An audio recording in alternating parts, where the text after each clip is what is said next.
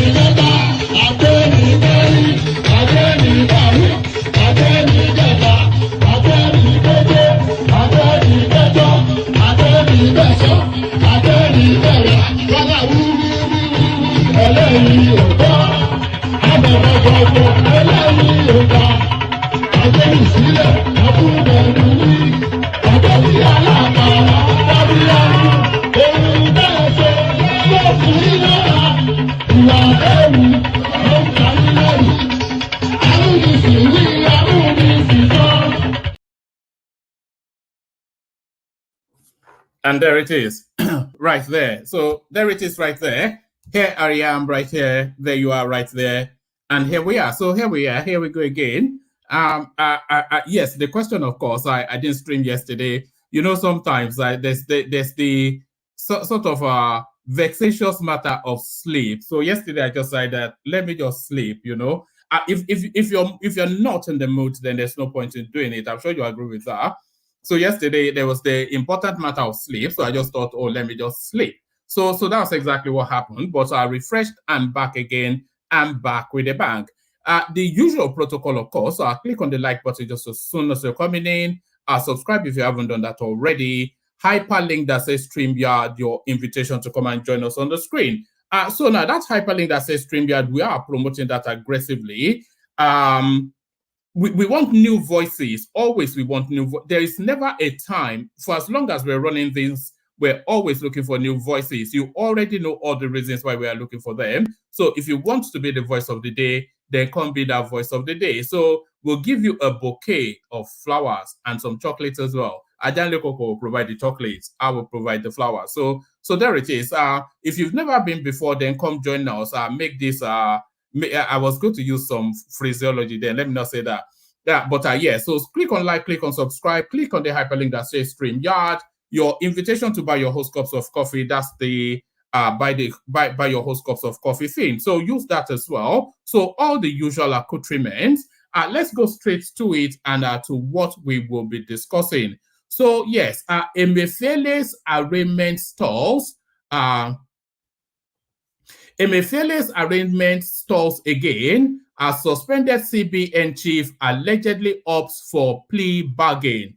So there it is, and there it is. So there is Emefiele now, because of course he has that real and potent fear that he may well spend the rest of his life in prison, or at least a good chunk of it. Emefiele is a man, I think, in his mid to late 60s, and if we go by tradition, it's not likely to come out anytime south of this administration.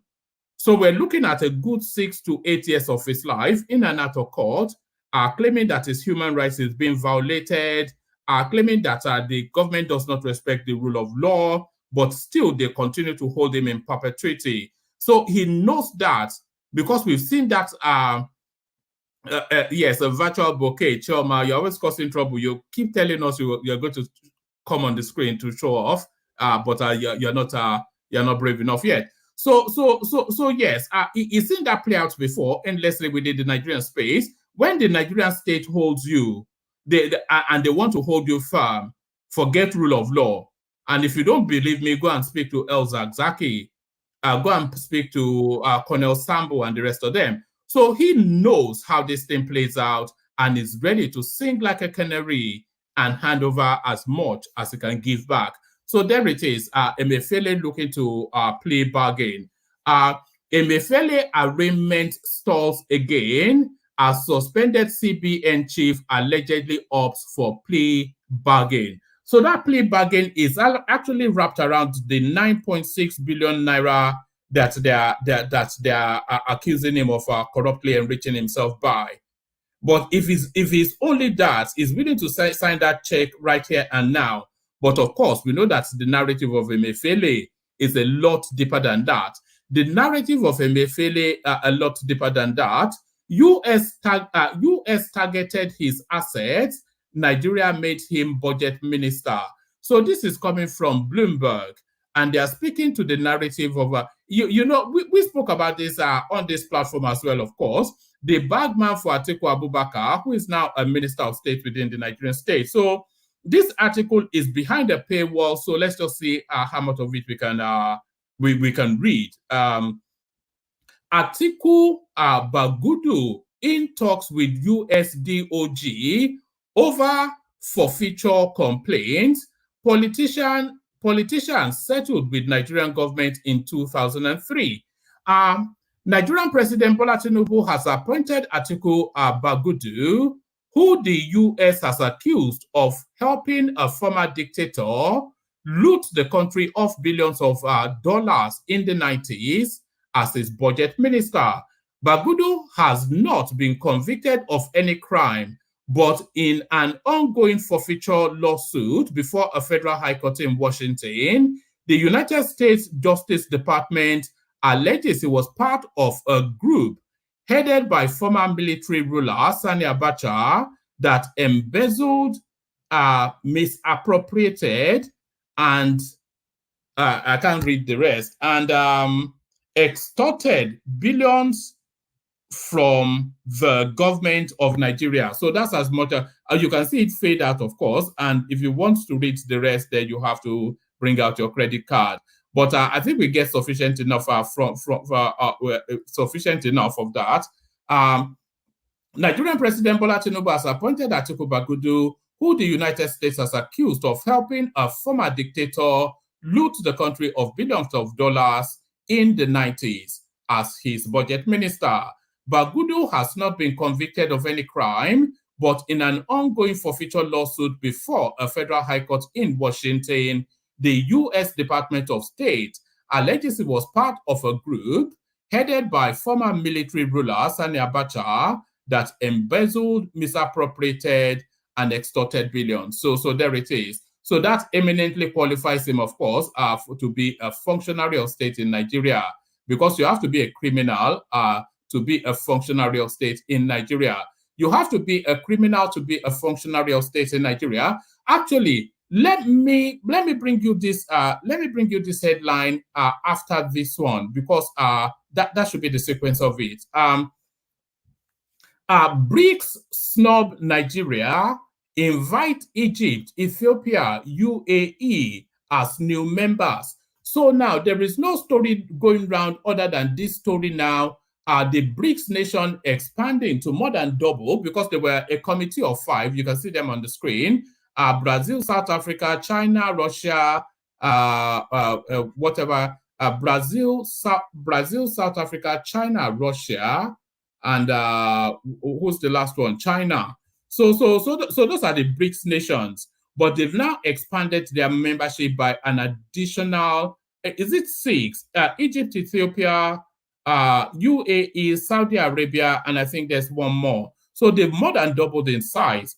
But notable is the absence of Nigeria from that list. But why is the question. So what qualifies Ethiopia to be amongst the BRICS nations, but not Nigeria? What qualifies Egypt? We can see what qualifies Saudi Arabia, but what qualifies UAE above Nigeria to be a member of BRICS? So we explore that. We'll explore that, and in the exploration of that, we'll consider this as well. Nigeria not under pressure to join BRICS. So this is from Tugar. I don't know who quite Tugar is. Actually, let's just read them out now. Let's just get the readings out of the way now. Okay. Let's kick it off with this one. BRICS snub Nigeria, invite Egypt, Ethiopia, UAE, Saudi as new members. Leaders of the BRICS group of developing nations ignored Nigeria as they invited Saudi Arabia, yes, Iran wasn't, yes. Leaders of the BRICS group of developing nations ignored Nigeria as they invited Saudi Arabia, Iran, Ethiopia, Argentina, and the UAE. The invitation is in line with a move aimed at growing the clout of a bloc that has pledged to champion the global south. Expansion could also pave the way for dozens of interested countries to seek admission to BRICS. Currently, Brazil, Russia, India, China, and South Africa at a time, let's take the Italian over again. Leaders of the BRICS group of developing nations ignored Nigeria as they invited Saudi Arabia, Iran, Ethiopia, Egypt, Argentina, and the United Arab Emirates to join. The invitation is in line with a move aimed at growing the clout of a bloc that has pledged to champion the global south.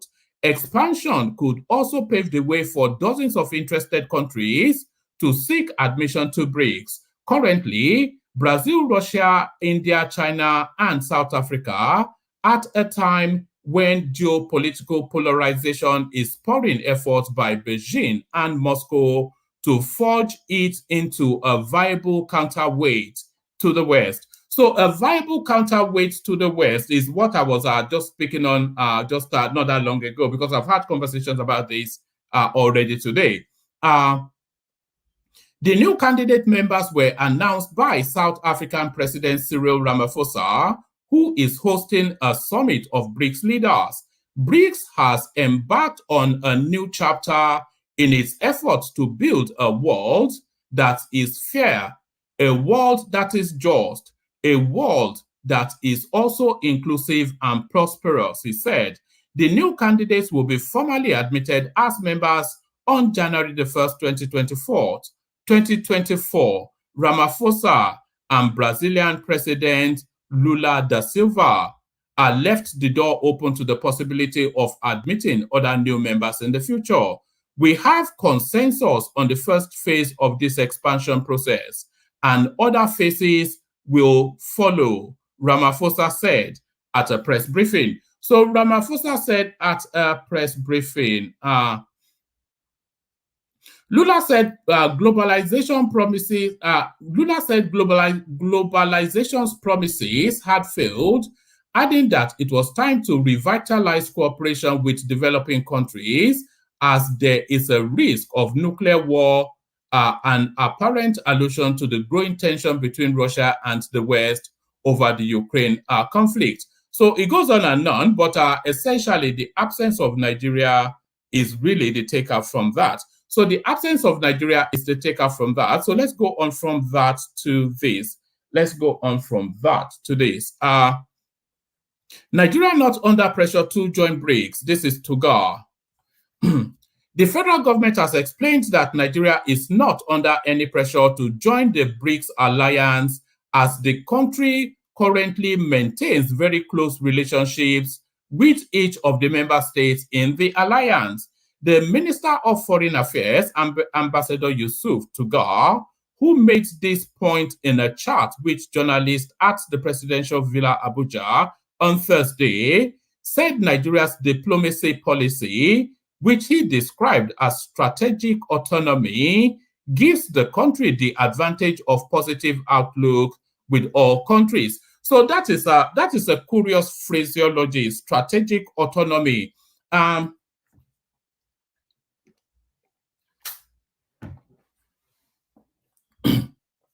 That is a curious phraseology, strategic autonomy. Back in the day, they used to call it non-aligned, but the new inflection of that is strategic autonomy. The Minister of Foreign Affairs, Ambassador Yusuf Tugar, who made this point in a chat with journalists at the Presidential Villa Abuja on Thursday, said Nigeria's diplomatic policy, which he described as strategic autonomy, gives the country the advantage of positive outlook with all countries. He was responding to a question on why Nigeria was not amongst the 6 countries, including Egypt, Ethiopia, Saudi Arabia, Iran, and UAE and Argentina, that have been invited to join the BRICS. According to Tugar, there is a process to things like being, according to Tugar, there is a process to things like being called up to join an alliance like BRICS. So there's a process involved. I don't know quite what that means. We've been snubbed is really the thing. There is a process. These things take time. And if you look at the BRICS, we have very close relationships with all BRICS countries. So it is just a matter of time. Some relationships are bilateral, some are multilateral, and there is a process in place. Asked about how possible it is to lean towards Western economic ideology and later swing towards the East, the minister cited the country's adopted ideology of non-alignment back then and to strategic autonomy now. Nigeria's position has been that of non-alignment during the Cold War and subsequently now strategic autonomy, and we intend to maintain that. We get along with everyone, all countries. So that is a good, I think this guy might well prove to be an excellent,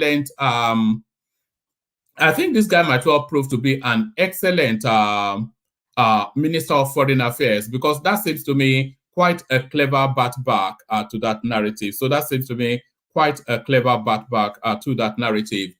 Let's go to this one. I'll just read out the headlines now, and then we kick off the conversation, see where it lands. Appeal Court sacks Abure, affirms Apapa as Labour Party national chairman. So there it is, the never-ending saga that is the Labour Party. The Court of Appeal in Owerri, Imo State, on Thursday sacked Julius Abure and recognized Lamido Apapa as the national chairman of the Labour Party. The court also ordered the Independent National Electoral Commission to immediately recognize and publish the names of all the governorship candidates produced by the Apapa-led National Working Committee in Imo, Bayelsa, and Kogi states. The court also dismissed the governorship candidature of Senator Atam Achonu of Imo and others belonging to the Abure-led Labour Party faction. I don't know, man. It's a never-ending saga. So a never-ending saga. So let's go to this. Chicago University agrees to drop President Tinubu's academic record after Atiku's request. The Chicago State University in the United States has reportedly agreed to release the academic records of President Bola Tinubu. The presidential candidate of the People's Democratic Party, PDP, Atiku Abubakar, who is challenging the emergence of President Bola Tinubu as the winner of the February 25th, 2023 presidential election, had written to the school to provide proof that Tinubu that Tinubu indeed graduated from the institution. President Tinubu's academic qualification has been in doubt for many years. Some Nigerians claim he never went to Chicago State University. However, the university has maintained that he was an undergraduate from August 1977 through June 1979 and was awarded a Bachelor's of Honors degree in Business and Administration with honors on June the 22nd, 1979. So if the university is already telling you that he graduated, so what are you looking to glean from that record is the thing. So yes, we've done the Emefiele headline. Strong indications have emerged that the planned arraignment of the suspended governor of the Central Bank of Nigeria, CBN, Godwin Emefiele, on alleged breach of procurement laws and contract inflations has been put off indefinitely. The arraignment on the 20-count charge slated for Wednesday by a High Court of the Federal Capital Territory was not stated on the court list. Correspondents gathered that the correspondents at the courtroom correspondents gathered at the courtroom that the arraignment was shifted at the instance of the detained CBN chief. Authoritative sources confided to correspondents that Emefiele and his co-accused, Sadat Yaro, have opted for a plea bargain policy to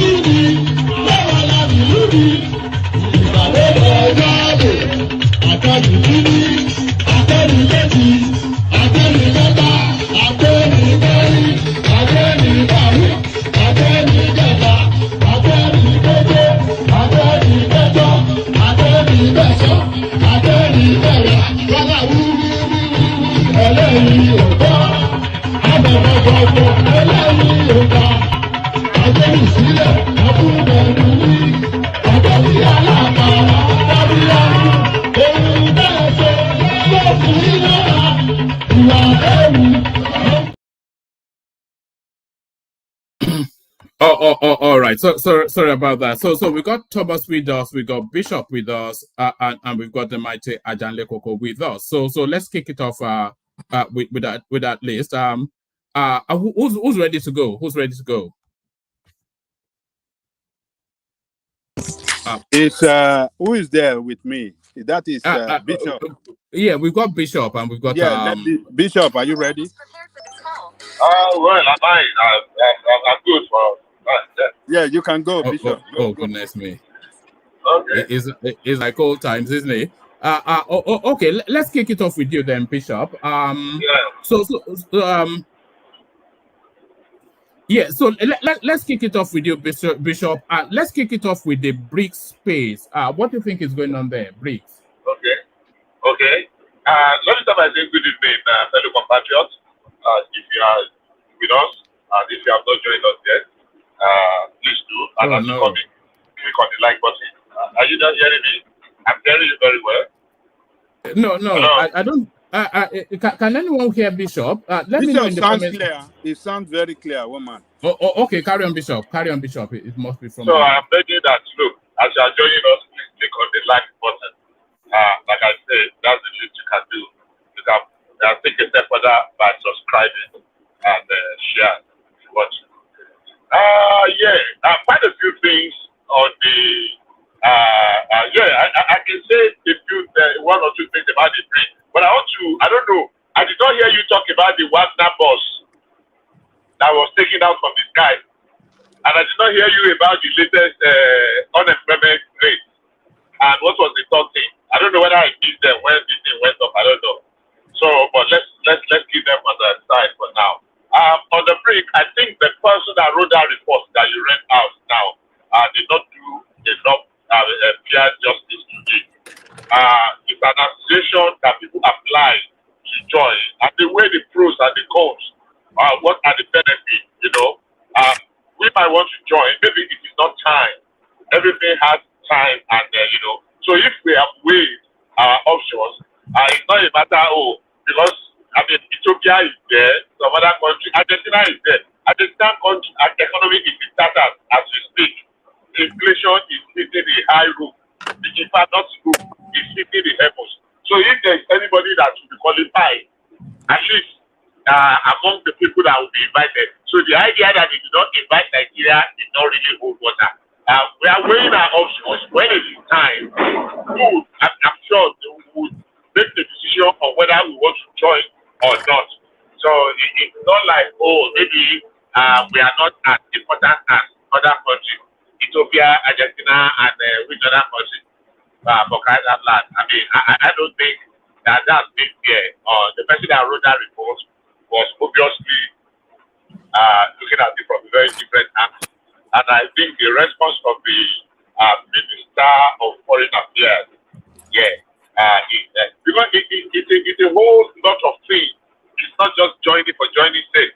It's joining, okay, what are we bringing to the table and what are we likely to get? To weigh your options very well. It involves economy, it involves diplomacy, it involves international relations and what have you. So I think I want to go with the position of the Minister of Foreign Affairs. And beyond that, I think what is unfolding there is interesting. I think it's cheering because the global space has been a little bit too lopsided. Member states are not being treated equally. Forget about this animals are more equal than some than the others, and that's the way it has been economically, politically. After all, I mean, what's the essence of having veto votes? If 99 people can vote on one direction and one or two people can say no, we veto it. So there's so much inequality. So if this is going to bring about some leverage or some equality, I think a welcome development. I think I'm totally for it. Thank you. Woman.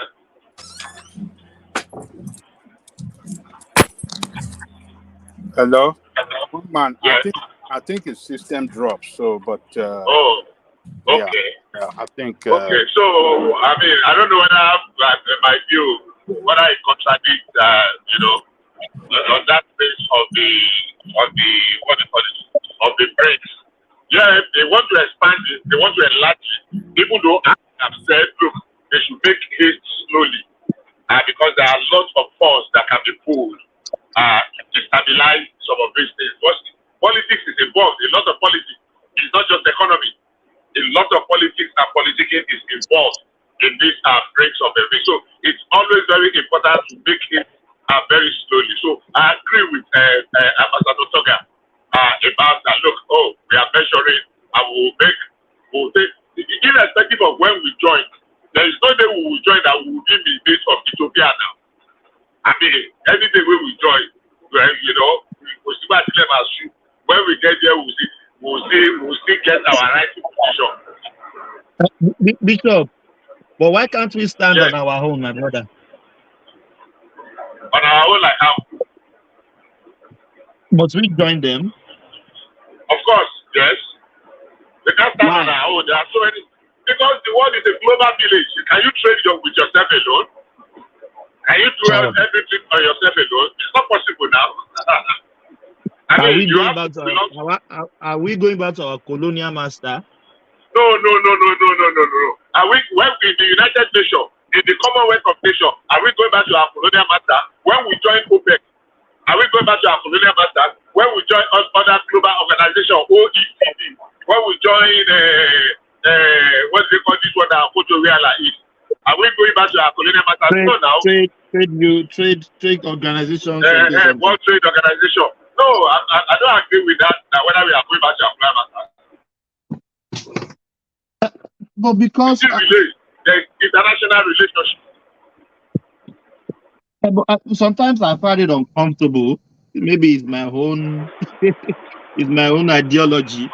But sometimes I find it uncomfortable going back to those pain. Why can't Africa make their own? You know what I mean? As you already said, fine, we can't be in isolation. But why can't we be stronger in our own in our own continent? Much better. Well, what do you think? Yeah, we can hear you. We can hear you. Hello, Bishop. Ula Balu. Bishop is Ula Balu. I think it's Ajale Gogo. I think it's the network is driving now. Yeah. It's network. Yeah, I know it's. Yeah. But even network will in US. If I'm driving here, I can still use my phone. The network is all everywhere. No. We are the greatest nation. We are the greatest nation. Yeah, if it's going through in the rural area or deep in, it depends on the network using. Like, if we are to be Verizon, like I was saying the other day, Verizon is very, very good in the rural area in America. He can pass, he can, whether he has a very good network. Like a wider network like MTN in Nigeria. Yeah. So it depends on the phone service that maybe Bishop went for the cheaper one. I think he said it. Now I'm just joking. Ajale Koko. I'm like Bishop for me. There are some places. It's back now. Bishop is back. So, Bishop, are you back? Bishop. Yeah, I am. I was on through a tunnel. He's not gonna get a network. Sorry, I use T-Mobile, and by every standard, Bishop, T-Mobile is not. Bishop, I'm mocking you that you are using cheap. No, I'm answering you that I'm using T-Mobile. I think the only network that is more expensive than T-Mobile in America now is AT&T. I think that's the only one because T-Mobile bought up another one and they are very wide. I think about the environment now. Anyhow, that's by the way. So as I was saying, I mean in Africa we have quite a number of trade organizations. We have AFCA or what they call it, AFCA. We have ECOWAS. We have quite a few. African Development Bank is there that other Western nations have interest in and shared. So you can't stand alone. Nobody claps with one hand. We must relate with other people. We trade with them. We get involved with them. We have diplomatic ties and relationship with them. So it's not like, oh, why can't we stand on our own? No. There will be a time you will need them. So I think it's still a good thing to relate. Hold on. Can everybody hear Bishop okay? Not really, no. Hello? Not really. Okay, you're not hearing me, right? I can hear him clearly. I don't know. Can everybody hear Bishop okay? Yeah, I can hear him. I can hear you clearly, Ajande Koko, but Bishop is a bit echoey, a bit. Maybe Bishop can go out and come back in there. Yeah, maybe do that, Bishop. Maybe do that. Yeah. Let me. No, that's yeah. That's better. Okay, maybe do that. Apologies for the glitch in the system. So we do get that sometimes. But let's bring Kolata into the conversation. Let's bring you in with this. The U.S. targeted his assets. Nigeria made him budget minister. So this is the narrative of Bagudu, the now minister of budget planning, who is wanted by America for looting money with what's it called? Who did he lose money with? Abacha. Is Kolata here? Oh no! I thought I saw Kolata. No! I thought that was World Peace. Okay. It's going well, isn't it? Let's go to Darati then. Darati, come in. All right. Who has good connection? Darati not there. Yes, I'm with you. Okay. All right. So Darati, come into the conversation from the BRICS angle. Coming from BRICS. Yes. The issue with the BRICS is this. Nigeria. My goodness me. Stopped. Well, I don't think Nigeria was stopped actually, because in my own observation, Nigeria entered the conversation. Your way too low. Nigeria entered the conversation a bit late. If you look at it very well, because under Buhari, I think we had more relationship with United States. What's going on? I can't hear you, man. Western His system is no, that we can. One way or the other. Yeah. Okay. It's a very you have to be a cautious move. Hold on. If you're going to be at least be able to shuttle between the two, lines. But if you look at those countries that were actually admitted, you see that they are guided. Oh God, what's going on? Let's try World Peace. World Peace. Let's hear from you. Darati, we can barely hear you, and I can hear you. Come on, can you hear me? We can't hear you. It's deep in and out. There's too much static in it.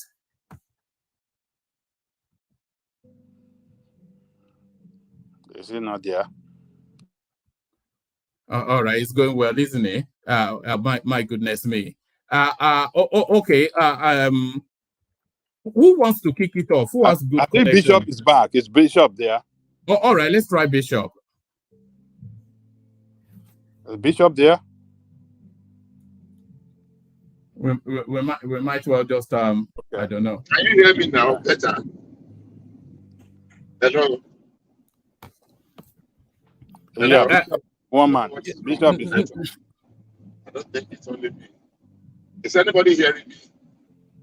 Yeah, we can hear you. We can hear you. I've gone out and come back in. Same thing. If you are hearing me, I'll try and go to the what do you call it? Okay, one man. If Bishop is still trying to get his system right. No. Let's hear from Ajale Koko. We can barely hear you. It's just not it's not happening. We can hear you, but there's too much static in it. Okay, I think the system is still battling with the system. Can you hear me, one man? Yeah, we can hear you, Ajale Koko. So it looks as though we have to default to you. Let's default to you then. Kick us off then from where we were still struggling to start. BRICS snub Nigeria, invite Egypt, Ethiopia, UAE, Saudi as new members. Start us off from there. Greetings to our listeners around the world. Click on the like button, share and subscribe if you haven't done so. Well, I will not agree with that statement that they snub Nigeria. I don't think Nigeria is making move to be part of BRICS. It looked like Nigeria delegates to there. I'm not sure. I think who is anybody? Is any Nigerian government official at their last at their meeting in South Africa yesterday? Is any Nigerian official there? No. Nigeria was not invited because Nigeria is not a member. Well, I don't think Nigeria is making move. Nigeria is not making any effort to be part of BRICS. They won't reject Nigeria. They won't stop Nigeria. They won't tell Nigeria to come if Nigeria is really serious to be part of that. Because Nigeria is the biggest market in the world, in Africa, the number one economy in Africa. And Nigeria, in terms of natural resources, we have it more than any other country in Africa. I might be wrong. I stand to be corrected there. In terms of human resources, I think we are number one. So Nigerians stand an advantage to them if Nigeria should join that organization. But the way it is now, Nigeria is not making any effort to be part of the organization. And I can suspect the reason. I think Nigeria has borrowed so much from the Western world, and the constitution of BRICS is to counter Western, Western world, particularly the United States, a domination of the world economy. So is to counter it, and somehow form a kind of balancing of this economic world order. So, but BRICS is not at the moment doesn't have any structure to really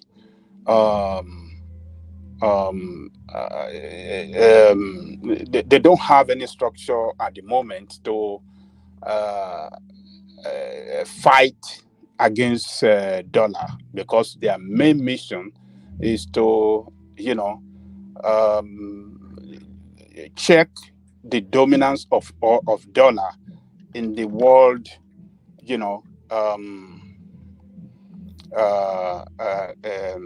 how do I say it? Is to is to I think their main mission is to de-dollarize the world form of payment, So, but at the moment, they don't have that structure. The best they can do is to see how they can trade among the membership country with their currency, rather than using dollar for as a form of trade, settlement of trade between them. So Nigeria is not willing to join now because Nigeria does not want to offend. That's my suspect. That's what I suspect, though. Nigeria does not want to offend the West. Particularly, we are borrowed so much, and we are looking for investors from the West, particularly, to bring their investment into Nigeria to help Nigerian economy to come back up and be on the right track. So they don't want to offend the West. That's what I say, particularly the United States. That's why Nigeria is stepping back. Maybe in the future, maybe Nigeria will show interest in that BRICS, and they will welcome Nigeria at any time Nigeria want to be member of that organization. That's my take, Mama. Yeah, let me come in. I don't think you're necessarily right. I don't know if you can hear me properly. Yeah, we are hearing you. Okay. Now we have to first understand why BRICS was formed in the first place and which countries were actually, oh shit. Give me a minute. Let me get my DoorDash. Okay. The one man there? I'm here. I'm here. Let's hear from Kulata. Kulata, come in. Yeah. Right. What's the question?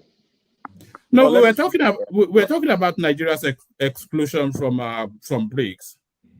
Exclusion. Or non-inclusion. Non-inclusion is a better phrase. Yeah. My first question, if anybody knows this, did we apply? That is what I'm saying. Nigeria is not showing interest to be part of them. Nigeria showed interest, though. Nigeria was part of the substitute list a while ago. In fact, so Nigeria is it by application or just by? Because first of all, is it by application or just by consideration on some? I don't know. I think we are there as observer, not to be a member or a permanent. We are not applying to be a permanent member, but rather to be an observer at the moment. I think that's what we are. Let me finish my thoughts. So, like I was saying, let's first understand basically why BRICS was formed, why they didn't want Nigeria necessarily, because I believe BRICS was basically, this guy, this economist, Jim O'Neill. He's trying to get the countries that. Can you hear me? Go on.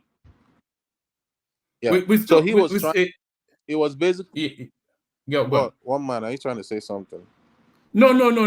I was telling you to carry on. Carry on. Hello. What's wrong with everybody's system today? What's wrong with their system? What's wrong with Bishop's system?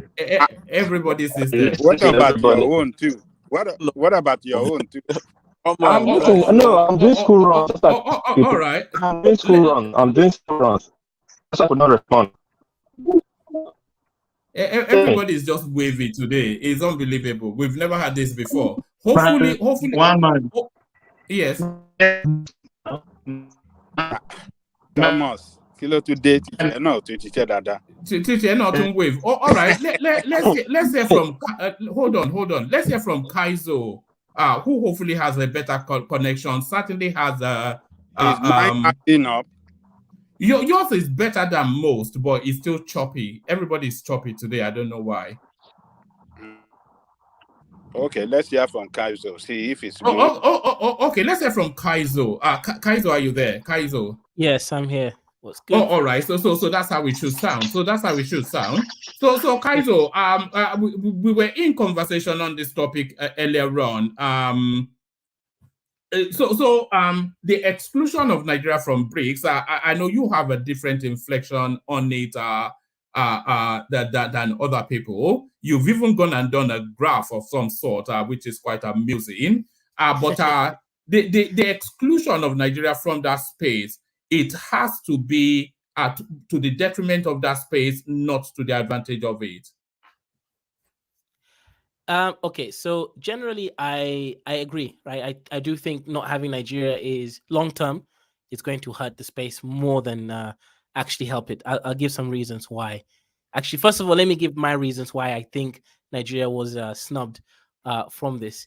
One of the issues, if you're going to look at it from an economic standpoint, Nigeria's naira went from 400 naira to $1 when it was a fixed economy put towards the dollar, to when it went to a floating currency, where it went to 780 naira to $1. So it lost over 95% of its value in just a period of 1 week. So what that means, obviously, if we look at this from an economic standpoint, is if I'm BRICS and I want to claim that I'm going to allow for local intercontinental currency trade without using the dollar as a true route, then this is an issue for any sort of stability, because you're fearing, what if the naira goes worse, it's not unstable? How can I then, as a Chinese investor, be accepting payments in naira if I could lose potentially 90-something% of the value of my money? So that is one concern. Another concern, of course, is if we're looking at the BRICS members,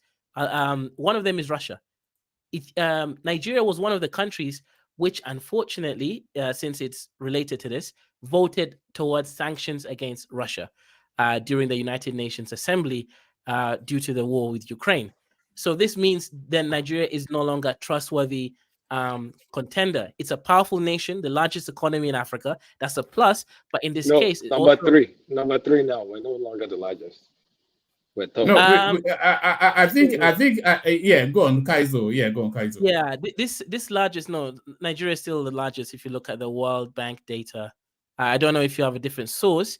I have a different source. It's now right. Our economy is now that's okay, but I just want to know billion. which source.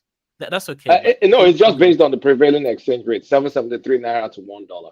It's, I mean, you already said the right thing. Okay, fair enough.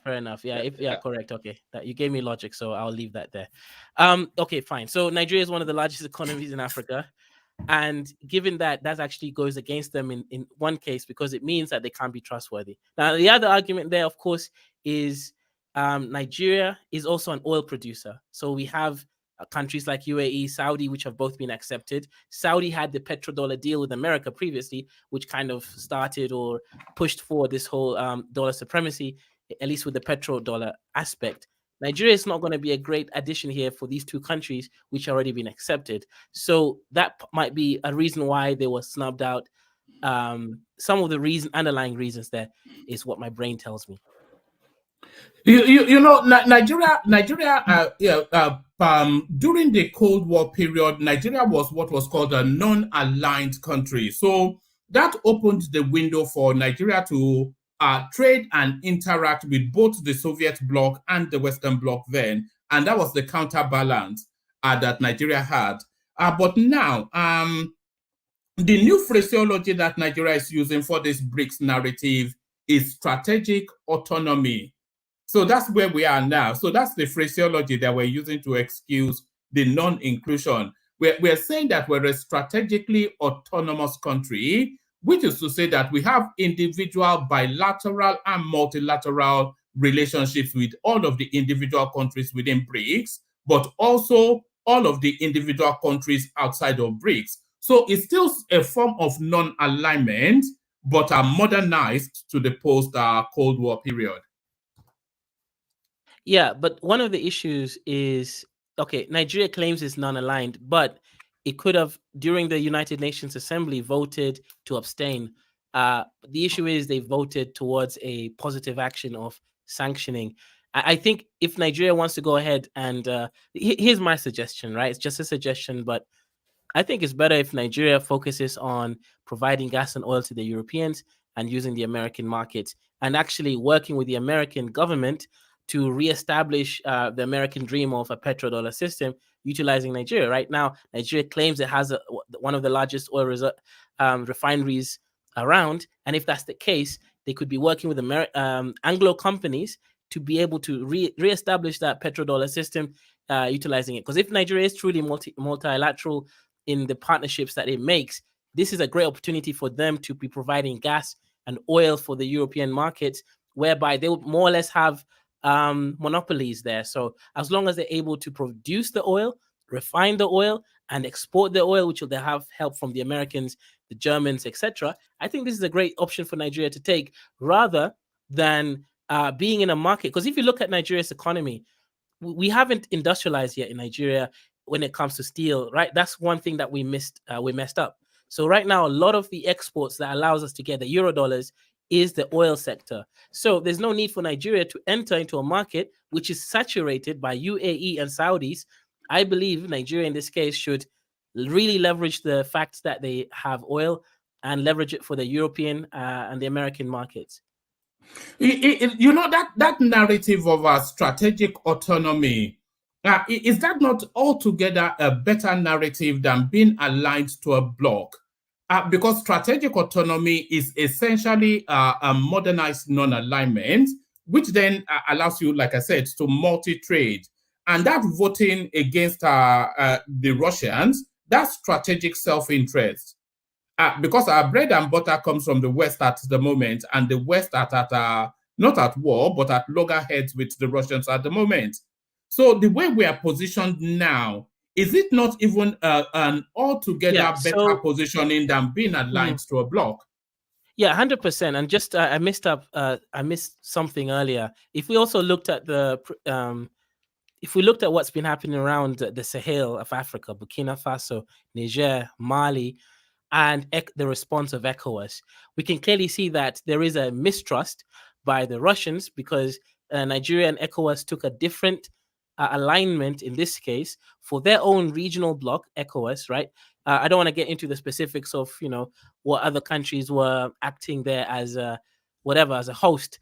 But the reality here is, if we look at the way Nigeria's been acting, it's not really in the way that Russia would want, since Russia has its own interest groups in the Sahel, right? Specifically in Niger right now, with Wagner being one of the forces there with over 2,000 troops that so-called helped to liberate the country from Bazoum. So if that's the case, if we accept that as fact, and the fact also just yesterday, it was claimed that Prigozhin, the leader, or rather the ex-leader of the paramilitary group that is really acting as Russia's through route, right? Russia doesn't want to say, hey, we are invading this country, because there's many legality issues with the United Nations and other stuff, right?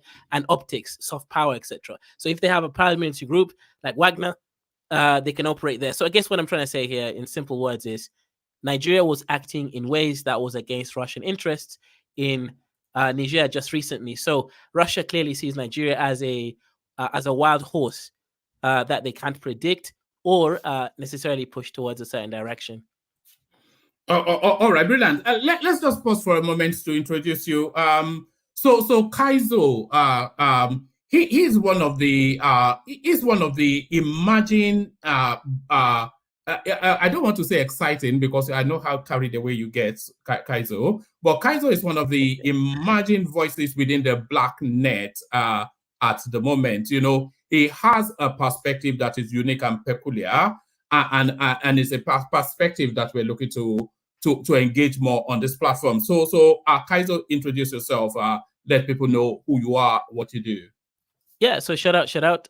Guys, actually, hopefully you'll be seeing me more on this stream. Hopefully I'll be doing something here in the next couple of days. But yeah, my name is Dr. Kaizo. I am a PhD in materials physics, and also an entrepreneur in Africa, specifically Ethiopia, Kenya, Ghana. Those are the main countries that I have work with. And currently, I'm also a correspondent on Pan-African conversations, right? When I say Pan-African, I don't mean the specific term used out there, but I just mean a global diasporan Black and or African community. So yeah, it'd be great to hear other people's points of views and kind of build and figure out some nuances or solutions that will allow us to understand things to a deeper level. All right, brilliant. So that's Kaizo. The only downside is that it's a Kenyan, but that can be helped, can it? People are from Kenya. And he's one of them. So that's Kaizo. So Prince Daddy, you must be following the BRICS narrative. One man, you continue with me before I go on, because I thought you came on a rescue mission, Abby. No. I mean, I thought you were talking to me before you switched. Yeah. No. Yes. Let me. Yes. I'm because not sure if it goes on like this before it don't go crash. Yes. I'm not sure that you are 100% on the BRICS space, but take us to Bagudu, who Bloomberg is telling us that is wanted in America for crimes against the Nigerian state, but he has been appointed in charge of the Nigerian budget. So what are you then making then of wanted in America, but a superstar in Nigeria? Well, the story of our lives in Nigeria, it's unfortunate because as I'm speaking with you, Bagudu is still in negotiations with the U.S. court for Abacha's embezzled funds. And I think he has a claim of like $150 million or something that is trying to settle. And I think under Buhari's government, they were supposed to give Nigeria 70% and he take 30%. So I think that was the negotiation. So it's not a surprise that people are calling Tinubu's judgment out in appointing someone of this character, someone that kind of like was Abacha's bagman. It was Abacha's bagman, and I mean, through Bagutu, they repatriated over $500 million, and he has claims to like 150. So what's the point in Tinubu? Like someone that's already conflicted is not just conflicted, is involved in stolen money, and they're all even negotiating with him, and it's just a mess. And when you now give him a portfolio, you give him a portfolio of budget and planning minister. So I think this was bad judgment on Tinubu's case, because when international countries, when they look at you, how are they supposed to take you serious? When Bagudu that's involved with the DOJ in the forfeiture case, you're now making in budget and planning. And then they know that corruption, I mean, you've just laced your government with the face of corruption. Tinubu did not do this one well. That was not tactful. Has Bagudu been indicted by United States court? Not indicted. There's no indictment. It's just forfeiture. It's a plea bargain. It's plea bargain. They're trying to negotiate. And he's done several forfeitures, hasn't he? Yeah. And it's just because it's sorry. I think Bagudu was fingered with this late guy that owned Escape that died in Italy. That was same international terrorist, whatever, that was fingered is a Motolabi, the underwear bomber. I think he was fingered in that guy case too. Was he? I think I read something like that. No, I don't remember him. No, it wasn't the one. It was Gumi that was. Oh, okay. It was Gumi's name that was mentioned as a mentor to that guy. You know. Okay. All right. I think Abacha used Bagudu's name to hold some money in trust, so that's why they're negotiating with him to forfeit that money. And under Buhari, they signed a settlement that Nigeria will take 70% and Bagudu will take the balance. So it's whether, I mean, the money that they're arguing about is corruption money. So indictment, whether it's indicted or not, is that means we want to get extremely legal. It's not at this point in time. It's not the legality.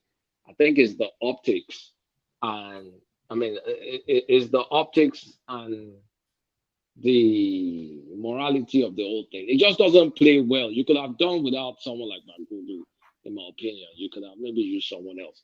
So this is Bloomberg kind of like calling this out. The whole world is reading Bloomberg, so it's not just cool. It's not cool for Tinubu. I think we called it out when they announced the minister nomination that this was not a great pick by Tinubu. I don't know whatever political favors he owes Bagudu or what Bagudu can return, can give him in return. But if you're going to skip El Rufai, is this the guy now that you're going to pick? The guy is smart, though. Is if you look at his background, he's sharp as a tack. But his reputation is not great. Kolata, sorry. Is it Bagudu that stole the money or Abacha? Abacha stole the money, but he put some of it under the trust of Bagudu. Yeah, so can we really actually blame him? Maybe it's under duress when it happens. Abacha can do and undo. Under duress to steal $1 billion. One man, you can threaten him. I will kill you if you don't keep the money for me. Abacha can do anything. Abi, let's give the guy benefit of doubt. Abi, nobody keeps money under duress.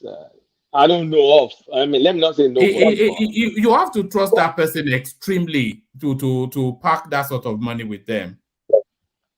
But the thing is, it's not under arrest. There's no indictment. It's still like nothing has been proven. It's still investigation. But you know, all this trust and all this stuff is shady, and it's definitely involved. That's why they're negotiating with him.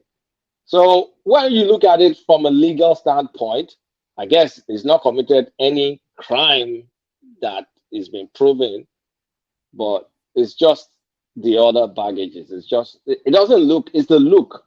And when the world knows what's behind. So it just doesn't look good for Nigerian government. That's how I see it. Tinubu should have picked someone else. All right, brilliant. And the narrative of the narrative of Tinubu's certificate is still ongoing. It's a curious one. Chicago University agrees to drop President Tinubu's academic records after Atiku's request. So, I mean, I read about 3 or 4 paragraphs, and the whole thing is a nonsensity. It says, the Chicago State University in the United States has reportedly agreed to release the academic records of President Bola Tinubu. The presidential candidate of the People's Democratic Party, PDP, Atiku Abubakar, who is challenging the emergence of Bola Tinubu as winner of the February presidential election, has written to the school to provide proof that Tinubu indeed graduated from the institution. President Tinubu's academic qualification has been in doubt for many years. Some Nigerians claim he never went to Chicago State University. So this is where he starts to get ridiculous. However, the university has maintained that he was an undergraduate from August 1977 through June 1979 and was awarded a Bachelor's of Honors degree in Business and Administration with honors on June the 22nd, 1979. So what is Atiku hoping? So I abandoned it when I got to that paragraph. What are they hoping to achieve from what's even the school said he went there, they told you that he graduated, and you are disputing it with them. I mean, how do you even begin with that? It's a weird one. Like, if the school has already confirmed his attendance, then why are you digging for the personal, information? They want to see, okay, his academic records. They want to see maybe his admission records. They want to poke holes, but there's no opening again from as far as the court is concerned. I wish Ogbeni was here to confirm if this thing goes to Supreme Court, if he can introduce new evidence. because this was not one of the existing prayers. So I really don't know why Atiku is going through this, because Tinubu is supposed to be his friend. So does he want to just embarrass him? Because all this stuff he's asking for is really just to embarrass the country, and it just like spoils Nigeria's image.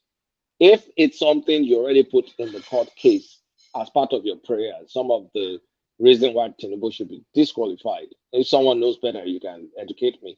But if was one of it, then yeah, you can say you should have gone out. You could have gone after that when you were submitting all your evidence and all. So this is like medicine after death. So the only end I see in this is just to get some record that is not consistent with Tinubu's narrative and does embarrass him. It doesn't end more than an embarrassment, and that's if the school releases the request, because you can block your academic records, you can block your personal record. Trump has successfully done that. Nobody has access to any of his transcripts or any of his admissions or academic record. I wonder why Tinubu did not even put that in the first place, so you can't really query it. But I'll be surprised if the court allows Atiku to go through, if they approve this Atiku's request. And if they approve the request, it's to no end. It's not going to make him president. It's just going to further embarrass Nigeria if there's anything incriminating. And I don't know if there's anything incriminating, apart from what that David Hundeyin guy said, that the person that got admitted was female. But we already addressed this. I talked about this. That was in the 70s. They were using typewriters. And if they were using computers, they were using punch cards. You can easily like flub male versus female in a punch card. So it's really not anything. I think it's just a game of witch hunt. Atiku is not going to get anything from this. And Kulata. Yes, sir. So you're saying that like the clerk of the university used the wrong logo, wrong gender. I didn't say. I said the only thing we've heard is what that David Hundeyin guy said about a gender that is female, and I said based on 70s technology, which is either a typewriter, a manual typewriter, or a computer that uses a punch card, because I'm very familiar with those punch cards because I grew up around them.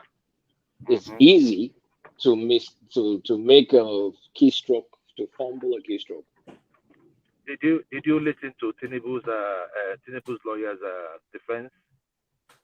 No, I did not. Did you read? You did not. You did not read it. I'm not following the court case because I think it's a big waste of time. I don't think it's a waste of time. You can't call it a waste of time. It is something. That's my opinion. I know. I understand it's your opinion, but sometimes opinions is just you have yours, I have mine. But the fact remains that on this particular show, we were here castigating Ms. Orban. If we have discussed the lives of the past Buhari, most of these people that were denied their positions because of fake certificates. And here you are saying that it does not matter. The other day, I was listening to the program. Hold on, please. Why does it matter when the university already confirmed is a graduate? No, but that meets the minimum requirement of what is required. I get it, right? But my problem is this: why did you tender it, Kolata? If I'm coming to your place, and why did you tender what?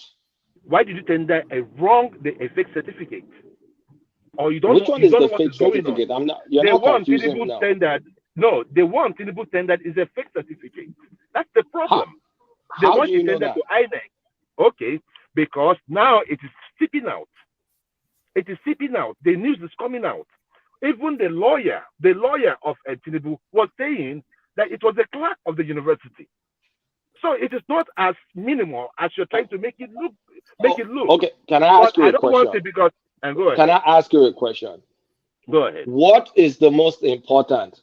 The requirement of having minimum of, is it primary or secondary school? No. Whatever Nigerian requirement is. Hold on, let me land. Okay. The requirement which the institution has confirmed, or the documents submitted which can be a clerical error and you can easily fix by resubmitting the one that doesn't have a clerical error. Oh, for goodness sake. Kulata, are you the one saying this? It is me. As the president. Hold on, please. Kulata, you. Anyway, look, I am every day on this show, right? I listen, and the other day it was Jelly Koko that said he was going to take a ministerial position under Tinubu. I was shocked. You see, so every day we keep spinning this narrative, but the truth must be said. If I'm coming to your company and I'm applying for a job, and I said that I have a doctorate degree, and at the end of the day, the minimum for that job was a BSc, and at the end of the day, you find out I don't have a doctorate degree. No, I won't. No, hold on. Hold on. Can you hold on? You're making a wrong. You're making a wrong allocation. The university said he has a wait. No, the university said he has a bachelor's degree. His degree is not in question. Can we get on that note that his degree, he earned his degree? Yeah. Okay. And do you also know that the one of the person that was put on the certificate Tinubu tendered did not work at the university till 1990? Anyway, I don't want to come here to let it not be like I am trying to push a narrative that nobody knows about. I just want the court to just decide, but I just want to let you know that it is as serious. Whenever we are discussing issues of national importance, it will be right for every one of us to say the truth at every point in time. I am disappointed that you could say that it does not matter. If he because it doesn't matter. No, it does. If he tendered, I will be happy. If he only tendered his high school certificate, I will be happy about that. Jove Nashville, what is the minimum requirement to be a president in Nigeria? What is for education? High school. Okay, so you just need to go to a conference, 2 or 3 conferences. Yes. Okay, so does Tinubu meet the minimum requirement for high school diploma? Yes, he does. Okay, so if he does, then why does his college education matters? Because because in law lawyers only need to prove the minimum requirement. Going beyond that is not really necessary, and they should try. No. Okay, go ahead. I don't want to. I don't want to talk over you. If he missed the minimum requirements, we can call it excess education that he has is good because people like to know his capability when it comes to certain disciplines, which I believe he has an accounting degree. You guys can dispute that, but once he missed the minimum requirement, anything else will be tossed out because the judges are not going to disqualify him because of a degree that you guys think he has or not. Okay. What are you talking about? Hold on, brother. What are you talking about? Why was Leon? Hold on, please. Why was Leon of Bayelsa disqualified? Why was Buhari and the former Speaker of the House disqualified? We've had many cases of people that tendered fake certificates, and you guys are here trying to tell me it's the minimum. Do you think that those people? Can I ask you a question? No, I don't want you to rile yourself up. Let me just ask. No, I'm not riling myself up. Just wait. Okay, allow me, please. Okay, go ahead. Just please, I'm begging you now. So if you submit a transcript or you submit a degree certificate for a work, for a new job, for whatever, the people you submit it to, how are they going to verify is real or false? They're going to call the school, right, and say, Joel of Nashville said he attended your school. I submitted the certificate. Did he attend your school? They will say yes or they will say no. If they call Tinubu's Chicago State University and ask, did Bola Ahmed Tinubu attend this school and graduated in 1979? What will the school say based on what they've said? Yes, it did. Yes, it did. So what's the problem then? You're complaining about the piece of paper. No. It's not the piece of paper. If you have look, if it is one if it is one error, then it's okay. But when you have 1, 2, 3, and you that's say an emotional your lawyer, hold on, please. Your lawyer is saying this is a document Tinubu tendered to INEC. That is what we are talking about. The one he tendered to INEC that we are private to see. Is what we're talking about. The logo. Yeah, Governor, sure. The logo was. Can I finish, please? The logo is wrong. There's discrepancy with the logo. There's discrepancy with the gender. Now, if it's only one, it's okay. No, you're mixing stuff up. Don't mix stuff up. This gender conversation has nothing to do with this degree certificate. It is by that so-called journalist that said his admission record. Wait, Joel. INEC is not asking for your admission record. They're asking to prove that you attended a school so that they can verify you attended the school. Don't mix up admission record that someone said as female with his graduation status. Well, at this level, okay, at this level, Joe Nashville, at this level, okay, the courts are not going to rule based on Tinubu's lack of genuine certificate. Okay, they're not going to do that. They're going to rule strictly. I know your obedience want to be excited about it, and it keeps you guys up at night or whatever. Yes, you are excited, but. No, yeah, right. Well, yeah, yeah, right.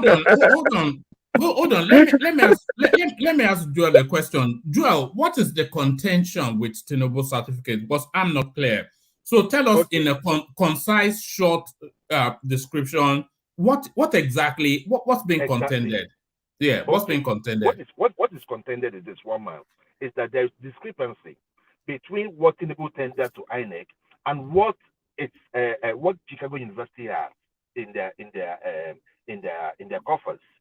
So now there's discrepancy with the logo, there's discrepancy with the gender, there's discrepancy with even the person that signed the certificate. Now the Tinubu lawyer is saying that it was a mistake of the clerk. So it is that serious. And okay, if I say hold on. What did Chicago State University say? What is the university saying? No, because what article is saying is that since Tinubu is a public official, that his documents should be public. So now where they are right now, it's like if there's any reason why they shouldn't produce it. So the court has decided that document must be produced. Since that Tinubu is a public personality, so that's why I say that I don't want to push the cart before the horse. That I don't want to be like a naysayer or come to say something. But if I see something that is not right, it is not right. So if tomorrow it comes out good, okay, I'll come out and apologize. But so far, it is not looking good. Based on one thing, all right. Joel. You know what puzzles people is that the Chicago State, even in this readout, Chicago State University has told us that Bola Tinubu attended the university. They told us the year he got the admission. They told us the year that he graduated, and they even went on to tell us that he graduated with honors. So if the university is telling us all this, that is to tell us that their records show all this. What's going on? What's going on?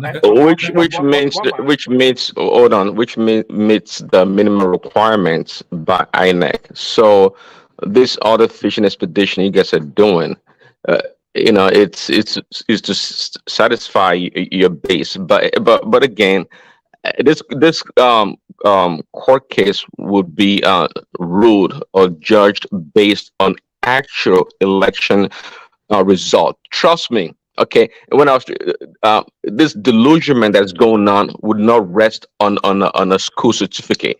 Not at this level. They are going to judge based on the election result that Atiku and Obi has contention about. It's getting so high to this level. It's not a senatorial race or a governorship. No, it's beyond that. They're not going to annul an election or call for re-election based on some cockamamie story about female gender or male, whatever you guys are thinking about. It's not going to happen because the state of the country is, again, is so high. the atmosphere in the country is so high to allow such shenanigans to happen, and I hope you know that. But I've seen that a lot of the obedience, like yourself, are quite eager to nail Tinubu on this such issues as. Nobody's nailing him, my brother. If you ask me for my certificate, Well, I will gladly give it to you. I don't know what the problem is. Whenever they say tender certificate, it's like it's a big issue. If you ask me for Well, my it ID can make it a big certificate, issue. I Like, will give it for to example, you, somebody used the word and you Trump, go for and example. verify. Oh no, So Trump, for if you go to come example, out for have his public record office, sealed. He has his record sealed. See, sometimes when you release your private information to the public, they can run wild with it. We know that.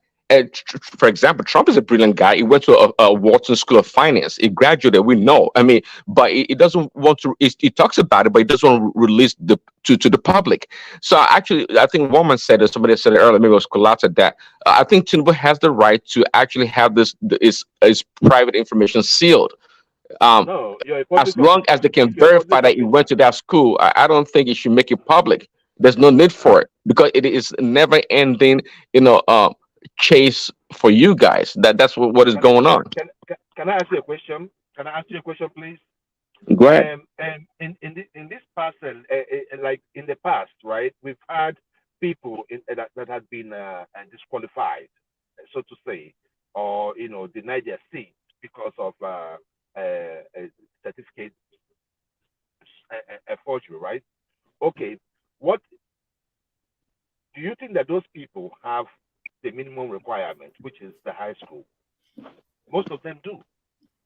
So why do you think that they got disqualified? But the example you are citing does not correlate. They correlate Hold on. Tinubu has The a high school. certificate that Tinubu submitted correlates with the records at Chicago State University, and we only know that because Chicago State University has told us. So One man, let's wait for it to come out. May I come in one man, please? Let's wait for it to come out. Yeah, coming back. I'm surprised we're still having conversations about Tinubu's certificate. Exactly. When the guy is nearly 1 year into government, but let's hear from you. Yeah, good evening, folks. I wish Ogbeni is here actually to throw more light on this. We should read the lines carefully. Atiku was demanding for academic records. Let's put ourselves in that position. You apply for a job and your company asks for your academic records. They're not going to attach your certificate. It's not done anyway because you've presented your certificate to the company you want to work. All they want is your academic record, where it is confirmed that you earned that degree. That is all.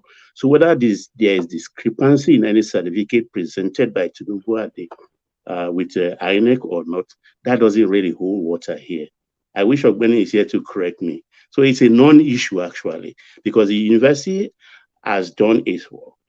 They said this man attended our course, our school, and he earned a degree, BA accountancy. End of matter. I don't see anything. All this is just political talk. Thank you, woman. Sorry, can I speak? Woman, let me say this. They are not after his certificate. What they are trying to establish is that Nigeria is having for the first time a transgender. Once a woman. But don't go there. I know that's where you're coming. Don't go there. Does a woman bear Adekunle? A woman doesn't bear Adekunle. Does a woman bear Ahmed? Does a woman bear Ahmed? That is the argument now. What no. I didn't go. I'm not part of that. I'm not part of that argument. No. Is that not what Atiku was proving? Is that not part of what he's trying to prove? That it was a woman that was there, and now we have a man as the person that is bearing the certificate. So what they are trying to establish is that look, it was once a woman now a man. So so they want to make a mess. They want to make a mess of Nigeria. Now I see what you're saying. A big mess. They're trying to embarrass us. No, I'm not part of that one. I'm not part of that plot. Okay, hello. Can I on this issue? Yeah. Carry on. Yes, I think one thing I want us to want Mr. Joel Onagbi to correct is this: the Leon issue he was talking about was actually what the minimum requirement, and it happens to be his deputy. It was the deputy that was affected, but because of the joint ticket, that was why the hammer had to fall on Leon as well. So far, just like everybody has been saying, right? Yes, for Leon, right? It was it was the deputy. I know it was the deputy. But it was the minimum requirement. It was the minimum requirement. It was a school certificate that had issue there, and that was why they sacked him. Okay. So it's not the same case with Tinubu. Okay, hold on, my brothers. Hold on. I know it's not like the same, but Salisu Buhari, right, had his WAEC, but he said he went to Toronto, right, and the Toronto was fake. So why did they say that the Toronto was just a university, that he had a minimum requirement? It's about the minimum requirement. That's what the law says. Go and read the constitution. I have the constitution with me. Hold on now. Salisu Buhari, you remember him now, right? Yeah, I remember. Yeah, good. Go and read what happened to Salisu. Salisu was Toronto. Didn't you hear about the Toronto case? It was the university. Toronto is the university in Canada. But there's another precedent. There's another precedent that we are talking about right now, which is the minimum requirement. We have Leon, which is the fresh case that we can relate with. And if we are going to go by it's good. And I think all right. We must move on. I think we did one minute, please, before you move on. Let's Joe Nashville take 10 seconds or whatever to give us a summary of the reality of what he thinks the outcome of this judgment is going to be in this petition. All right, over to you, Joel. In which one? Which of the petition? What the courts are going to say about the whole thing, Atiku, Tinubu, and Obi. What do you think the reality of the outcome would be in terms of that judgment? What do you think is going to be? You mean in the tribunal? Yes. Okay. And you didn't call Obi. You should call Obi. I did. I said Atiku, Tinubu, and Obi. Yeah. Okay. Just to be sure. I just think that the minimum Nigeria can take from there is everyone. Cancel the election and do everyone. That is what is going to assuage people's even though that's not what I want, right? Sorry. And what is the confidence level on that? What is the probability of that happening? I mean, it's about 70%. I'm very. Oh, really? Oh, why? That's pretty high. Okay, good. Yes. Thank you. One man, I wanted to say something on it, but you muted me earlier. All right, carry on. Let's hear from you today. All right. Good evening, everyone. From Nigeria. This issue of certificates, I find it funny because if you have worked for a multinational company before, they do their due diligence in verifying everything you presented as a certificate. I work for a multinational and they do it every two years. Every 2 years, they will go back and verify the new intakes too, to be sure that their certificates are genuine. Now, Tinubu has worked for Chevron. Chevron is a big multinational. And this guy presented a certificate to be able to rise to the position he rose to in Chevron. Are we saying that those guys did not verify his certificate?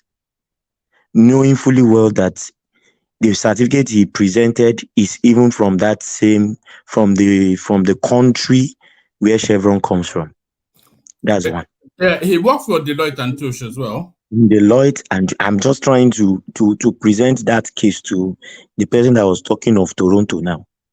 Toronto is a case of a man saying he attended a school and the school did not have a record of him attending. Tinubu's case, you have asked if he attended. The school have said yes, he attended.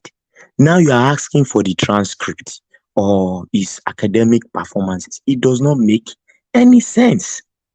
It's like I apply for a job. You ask me to present my certificate. I've presented all my certificates. Down the line, I've not even, most employers will not say, okay, bring your transcript as well. No, because your certificate carries the grade. It carries everything. That's the minimum requirement. And at the end of the day, they go back and verify if your certificate is genuine. If it's genuine, then you don't need your transcript. Then it means that what your certificate is exactly what you left school with. So what is Atiku actually driving at? And I don't know why the people that are rejoicing over this certificate thing are rejoicing. This man has worked for not one, not two, not three establishments, foreign and multinationals, and these people, he must have presented these certificates, and these people must have verified. So what are we saying here? Well, you will be disappointed if you think you have 70%. You will be disappointed. Wait, can I say something? Can I say something? Let me just end it with this, right? Let me just say this, and so we'll move on. I mean, because it's still in court, so the court will still decide. We're only speculating here. The issue is this: we had that Tinubu did so good in Chicago State University. Probably he made a 2-1 or even a first class. If I went to a school and I made a first class, I'll be so proud to publish whatever thing you want me to publish. That is me.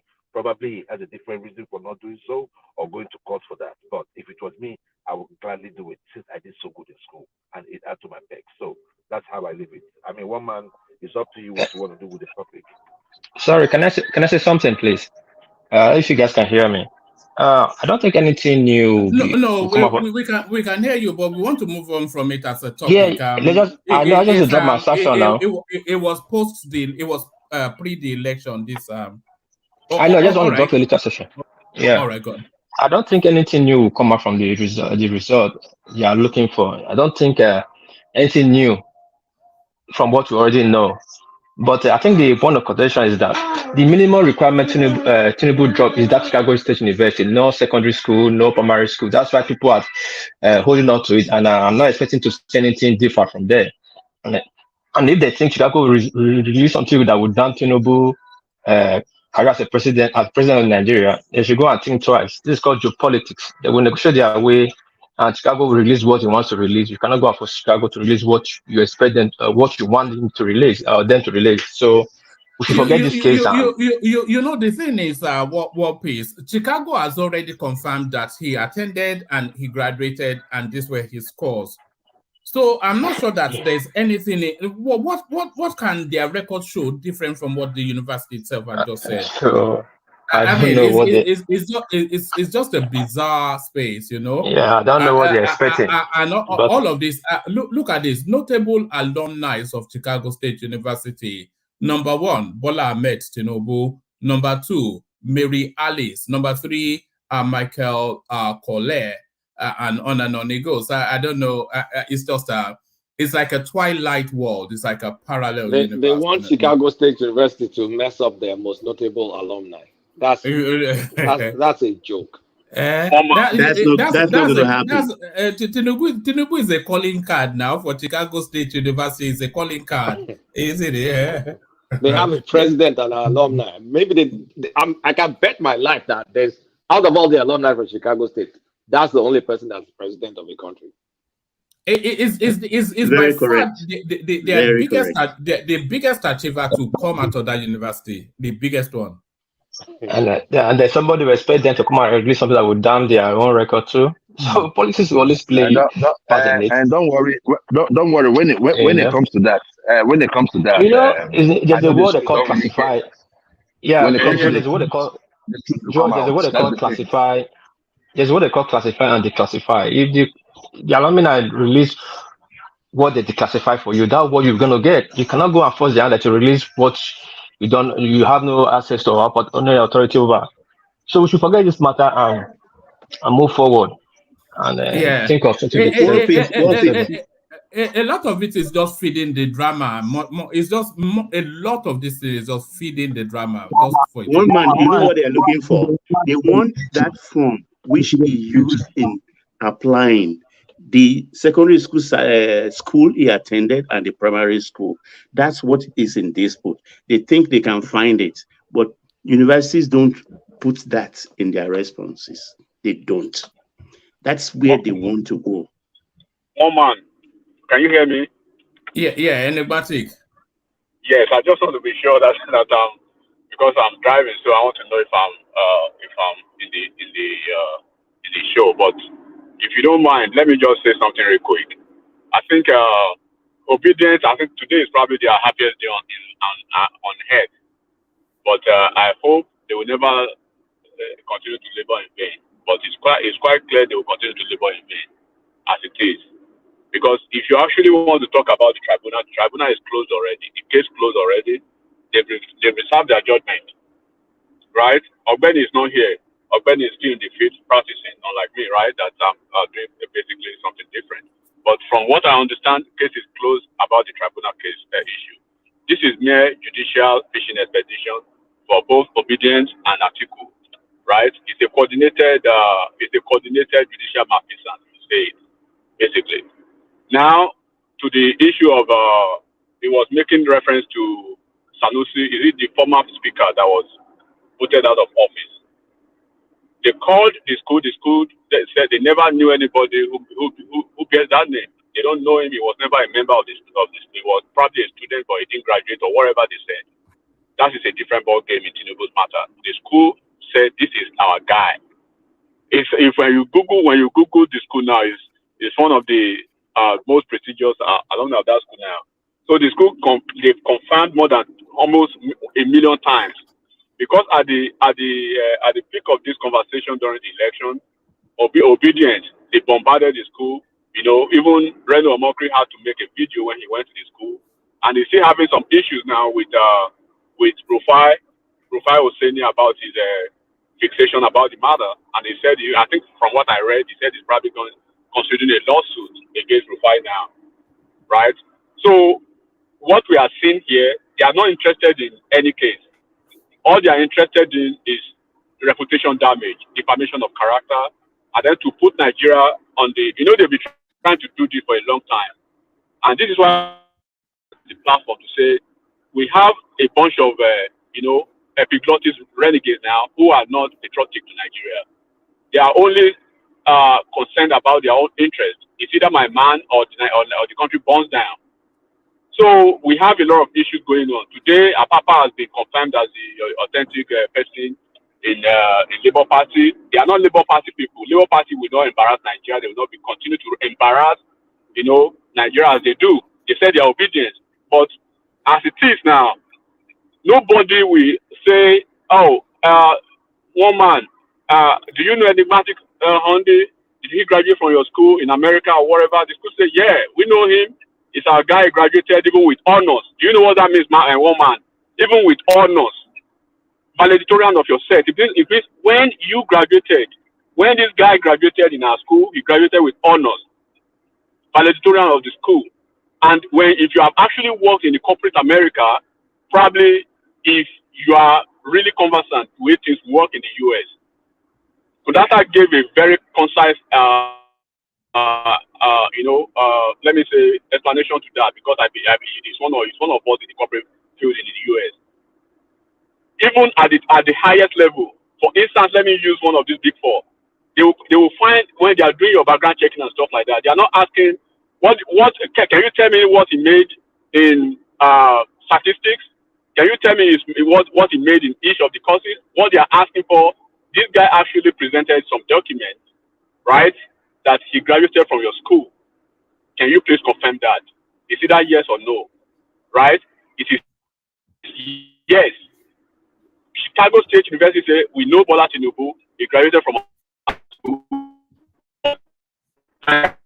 Yeah, no. You're breaking up, enigmatic. You're breaking up. Okay, I'll give it up then, so you can continue. Yeah. All right, brilliant. You are better than, but let me quickly give you this readout, and then I want to move Kulata onto a different topic. So this is still within that Renault space. Can everybody mute for the feedback? So the background noise. So this is Renault. It says, Rufai Oseni lied on air on Monday, November the 28th, 2020. Rufai Oseni lied on air on Monday, November the 28th, 2022, that Chicago State University was subpoenaed, and that on the basis of that subpoena, Chicago State University denied that Bola Tinubu attended their university. He flat out called me out for saying that I physically went to Chicago State University to verify that Bola Tinubu did, and in fact, attend that university, even though I produced incontrovertible evidence that I did. Even after I provided telephone numbers and email addresses for verification, Rufai Oseni did a video which Obedient circulated, insulting me and calling me a liar. Today, Chicago State University, in a document deposed at a Chicago court, affirmed that Bola Tinubu, the president of Nigeria, did attend their university, and more importantly, that he graduated. That is the exact thing I said on air and was pilloried by Rufai Oseni for. When Arise Television and Rufai Oseni going to publicly apologize to me for the damage they tried to do to my reputation during the interview. And when is Rufai Oseni going to answer for the death threats he made against me to my brother, which were recorded? I will not take it lightly. I am a meticulous record keeper with the memory of an elephant. So it looks as though the services of Ogbeni might well be soon needed by Renault Mockery. Kulata, let me take you to this space. Russian President Putin sends condolences to Wagner chief Prigozhin after crash. But this is it. It says he made serious mistakes. He made serious mistakes in life. So is that an admission somewhat of complicity? Well, if that is not admission, if that's not an admission, then I'm not a black man. I mean, I don't even know how to pronounce that guy's name. What did you pronounce it? Project, whatever. Let's just call him Wagner. Let's call him Wagner. Yeah, so better. Yeah. So, I mean, as that head of Wagner, it was very careless, because if based on what we understand, the person that started Wagner is not that protege, no, that Putin chef, that Wagner guy. There's another guy that actually started that Wagner, and that guy was on the plane with this Putin chef, and allegedly both of them were killed. So I used to doubt the mutiny that happened. Was it 2 months ago or last month? I used to think, oh, maybe the stage crafting stuff. But it does look like that mutiny was real. And as everybody understands, anybody that crosses Putin, you die. That's just the thing. Is it that you die, or they poison you with some radioactive material? There was a guy he killed in the UK with anthrax. Yeah, he killed some guy in the UK. Or they will throw you out of the window. Or they throw you out some gangster stuff. There was some guy that had one skin condition after they poisoned him. I think that guy was from Ukraine. That was a long time ago. His skin started turning green, and there was all sorts of lesions all over his face. Oh my God, what's the name of that guy? He made it. He didn't die eventually. But you can't cross Putin without dying. So it's, I mean, if there's anything, Russia's hands is all over this. But one thing we don't know is, are we sure Putin's chef was on that plane? Because it's just kind of like weird that he not only flew, he flew into Russian airspace, and his chain of command, at least number one and number two, was on that plane. That is very careless for a guy that's supposed to have crossed Putin. So I'm wondering, like, are we going to hear? I mean, are we going to maybe later down the line hear that this guy is still somewhere in Africa? I'm not going to be shocked because you know there is that conspiracy theory along the lines that you are going, Kulata, that they disappeared him but did not kill him. Because it's possible. I've just been thinking about it. That this sounds too convenient. That the guy, I think everybody knows that. Okay, he came to Africa, he made a video, and of course he'll be flying back to at least Belarus or somewhere, and then he now flew with his number 2, and you now flew over Russia. It just sounds dumb for a guy that is wanted or a guy that will have pissed Putin off. So maybe this is starting to look like a James Bond movie where you thought you killed Blofeld, but somehow Blofeld escaped and is coming back with his bald head in the Kulata, next... you know that guy they said there was before, I think it was 2019 or 20, I don't know. They said the guy was dead. Just something like this, that he was dead and it was a Syria, I don't know. And the guy reappeared again 3 years later.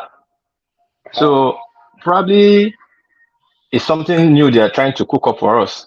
But let's see how it goes if the guy's actually dead. Because look, I'm not going to say I'm surprised if the guy pops up in another video somewhere and says, "Okay, guys, I'm alive." I don't think we will see him alive again because I think they've thrown him into the shadows to operate from the shadows. I think he'll be operating from the shadows now. So isn't this like a classic Bond movie? This is the closest to a Bond movie in real life. And the guy is the perfect picture of a Bond villain. No, one man and Kulata, you are the guys writing the script. If the guy is gone, okay, the guy is gone. If Putin said something about it, they don't play that game. You know, the guy should have known what was to happen to him anyways. The guy's no more. They got rid of him. That's how they play their games over there. They don't mess around that much. Seriously. Are you fully sure that the guy is gone? So, see, the guy maybe was smoking something that day that he put that stunt of mutiny. I mean, it just didn't make any sense, really. How long, in that place where Putin operates, it's quite delicate. It's delicate in the sense of trust, trusting people. There comes you, trying to, show off the Putin and Russia. No, they got to get rid of you. It's to many people, perhaps people that specialize in geopolitics or Russian politics. I mean, they won't be surprised that even when I heard the news myself, I wasn't that surprised. It's almost expected that this guy would be gone one way or another. But see, I support what the last contributor, I don't know who was that, but that guy is gone. You see, somebody may use the line. They say if you're going for the king, make sure you kill the king. Because if you do not, you might hardly survive it. I mean, it's just like a coup. Look at what happens in coup in Nigeria. Why do you think that will be different? Yeah, Putin was only diplomatic a little bit. Putin was only diplomatic a little bit because probably, he didn't want to, he wanted to really gather what he wants to gather amongst within him. Remember, they stashed his home, they burgled his home. So, and he has visited Russia after the mutiny. So it is not like he was. But guys, does that mutiny, does it make any sense? I've been trying to make sense out of the mutiny. And the more I think about it, I don't believe it for 1 second. Prigozhin is a dumb man. He is dumb. You don't cross Putin and live to tell the story. No, you cannot. You cannot. No way. So I look, one man. This is. Do you know what I even thought? I think it's a classic case of execution. I think they rounded those guys up, put them in the plane, and allow them to fly and shoot them down with a land-to-surface missile. I think that's what happened. There is no way all of them, because I mean, it was some generals from the Wagner group that were in the same flight. I think they were rounded up. Yeah, And but has that same anybody day, confirmed the body? I actually Have believe that they? narrative. Yeah, I actually believe that it's you highly know, and possible. that same day, the head of the Air Force who got missing, you know, remember him? I forgot his name.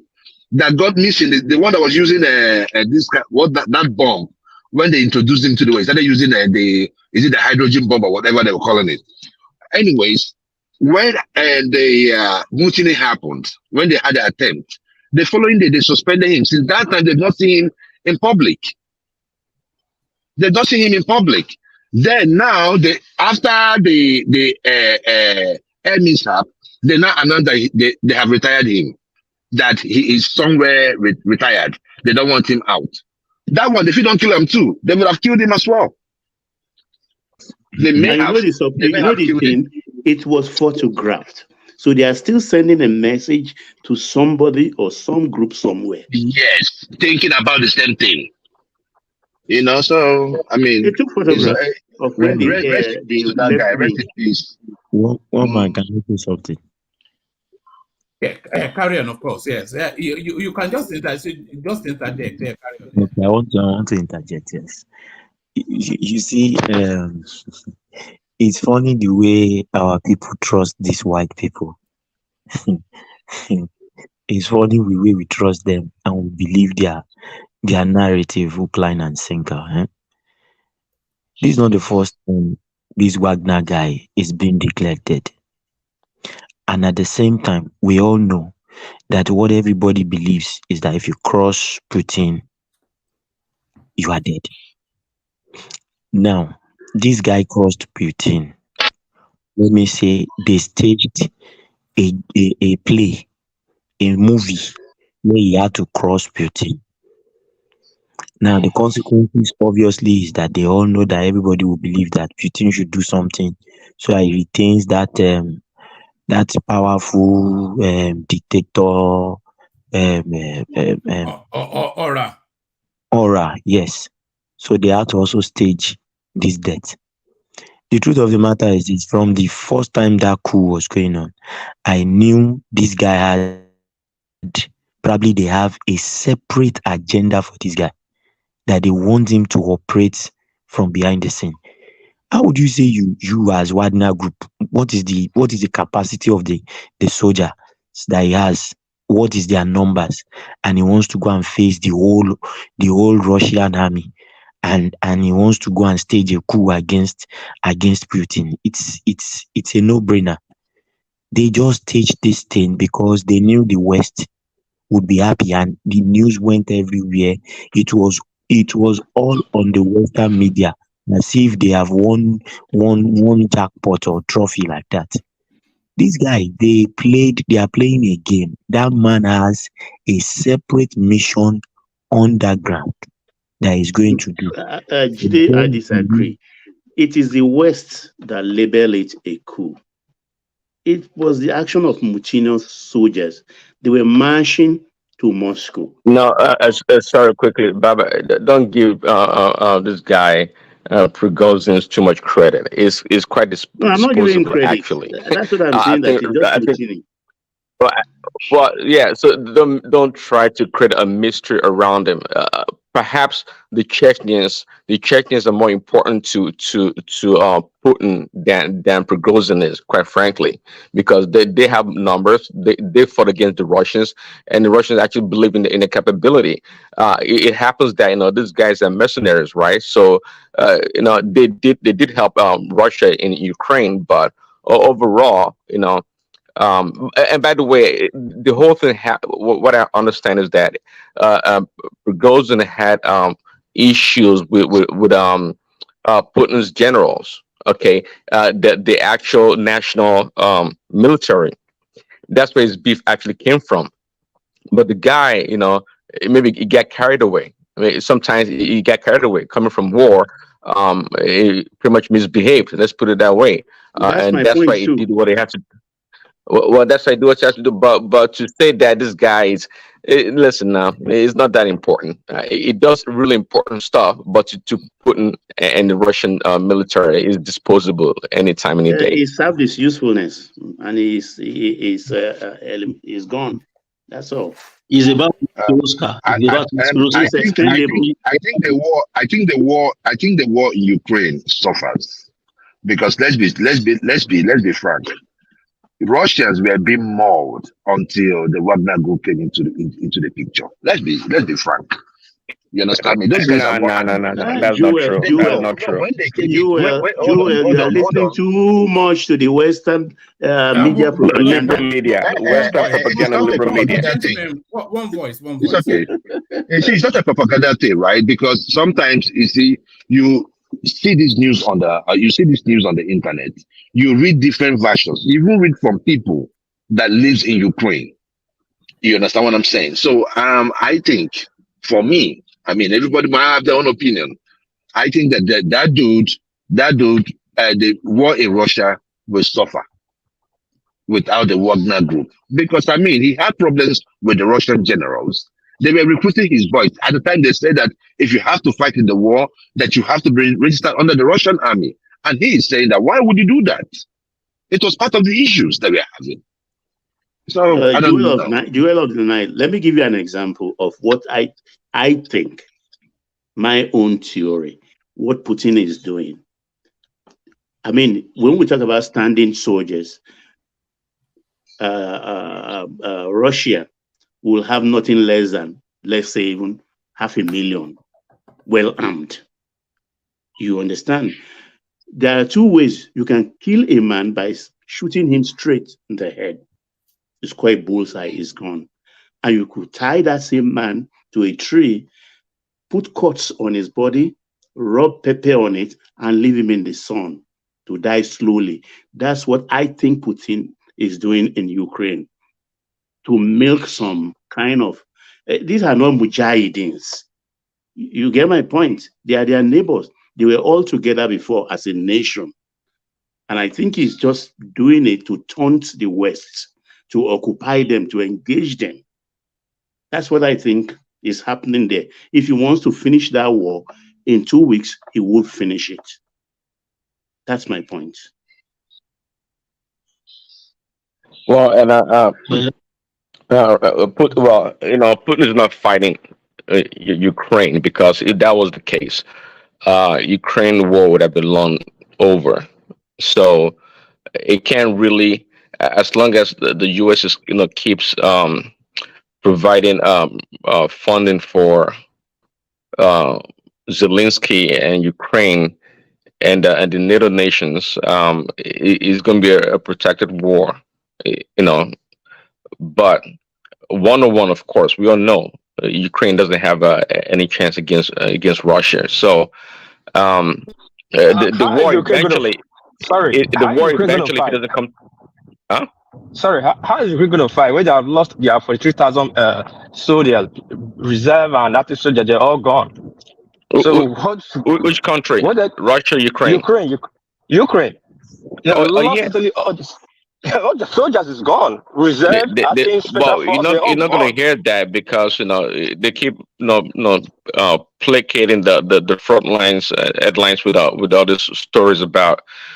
I mean, Russia's taking losses also, obviously, but that's why they invited the help of Prigozhin, Wagner, and the Chechens. But Russia still has a sizable armed military in Russia ready to go if push comes to shove, and it has it. But again, but if the war keeps going, eventually it's going to have a toll on Russia, because Russia can't really match the U.S. financial backing of Ukraine. So something has to give eventually, but the only people prolonging the war is the West. Is the West prolonging the war? They try to milk and dry Russia. And somebody said something earlier about Russia not being attacked by the West. Yes, they were attacked. If only you know the financial attack that they did on Russia, or Blitzkrieg. If you heard that term, Blitzkrieg, they wanted to ruin Russia overnight, and they did it. But guess what? Russia survived. Russia survived. Exactly. If they had done that to any other nation, I think they would have crippled that nation like literally overnight. But the Russian, we know they're smart. They've been around the block. They don't have a big economy as the U.S., but nonetheless, they have smart people. We know they have smart people, and they were able to maneuver and stabilize the economy and even strengthen their currency. Okay, and of course we know they have abundance of natural resources that the world depends on, including the Europeans. So they still have a play in the game. President, do you even know that right now some Western brands are finding their way back into the Russian market by changing their labels? They are finding their Yes, true that I read about that too. Labels and reintroducing their products. All the companies that are already left, they lost billions of dollars because it's a big market. They say these guys have money. They have money. I mean, in terms of, they have these guys big guys that can spend, they just like all this Western life also. So the money that these companies get from there dried off overnight because of their actions of what we are pulling out. Now they are returning back and they are changing so that the world will not mock the West that, well, I thought you guys left the other time, saying these guys going to cry after you, come after you, I'll be begging. So it's very serious case. It tells us some things. It teaches us some lessons. Well, that is true, and also to mention, see, one man was talking earlier about Nigerians, play when it comes to the BRICS and trying to balance things with the West. See, if Nigeria becomes self-sustaining in a lot of ways, strong economy, of course they don't have to align with either of those two factions, so to speak. At any time, Nigeria cannot be snubbed. They can join BRICS if they want to, and Russia, India, and China will be more than happy to welcome Nigeria to join. Okay, but just like you mentioned earlier, Nigeria is still highly dependent on the West in so many things, in so many ways. Okay, so they can be jumping around chasing BRICS. Okay, they'll be ruined overnight. Say if the US or the British take one single action, they'll ruin Nigeria overnight. So they have to play smart, and I think Tinubu knows that when it was being careful, trying to cuddle with Macron and not to say things to upset the West, because he has to play the game, and he shows that someone that knows what is going on has to play world politics and how to balance things. But eventually, I know because Kulata said it earlier, and he said it before, that because of the devaluation of the naira, our economy is now second or third in Africa.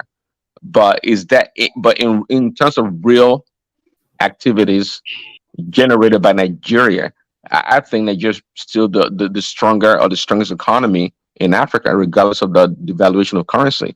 If that balances, if the currency issue is taken care of, there's not that much stuff that comes out of Egypt. Egypt is not really a big deal, if you ask me. Of course, South Africa is there. South Africa is big. Don't you think the BRICS guys, they just decided to pick? You look at it. They look at the biggest economies after themselves in different continents, and those that are of strategic importance economically. Egypt helped Russia to maneuver their way. They collected some of their stuff, some of their oil and gas products, and helped them resell. So I think they are strategic to them. UAE was where the Russian oligarchs were able to maneuver themselves economically.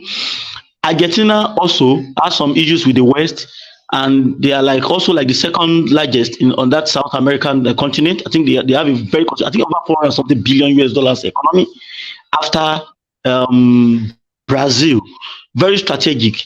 Ethiopia trying to buy curry favor on the African continent. Okay, at least we have South Africa, black African country. Then you see, Derati, there is no argument for Ethiopia, so that's the outlier in that list.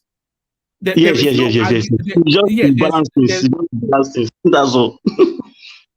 There is, you see, there is nothing that argues that Ethiopia should be on that BRICS list. So my surprise actually is Saudi Arabia, Egypt.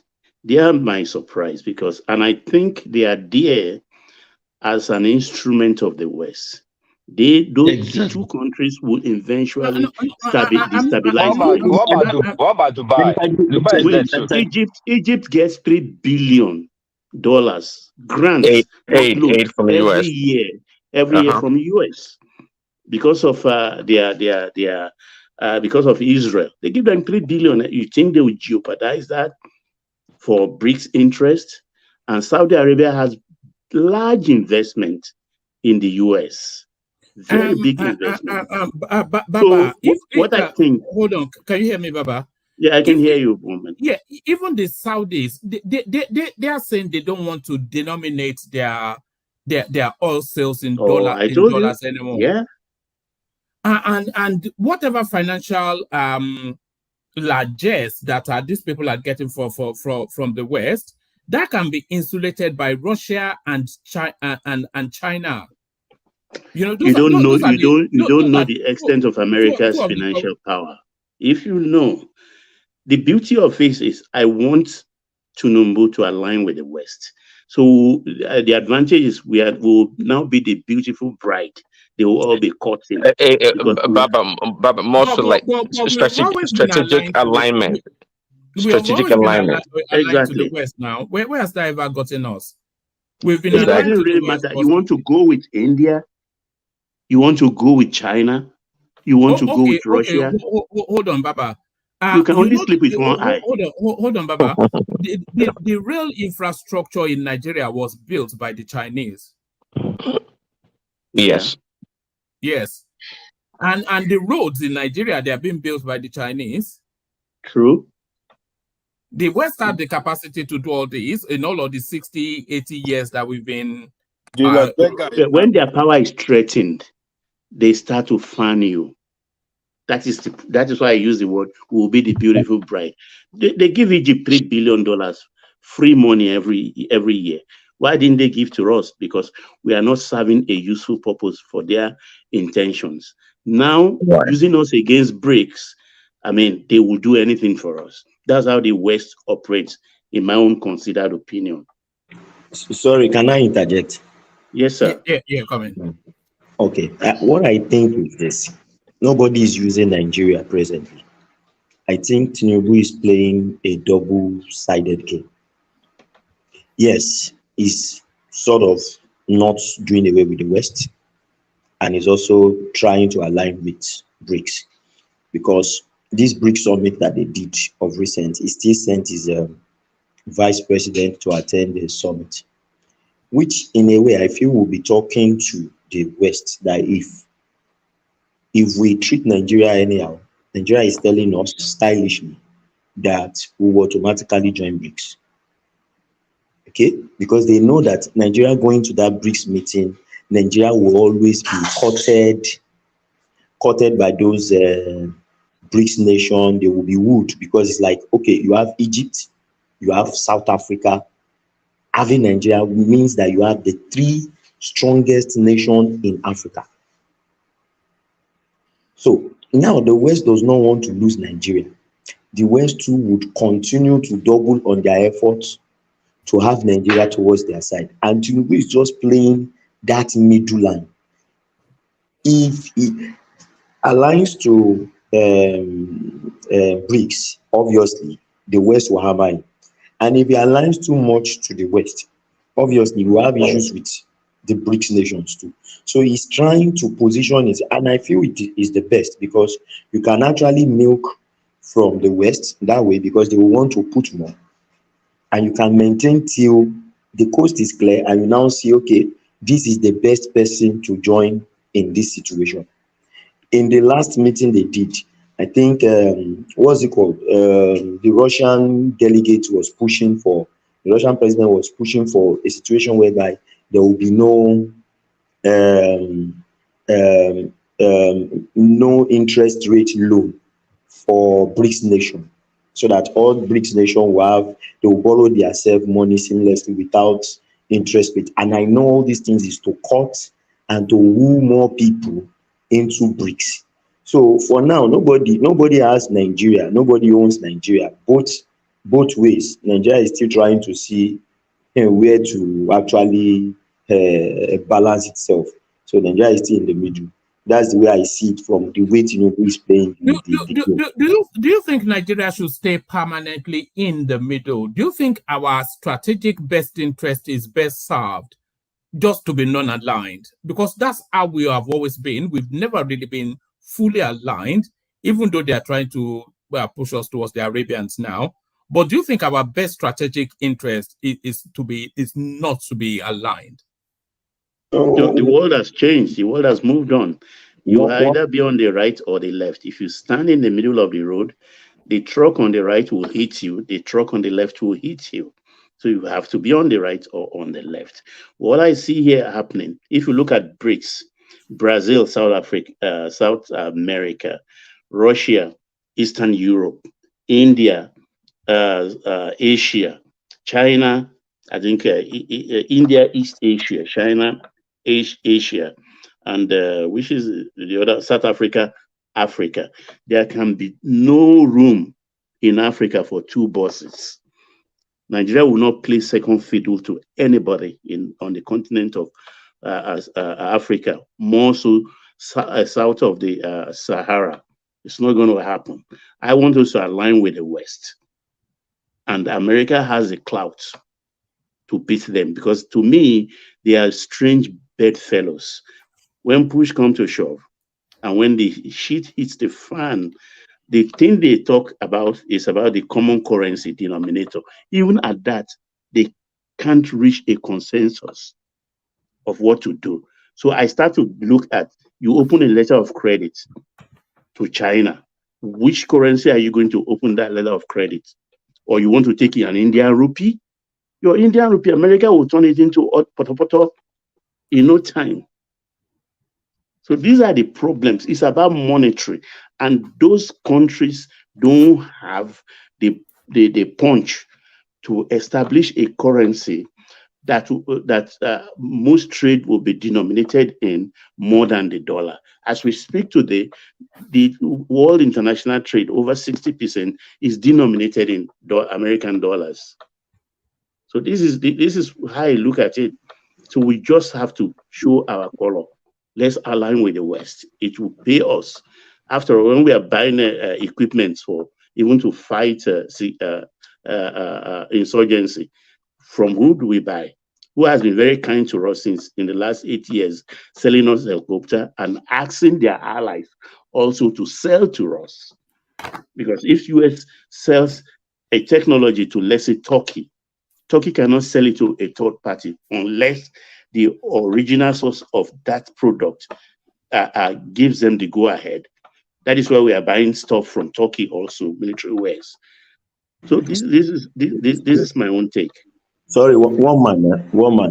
Like I was saying the other time, I just want to say your position, one man, is the best, and that's what Nigeria has been doing all this while. And I believe that is what Tinubu wants to maintain. Yes, you said America sends weapons to us. Yes, Russia also sells weapons to us.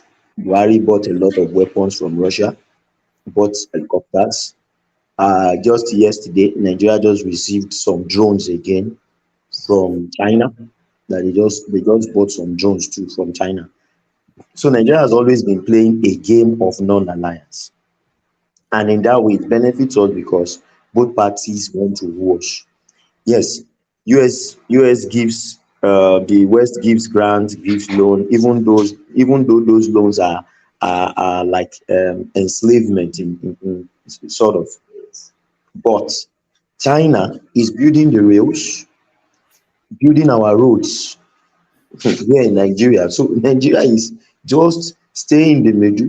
You want me, I play with you, but I won't join you. But at the same time, these people will continue to want to bait us and have us on their side.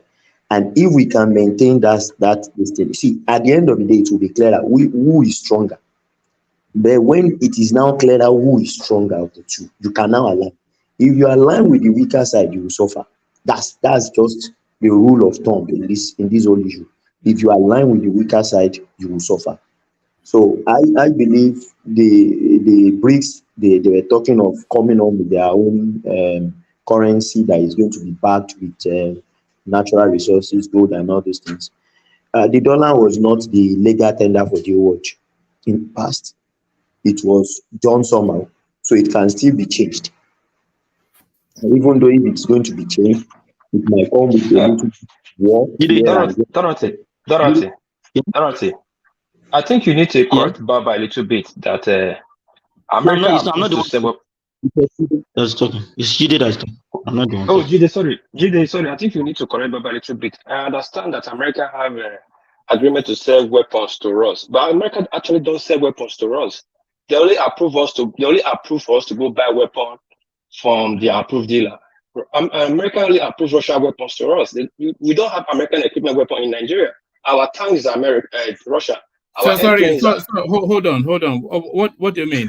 America doesn't sell weapons to us. What does no that mean? directly? We don't have American weapons directly. Like some their Abraham tanks, their helicopters. We don't. Go look at our helicopters. They're all Russian made. What of that? The Tucano jets we bought. Okay, I go and check. The ones were made in Brazil. It was the Brazilian this thing. Brazil.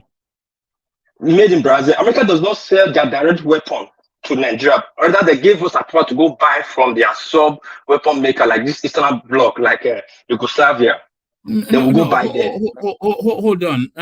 It doesn't matter where it was manufactured. It's still American weapon. No, it matters. We don't have American weapon in Nigeria. Go look at our guns, AK-47. Go look at our drones.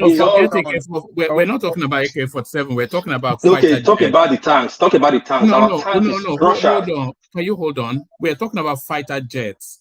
Nigeria don't have American fighter jets. We have MiG and a European this thing F5. We don't have jet. The Tucano jet. Tucano is Brazil. Hold on.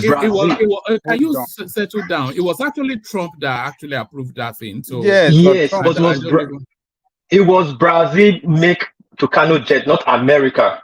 America have A-10. Why would they send us A-10 instead? So hold on, because I just settle down a little bit. Are you saying it was manufactured in Brazil? No, see, it's like this. No. Get what I'm trying to tell you now. You see that guy that makes tanks in Nigeria, that guy that makes fighter tanks in Nigeria that African Union buy from, or some country buys from in Asia country. Now, what America do, they'll start partnership with these guys. Now, when they regulate them, they say they're customers. So, like now, America is your country, start showing you control your government.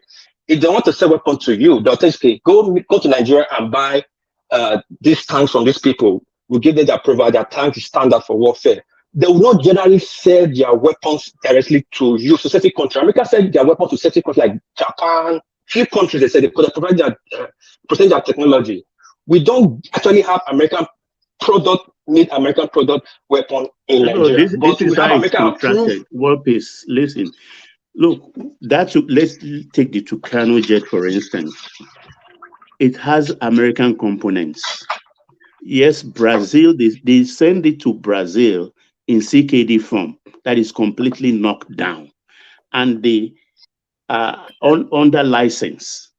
So when Brazil assembles it, the contract still extends that you can use it, but you cannot sell it without our permission. So that's how that trade works. And for the tanks, the American tanks are too expensive. An Abraham tank, one alone, could knock you off over 200 million for one tank.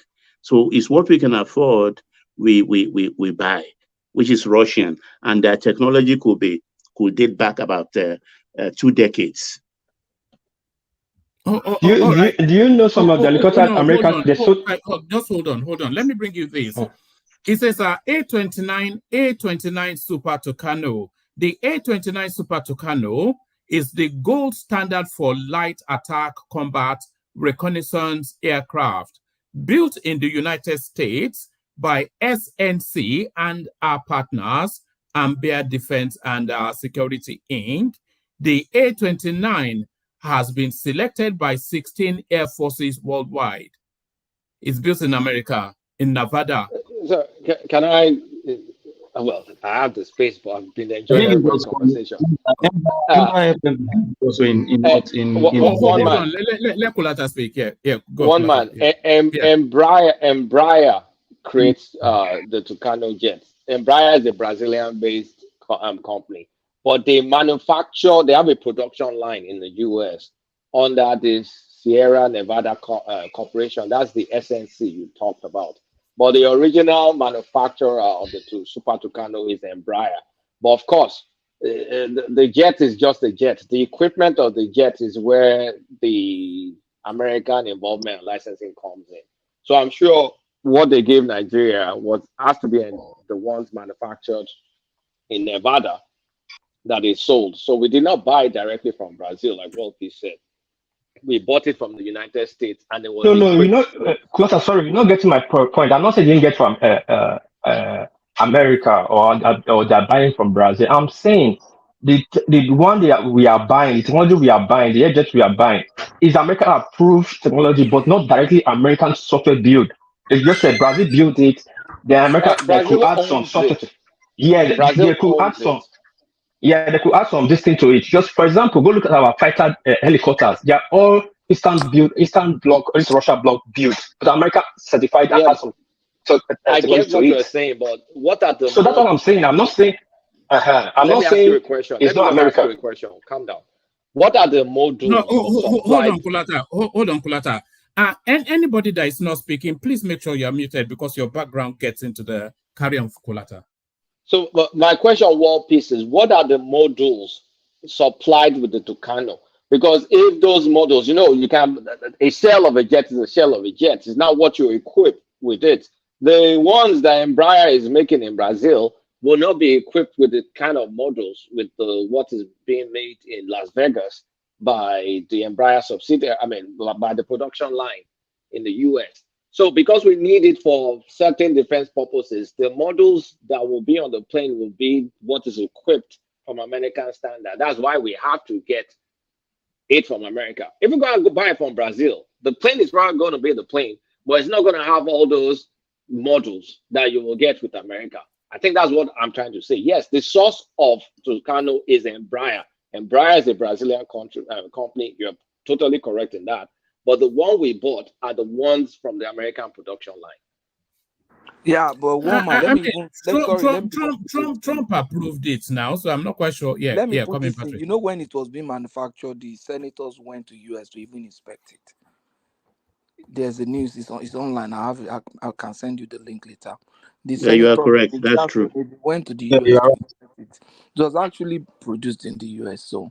No, yeah, you guys are right, but you guys not get. We are slightly missing the point a little bit. I'm talking about American-made product, just as in their technology, like their well-known product, like for their gun, they use M5 or M6 for their war guns. While Russia use AK-47, they use Alpha F-16, F-22. They use Abraham. Then for like this Tucano, America use A-10.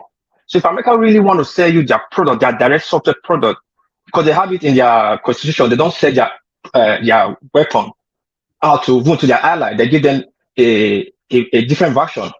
So I'm not saying we're not buying American product, but we are buying American product which are approved from a design from another country with the American alliance, but not necessarily the one America are using as a superpower. That's what I'm saying.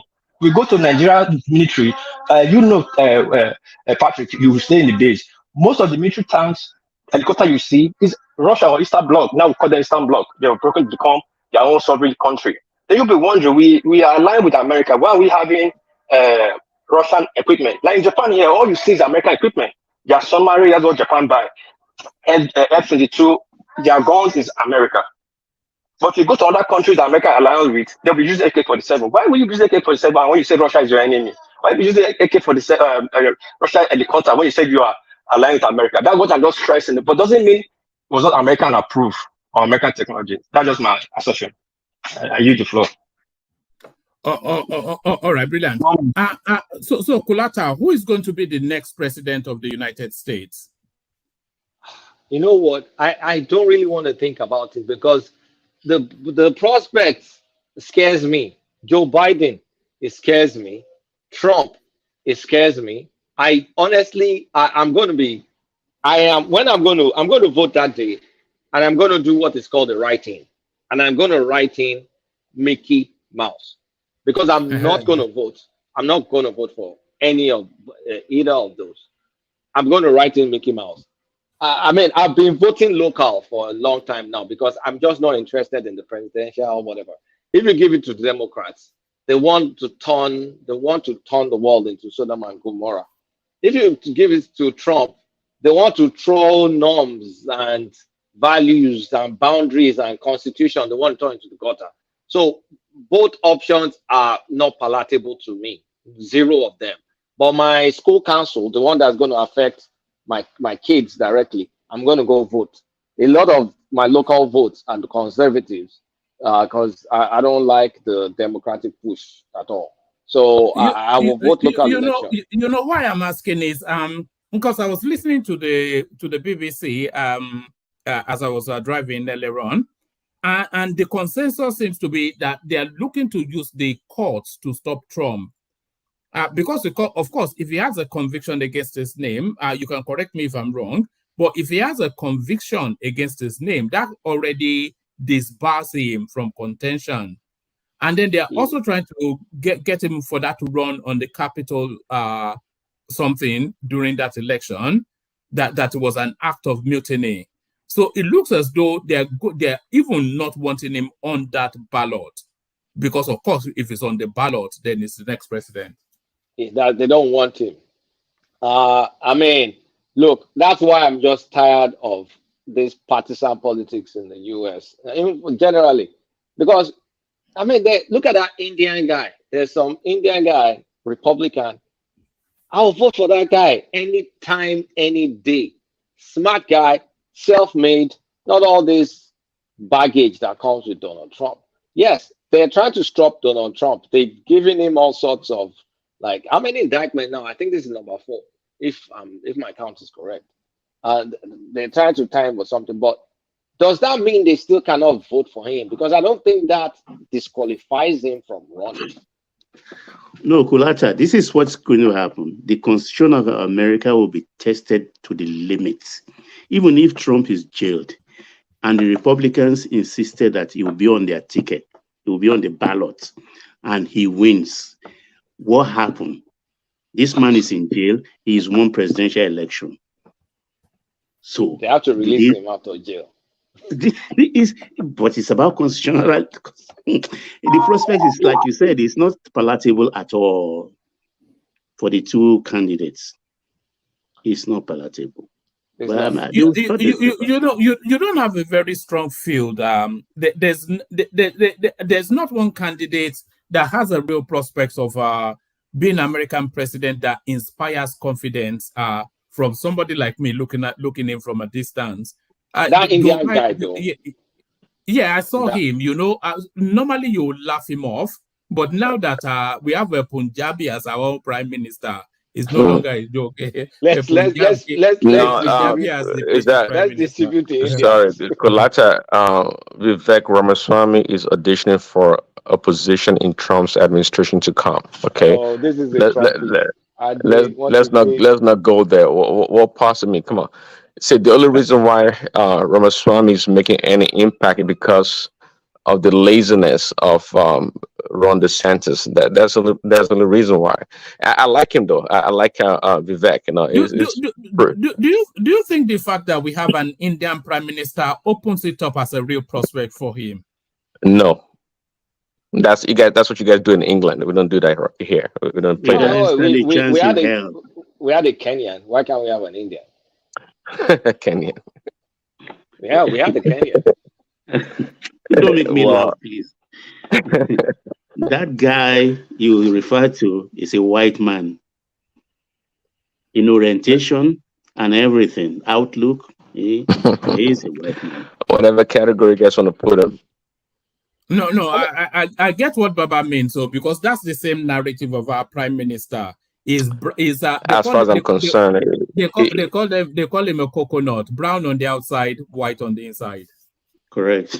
But why are we beefing this guy? He was born in the United States. He went to Harvard. He went to Yale. He's a billionaire. He's self-made. He's super smart. All the Silicon Valley CEOs, where do they come from? They're from India. We've accepted them to run our businesses. We've accepted them to be our doctors. They have the super brain. They just landed in the south side of the moon at the cheapest cost possible that America has not been able to do. Why can't we have Vivek be the president? I already have a ton of Vivek that are my colleagues. A boatload of them. So, and they're super smart and they run all companies. They are also very racist. Well, who is not even racist? up to their father. What's his name now? Mahatma Gandhi. Yeah, Mahatma Gandhi was very racist. But look, it's not going to be outwardly racist. The system will not allow him to be. I mean, are we talking about racist? What about Trump? So let's not. What about Trump is the Biden least racist person. What There you about go. Trump and what about Biden too? They all have their racist side. Let's say the truth. Not Trump, but Biden as a racist. Yeah, I agree. No, Trump too. So let's not try and pretend. I don't care for Trump both too. of them. Trump too. So calling this Vivek guy racist doesn't mean anything. He's a smart kid. Is a smart guy. No. Who's calling Vivek racist? Racist based on what?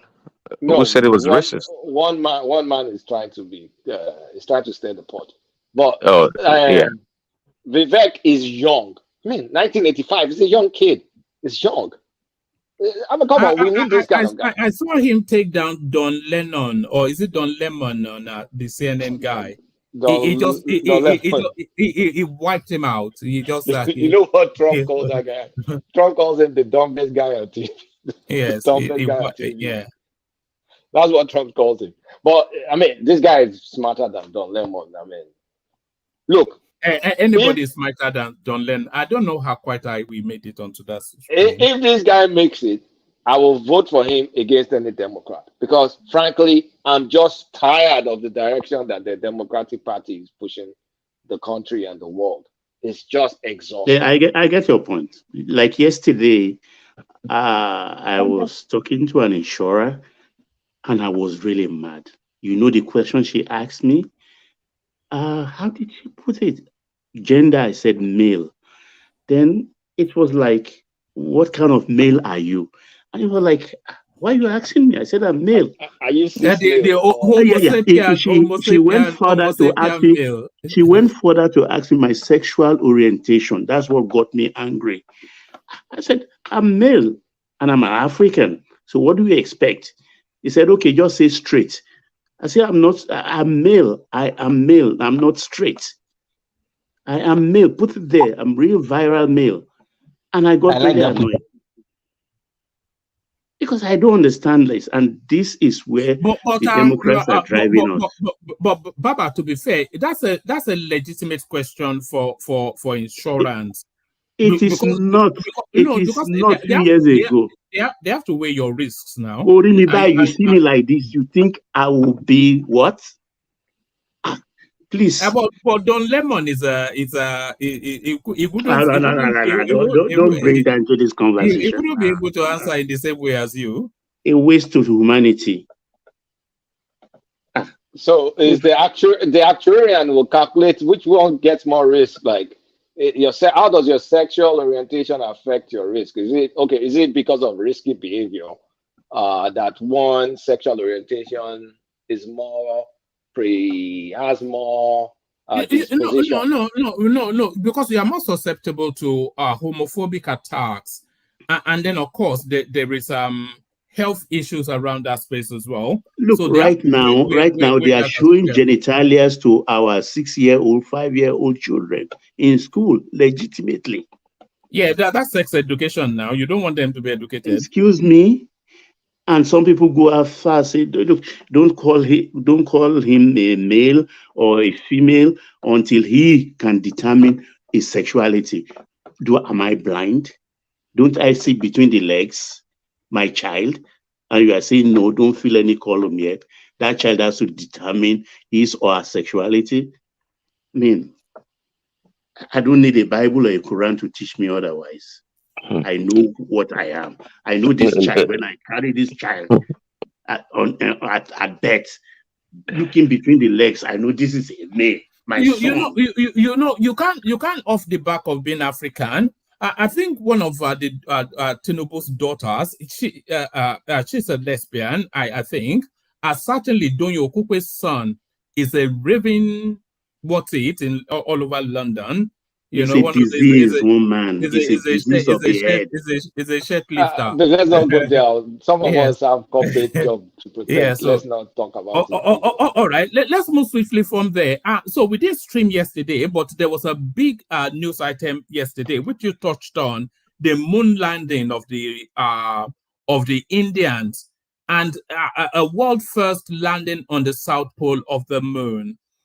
So a lot of the conversations that wrapped around that was that they've stolen a march on the black race. So how did you digest that? How did you digest that when you heard it? I mean, India has moved on. India is now going to be a world power, and India is going to be one of the leading it's already one of the leading economies. So India has turned the corner. That's what I thought. Because for people to sit down and fix their problem, that's one thing. For people to sit down and design, research, anticipate the future, and test their limits, that is next level. And not just that. No, how long has India had nuclear weapon? What? How long has India had nuclear weapon? I think they've had it maybe since the 70s. At least a couple of decades, if not longer. Much longer than I think. So they've always been there. See, the issues that actually India is lagging greatly behind China, but they've always had this potential and innovation for a very long time. In fact, at one point in time, they were ahead of China, quite frankly. So yeah, whatever they're doing today, that they get a lot of credit for it. But the fact that they're able to do something cheaper, I don't think that's a great achievement, compared to America, the West. No, please. America has not landed in the south side of the moon. It's a very complex expenditure. Let's not try and piece on this. This is Kulata. Well, Kulata, they are the only one who has put the man on the surface of the moon. Wait, sorry, I want to ask you. The man on the surface of the moon, yes, we're not taking away that. But landing on the south side of the moon, I think it's only China and India that have done it successfully. What is special about that? What is special about that? No, hold on. China did not actually do it successfully. I think India are the first to do it. Are you sure? I believe China did that last year or 2 years ago. No, I don't think they did, because what they were advertising yesterday was that they were the first, unless I'm mistaken, but that's how they were promoting it, that they are the first to do it. China did already. All right. China did it already. Let me double check that. Let me Google it. Yeah. But Kulata, do you believe in moon landing? Why would I tell you? What is don't go there? You know what? That? Are you a flat earther? You said you've been to India, so I'm glad. I'm going to ask you this question because it pertains to Nigerian situation. The poor in India, man, I've never seen such poverty in my life. Did you notice? That's true. That's true. So it's like they are leaving those people behind and concentrate on marching their nation forward. Because if you see on the street of but it's not about leaving them behind. You're talking about 1.5 billion people. It's a lot of people. Yeah, but the poverty I saw, you can't even eat. How long ago was that? It's for like 10 years ago, about 15 years ago. No, that you can't use that as a metric now. But it's probably still can a one man. I mean, I was there in April. Yeah, I heard you say that. That's what I'm asking. I was there in April.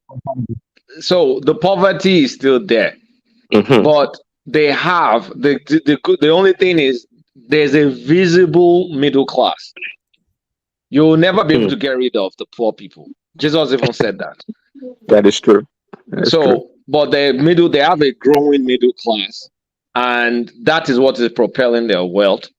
And of course, they're super smart, and they're able to now at this point carry out innovation by themselves to the extent that they could land on the south side of the moon.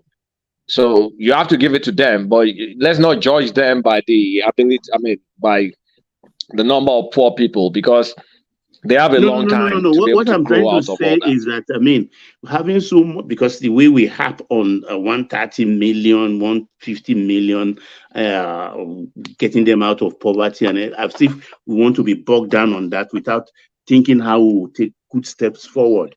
So it has to be side by side. That's what I'm trying to say. Yeah. That even with those people they still landed a man, on the south pole of the moon. And that's not a mean They feat. could achieve that, Baba, because they invest heavily on the education and on yes, research. True. We don't do it. We don't do it. So we have a long way to go. So all those countries you see achieving this how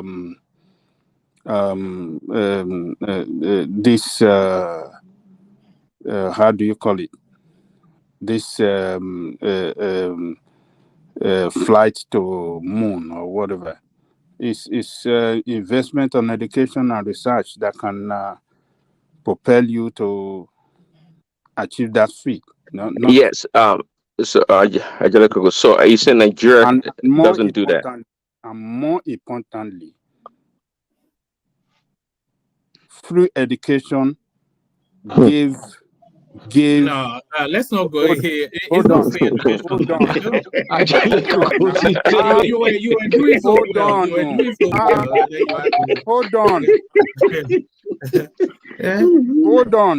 Hold on. Free education, they give their citizens, open that opportunity for every talent to be discovered in that country. Is education free in India? It's free. I'm not sure about that. And even healthcare, as billions as they are, in population, free. What are you talking about? They have private, but the public healthcare is goddamnly free. $1 billion. Ajale Koko, I don't think healthcare is all that great throughout India, maybe in the big cities. Well, the Indian friends that I have, that's what they told me. So I don't know how great or no great, but it's free. So look, we got to get it right.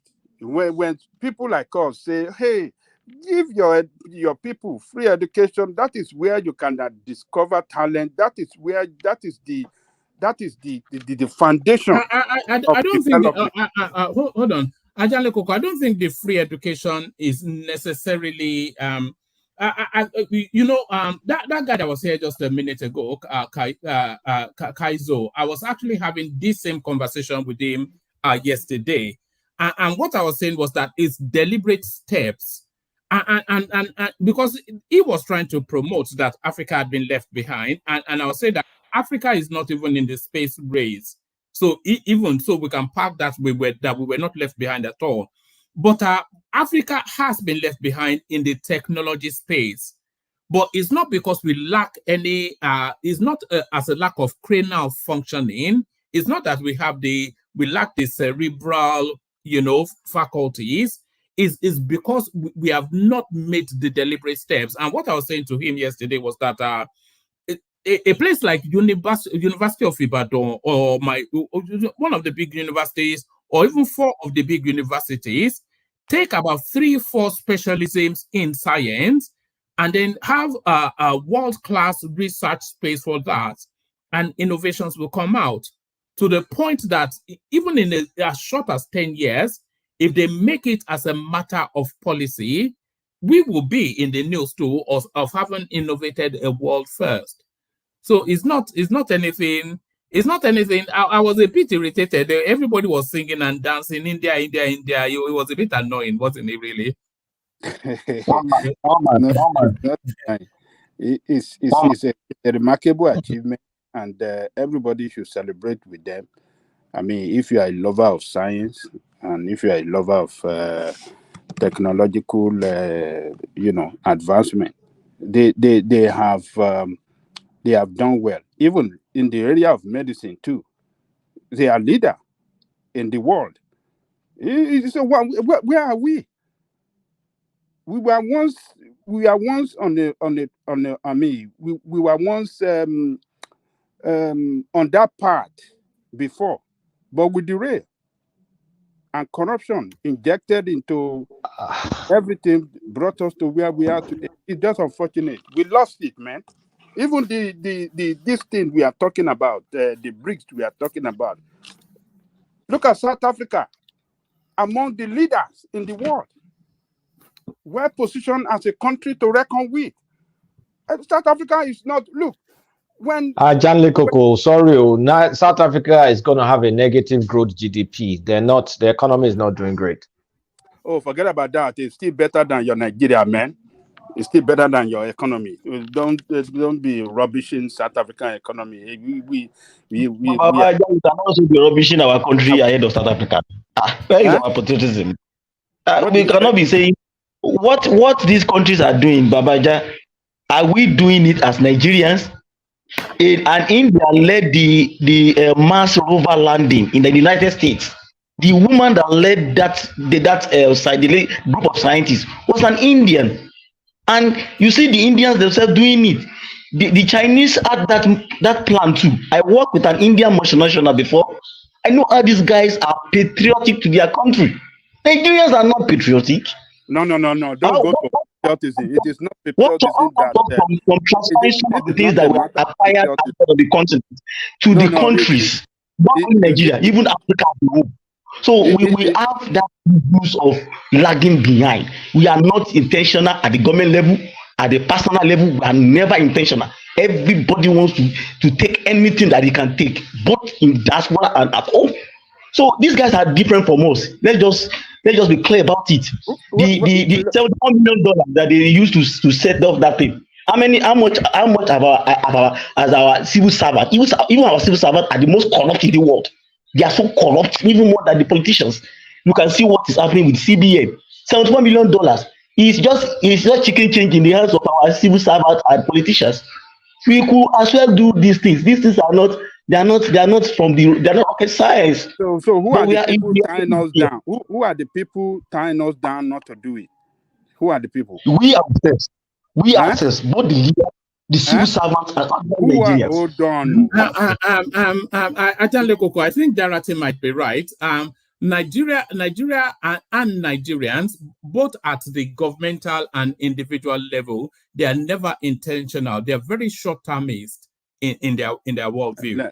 You have to blame. They want to blow, they want to hammer. Yeah, that's also what they want to do. You have to blame people in the position of leadership that have not led us well.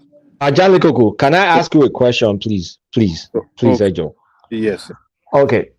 As far back as 15 years ago, India, basket case of poverty. Many poor, they still have the highest number of poor people in the world, but that's because their population is high. But at a point in time, the percentage, I'm not even focusing on the population, the percentage of poor people in India was so high.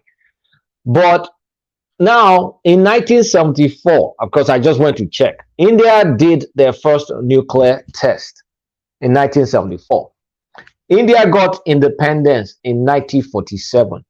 So in 27 years of independence, they could do a nuclear test. But at that point in time, They were a poor and wretched country. And as we're talking, I went to check the healthcare and education. Yes, their primary inpatient, outpatient is free. Their education is free from primary to secondary school. I think that's as far as it goes.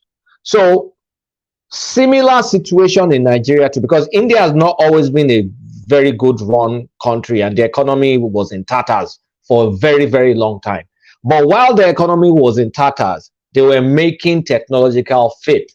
So, and now when I think about some other African countries that are black, that have free education and free healthcare, they're not able to achieve anything similar. And I look at India that have terrible economic indexes before, still able to achieve something. So what I'm trying to do is juxtapose that, because I'm trying to hinge on your free education and free healthcare, and I'm trying to let you know that that is not the point. The point is, what can the people do in spite of good government or bad government? What can a race of people do? In black countries, whether economy is okay or not, free education or not, we are not able to do an independent nuclear test. It's only South Africa that's, because of the white population that's there, they're able to do that. There's no single black country, any continent in the world, whether it's Haiti or whether it's still in Mother Africa or anywhere, nothing. So countries with good economy, Botswana, what have they been able to achieve from a technological feat? India was able to achieve technological feat while poor and wretched and corrupt. They were still able to do it. So what is our excuse? Because we can't keep saying free education, free teaching. Okay. Take your narrative to where you want to land it. So what are you extrapolating from that? What I'm what I'm trying to land on is it is more than free education and free healthcare. It is maybe a culture that does not encourage trying to explore the limits that is in front of us. I think we're content with what's just beside us, and then we do party, we close down streets, and why is that? Why is that? It's our culture. I don't know. I don't know. Is it? No, because you've gone from Africa to Haiti and to the Caribbean, and every black space, you've just bracketed them. Is it by accident that there's no technological fit in any black country wherever you find it on earth? That we're dumber than white people. You can say it now. Don't put me in trouble. Let me say this, Kulata. You see, Nigeria being the largest black population in the world, failed black race, because a lot of country in the world, black nations in the world, are looking up to Nigeria. Are we not smart people? We are very, very smart people, that even on individual basis against Indian, Chinese, and this thing. They even look at us. They said these people are special people. When you meet some of them, they will say, "Are we lazy? Are we lazy?" We are not lazy people. We are. We are not. If we are smart and we're not achieving, then there has to be something that accounts for it. So it's either we are not smart or we are lazy. We cannot be hardworking and smart and be where we are. So we have to choose one now. We are either not smart or we are lazy. Yes. One man, let me tell you this. It's because we have leadership that are not able to discover their people, their talent, to organize them, and then use them for the development of the country. That narrative cannot hold for it cannot stand scrutiny. It cannot handle if you interrogate that narrative, it cannot hold. I will tell you how it's going to hold. Hold on. Oh, okay. Look at Nigerians in Western world, professionals that has achieved so much and they are in high places. Is it in aeronautica that you will not see Nigeria? Is it in the field of medical or this thing? Is it which field? Is it in the field of education? If you interrogate that one as well, it won't hold. Let me tell you. The high achieving Nigerians are as a consequence of our large population. If you bring the population down to, let's say, the population of an average African country, then you will see that we're not achieving as much as we like to tell ourselves that we do. We have well in excess of 200 million people. So, of course, the statistics will weigh to those high numbers. But if you had like a population of about, let's say, 30 million, and then we were doing all of these things, then you can vaunt it. But if you have 200 million, of course, out of every 100, there's always one. There's always an outlier. So it's a consequence of a large population rather than where they're not being exceptionally clever. Yeah. The large population, you are even helping me in this case. The large population is an asset for that country, which we could not use, which our leaders fail to develop. You understand? Did all black African leaders fail? No, not even African. Did all black leaders, did they fail? Yeah. So let us concentrate on Nigeria. No, because it's a recurring pattern. Ajandi Koko, it's not Nigeria. Do you think in your lifetime and my lifetime we will ever see a black country land an aircraft on the moon? I don't think I'm not saying for myself, but I don't think it's going to happen in my lifetime. That is not going to happen. I agree that with you. But Nigeria, as I said earlier, Nigeria should have been the leader of black people all over the world. But Nigeria failed black nations. Based on what? Because our population, we have the population. You should live because of population. Hold on. We have the huge population, which is an asset to black race in this world. Number two, we have the best of the natural resources we want to talk about in this world. No, Congo has it. Congo has more than Nigeria. Forget about Congo. We have the brain. So other people don't have brain, Abi. God created Nigerians with two heads. Let me land. Let me interject, please. We were not able. Yeah. All these blessings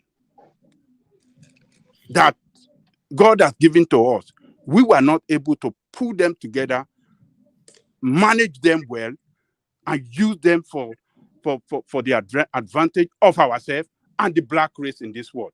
So it's because we are black. Let me come in, please. Let me interject, please. Hold on. Let me just quickly say this, and then I'll yield very quickly. You see, the exceptional Nigerians, they are the exception rather than the norm, and the average Nigerians are the sort of Nigerians that rule us. So we cannot continue to say that, it's as a result of bad leadership. Those leaders are from amongst us. And we've never really had anything that purports to be good leadership. So that is to tell you that on average, we're a very average people. And the people that are doing well, they are exceptional rather than being the norm. But Baba, come in. Kulata. Sir, do you think it is genetic? Hey Joe, you guys want to put me in trouble. You run to. I have been abused several times for years now, and it's a topic I don't know how to say it, but the best I could do actually is there is something wrong with us, because if people all cannot sleep and face one direction. It's I don't understand it. It's like something someone told me a few years back, kind of fable too, that in time of creation, God put the white people on one side and then the blacks on one side, and he had the natural resources, everything in front of him. So he now said, okay, my children on the right, my children on the left, I want to distribute my wealth to you. He took bauxite, he gave it to the black man. He took oil to the black man, uranium to the black man, copper to the black man. Everything. When the basket was becoming empty, the white children said, God, Baba, what is going on? This basket is becoming empty. And you know what God told them? Oh, my children, be calm.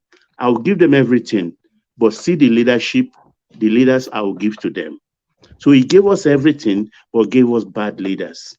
He gave them nothing, what the heck? But gave them good leaders. I'm sorry, I disagree with that. And, before you, I thought it was going to say to give them brain. It's about leadership. One man, please. So it's about brain. It's not about leadership. I beg. I mean, you can take it to that also brain. You get my point, because if you look at some of the countries, take Belgium for instance, take Switzerland, and many take Liechtenstein, take Luxembourg, and all these. They have absolutely nothing, but they have their brains intact. Exactly. We have everything. Right. Everything. All right. It is not brain. It is ability to organize. Hold on. Ability to coordinate. Hold on. Yeah. Can you hear me? Hold on 1 second. Let me play you this clip, because when we were having this conversation, I was reminded of this. Tory politician. Tory is the Conservative Party, is the equivalent of your Republican in America. So Tory politician under probe after saying white man should have a black slave. So this was as early as about 4-6 months ago. For more, let's get our guest in now for more details and opinion. It's Adam Schwartz here, writer and political commentator, joining us live from London. Adam, good to see you. This is all allegedly right now, but it's still shocking to hear. Yes, well, it remains to be exactly proven who said these comments. But of course, these comments, whoever said them, are completely abhorrent and unacceptable in the modern society that the UK is. I think they really represent the sort of worst aspects of racism from the era of the British Empire. But clearly there are aspects of sort of misogyny and sexism as well. The councillors referred himself to the Ombudsman, which means that it's an independent organisation that will investigate the matter. But the Conservative Party as well has also said that it'll be conducting its own investigation into the issue. In my view, I think it also potentially represents incitement. So it's possible later down the line we may see some kind of criminal charges as well. I think it's really shocking, these comments, whatever level of society they take place, but particularly when it takes place from someone allegedly who was in a position of power, and particularly an elected position of power. So of course, important not to kind of over-interpret these comments as, representing all of the views from the British mainstream society. But I do think it's important to kind of reflect on societal level the fact that somebody can be in such a position, also hold these horrendous views. The UK, of course, has made huge progress in terms of anti-racism movement over the last few years. All right, to get the gist, so that is a British member of Parliament saying that every white man should have a black slave. So I think I think Akulata sort of concurs with that. No, you see, look, I don't concur with that. We're all children of God. We're all made in God's image.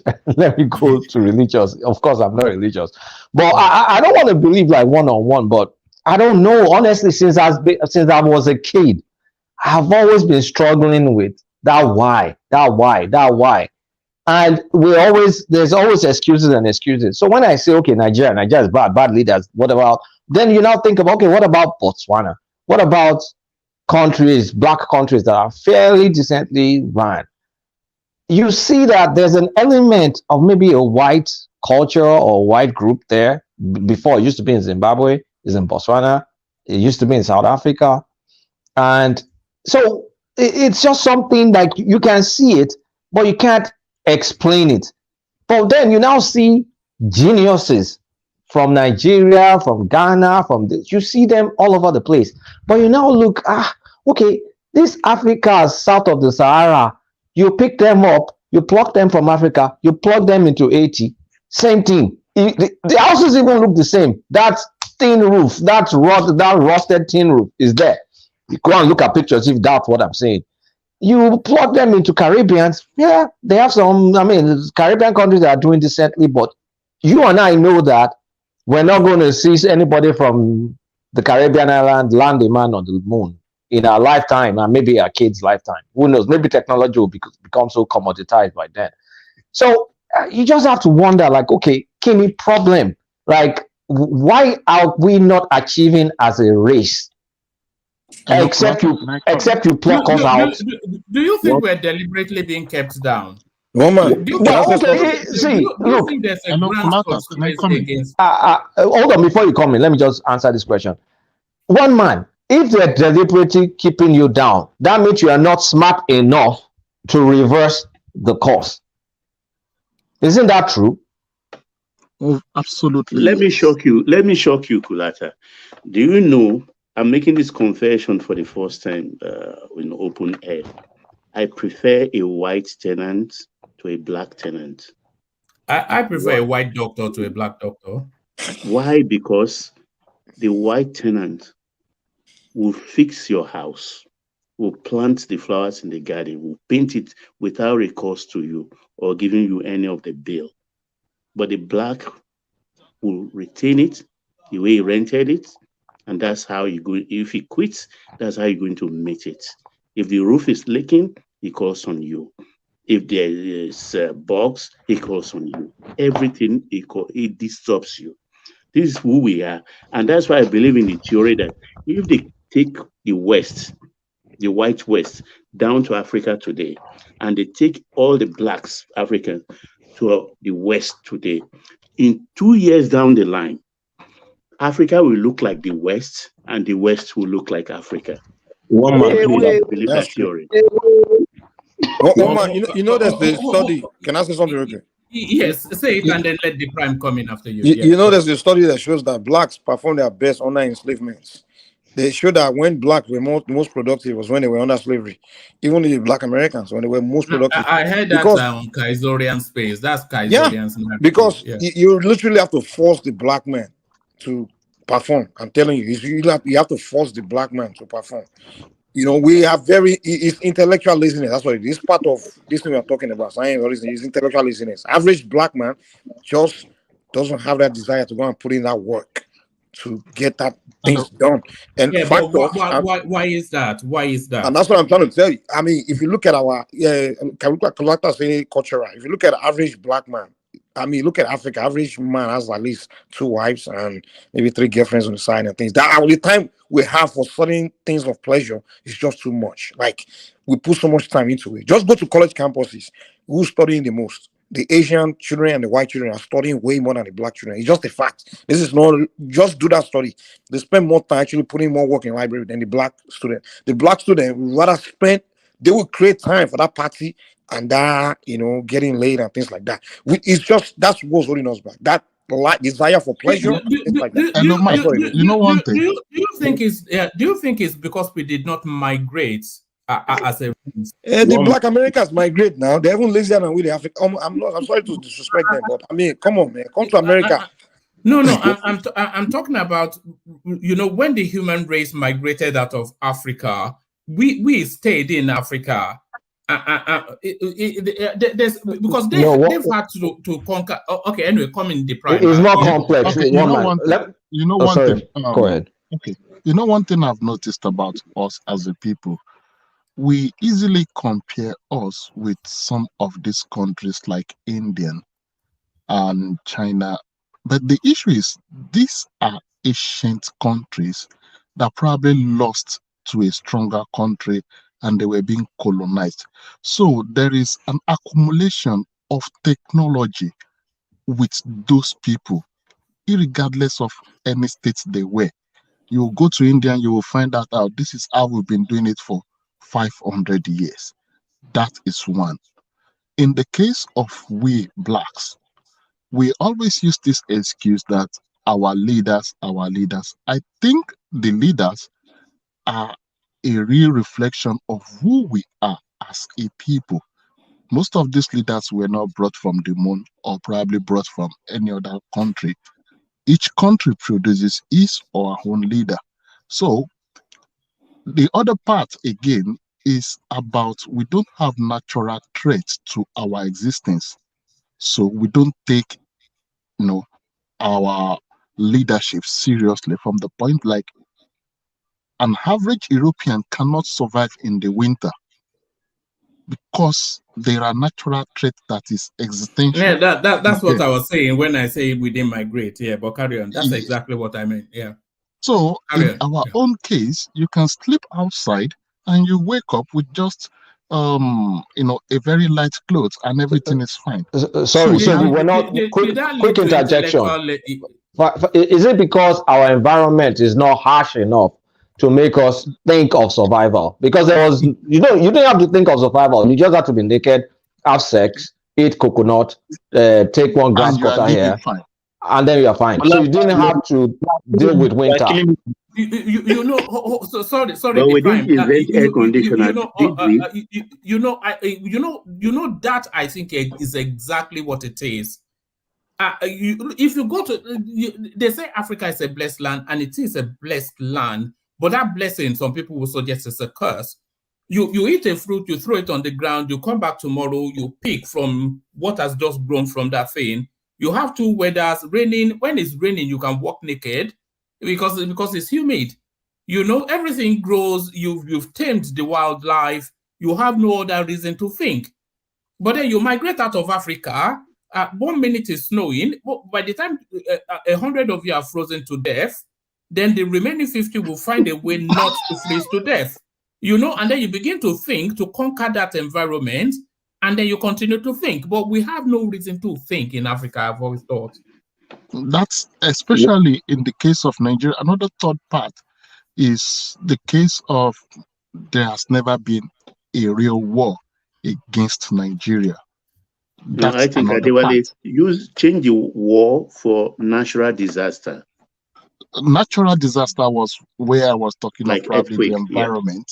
Yeah. But in the case of we don't have natural disaster, like if there is, I don't wish anything bad on our homeland, but if we know we're prone to serious earthquake, we won't allow any village clown to be the leader. We will really take leadership seriously. So we don't have that. We don't have wars with neighbors. We are not under kind of threat, and our environment supports our mental illness. All over the time, those attributes have accumulated in this culture of let's just live and everything will be fine. We've not have a sedimented technological transfer over a period of time. Nobody's going to transfer technology. One man, please. Say something, please. Sorry, can I answer that before you say? This is what I mean by technology. Like, how you things create are it being, or you steal it. You either steal it. For you or to you steal it, that means you understand it's important and you make conscious effort to go and steal it. We think more of the paparazzi way of life from our ancestors to this, and I think it's still going to continue with the next generation. So, unfortunately, there's no hope in sight. You know that globally, it is universally believed that the Black person is intellectually inferior, and the way we administer our lives, it lends to that argument.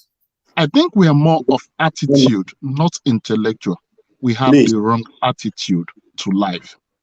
Not intellectual capacity. We can cope. I think the average white man can conceptualize things that doesn't exist. The average Chinese can copy things that is already existing.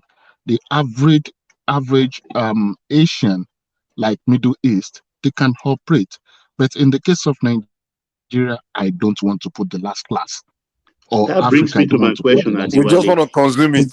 A few days ago, you are saying that we were discussing. conversation. A few days ago here, please let me just make this point. Yeah. A few days ago here, I think 3 days ago, we're almost saying this thing. And all I hear from our panelists was, oh, we were there in the beginning. We're ruling Egypt. We're doing this. And I was laughing in my head. I even sent one man a WhatsApp that, look, let's make this topic one day. If we're there in the beginning and we were robbing, we are Pharaoh, we are Pope, we are that, what slowed us down? Where did we get it wrong? We were never there in the beginning. Okay. Let me say this. I want to interject at this point. I want to interject. Hold on for Jide. He's been wanting to come in here. Everything he's been saying since morning is not going down well with me, and I'm not having it. Okay, thank you, Jide. Come in. Maybe I will back you up. Say. We cannot continue like this. And I don't know if we continue like this, what are we going to pass to our children? When we have when we are already putting the narrative of a white man is superior to a black man. No, they are not.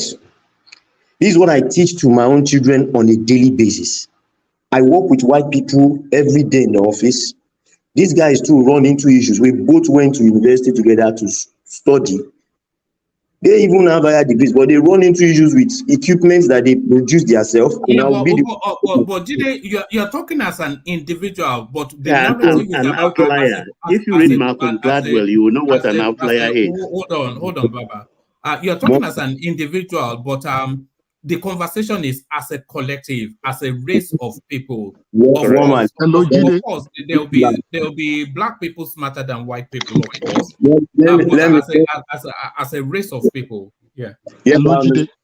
Please say something, please. Let me just drop this. Hold on. Let Jide land. Let Jide carry on. I'm not happy with the fact that that's the narrative I'm getting.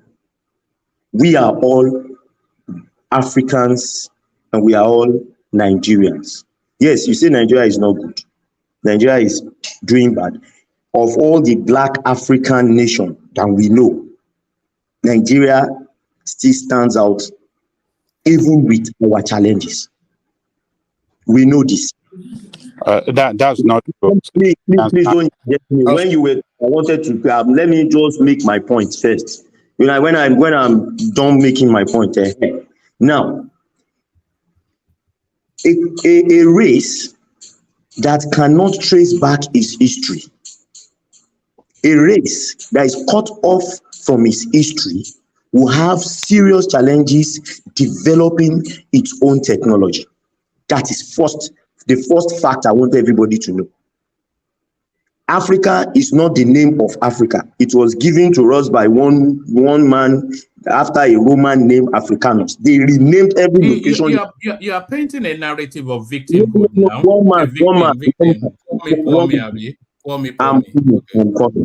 now.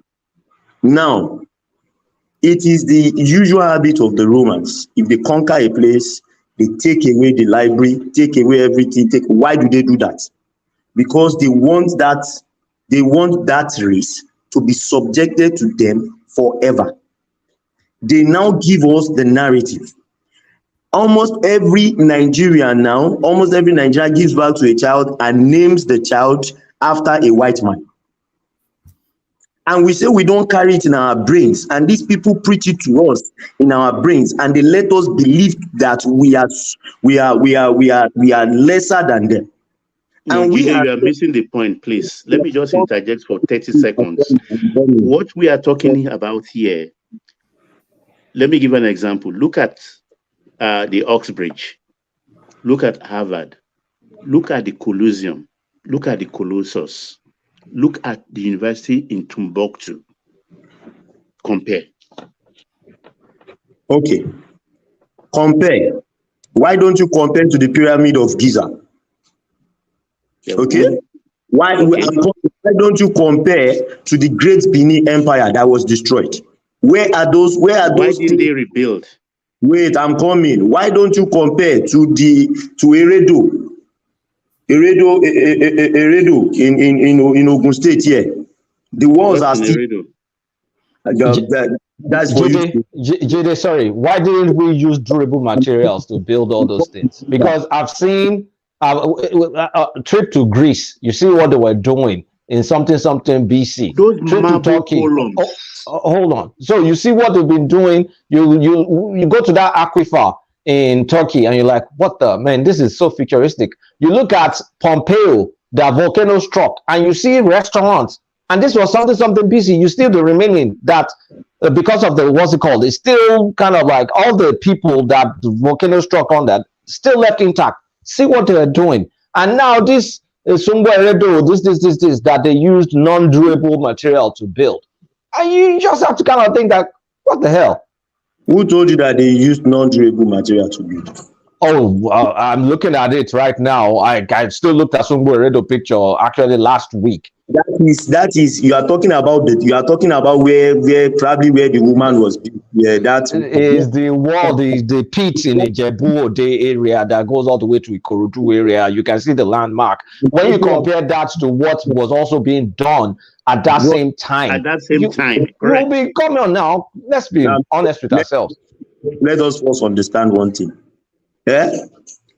If you make Mercedes-Benz and I make Beetus, we have both made a car. If you don't come with your Mercedes-Benz to now come and interfere with my own B2, maybe in the nearest future, I will develop my B2 to something that is even better than yours. That's the victim boat now. Yes. Wait. But these people, somebody is talking about Belgium. Do you know for how many years Africa was subdued? We are talking of more than 400 years of slavery, taking away. Why did we allow it? No, that was the way. The slavery wasn't going on the continent. Though. They were not subdued on the continent. 100 years. Against farmers, and you still want even some of us here, we have lost the original religion. We don't even know. If not for eulogy in Yoruba land, you will not even be able to trace where you came from. And that slavery alone has affected the slavery in Nigeria. You said what? Are you saying they enslaved us in Nigeria? Well, they took them away now. They didn't enslave us in Nigeria. They took people away. So you can't say that's the reason why me and you we are not connected to slavery and not taking well. British colonized us from 1914 to 1960. It's only like no. What I'm trying to tell you is this: the slave coast was in Nigeria.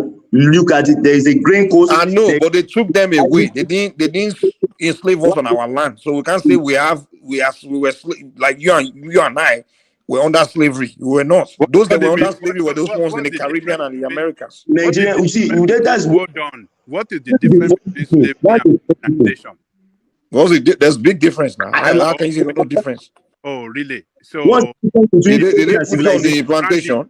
The modus operandi of both. What is the difference there? What do you mean? It's even worse that you are ruled by foreigner in your own land. Wait. First of all, let me explain. During colonization, more than 90% of Africa were not experiencing colonization. The British are not in your villages ruling you. You were still under your king, still practicing your culture. You didn't even know colonization was going on. Most people didn't know. The only people that knew colonization was going on were people that were participating in the colonial system. What are you saying? There's some villages in Nigeria. Wait. Colonization is what are you talking about? Koko, the only people that know Nigeria had colonization are people that speak. Wait. What you are talking about? Okay, are you telling me British was in every village, every town, every land in Nigeria they were administering governing them? No. Do you know the policy of indirect rule? Do you know what indirect rule means? Indirect, what are you talking about? So they are using your king to colonize. Do you know what indirect rules mean?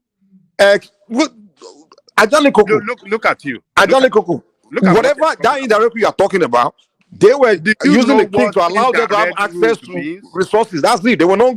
Do you know what indirect rule means? Do you know that it's irrelevant to what I'm saying? It's irrelevant to what I'm saying. I'm telling you, people are saying colonization is what you control our head and treat people's they were subjugated. No, it's not true. Because most of us were still living in our villages, practicing our ways of life, doing things the same way. Most people didn't even know colonization was going on. The only people that understood it were people that they learned English and were participating in it. The rest of the people were still doing their normal life and still see their kings and their. They are going on. What are you talking about? I gotta go explain to me during so-called colonization. Explain to me what changed in the mindset of average people living in their village, still doing their life. Did they change anything? Did they change their way of life? The only people that got were people that participated, that went to their schools and then started learning that they are dumb, their God is devil and things like that, and started learning English and getting brainwashed. But those that didn't learn English, they were still the same people. Okay, now let me say something. Have you read the story of Queen Nzinga? Have you read? If you read that story, you understand what I'm saying. These people, these Portuguese came in as missionaries. And they were there evangelizing, being with them, being friendly, doing everything to them. They stylishly divided the kingdom. Jide, hold on. So, just 5 seconds. Just 5 seconds. After all this story, just give me 5 seconds. I promise. Okay. After all this story, as we used to say as when we were kids, when then, after what? It's happened. You're supposed to have, if you're smart enough, you're supposed to have recovered and moved on. Let me now tell you why you will not recover and move on. Okay? Because of people like you will not recover and move on.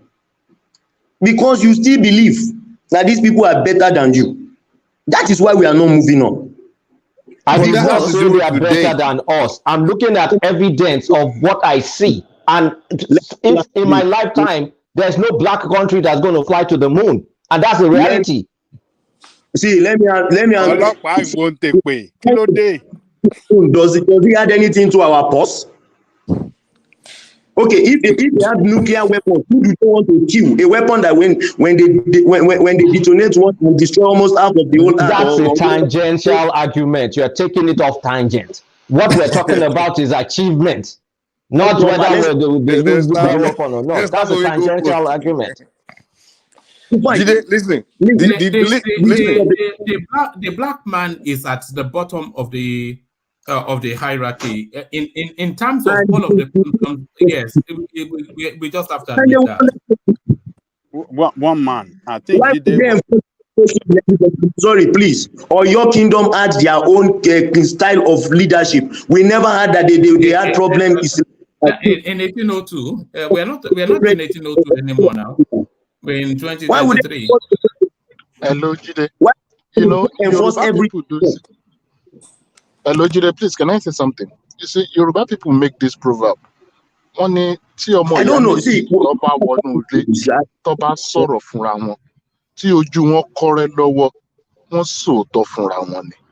what I've just said is, if two brothers goes into the room and they come out frowning frantically, meaning they've spoken the hard truth to each other. However, if we don't speak the hard truth to ourselves, it might be difficult for us to find a bearing on how to grow. That is just the reality. See, the first rule of engagement is believing. We have to change our own orientation that these guys are not better than us. That is when even okay now, if Plata becomes the president of Nigeria and he believes that these people are better than us, for everything that happens in Nigeria, he will run to the US for help. If I become president of Nigeria, nothing will happen because I can't single-handedly get Nigerians to start creating, to start flying to the moon and creating nuclear weapons and being able to manufacture what's it called? Combustion engine that has been out. What is the meaning of combustion engine? Jide, even at Jide, what ended 170 years ago. 170 Hold on. Let Hassan come in. He's been insulting us that we are low IQ in the comment section. So he's now bringing high intellect in. Hassan. Hassan, you see now you can't talk anymore. On mute, Hassan. Hassan. The system is not good. Go out and come back in. He's muted. That's it. Hassan. All right. Maybe it's not One really. man, I was trying to tell All right, carry on. Yeah, carry I on. was trying to tell Jide and Kulata something. Jide, Sorry, I'm not happy with what everybody is saying on this panel tonight. Nigerians are not. Let me support Jide a little bit. Jide, let me just Let, push let, this.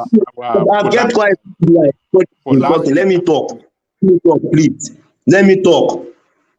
Jide, You Jide, are look, talking please, about. one man. Jide, please hold on. Let other people talk too. Let me Please. just mention something. Yeah, let Patrick Patrick just come came in. in. Yeah, Let Patrick come in. I'm just trying to say, you see, Hello, when we Dave. say people are better than us or something, you just look at it at individual level. No matter how great you are, you will always see somebody that is better than you. You understand? At individual level, you become the most intelligent professor, you become the biggest man, richest. There will always be somebody that is ahead of you.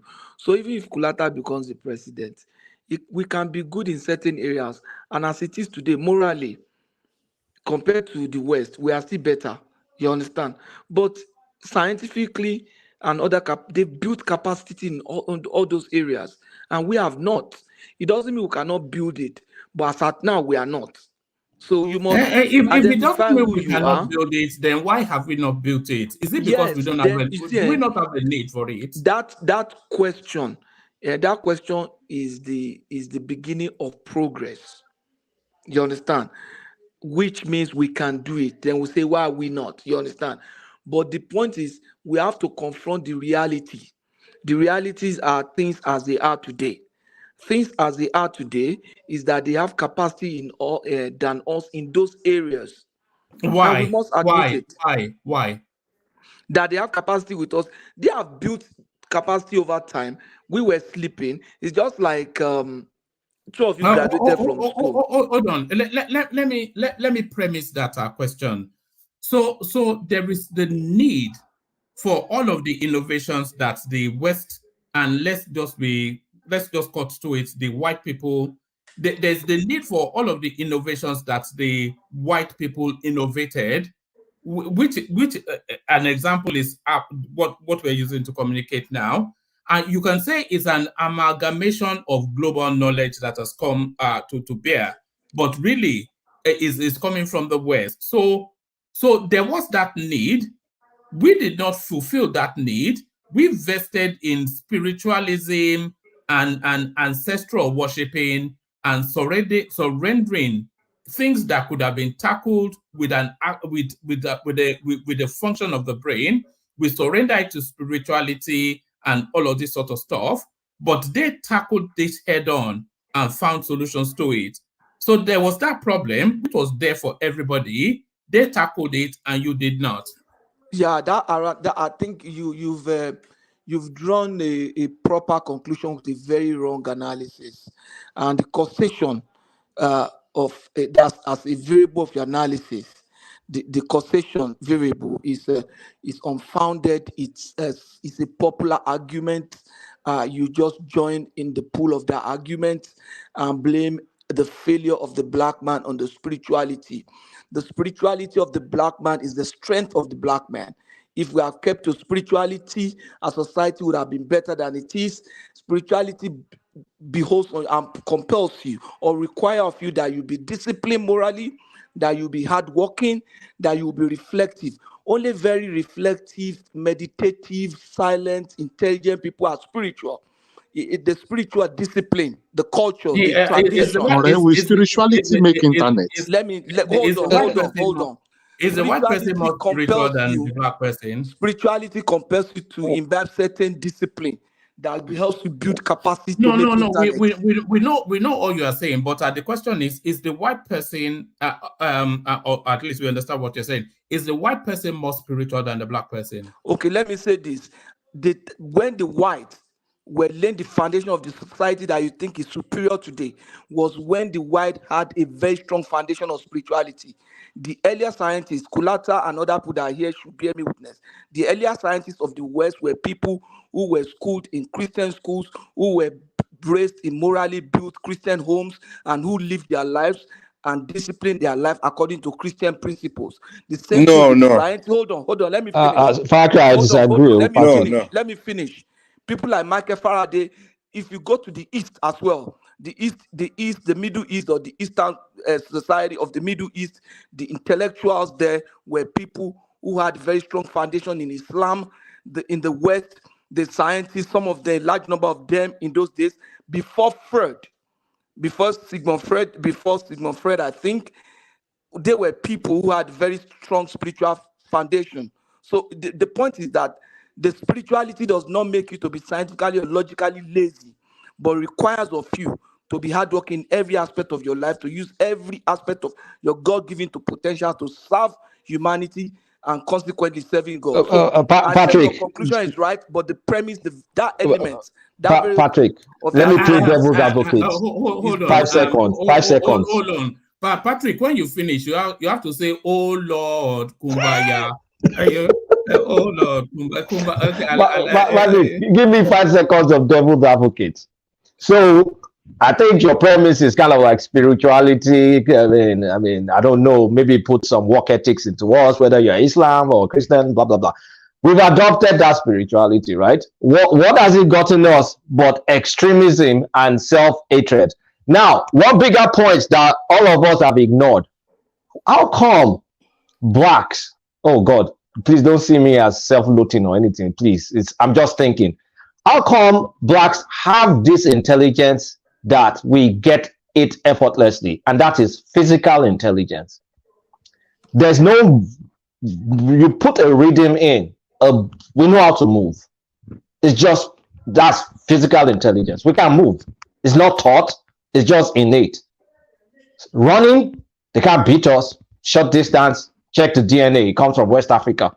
Long distance, check the DNA, wherever that person is located in the world. Most of the people are come from East Africa. Anything to do with physical attributes, we're very, very extremely intelligent physical attributes. You look at soccer, you see the way the brain thinks, move ball here, there. Look at basketball, look at LeBron, so that comes natural to us. Why? And why does things like organization, when you go to Iran, in an isolated country, they're creating all the technology they need. Even a country as reclusive as North Korea, they're creating everything they need from a technological standpoint. Even Pakistan, as poor as they are, they're able, poor and wretched and corrupt and disastrous as they are with religious blah, blah, blah. They're able to independently create a nuclear weapon. So, I mean, doesn't that just give some room to think? I'm not saying we're bad, because individually we're performing. When you get us out of that environment, we're superstars. But in that environment, as oppressive and repressive as that environment is, physical intelligence, we're still excellent in it. Entertainment and all that stuff, where nobody beats us. But when it comes to doing things of science and this and that, we're like, I mean, not when I'm in Nigeria, or when I'm in this African country or this other black country that's not in Africa. But when I get to United States, yes, you see me in the lab. You see me doing all this wonderful stuff. But when I'm in my natural environment, it doesn't happen. But in my natural environment, I can sing, I can dance, I can entertain. Anyway, I've said too much. Let me just shut up. Oma, let me correct something real quick. Respond to that. Wait, Sorry. well, let me say something. Hold on, let Mike come in. Mike come in. I just want to correct the notion you made that spirituality is what gives you the inability to advance or think. Actually, it's religion that gives you the inability to think. But spirituality actually encourages you to think, to even advance, because spirituality is it's more of a relationship with nature. It's more of a relationship with nature, with the element of the world, of the earth. And what is science? What is technology? What do scientists do? They start forming a relationship with nature, right? And that's when they begin to understand the element of the earth, the element of nature, and that's what they use to discover how to make things. That's how they relate with physics. Physics is more anything physics is more of relationship with nature, right? Law of physics, to figure it out, you have to have a relationship with nature, forces of nature. And that's what spirituality actually encourages you to do. And the idea, because some of you look at the spirituality as people with the same lens you look at Christianity, where you just go to one invisible God and say, hey, you talk to it and tell it, God, do this for me. That's not what African spiritualities do. You don't go somewhere and go and pray like, God, do this for me. No, that's not the way it works. You actually have to have relationship with nature, study the nature, first study that element of nature. And that's how those Onisians are going to discover how to make things, herbs and things like that. It's science. It's a form of science. It's a form of thinking. So let's push that away. Let's not mix spirituality with religion. Religion is the one that tells you don't think, just come and pray here, and that's it. So let's move that. Please let me respond to Kulata. You see, I agree with you, Kulata, that we have some physical intelligence. You see, those things are built in us, but the other intelligence, like organizing and stuff, their capacity you have to acquire. I agree with woman as well, but what I'm saying is that one man's argument that it was the spirituality that caused us to be backward. I say rather it is the opposite. And I make examples of Christians. I said the earlier scientists, the scientists that laid the foundation of what we have building on today are Christians. And I'll just give me just few seconds to list a number of them. Robert Boyce, that came up with the Boyle's law, the gas law, was a Christian. Charles Babbage was a Christian. Clark Maxwell was a Christian. A lot of people like that, you understand. Isaac Newton was a Christian, a very strong Christian. If you don't know science, you at least you know Newton law, and a lot They're of all them spiritual people. They were What not of just Galileo spiritual. Galileo Wait, let that me his finish. invention could not be released Let But me because they of turned finish. against religion. They Let turned me against finish now. You see, these people were not just spiritual. They are those. They are. I'm not telling you, people who identify as Christians, either member of the Catholic Church, as member of the Church of England. These are people that those I'm are talking about. metaphysics. But they have to No, question what is religion. really I'm That's giving what you I'm this. looking for. Is Okay, that is let me give you what. Let me tell you what. Isaac Newton is a Protestant, a very strong Protestant Christian. Let me tell you what Robert Ball said. You know Ball's law, right? He said Yeah. Ball's law said the deeper understanding of science is a higher glorification of God. Yeah, That's but the not religion. metaphysical. I think That's you're the absenting the point I metaphysical. made, to be honest. You see, Because you Leon have to Matthew was question. a You Calvinist. listen, Was a listen. Calvinist. What I'm saying is that, let me tell you, these people are spiritual, but they only identify as spiritual. Their spirituality is based on the fact that they are followers of Christ. That's what I'm No, saying that's to you. not true. That's not I'm true. not. That's No, what I'm no. saying. Even scientists will tell you. No, I wait. think Now go and read. we're going off tangent But I somewhere. know. Go and But read woman, let me that. say this real But quick. what I'm Let me saying say is this real this. quick. Woman, Let me. what I'm saying is that your spirituality does not diminish your capacity to build. Rather, it is because we have Yeah, but the embraced the narrative was wrong. not even We have the embraced narrative the was wrong not about. Christianity. Yeah, no, we were not actually talking about spirituality. We're talking Okay, about religion or no, Christianity, no, for no, no, example. no. We were not talking about any of those. What we were talking about is why the black race has not evolved in any significant way in terms of innovation or technology. So that's where we were. It wasn't really especially about spirituality, but Okay, a lot of yeah, factors. A lot of factors are responsible for that. One of them was the fact that the colonial masters came and colonized us, and we just slept on that mentality. We refused to break away from it. For example, I went to South Africa one time, and when I see everything, I say, why are the blacks here still backward? They say, oh, it is apartheid. And when I say, why is this one? They say it's apartheid. I say, if you keep thinking about this apartheid, then you will forever remain there. They Sorry, have apartheid regime Patoski. for how many years now? For close to over 20 years now, and you are still shouting is apartheid in 2023. So I think we need to break, just like rather I break off from that mentality of, oh, we were slaves, we were colonized, and begin to break new grounds. To me, is the fact that we are stayed back and we don't want to break off that out of that mold. Okay, But Patoski, when we were left on one our own second. without slavery, what did we do? Patoski, could you answer the question? Anyway, What was the black man or African's invention before colonialism?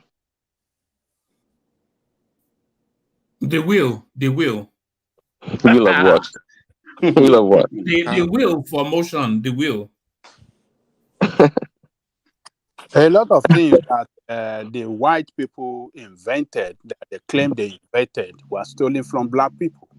Like what? Angelica, like what? That's what we use in deceiving ourselves. Are you talking of Exactly. algebra? Is that Baba? Cuneiform, yes, correct, sir. Yeah, we're deceiving Prince ourselves. Daddy, lot of them. they invented kuli and Even donkwa. Gary, everything now, See, everything we eat. see, you know, if Kuli you and guys, donkwa. if you guys know this guy called Jaime Cesar, is actually a modernist philosopher, and he actually admits that, in one of his books he wrote, it said, "Ura, that black people, like Africans, did not invent anything because we, unlike the white people, we didn't destroy the environment. We didn't compromise nature. We left everything, in its natural state, you know."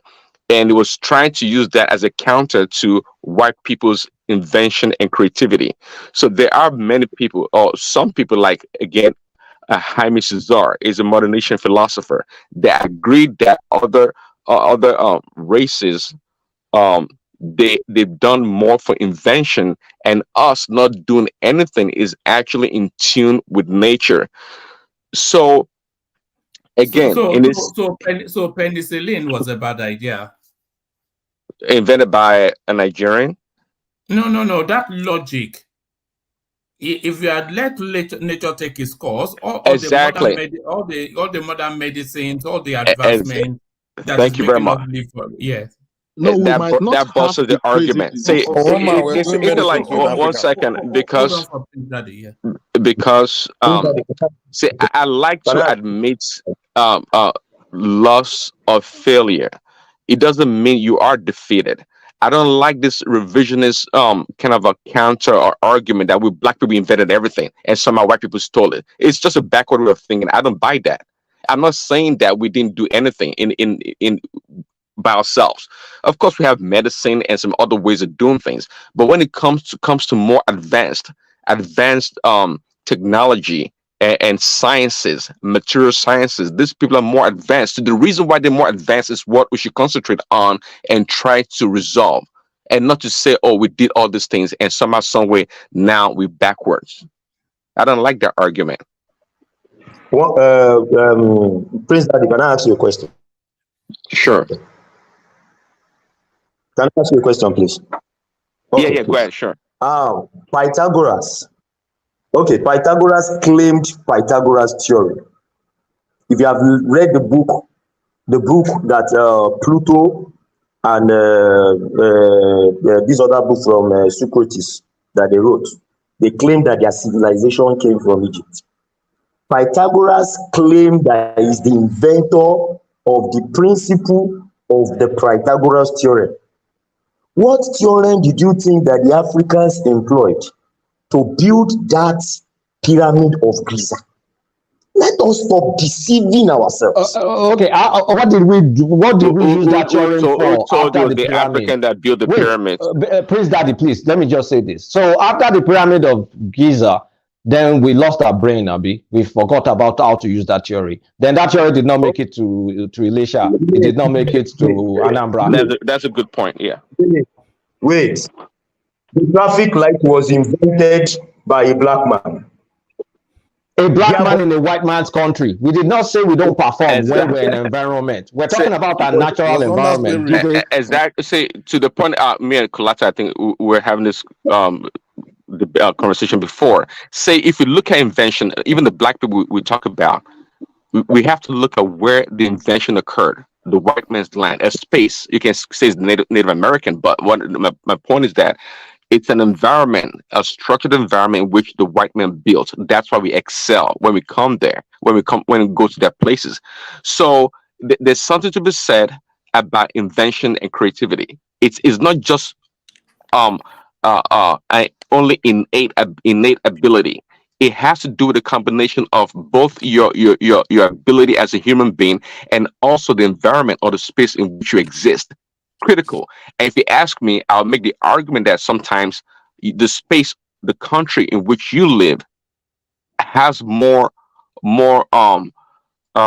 factor in you being a creative person or innovative person. Chioma said we invented jollof rice, which I think gives us the victory. We invented jollof rice. Okay, I can debunk that also. We did not. Well, actually, a black man did from Senegal, not Nigerians or Ghanaians. That's a fact. Senegalese thing. Yes. True. Yeah. But it's not like we're not creative, right? Like I said, we can sing, we can dance. Our environment is not stopping us. So is it a cultural thing that values those kind of things in our environment and doesn't value the I think innovative thinking and one of technology? our big problems is that quickly is that I realized that we do have knowledge, a lot of knowledge, and Petrusky was saying about Christian. Many of these past scientists were Christians, which is true. So I believe there's a connection with spirituality and knowledge and science, in which we also have great insight when it comes to spirituality. But our problem is the ability to document what we learn, or the knowledge that we've acquired, and being able to transmit or teach other people in our culture. And I think also has to do with selfishness, because I think I said it before. I was watching television, and this Nigerian guy was saying that, hey, that Africans, specifically the Ifa religion, was the source of computer science. When I heard that, I kind of chuckled and kind of laughed. But then it took me a few minutes, or the next day, I was really thinking about it. I was pretty much meditating over it, and I say, you know what this guy's saying is not far from the truth. Who said we did not invent computer science? Based on what it said, because it was able to tell us that the binary Ifa divination actually came up to 256. That is used in computer science, in initial computing, and in thinking about it, like, well, that makes a lot of sense. There's no doubt that the connection between computer science or binary numeration with Ifa and religion. But to practice Ifa, we don't even document that. You have to be a practitioner of it, and it's orally transmitted or taught to people. See, that's where, and I think that's where we have a challenge, because when you document something, okay, there's more likelihood for somebody to try to challenge what you have and try to debunk it. Keep in mind, many of the scientists also in the West, their initial work were not the best of quality. There were many people that came after them and tried to debunk or try to improve on what they built. And to be able to do that have to do with being able to document it. And I think that has to do a lot with our backwardness as Black people in Africa. Hello. One thing I noticed, please. You know that you are right. My grandfather made a toilet, WC that you normally use. I was a small boy. He made it from cement, ordinary cement. He will craft it. I saw him selling those things. He will make it, paint it. People will come and buy it from different parts of Ibadan, even for as far as Lagos. Do you know that this man did not even? I don't know how he managed, and I was almost like the closest to him among the grandchildren. He did not manage to transfer that thing to date. I still regret that. That people have placed. Hold on. I'm sure your grandfather was a great man. In fact, I'm certain he is. But being able to mold a toilet basin, that's hardly it's not high science. And don't say it's not high science. It's not a common feat. He has so many other things that he molded with that thing.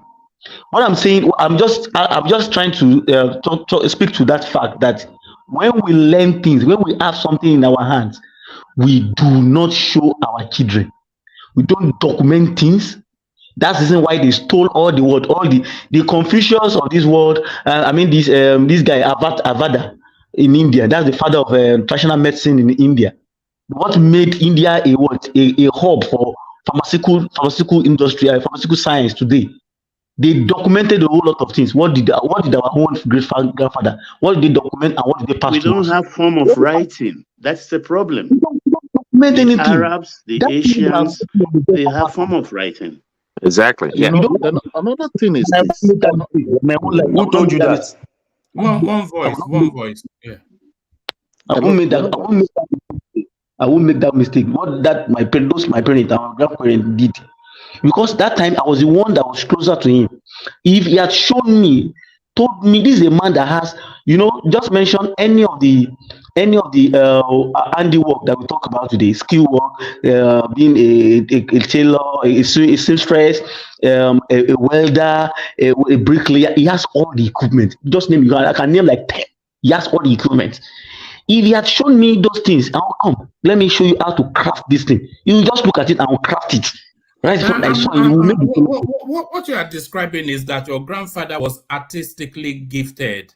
So that's yes. a different place. That's not one voice. It's not transfer of technology now. It's like saying that. Say one minute quickly. Quickly, one minute. Can you hold on? Hold on. The first thing is let's have one voice. We can't keep saying that all the time now. When somebody is trying to push through, allow them. But the next thing I wanted to say was that you cannot say Lionel Messi is a gifted footballer and then he can transfer that football skills to his son. It doesn't work like that. But Prince Daddy. It's more than that. It is more than that, and I think you're missing the essence of what Baba is saying. It's not about the rudimental creation of his grandfather. It's the ability to be able to document it, so the next generation can come like him and improve upon it. And that's how this development and creativity occurred in most of these cultures that we talk about. It's not about what it did. No matter how little it was, somebody else will always come and look at it and improve on it. And that's how they build society and build great things. So even Lionel Messi talent, if it's able, it can document it. It can be documented. At least today, we have video. I mean, I see it all the time on YouTube, a video on how to dribble. Okay, that's documentation itself. And back in what about Michael? You're laughing. What about you did Michael document you Jackson? put you in school for 10 years, you won't learn it, trust me. What about Michael What Jackson? you We have documented is Michael Jackson. Look at Michelangelo, for instance. You get documents All his and put you in the inventions, he classroom documented them. to teach you for 20 years, you won't learn it. No. Say.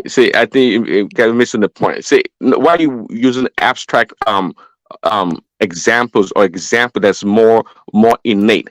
Okay, building a toilet with ceramic or building things is not subjective. It's practical. If you can document, that's what we're talking about. We're not talking about having this special ability or skills, but even that can be documented. It just shows how poor we are when it comes to doing these things. The sand and the amount of cement you have to use to strengthen it, how you dry it, and stuff like that.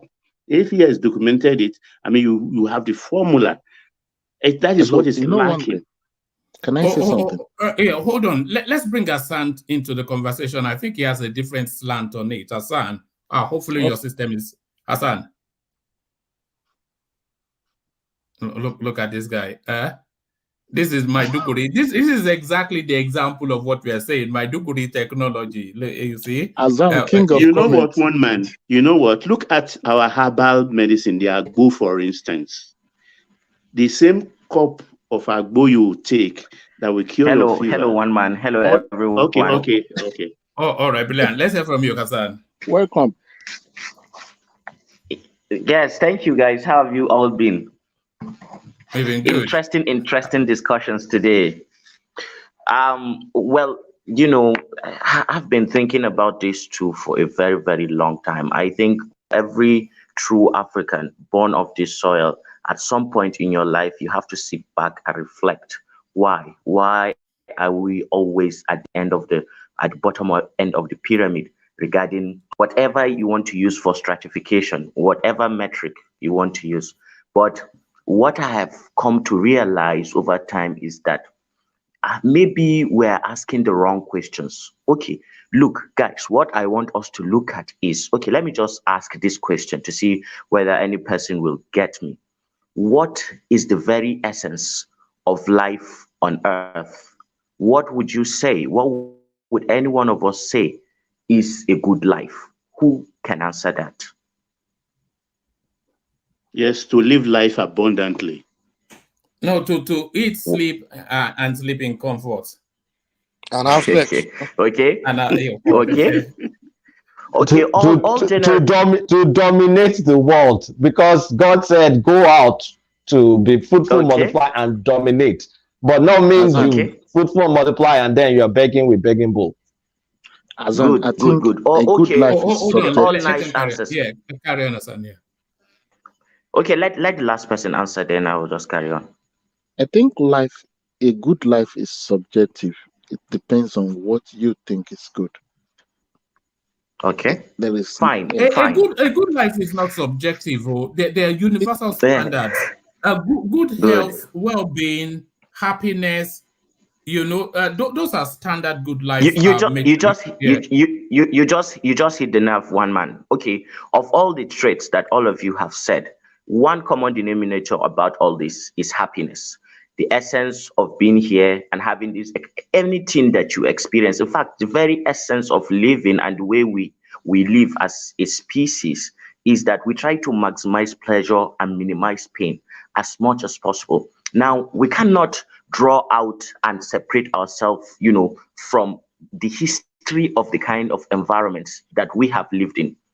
The people who have lived in this equator, this line where we are today, in Africa, they are living in a particular part of the world where it is very easy to live in nature, in abundance, and in happiness.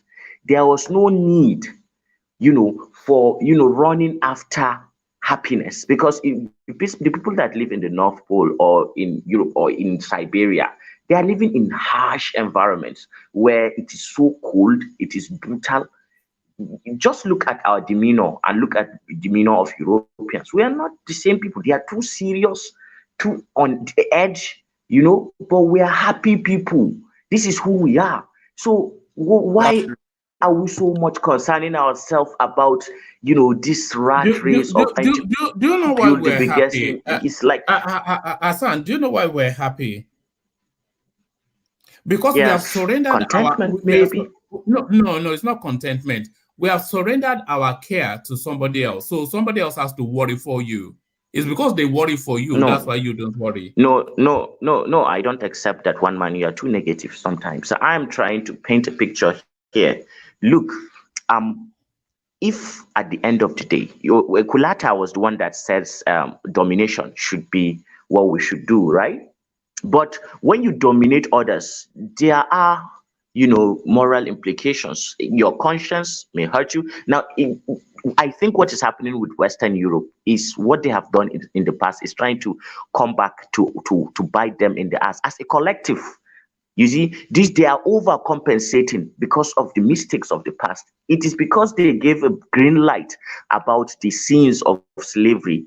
That was where the transgender nonsense and all those things, crept into them, and is now going to, destroy their society. Hassan, can I play devil's advocate briefly? Okay. So you said, go ahead. Basically what you are saying is contentment. Am I wrong? Like contentment.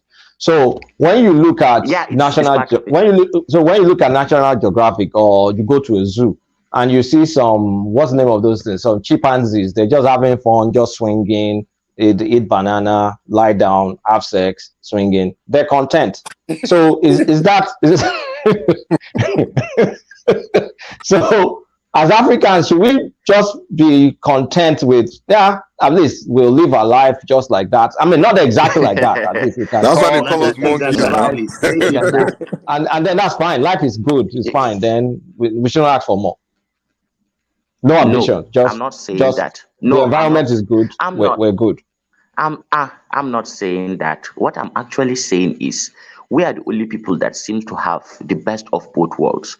We are living in an era at a time where instead of us looking at it and putting ourselves down, we should be looking at it from the angle of being grateful for what the earth has offered us. Yeah, the earth has offered the Arabians a hot desert, the Europeans a very barren, harsh environment, and a lot of other people too, like in the Amazon. They have a very lush environment, but they don't have a good immune system. I'm sorry.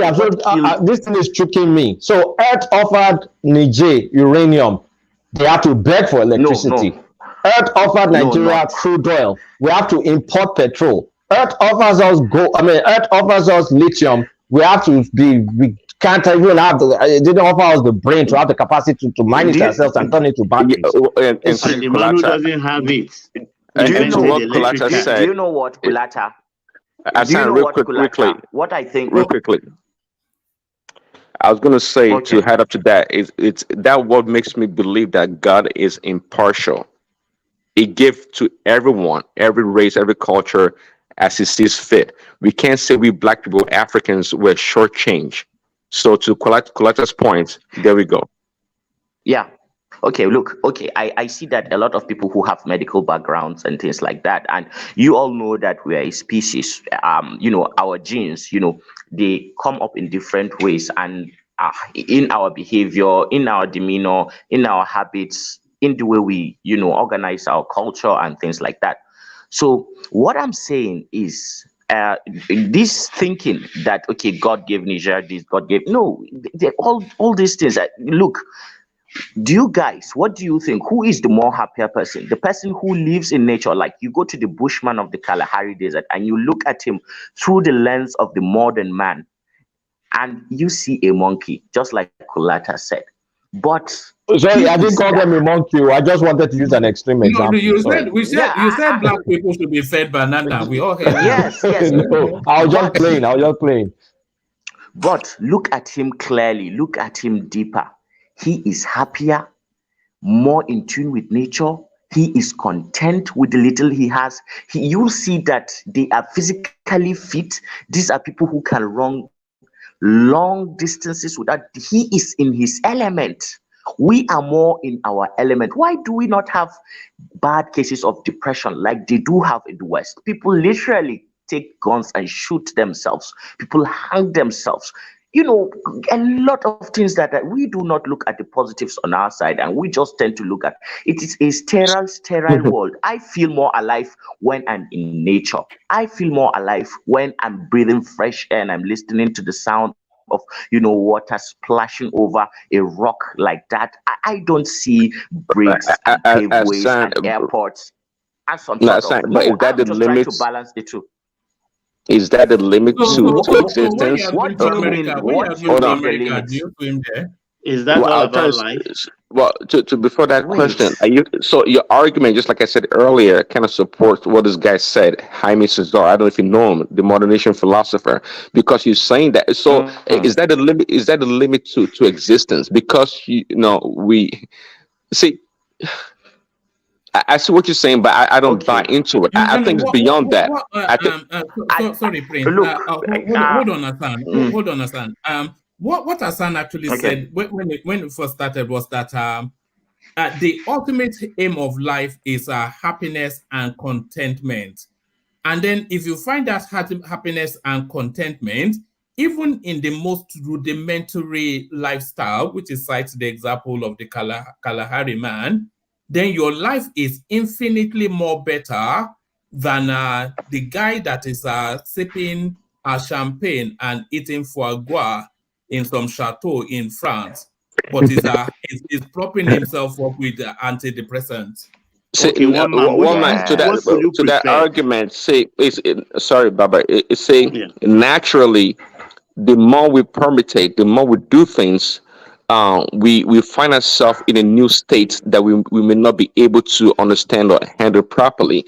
Because somebody's hitting hors d'oeuvres or drinking champagne in France, doesn't mean that the person, the bushman from the Kalahari Desert is better off than that person. I don't believe that. See, because we can say that bushman from the Kalahari Desert exists in the simplest form of life, in the most unchallenging form.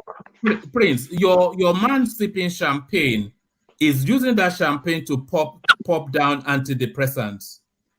See, you're picking extreme. You pick the extreme in everything. No. That's not always the case. Please, the thing is, there are more depressed Americans than when I go to Nigeria, I see more happy souls than I see in America. They are depressed like crazy, man. Like they should, look them wrong. That survey actually. And it's the richest country in the world. See, let me say something. I ask quickly, one man. Sorry. See, this question that you said, if you look at I think white people or Europeans tend to say this, or the Westerners tend to say this the most. They say, when I go to South America, when I go to Africa, Kenya, people seems to be very happy. People seem to be very, very content. They say, and I think I told them, have you noticed the common denominator in those places? The sun. Poverty. Poverty for the most part, because when you have less to do, when you have less and your opportunities are grim. See, you don't know, you don't have where to look to. I mean, you're so limited that all you have, you make the best of it. But if you live in that's why we stress in America. It's not strange that the American society is the most innovative and the most stressed at the same time. I would argue. Hassan, please. I would argue that. Yeah, carry on. Land Hassan and then coming after him. Yeah, go on. Carry on, Hassan. Okay, so I would argue that the very concept of poverty, in its true sense, it's a concept of deviation from nature. All of us have to understand that if you go back, say 5,000 years, okay, there is no poverty. There is abundance of fruits, of animals to kill, of fresh, everything. All you need is there on the earth. That is for us, people of African origin, and the weather is good. There was no need to invent, and they say necessity is the mother of all invention and things like that. So the very concept of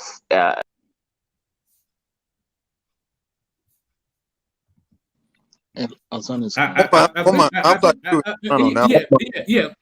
in. But before you come in, let me just quickly show you this table.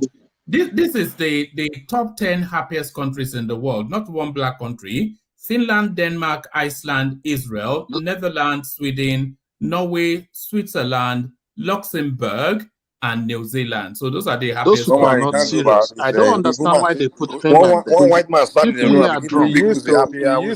Don't go by that shit now. What happened? Is it the Buhari? Mike, are they happy in Nigeria? Let me say this. What Hassan was saying, like say 500 years ago, like in Africa, those places, people were more, they were fed, they didn't have to deal with the kind of hell people are dealing with today in Nigeria. And like you said, people deviate from the element of nature. The way you put the element of nature, the nature, the association with nature, and that's part of it. Because one thing that created the most poverty in Nigeria is the fact that people are just away from the agriculture and the growing their food. Mike, I can't even believe you're talking about this. Isn't it that same time period that you guys started selling each other for mirror and gin tonic? And that's part of it. The moment what happened? It's not because of poverty. It's not the reason they were selling it wasn't because of poverty. You were already selling each other for free before that. Let's stop this. We're trying to make a philosophical argument to explain why we're behind. Selling people because they were hungry. They were selling people because these foreigners were bringing things that they're so glamorous and they wanted it. And then those people say, "Hey, if you want this thing that I have here, sell me a human being." That's criminality. You can't say all crime people commit is because of poverty. In the West, for example, can I say something? Wait, they commit more violent crime here in America, where people that are fed, than in Nigeria. I can't say it's poverty that's making them do it. Criminality is different from saying, poverty. It's one man just read the happiest countries in the world. They're wealthy. They're not killing each other. Hold on. Let me just get my point across. Back then, everybody were in the farm. Everybody were with nature, growing all their food and everything. They were fed. They had it. But now today, we all want to consume these things, these glamoring things that these industrial people have made, and then we're striving to have it. And then next thing we know, you don't have it, you're left with nothing. You don't know how to farm. You don't know how to. So that's what breeds a lot of poverty in Africa. To be honest with you, Hello, Mike. Mike, quickly, Mike, you're also assuming that everything in life will remain constant. Mike's argument, you're assuming also that everything remains constant. What about assuming what remains constant? What do you mean? I don't get it. Okay, like locusts, farm insects or whatever. they come, they devastate your agriculture, your farm. Disaster come, and if you did innovate or be creative in your society to develop things to protect you and your family, what about that? Well, I didn't say you shouldn't. Wait. I didn't say my argument is not against innovation or creativity. That's not my argument at all. But what I was saying was people deviated from agriculture, their relationship with nature. In fact, I'll be honest with you. I think one of the reasons why we're not advancing is the fact that we change our mentality of having a relationship with nature. Because back then, I can't even argue that Africans back then were more creative than Africans today.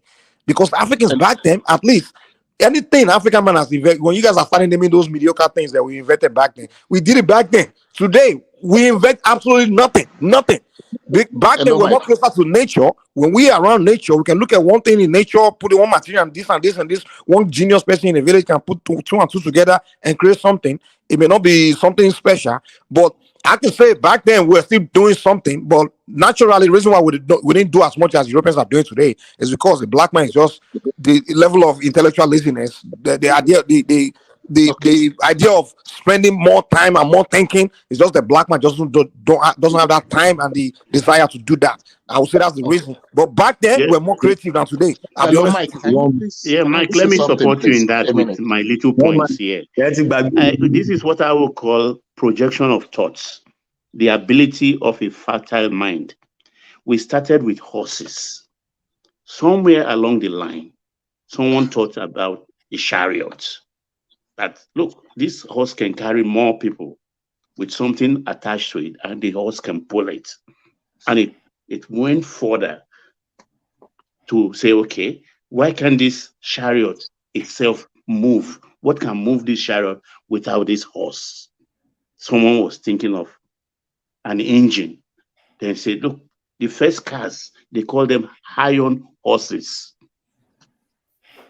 Iron horses. It's a projection of thought. When you have fertile mind, you understand. And these people have them in abundance. It's not about nature. It's the ability to think, to project. If you look at Michelangelo, for instance, he has a stash of diagrams. Diagrams already these people even inherited as far back as then. Not to talk of even the artwork. If you think you can, there is nothing you cannot achieve. I think we lack that ability. And if you superimpose that to the modern time, I think we've developed a mentality which I call self-defeatism. Like, let's do this. The first instinct is, it won't work, or the system will frustrate me. Why not keep at it? It's called laziness. Keep on poking at it. That's a lazy man's talk. When lazy man doesn't want to do something, you give you an excuse why he can't do it. Exactly. Yeah. Hello, Mike. You know how many people died trying to establish the aircraft? How many people died? Some people started by putting feathers on their hand. Some people started with rickety aircraft that think the wind can assist it. That is it. If you even go to bungee jumping, you can hardly find 20 people in that site. I bet you, respectfully, I tell you, you can't find more than 3 blacks. Sorry, Baba, are you familiar with the drawing that Michelangelo did of what now became the helicopter? Yeah, I did. I was surprised. One man, if you can find that thing, please just Google Michelangelo helicopter. You'll see what people have been. Anyway, let me shut up. No, carry on. No, I've talked enough. Let other people talk. It just vexes me. I'm trying to say something, please. Yeah, hold on. You know, there are still sketches from Michelangelo that's still not been decoded till today. Exactly. One man. Hello, one man. One man. I wish to talk to Azan. You see, because hello. Yeah, let the prime land, and then we come to Jide after the prime. Yeah. Okay. Azan, I hope Azan is listening. He's listening. Yeah. Okay. He was able to establish that the main focus of man is to find happiness. I think that's the philosophical approach to it, while some other people have the impression like my goal on this planet is to make it better than I met it. Because during our sojourn on this planet, there are going to be things that are beyond our controls. The locusts, the flood, that will not allow our present state to be sufficient for our existence. So, if the black man thinks like, oh, we should be at our best because we have the sunshine that is secreting some nice hormone and we are feeling good, just like everybody feels during summer. When the challenges of nature comes, how do we overcome? So I think we are stuck with that mentality like, oh, let's enjoy the moment and forget the fact that we are not the only variable in this graph, that nature will bring natural challenges and we are not thinking of how to make preparations for a better tomorrow. That is what I say about us. Thank you. All right, thank you. So Kolata, it was actually Leonardo da Vinci, not Michelangelo. Oh, I'm sorry, Da Vinci. I'm sorry. You're right. Yeah, you're right. Yeah. What year was this? Oh, let's have a look. I'll find out in a minute. Yes, 1452 to 1520, 1519. That's where they've put it. Anything equivalent in your empire? Don't worry. Yes, there is. We invented the Abeteaja cap, and if you look at the inflection of the Abeteaja clap, that's the precursor to a propeller. So you can use it to kill an elephant. Yes, Abeteaja. Yes. I think we're in tune too much with the nature that we decided to copy elephant. One man, can I go now? Yes, Jidele said from you. Sorry for the long wait. You know, sometimes we just get into the charts and that's it.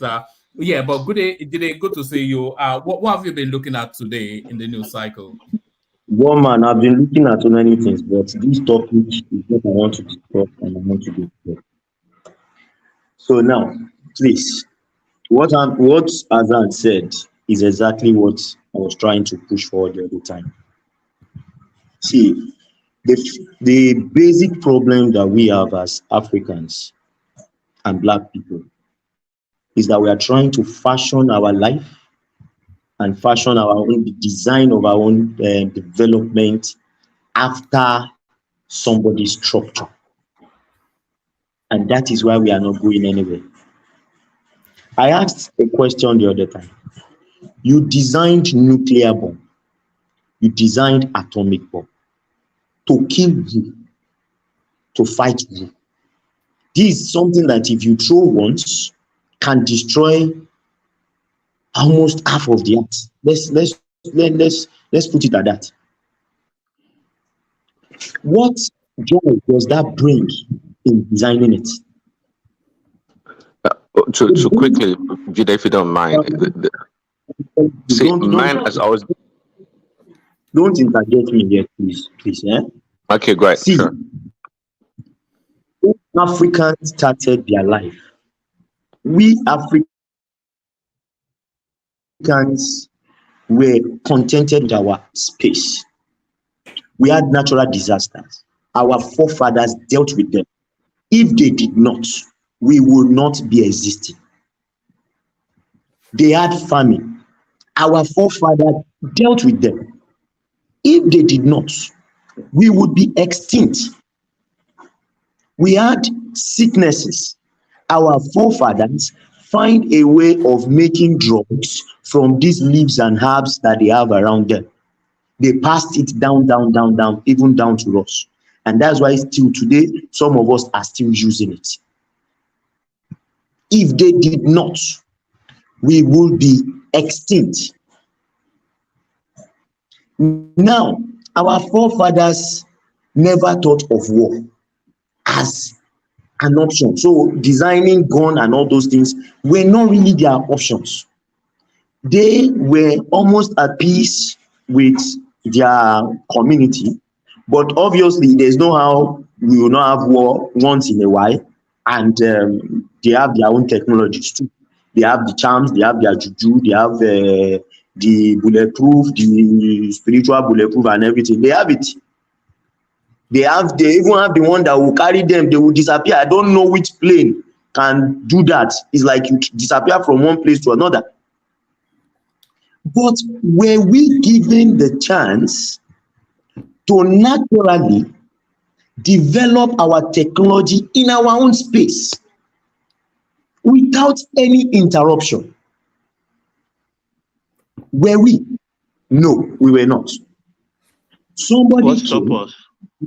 I'm coming, brother, I'm coming. Somebody came out of the blues for 400 years, continually took people's slaves, and the first thing they did were the people that had the knowledge. The first thing they did were the people that had the wisdom. I was reading of how the Ifa religion got to somewhere in America.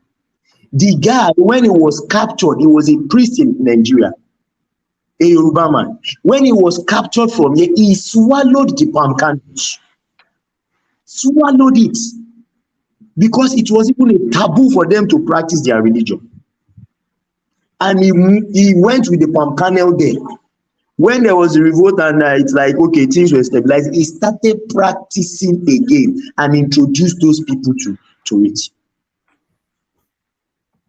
This is what they did to us. So our own technology, what was natural to us as technology, we were not given the opportunity, or there was no opportunity for us to actually take the time to develop it.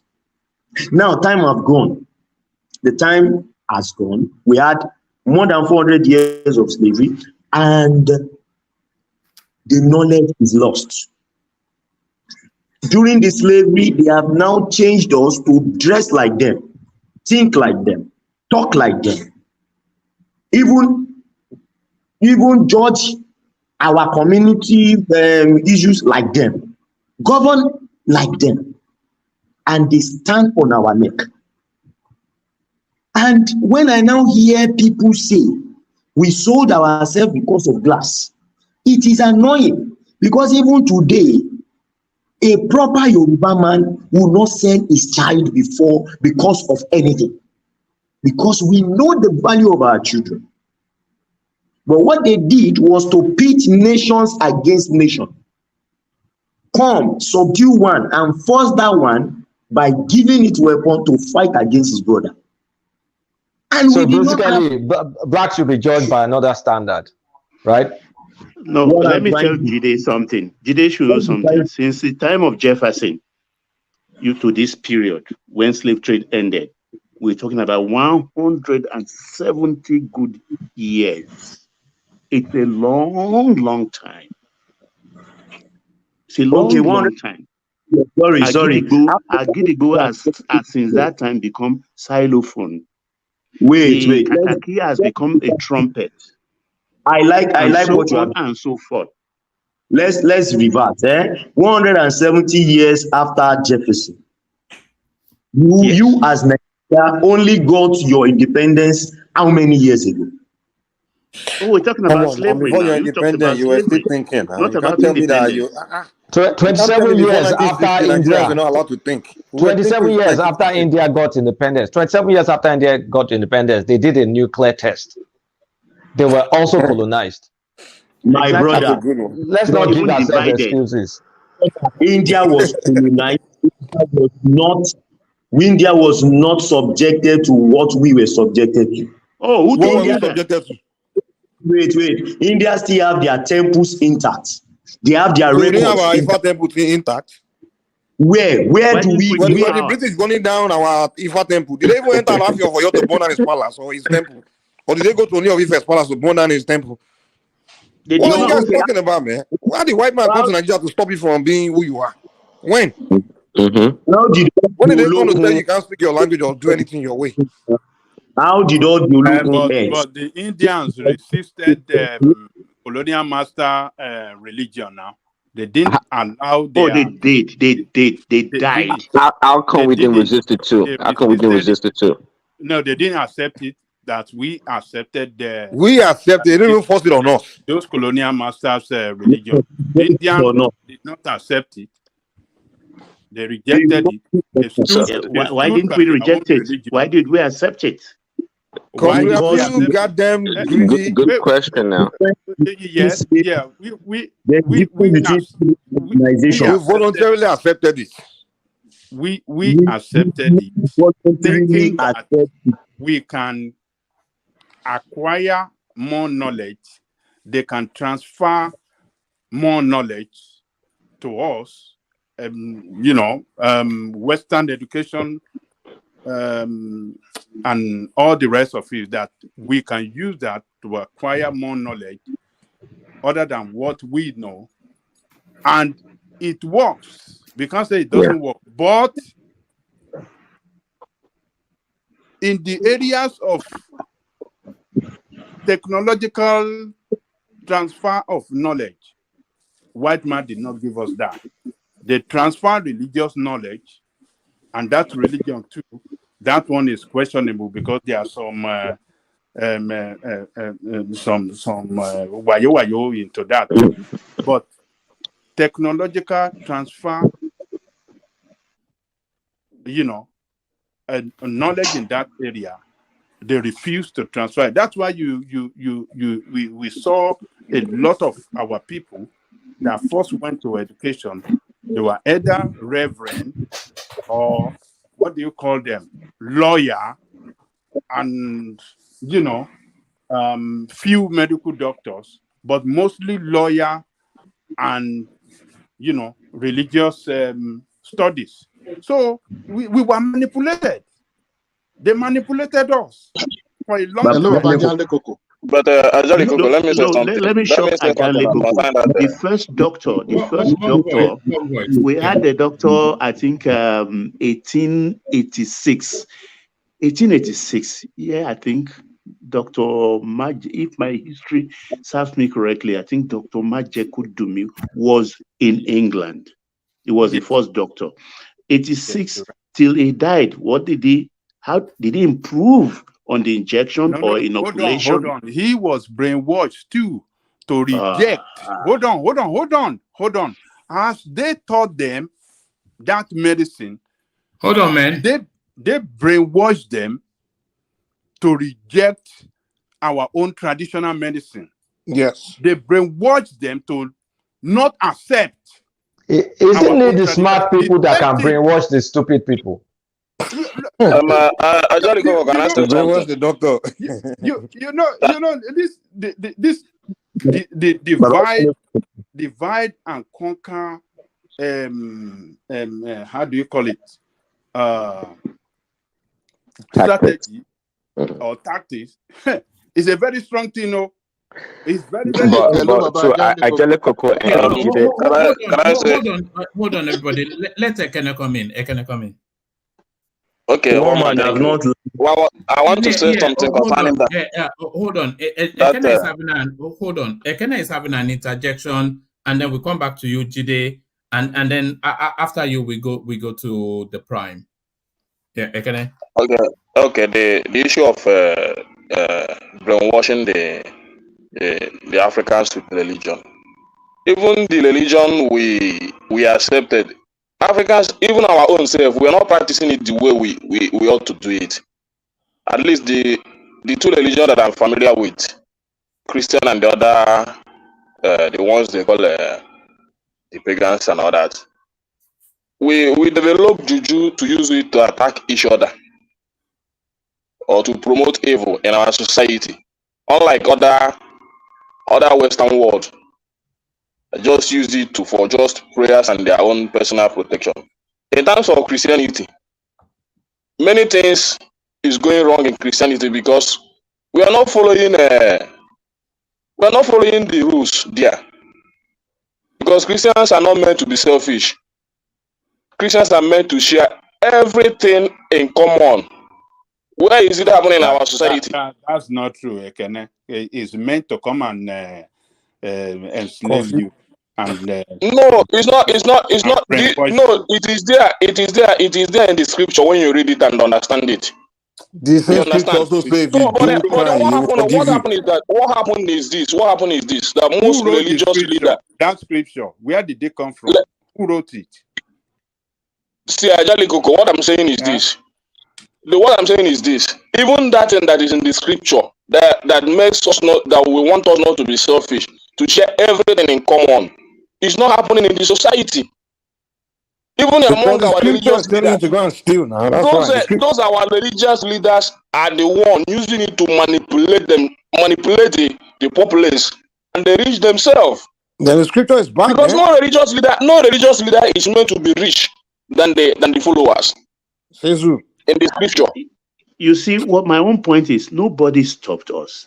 As of 1850, 53, Nobody stopped us. there was a black man. We are very There are dubious in black Canada. men.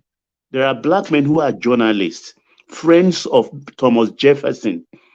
We had the first legislator about that period. So we've been in the system, but we failed to carry our people along. We failed to develop the opportunities brought our ways. History has it that as early as 1925, the black artists, the first one, when they're even going to Europe, they take their big cars, they ship them along just to show the white man in Europe that the black man has arrived. A white man who owns farm will be using one horse to draw his chariot. A black man who has arrived during that period will be using 4 horses. So this is who we are. We fail to develop. All right. You are not mentioning that discrimination against that black farmer. You are just saying black man using 4 horses to stop looking for excuses. In terms of when it comes to financing or some other things, you are not talking about that. Look, let me tell you what Jide was telling us, that a lot of factors are responsible for us to be where we are today. And most of those factors were perpetrated against us by the colonial masters. But actually, Coco, that is alluding to the fact that we can't do anything independently by ourselves. The same way we will not be able to fly to the moon if it's left to us. Not true. That is not true. Okay, let us take the recent history, for example. When Awolowo came in 1954 or 55 as the premier of the West, he governed in such a way that we've never seen in Africa before. With his team, those that he put together as action group, they were able to govern that space in such a way that they'd never seen in any part of Africa before. With free education, never has anything like free education been practiced in any part of Africa. The first television house, never seen before. The housing estate that he started, never seen before. Even the Odua investment that he constituted, it's never seen before in any part of Africa. But Awolowo is an anomaly. It's an anomaly. How come we've not been able to replicate it? Hold on. What did so what happened? Have we built on it? What happened is that the society. Hold on. We didn't build on it. Why didn't we build on it? Because it's an anomaly. Because it's an normalized corruption. Hold on, Ajanle Koko. Now settle down. What Kulata is saying to you, and I think we've mentioned it earlier on, is that it's an anomaly. It's not the norm. It's an anomaly. That's why it's not being replicated. Wait, okay, let me tell you why it's not been replicated. It's because coup after coup in Nigeria was sponsored by the Western nation to stop you from developing. They use you against yourself so that they can continue to loot your resources and have control over you behind the scene. The same thing still happening to today. And nothing they did against us that was not done against India. Ajali Kogo, you choose to accept what you want to accept. You choose to live. You see, you choose to your mind. Nobody can if you want your mind to be controlled, you will be controlled. If you don't want it to be controlled, you reject it. Okay, nobody has the power to control your mind. You see, what is happening in Nigeria is that it's just like an adage in Igbo land that says landing wake amarano. The people that have the ass don't know how to sit down. We have a lot in this country, so we feel that everything is in surplus, just like a son of a rich man. You know, it's not easy for you know what happens when a rich man hand a lot of property to his predecessors, maybe his son or whoever. You know how the sons used to squander those things. That is what happened in Nigeria. We have a lot of things in our hand to manage. The resources are too much to manage, so we don't know how to manage it. We feel like this oil money is too much, resources are too much. So let's gather it together, share it, and all that and all that. So every year we sell oil, we see some money. A lot of individuals gather and share it. So it now stops our thinking of developing other aspects of our life. We have a lot to develop in Nigeria, but the riches. So if you check other nations that develop, you will see that they don't have anything compared to Nigerians. But because of they lack those natural resources, they begin to think, what are we going to do to generate resources for our nation? And they begin to think deep, and they got results, and they now passed us in development. But because we have a lot, we don't want to think. The money is there. If the money finish, we go and dig another oil well. We sort out a lot of money, then come to the National Assembly and all that, and share the money. That is what is happening. One man, so can I go ahead now? nobody to be blamed. Nobody to blame. We have to blame ourselves. All right, thank you. Can back to you, Jide. Back to you, Jide. All right, one man. See, one thing I just want everybody to understand is this.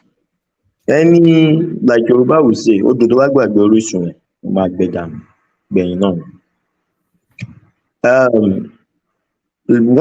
the reasons why I used to say Christianity itself, or religion itself, Islam and the likes, it's one of the problems we have in Africa.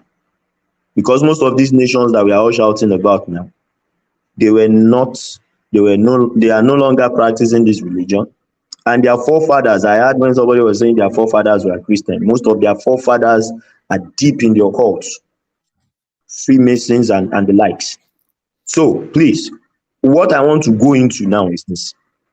They sent the missionary first to make the people feel that they are with us.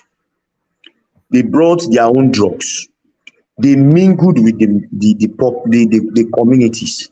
That was what they did. If you read the story of Queen Nzinga very well, and that's why I said, has anybody read that story? And even the Portuguese made the mistake, because the king, the father of that woman, that lady, said the Portuguese missionary should teach the lady their language.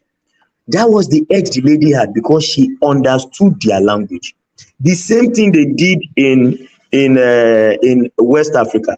They came, they took the likes of Samuel Ajayi Crowther and the likes. They took them away first, trained them, and brought them back to use them against us.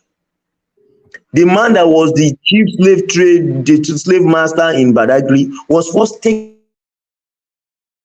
away as a slave for some years. Taken at a very young age, he was brainwashed, and they brought him back. He was now centered in Badagry as the chief slave trader in Badagry. Now, this is what they did. Now, when it now broke out between them and Queen Nzinga, that Portuguese person did one. That's why I said, when these people have your mentality and they make you see them as they are bigger than you, that is the opposite. And that is why we are where we are. They invited her when there was going to be a war between them, with them. And the Portuguese general that was leading them left only one chair in the hall where he was going to meet a queen. And he sat on that chair. And when the woman came, he offered her the floor to sit in the presence of her own subordinates. But one of the slaves looked at the woman and knelt on all fours, hands and legs, so that the woman, the queen, can sit on her back, just to show that Portuguese that I am not backing down, I'm looking at you. We are equals. These Portuguese first came in as missionaries. Later on, they now came in with their guns and everything because they have already studied the old environment. Now, somebody will say we are stupid. Is it stupidity to welcome people without having any bias? You say this world is better than that age. That age, you don't need burglaries in your window. You don't need to get security. You don't need AK-47 to secure your homes. And there is nobody that boggles down. No, That that's age, not true now. wait, I'm coming. Let me just land my thought. Let me Don't land they my have thought. thieves in those days? Don't they have thieves in those days? They do See, not have thieves. They do not have thieves those days, and this is why they don't have thieves those days. Every farmer that farms those days farm and leave the boundary of his farm Let me engage him. free food for any passerby. So you don't have any. No, hold on, Patrick. It's been interjected too often, so let him flow. Yeah, carry on, Jide. There are no reasons to steal in those days. Tí o bá wo olóko wàá mú nǹkan wàá pàrokò síbẹ̀ pé ebi pa mí mo mu ni. Tọ́ bá kó ṣúlẹ̀ tán fẹ́ tà á, wọ́n máa fòkúta ṣàmì iye tán fẹ́ tà ni, wọ́n máa kó owó ẹ̀ lẹ̀ wá bá ń bẹ̀ ni. Nobody rapes anybody. They say we don't wear clothes, but in those days, even in the era where people don't wear clothes, where we were using the road to cover ourselves, which I still don't believe. Those skimpy things that we used to. Where did you get it, Ro? You were using grass skirts. No. Before they came, we were already into raffia. Woman, check the history of tie and dye in Kano. Check the history of tie and dye in Oyo Kingdom. You know, before they came to enslave us, we already knew how to tie and dye. Yeah, we call our uncle Kijikpa.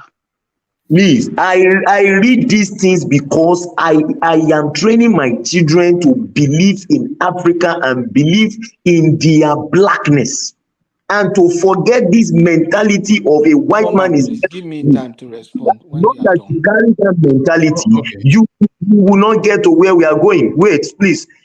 If Nigeria is a bad African nation, are all other African nations bad? Is it a blood thing? These people will not release us. They stay on our neck. They stay on our neck. Let Wagner stay in Russia. Let France stay where they are. Let them relinquish everything they are taking away from Africa and leave Africa alone. Let us find our kill them first. Jide, come on, face reality now. Come on, like this is just cool story, bro. That's all you've been doing. Cool story. You're just deflecting. It's very honestly. I'm sometimes let me shut up because my screen is crawling as you are speaking. I'm not even gonna lie. Let me even go into history about resistance. Do you know somewhere in Georgia, or is it South Africa? Somewhere in Georgia, one man, there's a place they call Igbo landing. What's going on? When I say hold on now, please, everybody, just indulge me that. Carry on, Jide. Please. The reason why when Nigeria was going to invade Russia and Niger, everybody here was shouting because they were saying, Wagner Group is there. Why were we afraid of Wagner Group? Because of what they carry, because we know they have the weapons. And this is what they have been doing to us from time immemorial. And somebody will come here and tell me that we are taking it under our skin. These people have always been oppressing us with their weapons. And that's why I asked that question. Why do you need a nuclear bomb that can bomb half of the earth? Who do you want to kill? Are you fighting God? Who? And every one of them are struggling to have it, because if somebody wants to oppress you, you will use that one to defend yourself. That also, why is it that US cannot just bombard Russia? Because they are afraid that Russia has that weapon. Woman, please let us interject, please. Let me interject. I'm begging now. It's too much. Let me interject. All right. Let okay, one man. This is it. Baba, hold on now. No, let Baba go first. I'll go after him. Okay. All right, Baba, go. Look, these people, they respect us. We don't respect ourselves. Historically, a slave ship landed in Georgia Peninsula. It's filled with Igbo slaves they brought. And when they opened their wrath that they should come down, they all resisted and opted to commit suicide, mass suicide. Today, that place is a tourist attraction. Google it. It's Georgia, Igbo landing. So they map it out and make sure it becomes historical, that these are brave men. So why didn't we do that resistance? They respect resistance. But if you accept it, you accept it. A man has a right to swing his arm, but as soon as he touches my nose, he has passed his boundary. He has encroached on my own human rights.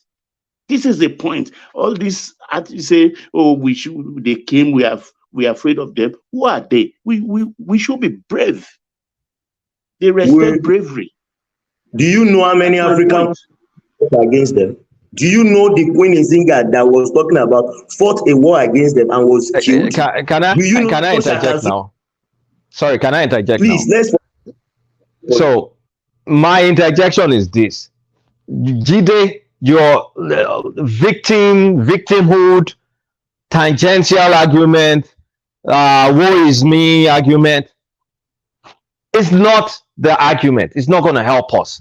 What we're talking about is we've been left. We're on our own. We have some sort of autonomy. Benchmark. Benchmark.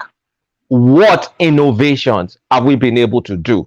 We're trying to set ourselves with another standard that is honestly speaking, almost not human standard. And all this kumbaya, embrace nature, peace, and I mean, like we're in 1960s hippie world. You see a problem. We sit on resources. We cannot do anything by ourselves with our own brains and our own hands in our own country to turn that resource into something. Even if we can export it, turn it into something that we can use. Import substitution, to apply our brain. Nobody is matching on your brain. You can say, yes, they may stifle trade, they may stifle this. That's why I look at Iran. With all the sanctions against them, their missile technology is one of the best in the world. Their AI, because it's the same education. Education is education. You go on the internet, you learn how to do stuff, you come back home, you have foundries. How many foundries do we have to create stuff? So let's up this victim, woe is me. Every single major race has had a time in their history that they've been subjugated. You fall back and you get up. You fall back and you get up. This European that you're talking about, they were enslaving Europeans as early as 300, 200 years ago, chattel slavery. Not Africans were raiding slaves throughout the Mediterranean. If you think I'm lying, go and Google it, go and check. Thousands and thousands of white people got enslaved. So you cannot be in perpetual victimhood without showing me the capacity and ability to lift yourself up in your own environment. I'm not saying we cannot lift ourselves up when we're in America or when we're in a country where things are working. I'm talking about the capacity to self-organize and start fixing problems. Is it not a shame? We have bitumen, but we don't have good roads. We have crude, we don't have refined petrol. We have natural resources, we cannot make it into anything. But you have Israel there, they have nothing but the desert, but they're one of the smartest people in the world. And that tiny country, what they produce in terms of GDP, in terms of product, in terms of brain power, tops whatever you do times 20. You have similar, you say, okay, that's the Middle East. You go to Japan, earthquake upon earthquake, nothing in there, just rocks. Look at what they're able to do Dubai. with just. Dubai. I mean, you need to stop all this victimhood. Nobody's saying you don't want to raise your son to let them appreciate black. That's not the thing. Like I said, there's nothing wrong with us individually, but there's something wrong with us for not having the capacity to innovate in our environment. Let's just stop all this nonsense. We are in competition with ourselves. So, one man, can I come in now? Very well. Let me say something real quick. One man, can I come in? Let Mike add something real quick, and then you come in after him, Patrick, and then round off the space, Jide, and then we move on. You see, Kolata, he said something. He said, with all the sanctions put on Iran, they were able to look within themselves and still figure out how to build their technology, best, drone technology, rocket technology. And then when I tell my African people, like, hey, instead of us waiting for these Oyinbos to come and set up things, how about we start investing in our own people to start figuring out how to do these things? And then people will tell me I'm saying ridiculous things that we can never do it. We're still going to need Oyinbo. You can name names now. Was it not me that was? You can call me out now. They will say, how can we do it without a white man's expertise? They still have to come and show us. And I'm like, the problem, we don't believe in ourselves. We don't the thing is, we believe until we see that we can do it before we believe we can do it. Let's start, just put our people to start thinking. We may figure it out. In fact, we don't even know. We may even be the one to start inventing things that's even unknown, that's yet to be discovered ourselves. And somebody made a point earlier saying, what do we have to want to follow the Europeans in what they are doing, how they are advancing? But how about maybe we can just advance in our own way? It could be that the direction these Europeans are advancing is not even the right direction. First of all, they just discovered something called green energy, all those things. Maybe if Africa, we just say, okay, let's start thinking our own way. Let's start thinking. We just believe that we need to advance, and let's just Mike, let me ask you this. To think. It could be that we may end up being the first to discover weapon that can neutralize nuclear bomb. Let me ask you this before you conclude. Did the Europeans stop us from developing our educational system? Because at least I know there was a time those ones come to Nigeria to learn. What stopped it? Did they stop us from building good educational background? Why are we blaming these people? Okay. And that's what I'm saying. So what I'm saying is, it's like we just constantly believe that these people, they are people who they have to help us do everything. They have to help us set things wrong. They have the monopoly of knowledge, monopoly of thinking, monopoly of. I'm like, at one point, all they are doing is in their society looking for the talented people, and they put them to work, and their talented people are the one making things happen for them. How about we just not say, okay, because let's look into our own society. Look, Iran today, they are making the best drones. They just put their own scientists to work. This is a country that was not technologically advanced years ago, but because of sanctions and everything, they're like, we want to start thinking like these Americans too. Okay, let's put our own scientists to work, and their own scientists are even are thinking the American society in the area of their own drone production and things like that. Why about we Nigeria? We just say, let's put our own geniuses. Let's look within our society, find all these gifted human beings. They just invest in their minds and tell them to just start thinking and think. That's all you have to do. Just use this. Don't do anything else. Don't go to the farm. Don't go and hustle. Don't do anything else. Just we'll feed you. We'll be paying you some money, stipends. All we need for you to do is spend time in the lab and be thinking and help us figure solution to things. This is what God created them for. God gave them genius mind. That is where the government. I know. That is where the me and you can do it. Me and you. Listen, I gotta go. Hold on, no. Okay. Me and you cannot do it. We are individuals. No, we can do it. Hold on. This is the argument that you guys will come up. Me and you. It is not done.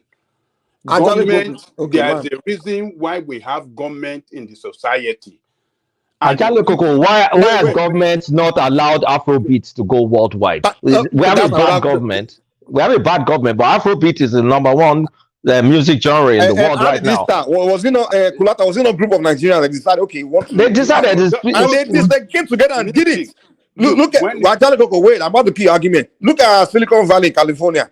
That's where they're producing all this tech. That's the tech hub. Look at government is behind them. Is the lie? No, the government is not the brain behind. No, it's the people. It's group of people that came together. Companies, corporations. Government fund them most of the time. Government can invest in it and make policy to help them push, but they have to be the one to start it first. It's not government that started how it. did government help Don Jazzy and the Banch and Two-Face and all this? How did government help them? Exactly. Government. We can't be too reliant on government. Thank you. Kolata, what Ajani Koko is not realizing. Ajani Koko, I think we know where you're coming from. Wait, let me say that. Ajani Koko, wait. Give me a second now. Please. Okay, I think we know where you are coming from. You are saying government can support and put money behind it and give to help push it. But the fact of the matter is, it's not government that will start it. It's the people that will start it, and then they'll bring government in to come and put the support behind it. And that's how it's done in all other countries. These people you're talking about, government is behind it. Yes, of course. The group of Americans were the one that came together with the idea, started the industries, and then they approached government to help them put policies in place and things in place to help them enhance their creation. So what if you're saying, government needs to support those things, but what we're arguing is that we need to start it ourselves. We have to be the ones to be the brain to think. It's not Buhari in Aso Rock that we're going to figure, do a research and figure out to make technology, and then it's the people that have to put their own brains together. And I'm saying you and I can, when I give an example of, let's put all these talented people who bring together, is individual like you and I that have some money, you can donate. Maybe if everybody's donating $10 every month to one technological research thing, we raise money and then we just fund it. Maybe low profit organization, we just donate money into it and put these brains to work, and then when they discover things, they innovate and invent things, and then we can approach government like, okay, government, we have this organization here, we've figured out to do something. We need you to come in and help us put the national money or whatever treasury behind it to enhance it. That's the way it works. But we can't sit back and just wait for government to fix everything. That's what we are trying to argue with you, Ajani Kuku. That is what look. What I'm saying, I'm not saying that government should do it. What I'm saying is that government must back every effort by person or group of person in the areas of science and technology. When government does not give them that necessary backing to succeed, they will not succeed. And when such effort does not succeed, then you can't advance, you can't develop technologically or scientifically. Every part of the world where you see them doing great in areas of science and technology, their government is behind them. They invest heavily in research, in school. And these are the things that make country great. But in your own case, you don't do it. The foundational thing to engineer your growth, scientifically and technology, you don't do it. You don't fund education well. And you think it's going to be possible for you to advance technology. It's not possible. Not possible. Round that space of Jide, and then we move on. So that others can thank you. So, what I was saying the other time that everybody doesn't seem to understand is this: we should develop in our own way, by our own terms, with our own indigenous ideas, not necessarily trying to fashion our own development or our own strategy after the Western world. Because at the end of the day, you would not make it. This is what I mean. In the days when Fela Anikulapo left Nigeria and went out and was singing in a language that even the Western world find it difficult to understand, they embraced it. It was his own way. Most of our Afrobeat today contains our language. It is our indigenous way. That and the whole world is embracing it. That is the only way we can grow. All right. Let us go to our pharmaceutical company. Let us develop our drugs, our local drugs, the way our forefathers do it. On this, see, I'm here now. I don't take Igbo drugs. I take herbs. 101. If I want to sleep, I know the herbs I can just take it and I will sleep. This is what we should develop, not necessarily trying to fashion ourselves after nuclear weapons and everything. We should develop what is indigenous to us, and by so doing we will create new technological ideas that is different to everywhere in the world and is strange to every era and dispensation, and people will find it and come to us. If we can bring it to a stage where everybody in the world will be consulting it. This is my own point. I'm not saying that but what I'm saying is that we have not had that peace or that relative peace to be left alone to do our things our own way. It has always been we being at the mercy. They have always been holding our ropes, pulling us anyhow, and doing things to us the way they want it. Baba was talking about Awolowo the other time. Awolowo died. Muritala was, from what we had, Muritala was a very good person. He was trying to move it, but Muritala was killed. This is the same way they've been interfering with us. But what I'm saying is for us to develop our own science. You don't go and copy Google today and say you want to outsmart Google. You don't go and write a software after Microsoft in the way Microsoft is writing it and you say you want to. Go and write a software after all right. Ifa or Odufa. So we should go and land on Ifa Moon, Abi. We should land on Ifa Moon. We should create. Hold on a second. We should create Ifa vehicle that doesn't even operate on science. All right. Round it off in a couple more sentences, Jide, and then we move on. Yeah. What I'm saying, the moon does not put that they are in the moon. Okay, that India is now in the moon. Does that make India the most prosperous nation in the world?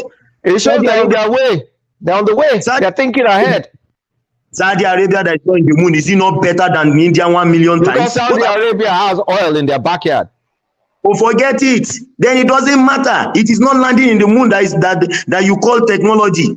Let us look for our own strategy, our own.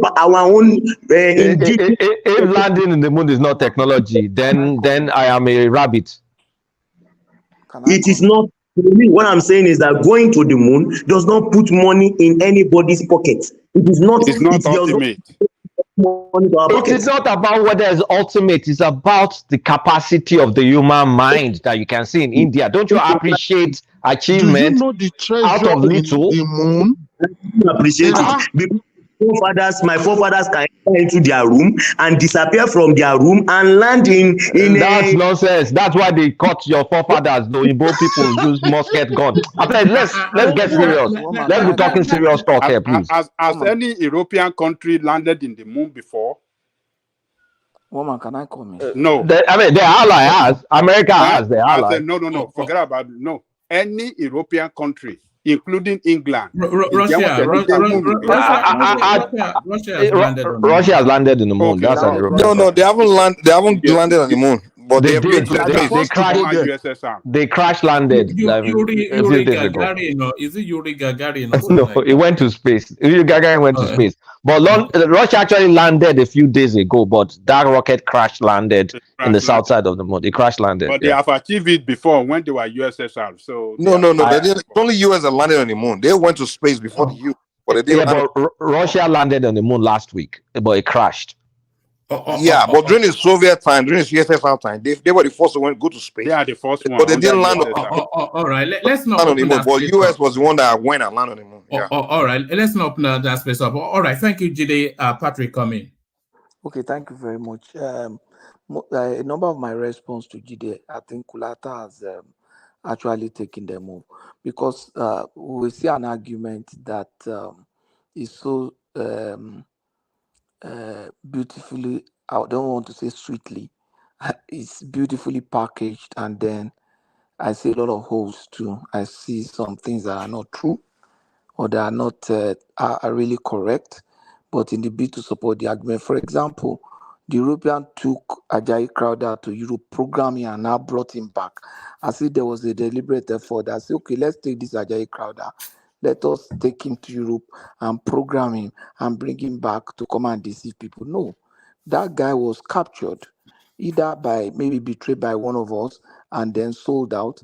And in the course of time when he was in Europe, the abolitionists, which were also Europeans, felt that, oh, this was wrong. And they repented, and that was created a platform for him to come back. They didn't bring him back. He chose to come back to serve his people.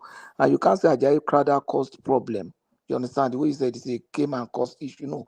Ajayi Crowder led the Anglican Communion in Nigeria.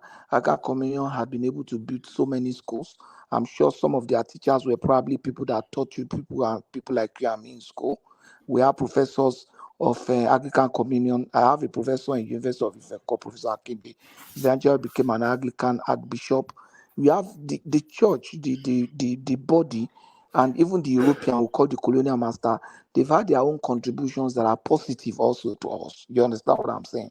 I know they did a lot of devastations and everything, but they also had the positive contribution. And don't let us just rubbish everything in the bid of, okay, maybe because we have one bad experience, or we suddenly have a reawakening, a personal reawakening that might eventually die down and might even eventually change in the future. And you will not have the opportunity to come back to this platform and correct them and say, okay, I had this reawakening before, now I'm correcting it. If we have an argument that is not very strong and that is not being proven by us, let us not come and strongly make such. Because when we come here and make such argument, is such very strong affirmative, and that we confuse other people, and they think that we are just saying the fact, which to me they are not necessarily so. Look at Sorry, sorry. the What are you referring porosity of to? the argument and the randomness of the argument is revealed in the conclusion that landing in the moon is not a technology. It explains the entire train of thought that I'm not brought us that argument to that sorry. point. I didn't say that To me, the moon is not a technology. no, You but are you getting said me. is that a technology? I didn't say it's not a technology. That was the argument, which means I you were actually not listening to yourself. You were no, not no, no, listening no, to no. He yourself. said That's it what did you not. said. It doesn't match money to any. All right. We must round up that space. It's been That going on was for what too you said. long. So what I'm saying is that, That's please, what I'm saying. our friends, and I'm appealing to the listener, let us so discern. At times when people are arguing here, it's not as if people are arguing because they've seen it somewhere and because they have done so much research and it's so factual. Let us also go after we listen to this plan. Let us also go and make our research and not take the assertions of people on the platform or that are in the room as a factual fact. In short, some people in the comment section are more knowledgeable than those of us who are in the room, and we respect you, but please scrutinize every case that is made by everybody, including myself. Thank you, one man. All right, brilliant. Let's say from the prime come in. Let me go to the prime first because has it dropped? Okay, then Ikene, good to have you, Ikene. So I've got a headline for you, Ikene. Where is it? Somebody sent a headline in for you. So they've been waiting for you. So there it is. Tribunal sacks Labour Party rep Chowumi, declares APC Ogunyemi winner. So there it is. That's your man that you come here. This is in your own local government also, you must know. That's your man that you come here to boast about in Ojo every day. They've sacked him. I saw the news. I saw the news. We saw it. We shared it on our platform today. Anyway, but for me, politics in Nigeria now is very rough. I don't know what to say. But one man, I would want to just make my final submission before I go into this. Just a few words in what we just concluded now, because this is the area I'm very concerned about in terms of our development. So I agree with Angelico in terms of our government not doing enough to support most of the things that will cause innovation and development in our society. That's for sure. And I still believe that few individuals are still doing enough to achieve development in our country. It's happening even as country is very hard now. Many people that understand the situation and know how to fight are already succeeding. It's a fact. People are succeeding with everything that is happening in Nigeria today. If you know how to think, you know how to put your thoughts together, you always survive. So, but in general, not everybody have that capacity. The government needs to come in and help the environment and put some investment in terms of development and all that. So I agree with Ajali Koko on that. But in terms of our we in person, what religion has done and all that. Religion has not done anything. It's just that we use religion to kill our dreams. Because many of us, in terms of religion, the two religions that I'm very familiar with, are not even doing what is supposed to do there to help the society. People use religion to create hatred, both in the pagan way and in a Christian way, instead of to promote love and unity, which is the very aspect of it. No religious leader is meant to be richer than the followers. It never happened in the Bible. It's only in Nigeria that is happening. It never happened. It's not only in Nigeria. Woman, please let me interject, Ekene. It's not only in Nigeria, Ekene. It's because you don't understand what is happening in the world at large. All the religious leaders, most of them in the States, they are very rich. In fact, the Nigerian religion leaders, they copied people from the States, from United States of America. People like T.D. Jakes and all of them, they are multi-millionaire. So it's not only in Nigeria. Religion is nothing. You said religion is everything. Religion killed us. Religion made us to be dumb. We can't think. People will say, why are we not thinking in Nigeria? Religion made us to be like that. We can't think. Religion made us to be selfish. People won't allow Jide to talk, for crying out loud. Woman, let people allow Jide to talk on this platform. Please, this guy is making a lot of sense to us, the commenters, because I heard somebody saying the people commenting, yes, we are listening to Jide. Jide is making a lot of sense to us. Please let him talk on this platform. Religion killed the country, Ekene. Religion. Yeah, it's not as if it's not. I didn't say that religion didn't do a lot of damage. I'm saying that the religious leaders use that avenue to manipulate the minds of many followers. Not only in Nigeria. Because when I see a lot of my, even though I'm a Christian, but when I see people spend a lot of time that we used to walk, that we used to think in the morning, either a morning session prayer, in the afternoon session prayer. I'm not saying that prayer is bad, but what is all that?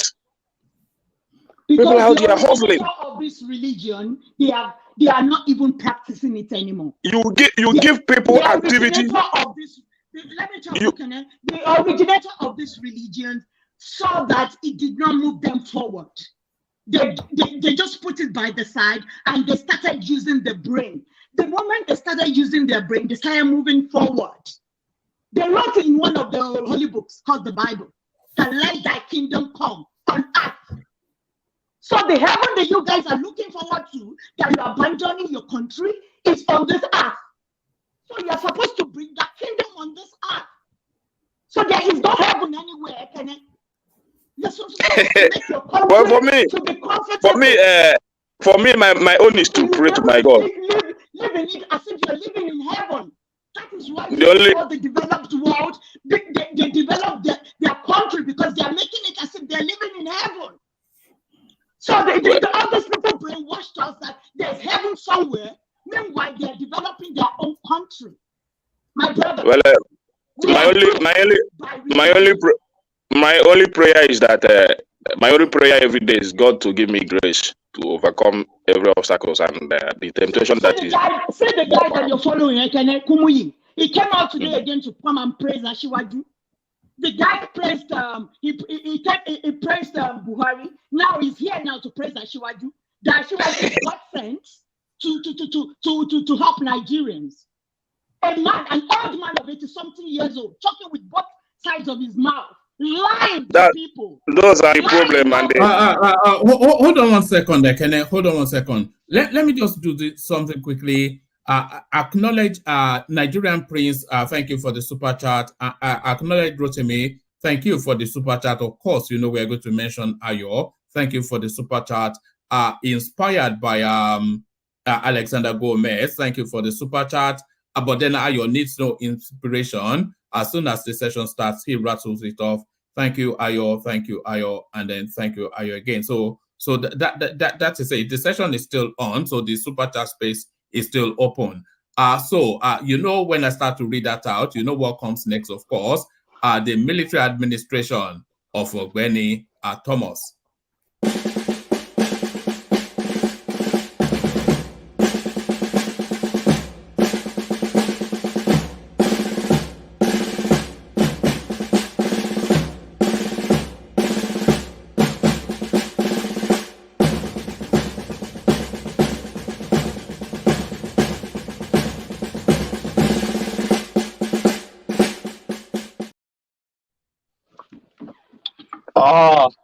Esprit de corps.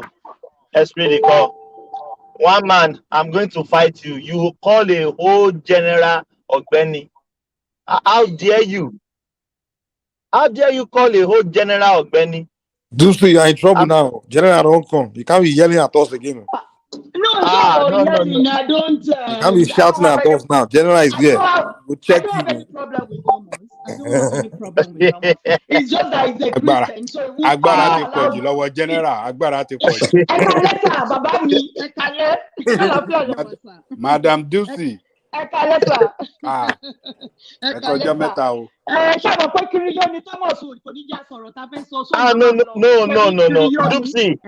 Dupsy. I actually hold on, please. I actually have something for you. I've been trying to track you down so that we can talk on this topic. Okay. I listened to a pastor last week, and if people can let me land without interjection, and I begin to think about the Christianity. Why do I say that? The guy said, God is not in heaven. I was so mad. How will a pastor say God is not in heaven? I said, let me wait. And I want people that have high IQ to follow me as I'm speaking. He said, God is not in heaven. I said, what a blasphemy. I said, wait, God is not in heaven. Why did you say that? He said, turn your Bible to Genesis 1, verse 1. I turned my Bible to Genesis 1, verse 1. What is the code there? He said, the beginning, God created heaven and earth.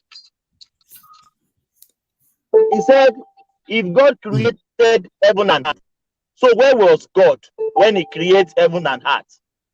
I paused. In the beginning, God created heaven and earth. People are running.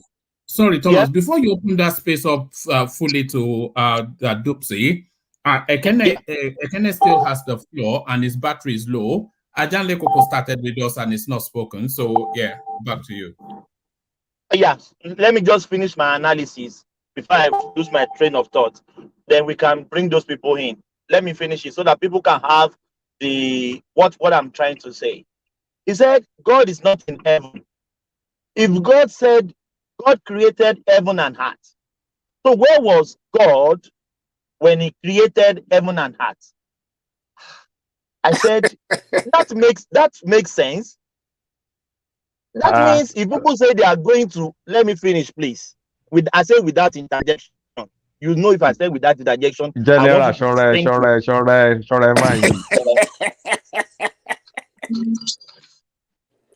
Thomas, go on. Go on. So he said, this pastor is a good pastor. Is a good born again pastor. He said, so when God created heaven and earth, where was God when He created heaven and earth? I paused. My heart shook a little bit. He said, so people say they are going to heaven. Are they sure God is in heaven? So because if God is in heaven, He can't create another heaven. He said, I'm a Christian. I still believe in God, though. I'm a Christian, but this is what the man put out there. I said, I begin to think twice. What is going on? So, Ajale, let's hear for Ajale Koko and Ekene. Then I want Dupsy to go on this, what I just said now.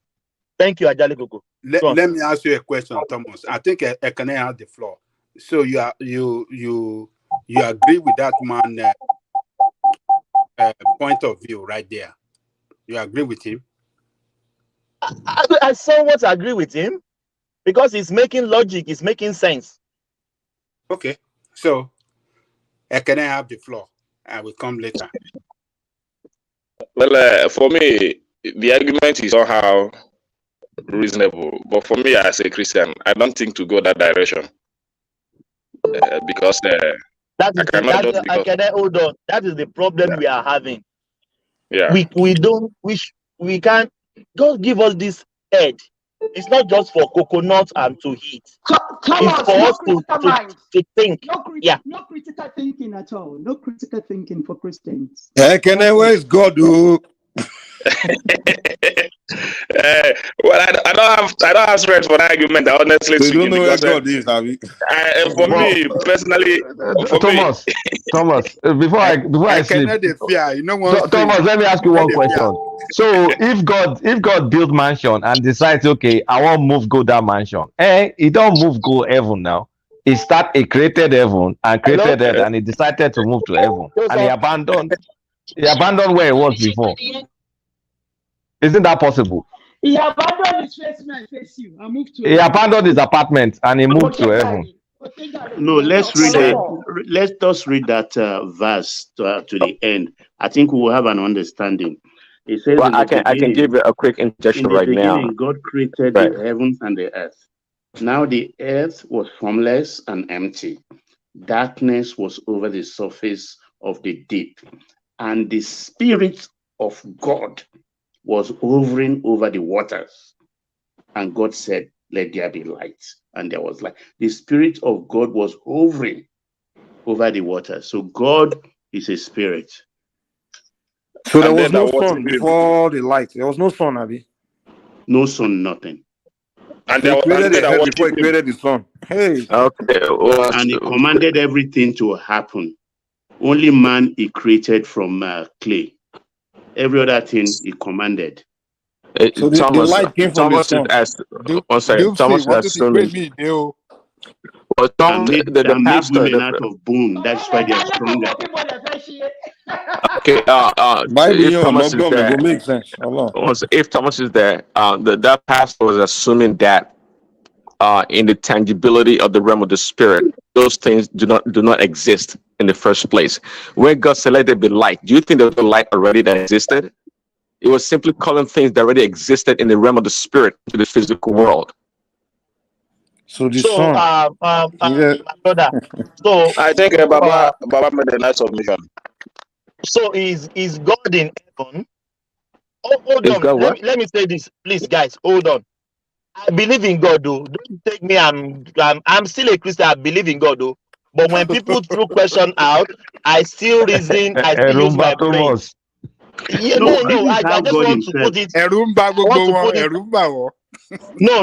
Don't. No, God described himself. He said, "I'm omnipotent, omnipresent." If I'm talking, please let me finish, please. You know me for that. I'm still a Christian. No?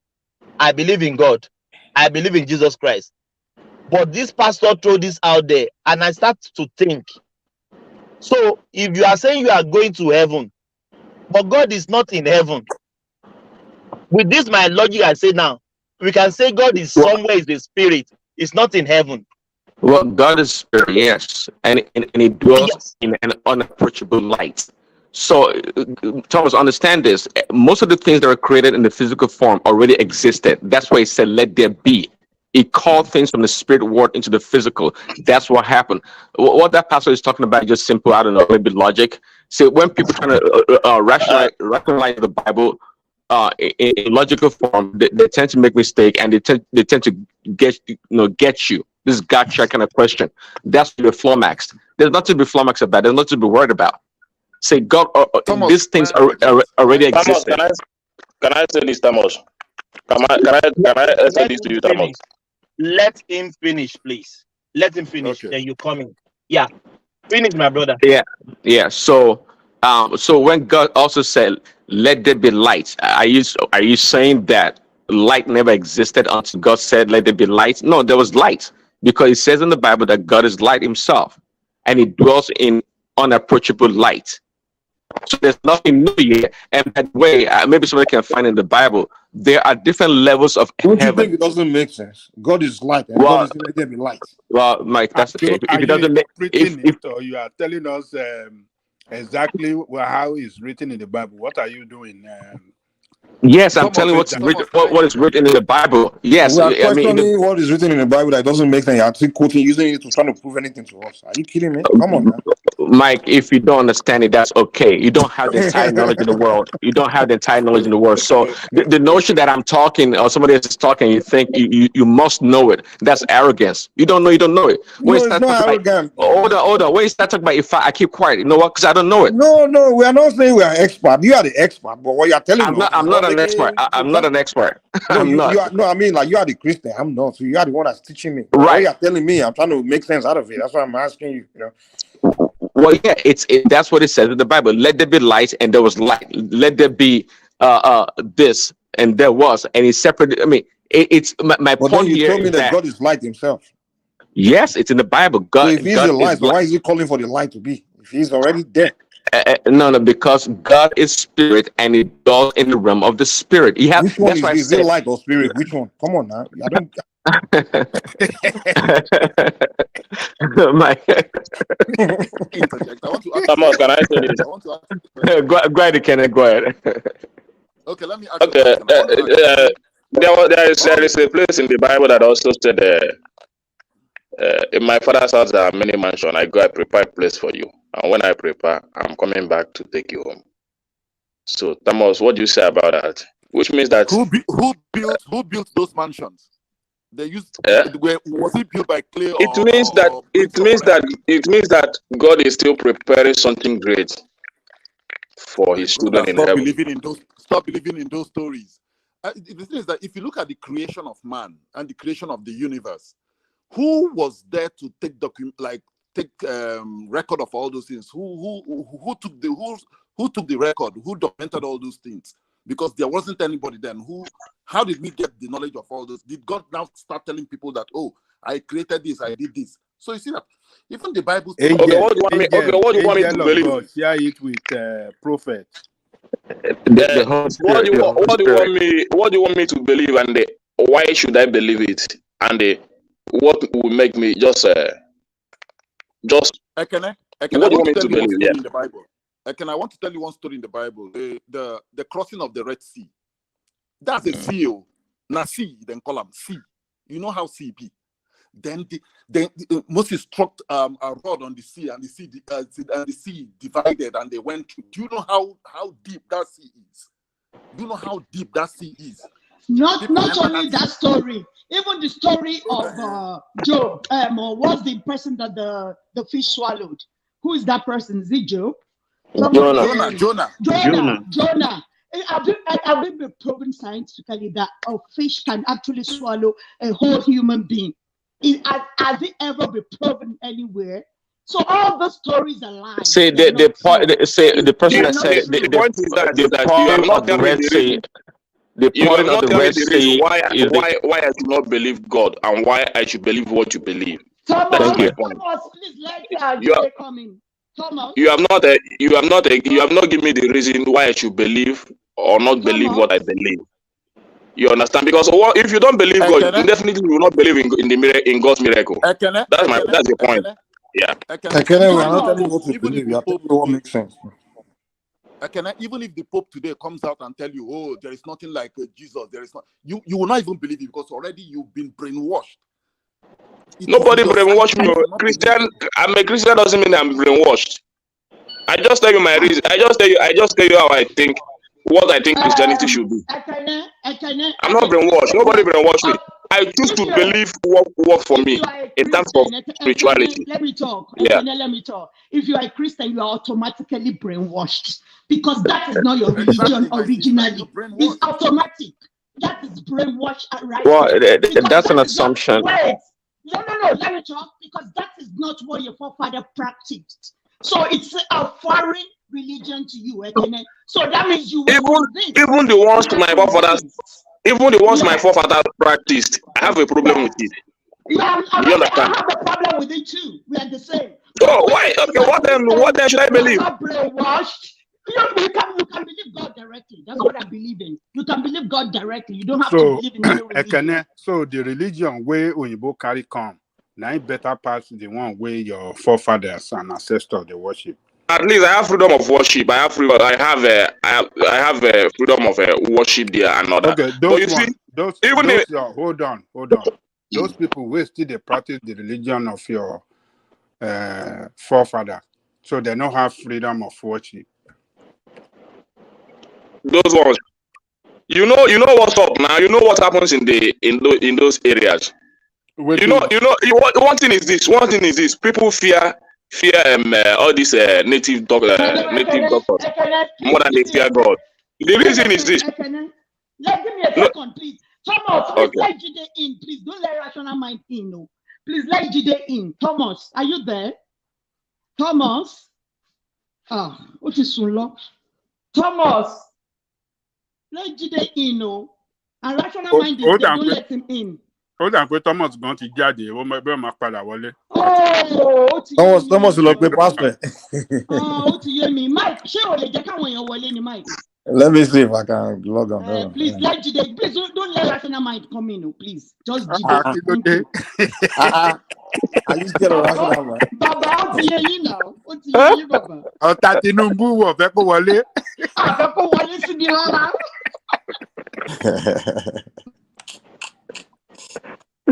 So my point is this: even the ones that my forefathers believe, a lot of people, me personally, have problem with it because people fear native doctors more than they fear even God itself.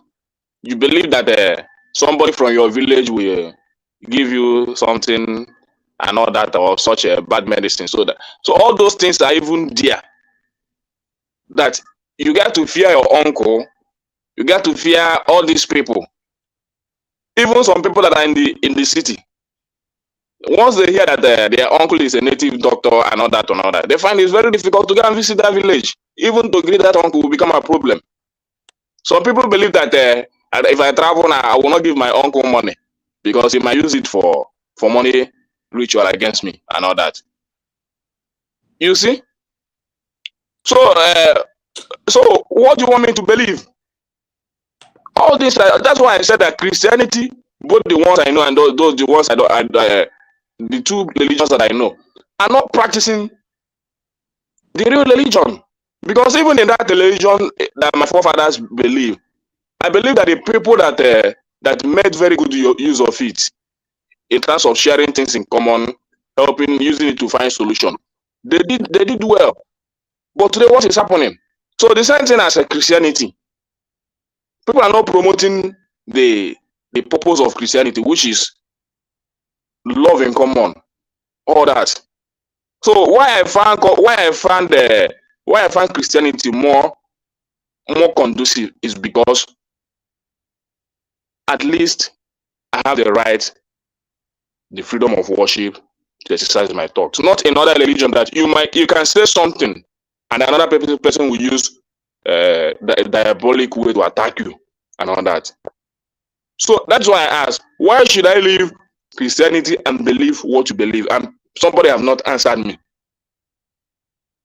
I'm telling you that you said you are not brainwashed. And I said there is no way you can say that because you are a Christian. That means you were convinced, Abby, to become a Christian, right? So you were brainwashed to believe it in something that it doesn't exist. Do you understand what I mean? So that's why I said you are brainwashed already. If you want to believe in, I believe in God. I'm not an atheist. I believe in God directly, not through any religion. That is what I'm saying to you. So I'm not But saying if it has not, if I have not seen any good spiritual impact from it, nothing will make me to still believe in it now. So that's if we personal. ask you now, So what that's is why the I said spiritual impact? Hold on. Yeah, anything religion. It's a conversation. Can you just listen Yeah. to me, brother? It's a conversation. So you're saying that you have been convinced spiritually. And if we ask you now, I know you because I've listened to you so many times. So if we ask you now, so what are the things that have convinced you? It's going to be selfish. That God has blessed me, God has given me money, God has done. That is not being human. It's not about you. No, brother. it has given, at least it has given me peace of mind. It's not about the money. Are you listening to me? It is not about you. That is what we are still saying. That to make this world a better place, you have to think about your neighbor always. It is not about you, brother. God has I still believe that now. That's what I'm telling you. Because that's what they're teaching you. That's what I'm telling you. That the love, that we have to promote the love in the Christianity. That's the selfishness they're teaching you over there. Raise up your hand. Somebody, God is going to bless you this week. Raise up your hand. God is going to bless you. The greatest, we are still saying the same thing, but you're not understanding me. The greatest law in the Bible is to love your neighbor as yourself. You don't even know how that to is the practice greatest that law. anyway. You don't know how to practice that because you. I've listened to you several times. It's all about you. It's all about you. Let me the church didn't show Tinubu love because he's a Muslim. You love your neighbor like that too. Hold on. What is so? Let me ask Kennedy this question. So, Kennedy, so what you're saying is that your religion, Christianity, is better than traditional religion. For me, it served my purpose of living. Okay, so that's a great answer. Okay, hold on. So your great and great grandfather that practiced those traditional religion, if it has not served them well,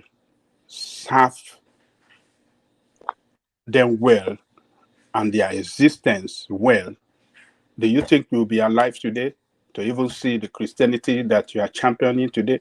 Ajalakoko, the answer to that question is that it was not that traditional religion that kept them alive or kept them. It was the grace of God for everyone, regardless of the religion. Hold on. Let Ekene answer the question. If that religion the traditional religion have not served them well and their existence well, do you think you will be alive today to even see the Christianity? Or even your father that passed the Christianity to you? Well, I have seen many people. Have been existed to even see the Christianity. I've seen many instances, even in that forefathers' religion, where they accuse themselves of using charm against each other, all that. So I'm not going to go. I don't want to go into criticizing. Hold on. Criticizing. But maybe some it has served their purpose, but for me, it does not serve my purpose. Okay, hold on. They use against themselves. Does Christians not do bad to each other in this present world we are? Christians do bad against each other. Hold on. This is your question that you are asking. I mean, how about we rephrase that question to you people that are Onisheche or Islam? How about we put that question to No. We are focusing on. What are you getting at with this question? What are you getting at? We are focusing on his religion. So why do you focus on Christianity alone? No. Because he's talking to a Christian. That's why this didn't want you to come in. This is your logic, man. Rational mind. Would you please? I'm not asking you, Mike. I'm not asking you a question. Rational mind. Well, your logic is just rational mind. Please listen. He's talking to a Christian. You're telling him to be talking about Islam. Let me make you understand something today. If I'm on this platform here talking, please, I don't. Put down. You just came in too. Some people came before you. They haven't spoken. I don't take over now. No, dude, let the Ajalico and Ekene finish, and then let's hear from all these other people that just came one man before you. comes here, or Thomas comes here and says I should not say anything, I would, but not you, Mike. Nobody is saying you should not say anything. We're just saying at least respect people that came before you. Let them talk too. What is respect people? People interject here. What the crap are you telling me? Okay, gentlemen, let us move on. Okay, Ekene. So, we are not targeting Christianity. We are targeting the foreign religion, and him as a Christian championing his Christianity against traditional religion. That's why we are having this jojo between each other now. So, Ekene, are you telling me that the Christians does not kill themselves? Are you telling me they did not go do bad and the worst of the worst against each other? My answer to that is this: a Christian that went and they developed charm against his own Christian brother is never a Christian. You understand? So a Christian itself, the law of the Christian, the most aspect of Christianity that the law is to love your neighbor as yourself. Anything against that. So the traditional religion does not preach. Hold on. So the traditional religion does not preach love among each other, or love. At least I didn't say they may talk about it, but maybe they have not enshrined it in their own Bible or their own, because they use offer in their own offer. Maybe they have not because there is one adage in that offer belief that said that do you know what it means? That's the other bird should land and another bird should land. Then if anyone said that I should not land, let his or her wing break. Do you know what it means? It's an Igbo adage in the other religion, which I'm not comfortable with. Which means there is no room for forgiveness in that aspect. Okay, look, let me tell you. Even among the Christendom, you see the Pentecostal condemning the way you people, the Catholic, worship the Jesus Christ. They regard that Holy Mary statue in front of your church as worshiping of idol. You understand what I'm saying? So even among the Christendom, you see this division and you see the way that you people attack each other. So what is the difference between that and what you are describing to us? The different there is this. Let me finish. The different there is this. That in the Christendom, Christian does not take bad character. Christianity and religion does not take. Doesn't necessarily mean that somebody has become all that righteous. It means that when you believe what is in the Bible, you need to live a better life. Let's move on to other people. Let me finish. Even God himself acknowledged. Let me finish now. Let me finish. We are stuck on you now. Okay, land, and let's move on, please. Yeah, let me land now. God himself believed that human nature is very bad. Man is a critical creature. It's in the Bible. So, but what happens in Christianity is that and God has given grace, abundant grace, that no matter No matter, even if you have killed millions of people, that grace is still there to accept you in His kingdom. And that is Christianity for you. Okay, So let's there move are on to the thousands other. of there are Brother, we thousands don't of have time for your thousands of. Bible hypocrisy, man. Let's move on. No. Yeah, we have Joseph Fan, whoever the other person is. Thomas asked a question. Let me say something. Let's move on, man. Let's move on. We are not here for Bible study. Okay. Thomas asked a question. That's why I came. Thomas asked a question. So let us address that question. If that's not your interest, But you answered the question with your turn now. You just came in now. This person, this person, Joseph. Who's that person? Longest time. That person hasn't said a word at all. You have Simba came before you, hasn't said a word. Who's Oriol? Who's that person? What are you trying to do here? Where is Thomas? But they came before you. They haven't let them talk to now. Unless they don't want to talk. Are you just came? You have to be. We know you. Might give him chance to interject now. Might give him chance to interject. It's just an interjection. No, we are done with your part of your this thing, man. We've exhausted that part, man. We just keep going. Let other people talk, man. Let's hear what other people have to say. Who's stopping other people from talking? It wasn't. Smith, Joseph, can you go ahead, please? Yeah. I want to say something. My take on. Oh, you've been here, sir. I thought you somebody new. Okay, go ahead, sir. Go ahead. Talk. Yeah, I've been here before. Yeah. You see, the thing is this. Somebody asked Ekene, who is God? We have to understand who is God. You understand? You know, all those the Bible creation and all those things they wrote in the Bible. If you look the Bible critically with your open eyes, like you want to now start thinking.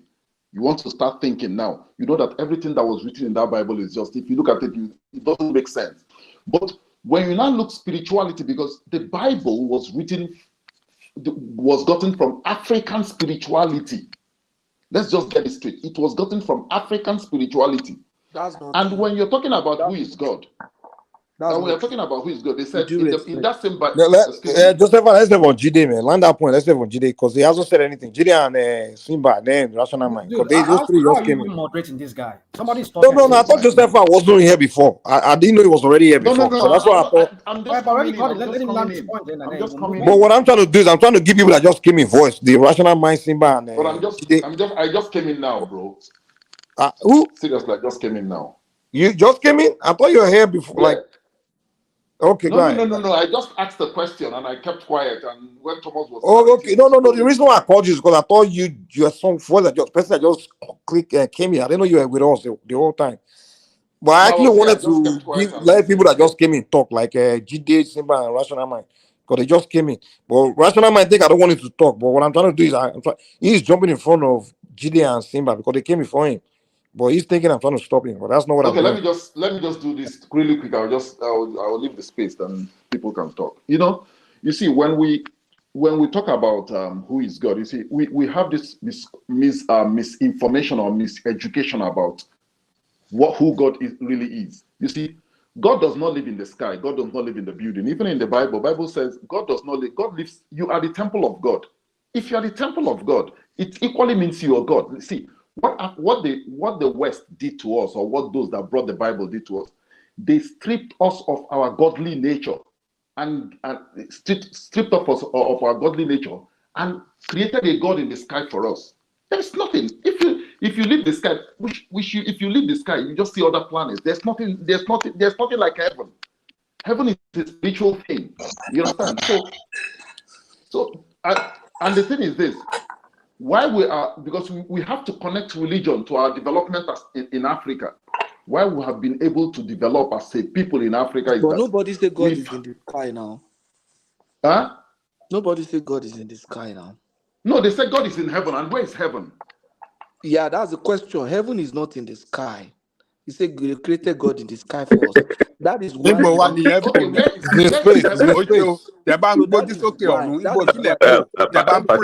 why don't you tell them? Please hold why on. are you doing that? Tell us where God is. Okay, let me just come into this. You see, I've seen people talk about. It looks like Patrick is sensitive to religion. No, I am not. I am just sensitive to conscious ignorance. When when you don't know and you don't, unconscious ignorance, when you don't know and you don't know that you don't know. So what you think you know, which is wrong, you'll be saying it with so much strength or performance, everything, energy, such that you might even be ready to die for it. Nobody, the scripture did not tell us that God is in the sky. And when the Bible talk about heaven, it's talking about realms of existence, or realm of being. So is So the time will realm not permit us physical? to Is the talk. realm physical? Is it When we talk physical? about realm, you see, Angelico, why are you laughing? It's true. These It's people, man, Patoski. these people can interpret. no, but My you see, brother, it's not eh? people What interpreting. say? We are Oh talking of Lord. but okay, let me Christians are give the you most this. honest people on earth now. Ajanle Oko, let me explain what I'm saying. Let me explain some things. You see, you see, when people, for example, when some people are discussing science, deep science, those of us that don't really understand what it means, we either try to appear lost, or when we feel very arrogant, we begin to ignorantly speak to it as if we know. And to those who really know the deep science, they know this guy is talking, is not saying the right thing. So are the things of the spirit, also are the things of religion. Religion has a philosophy. When people understand it, begin to speak. Some of you say, what they are saying rubbish. It is because that you don't know something, or you don't understand something does not make it rubbish, or that you believe in something, or that you refuse to believe in something does not make it true. Oh, I don't believe in this. It doesn't mean that that's not true now. That's your belief. You can hold it. You can even hold it in ignorance. You understand what I'm saying? You don't Yes. make an issue, a concept to become true simply by believing it. So if you don't understand it, you say, as far as I know, there's nothing like heaven. Say that. Don't say with such authority, there's nothing. If I'll ask to prove it, you have nothing to hang it on. Nothing. Nothing. The So only thing, let me why tell is you the heaven places, mentioned in the most Bible of the if there is things nothing like that heaven? people can hang it on, most of the things that people can hang it on are knowledge passed down by very ignorant professor in so-called exalted institution of learning that are not relevant to spirituality. Hello, it's so funny that ignorant people will be claiming their intelligence. You understand? It's so funny. So that's it. A And that's religion what that I'm you don't saying. know what I'm not a talking foreign about, I'm not religion, directing it to anybody a now. foreign religion that your Baba Oshe, that you're claiming as if you're the one that originated the not religion. directing it to You are the anybody now. ignorant one here, brother. You are the ignorant one. Let people I'm not talk. directing it to anybody Let now. Olajide talk, please. No, Mike, we are please. letting God talk. So let me finish my Oh, position. okay. Patoski, finish. Patoski, finish. Thomas, the rogo. Prince, Thomas, you want to say something? Thomas, Thomas, please let me just close this with this. You see, so what I'm saying is that when we speak, if we want to speak with so much authority, then we should say this, and this, based on this, and this facts, and this, maybe court authority, site positions, site research. But if you lack nothing of such, please let us not speak with so much arrogance of knowledge. Please, my friends, let us understand that we can also be wrong. Let us speak in a way that suggests that we can be wrong. I've seen people speak so respectfully here and say, well, I might be wrong, but this is my opinion. That person acknowledges his capacity to be wrong. But let us not speak with so much arrogance of knowledge and then bully other people to keep quiet because they believe in certain things or not. I believe in God. I believe in Jesus. It does not suggest I'm ignorant. With every sense of humility, some of you here will agree that I am not ignorant in certain areas. I might be ignorant in other areas. The fact that we are Christians and we hold certain beliefs, or we believe in idolatry, or we believe in Isheshe, does not make us ignorant just because we are religious people. We have our research, we have carried out certain things, and before we took that position, and that position is not necessarily wrong because it's contrary to yours.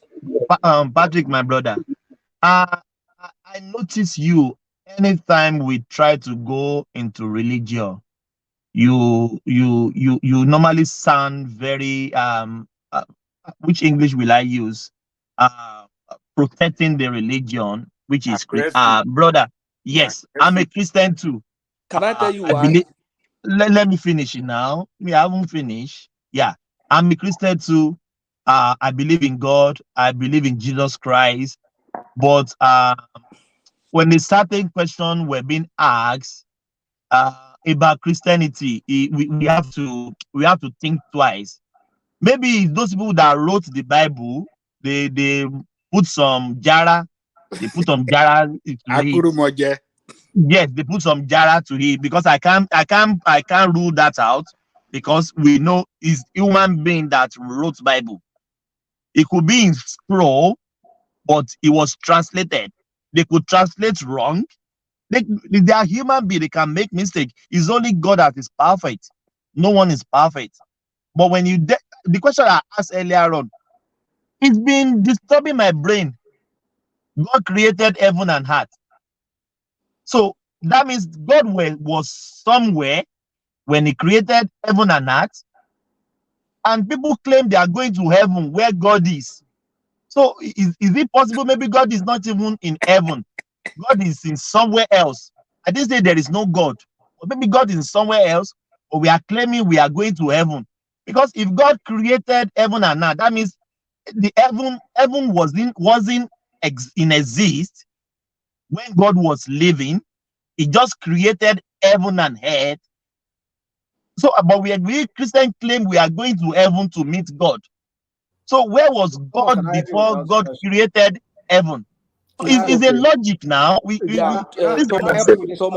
Thomas, that's a very good question. Let Patrick That's a respond very first. good question. I would actually want to respond to you. We can do that in another space, not here, because time will not allow me to do it. It's going to take me like almost 40 minutes or 1 hour to explain that to you. No, I'm telling you, Ajale, sincerely. Now, but Thomas, you said something that I want to respond to. You say, why is it that when they talk about religion or talk about that, I don't keep quiet, I just must respond. And I'll tell you why. You see, there are certain issues in life that are very delicate. One of them is medicine, medical science. Because when you are taking medical decisions, it's about life. It's about you are life. taking, about our physical life.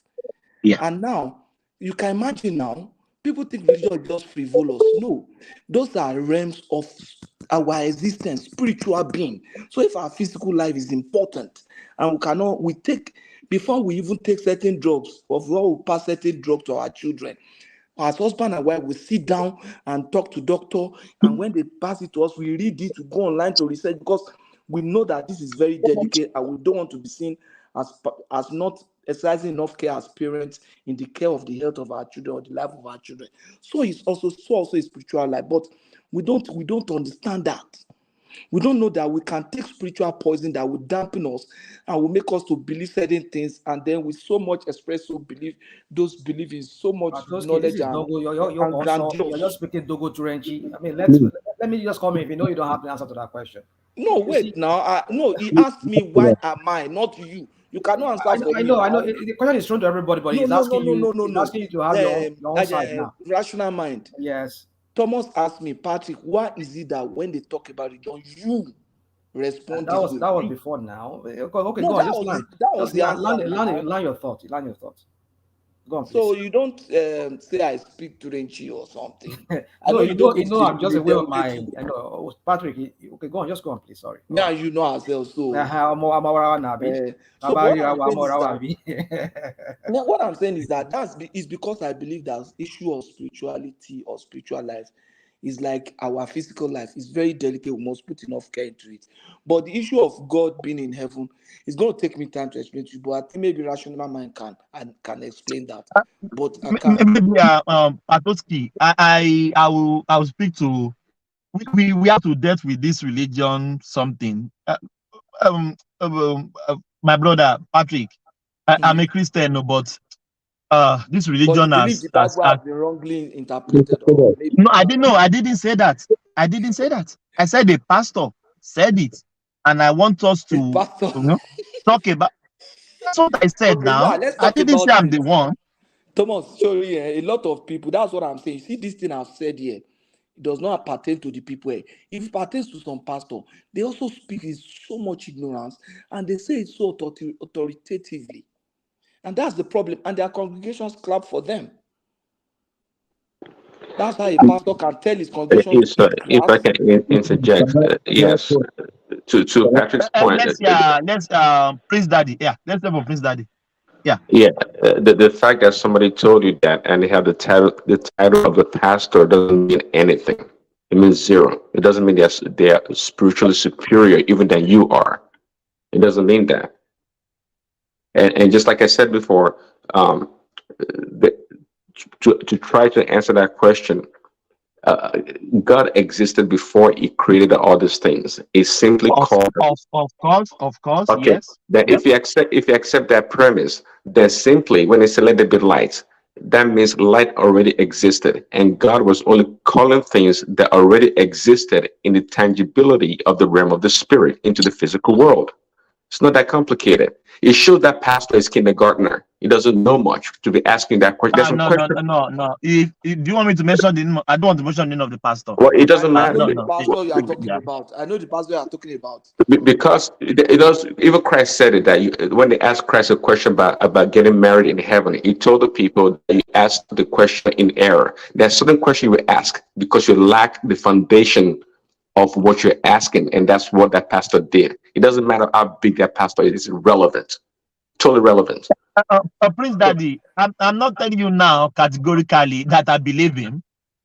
I didn't believe him, but because I have my own conviction about God, about what God stands for and what God is and is what is well-being. Nobody can tell me about God. I encountered God myself. I know. Let's not go that side. But when people say something, we can interrogate it. That doesn't mean I agree with him totally. You can sure interrogate the person, but as a Christian, you can meditate on it and pray on it yourself. But for you and anybody else that cares to listen, we are capable of worshiping God in our limitation, in our greatest limitation. It means nothing, meaning that you don't have to know much to worship God or believe in God. It doesn't mean that you. It doesn't mean that you've defenestrated your brain or your mind. God give us our mind, our brains to think also, just like He says in the Bible that even our physical body is there to worship God. So how much more our brain that people say, oh, because you're Christian or because of religion, you throw away your brain. That's a fallacy. That's not true. Oh, I don't doubt it that people do that, but those people that do it, it just shows that they are brainwashed, just like Dupsy always said. A lot of people, Christians, are brainwashed, and I totally agree with her. But for some of us that know better, our body, mind, and spirit, they're all together created by God, and we are supposed to use these three to worship God. Plain and simple. Prince Daddy, can I ask you a question? Can I answer your question? Prince Daddy, you are telling I wanted to answer this question, but I don't know you guys. Let's let's hear from Rational Man. Yeah, Rational Man is trying to be. I want to throw the part of what's his name, Patrick, when he said it's going to take us a long time to be able to answer that question. Of course, I know. It's a big topic. I will try my best to summarize it. You see, the answer to your question is found in that very same chapter and verses, not just the first verses you read, but the subsequent verses, the following verses you see the answers to your questions there. Now, when the scriptures talks about the beginning, you need to understand that in some context. The beginning here, like we know, God has no beginning. He has no end, as that's what the scriptures tells us. So He has no beginning.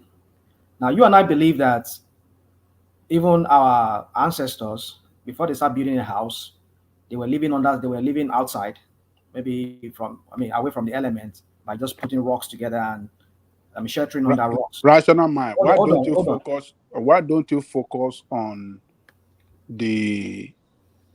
what you just said now, that the answer to that question? It's in the verses there. Focus. Okay. Mention it. I just want to hold on. I will come to that. I just want to give us a preamble to that. Now, if you read further down in that verse, you understand what the verse is telling us. Now, it says, in the beginning, God created the heavens and the earth. Now, at some point, we don't know. It could be billions of years. It could be whatever. God created the heavens and the earth. Sorry, I think I muted myself. Now, when you read the verses down, you understand that it says that the earth was shapeless, was formless, and can I say something, please, without anybody interjecting, please? It says the earth was shapeless, formless, and it was a wasteland, and there was darkness all over the earth. Now, the scripture here is trying to tell you how God started preparing the earth. Now, for the fact that the earth, God created the heavens and earth, does not mean that that thing, that ball, that spherical object that is hanging upon nothing in space, was not really existing there. You see. I want to throw the part of some people here. There are certain things that are beyond our conceptual mind to understand. Like they said, they created it. He created that, meaning that it never been in existence before he created it. You see, Earth never been in existence. It's not that. I mean, what are you trying to say, rational man? He created the earth. I'm not disputing that fact that he did not create it. And he created the heaven too.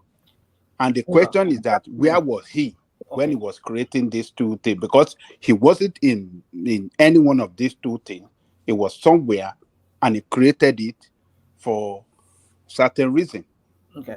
Oh, of course, we know he has. Can you let me just land the point I'm trying to make? So now, if you read further in that verses there, it says even that very earth that was shapeless, that was that was wasteland. It says, and God's spirit was hovering back and forth.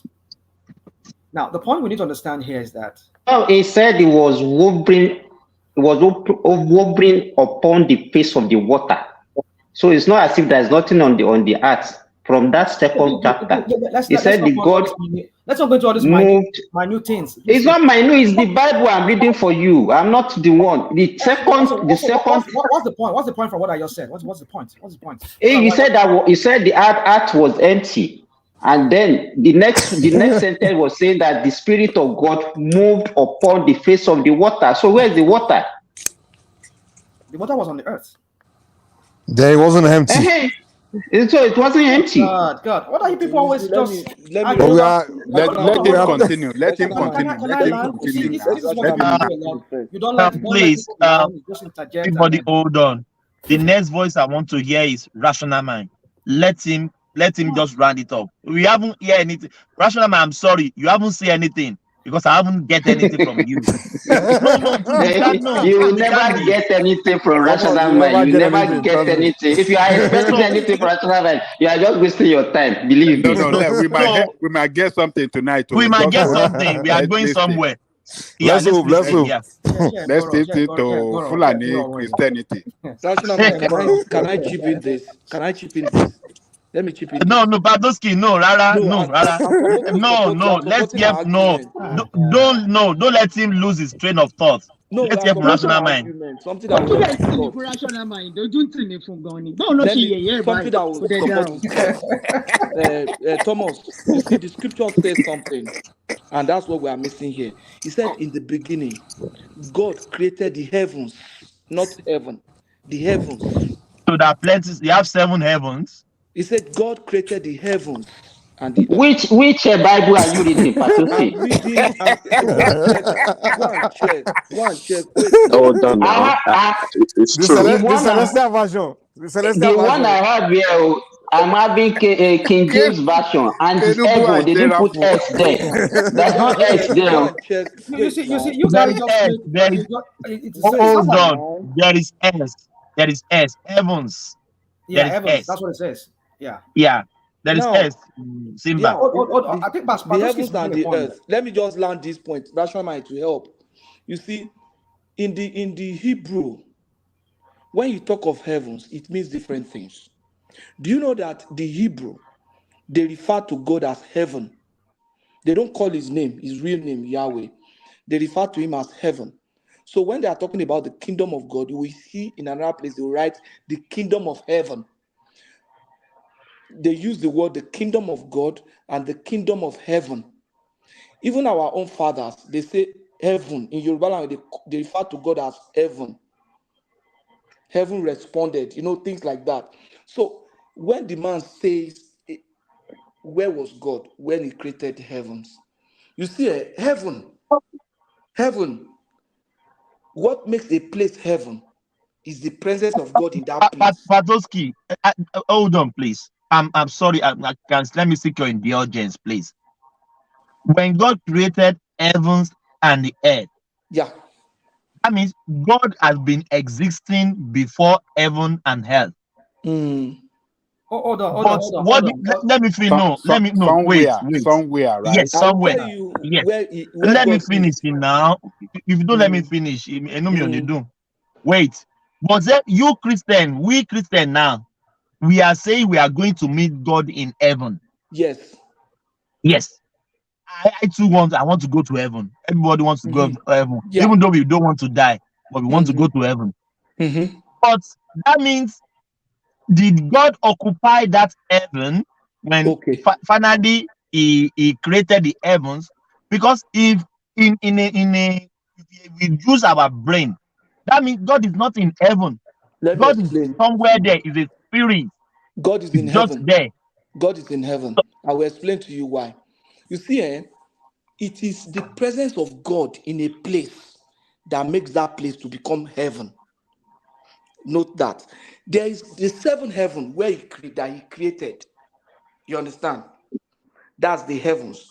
But the presence of God in a place is what makes the place heaven. That's when some people, when they say they have accepted God into their life, they will tell you, heaven is in my heart. You understand? When Jesus was on earth and he said he's here because God was present in this form of his son on earth, the Bible, Jesus told them the kingdom of heaven has come upon you. You know what? The kingdom of heaven is in this your realm. That means God is present. So it is the presence of God in a place that makes a place heaven. If God decide to dwell under the earth today or in a place you call darkness, that place become heaven because it takes his presence, his glory into that place. I So think that realm you're where God deviating, was. Patoski, Let me answer his question finally. That realm where God was before he created the heavens and the earth in Genesis chapter 1, that place is heaven by the presence of him. And that's why when Jesus Christ was teaching his disciples and telling them where God is, that's why I say that pastor is ignorance. In short, it's even heresies. It's against the teaching of Jesus. When Jesus Christ told his disciples to pray to God, what did he say? Simple, our Father who is where? Who art in heaven. In Who art heaven. in heaven. Yeah, God, Jesus, the Son of God, said his Father is in heaven. And Jesus Christ said something in John chapter 3 when he was talking to Nicodemus. He said, no one has seen God except the Son. And he chose to reveal him to whoever he wills. So the Son is telling you that no human being, nobody has ever seen God except the Son who is in heaven.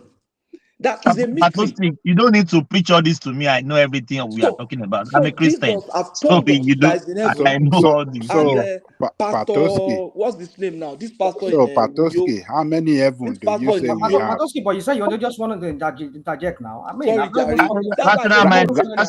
Rational mind. Let me ask this question, please. Rational mind. When you say something now, you just go off and everybody start to interject, and then can I just make this point, please? Can I just make this point? Okay. Please. So you see, go rational mind. The point I'm trying to make is that Patoski has really given you a little bit of a light into you understanding that the use of the word heavens there.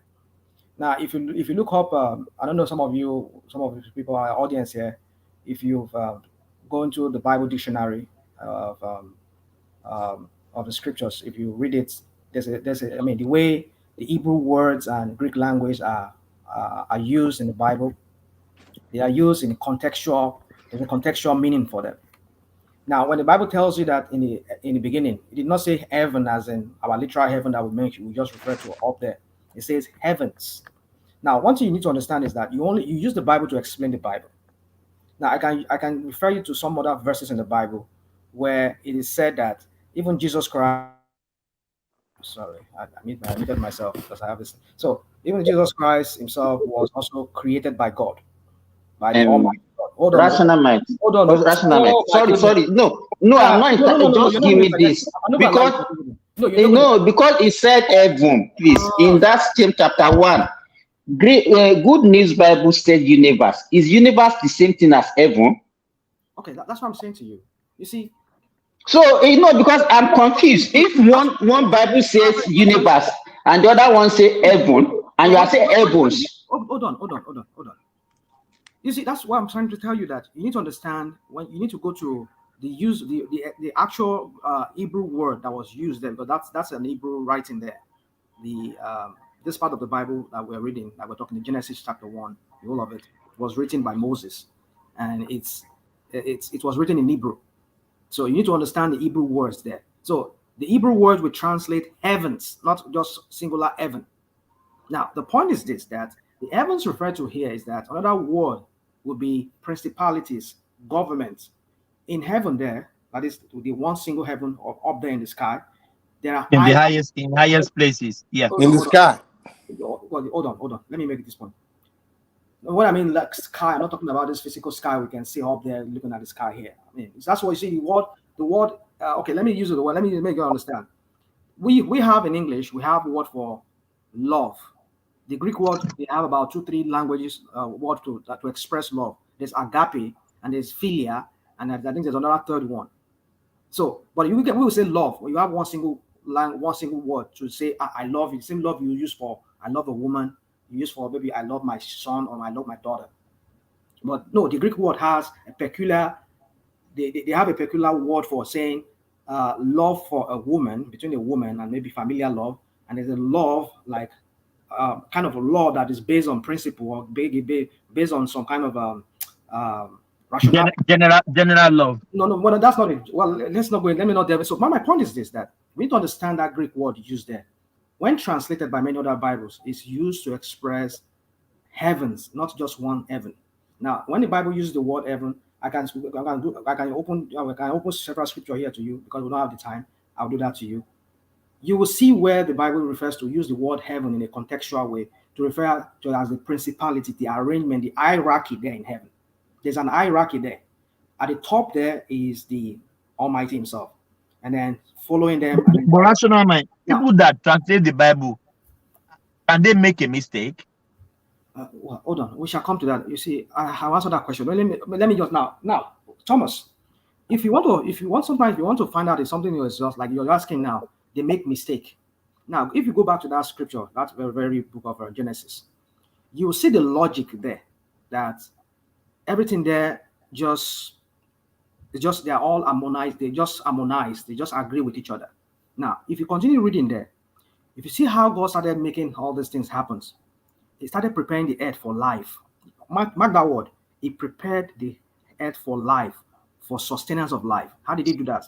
Now, if you look at that chapter 2 there, it says, from chapter 3 down, it says there, and it says, and God said, let there be light. And there was light. And there was light. Now, you talk about, and if you go back, you talk about the great luminary. Chapter 3 or verse 3. It's not, if you made mistake, we correct you now. Is it chapter 3 or verse 3 that you're talking? We want to follow what you are saying now. You go and read. He's making mistake and he will not listen to somebody. He will just be using agidi. You see, he said chapter. I'm trying to correct you. You are now resistant to correction. What is your problem? Verse 3. Okay, verse 3. Simba. These guys are just if you Muslim with the same back, what did you do this way, bro? I don't know, my brother. I don't know. Watch out, rational mind. You have to wait for me to make mistakes so that they can pick on me. So is it the way Simba just pass on you? Just a little mistake. Thank God. Okay, verse 3. Okay, now looking at that verse 3, you see that it says, "Let there be light." Now we're talking about the preparation of the earth here for life, to make life possible on earth. Rational mind, you are missing the target. You are just going off the topic. No. What you are talking, it doesn't go well with the question that I asked. You've answered my question before. You said Patoski have put it in the right perception. To me, I'm not doubting it. This is my faith. You guys, I go to church. I'm a Christian. No one can change my faith. But when people ask questions, we have to interrogate it. That part on you. No, that's not forget about that. Let me say let me say something, Thomas. I want to go. Will you allow me land? You have been want to land. You are going off tangents with what you are saying. Trust us. You can't land. You can't land. Forget it. You can't land. You can't land. Is what you are saying. No, it doesn't go with what we are talking about. I'm very sorry. Do see no rational mind be your team. Myself. Can we get? Let me say this. Let's hear from Ekene. Let's hear from Ekene. You must land, though. You must land. Please, land it. Okay, see, I just want to go, but I just want to appreciate Patoski. He made a very good insight. With rational mind was coming up with something, but you people didn't allow him. So, but my point is, what I want to say before I go is, Christianity is not religion. Christianity is a way of life. It's a practical way of life. Christian. Just behave the way Christ behaved. Yeah, it's not a religion. You can argue that. It's no longer a religion. If you accept it to be a religion, it becomes a religion to you. When you make it religion, that is when you find it very difficult to adapt to it. When you read your annex form, when they ask for religion, I should go and sleep. I will not go and sleep, bro. The only thing I want to do is that I want to greet the defenders of faith here, people like Patoski and the rational mind. So that you defend of faith, and they made a very good insight. Registration form. When they ask for your religion, what do you feel? They didn't ask me anything about religion there. There is nothing like religion. I didn't see anything about religion. They don't ask for religion. Yeah, it's not in our form. Can I take it out from Ekene now, please? When you do your national ID card, you know right for your religion. Can I? Please. Your national ID card, you know right for your religion. They don't ask for your religion. For Mr. Ajalikoko, Christianity is not religion. Christianity is a practical way for of your living. national ID card. When they ask my national ID card, I don't think that they asked me anything about religion there. No, they asked. The recent one. The recent one.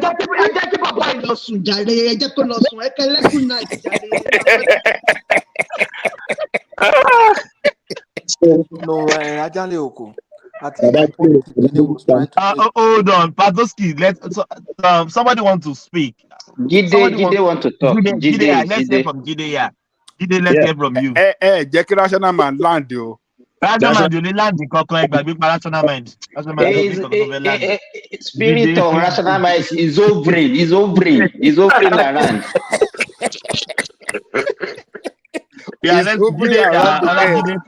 Baba Ajalikoko, moko tó ṣẹlẹ̀ ṣé mo kí mo ti confess love Jide òun ló ṣe sá kúrò lórí bẹ́ẹ̀dẹ̀ tó ń sábọ̀ nǹkan tó ṣe sá wá nìyẹn kò sí nǹkan kan tó fẹ́ wá sọ Jide tó wà bíbá yìí ló fẹ́ nítorí ẹ̀ ló ṣe sá wá nígbà tó tí mo ti sọ pé Jide I love you Jide òun ló ṣe sábọ̀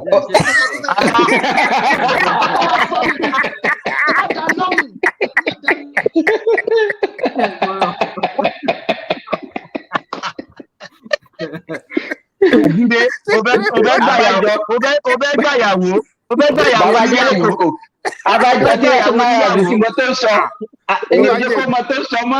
tó bá jẹ́ mi kọ́ èmi náà máa sá wọlé náà tó fẹ́ gbàyàwó mi mo nígbà. ìyàwó téèyàn ti ń rè látijọ́ Let's hear from Jide. All right. Thank you very much. See, I want to say something that when you are still in the state, you would most times believe that your state is always the correct state, and you will defend it with everything you have, which is a very good one. But where I find it difficult is when we start talking as if we are the personal secretary or the permanent secretary of God, as if we are the one taking minutes of how the creation went and how it all happened. And this is what I'm talking about. The Bible has a lot of discrepancies. I've stated this a long time. And if the time permits me, give an example. I will give a very good example. All right. The the bone or the backbone of the old religion called Christianity is the birth of Christ. Abi, the virgin birth of Christ, Emmanuel, that name Emmanuel, God with us. It was prophesied in the book of Matthew from the angel that as it was written by the prophet, a virgin will give birth. If you read from the book of Matthew chapter 1 verse 23, it's there that the virgin will give birth to a child, and this child will be called Emmanuel, God with us. Okay? Now, if you go to the Old Testament to confirm where Emmanuel was prophesied, I will say it is Isaiah 7. No other place in the Bible prophesied about a birth of a child called Emmanuel. Now, if you now... Emmanuel, the prophecy was in Genesis. Which Genesis? Which Genesis? Is it the way our Protestant pastors try to put Jesus in every story of the Old Testament? But it was there now. It's there now. Hold on. No, say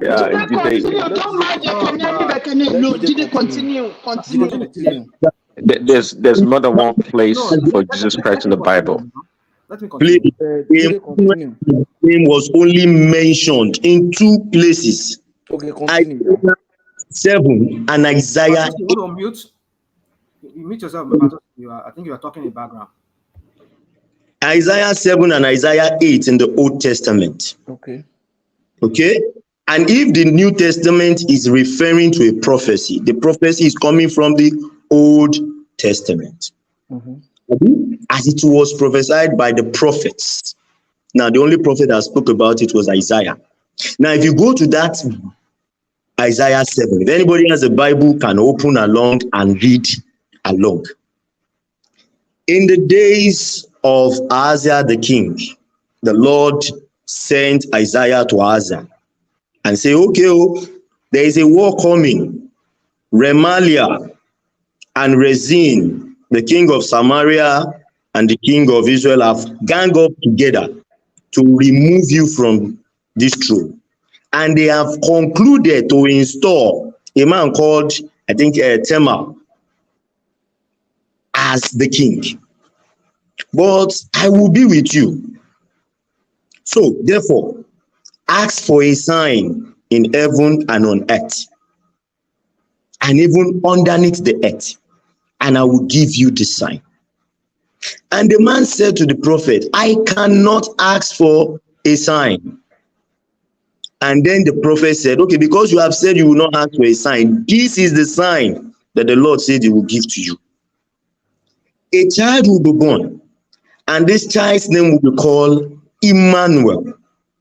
And before this child knows good from bad, how to call father and mother, these kings that gang up against you will be destroyed. And even said the kind of food the child will eat. And that was what was in Isaiah 7. Now, if you go to the book of 2 Kings chapter 16, you will now see it is written there, in the days of Ahaziah the king, Remaliah and this came up against him, and there was a battle, and this, and Ahaziah ran to Assyria, and Assyria came, and they defeated and helped him to defeat Remaliah and Rezin. So my question is, how does that correlate with the birth of Jesus? That is the backbone of Mr. Jide, please, can I put this in before you continue? Can I say this before you continue? You just a question. In that Genesis, that verse 3 and 14, where the Bible said that the Lord will, and God said unto serpent, because thou hast done this, thou art cursed above all cattle and above all beasts of the field. Upon thy belly shall thou go, and thou shalt eat all the days of the. And I will put enmity between thee and the woman, and between thy seed and her seed, it shall bruise thy head, and thou shall bruise his heel. What prophecy is God talking about here? Christianity. Very good. You are just trying to deepen this matter, eh? Okay, let's pick it one by one. Let's pick the Emmanuel. No. Let him answer that question. Hold on. Let him answer that question. Answer that question. What last question I just wrote to you? That question, that you are trying to run away from the first one. Let's finish. Listen. Let's not do this now. If you know the answer, say you know it. If you don't know it, say let me answer the first one. Then no, you cannot answer it. No. Oh, Peter Patoski. Let me answer the Emmanuel. Hold on. Patoski. When we're not showing off our answer the question. Prophecy referring to Jesus. Say that again. Say that again. Now is the prophecy of Emmanuel in Isaiah 7, which was then relayed in Isaiah 8, has been fulfilled, and it actually happened and was documented that it has already occurred in the book of Kings. Because we need to understand something, that the Bible, though it is written in terms of books, that most of them did not happen in the sequence they were arranged in the Bible. Isaiah was a prophet that you understand all this thing you're talking about. You are deviating from the point. Is he asked you a question. Can you answer that question? Do you know it or you don't know it? No. Hold on. Let me rephrase it to you. Chapter 3 of that Genesis. No. I just asked a question. My question is before you. Let me answer your question first now. You see, if you're just jumping around. If you understand that question very well, you will know that is where. Okay, answer it if you know it. Because if you want to answer the Bible, where prophecy begins, this is where the prophecy of Jesus Christ begins. So that is why I want you to answer it. Before Isaiah, even you can still find it in Psalms. I can still get it in Psalms for you. The same prophecy. Then before you come to Matthew. We are talking of I am talking of the virgin birth prophecy. I am not. I'm saying if you want to talk about the virgin birth prophecy, which you are talking about, you start from the beginning. The beginning is from Genesis chapter 3, from verse 14. That beginning is not referring in any way to Jesus, and I will prove it. So who was he referring to? First answer my question that I asked you. You first answer my question. Let me answer his first question. Patoski, you want to answer or you want? Yeah. You go. Let me answer his first question. You want to be loud, we can't hear you. It's like on Safon Shemi, no, you know it's late here, so I don't want to wake my family up. Go on. Yeah, can you hear me? We can hear you. We can manage my hearing. Okay, Jide, let me explain something about Bible prophecies to you, and I want us to listen very carefully. You see, the Bible prophecies, they can be prophesied. One can happen in parallels. Are you following? And I'll give you instances. Bible prophecies can be prophesied one, and they can happen in parallels. And at times, that's one statement about Bible prophecy. At times, Bible prophecies are not even vocal expressions. They occur as events. For example, Jonah was the experience of Jonah, even though it was not a prophecy that was spoken, but the experience of Jonah was a prophecy. The fact that Jonah refused to go to Nineveh, eventually God got him there. And what happened to him? And he spent 3 days in the belly of the fish. Was a prophecy of Christ in the grave for 3 days, though it was not said, but Jesus Christ came to tell them that it was a sign. So Bible prophecy can happen twice, 3 times, 4 times. And I'll give you a good example. In Psalm 22, the psalmist, I think, is one of the singers that was appointed by David to sing, or whether one of the sons of Asa was talking to God.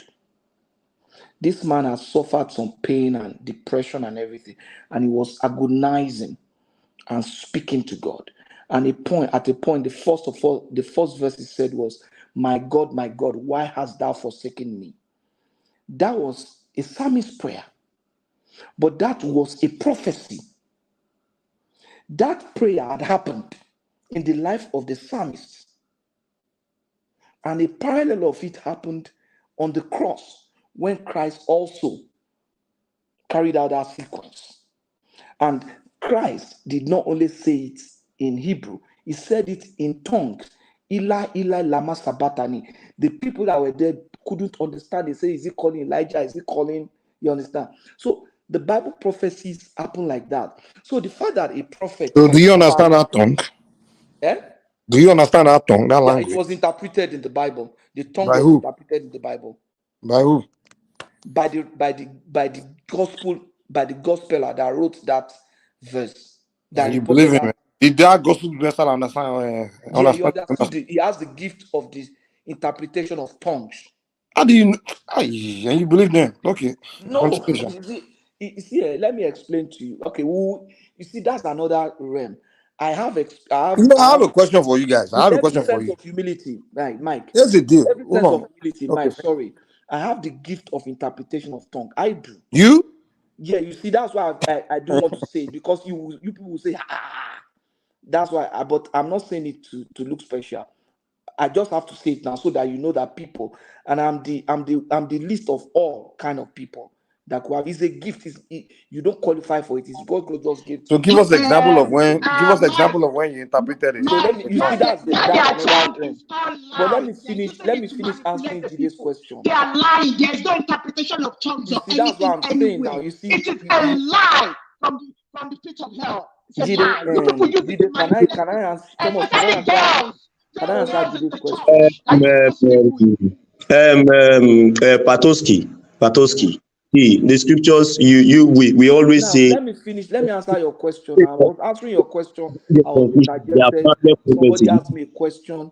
I was trying to say, because I was trying to answer that question, I said what naturally I would not just want to say in open like this. No, And I've been don't worry abused. about that. Don't worry about I've that. been called a liar, but that's okay. But what I'm No, saying is you that, understand, let don't me worry. finish. What I'm trying to say is this. See, Let me Patoski, finish answering your question. you Let have me see finish. told me there are parallels. See, I'm formally, I understand everything you are saying.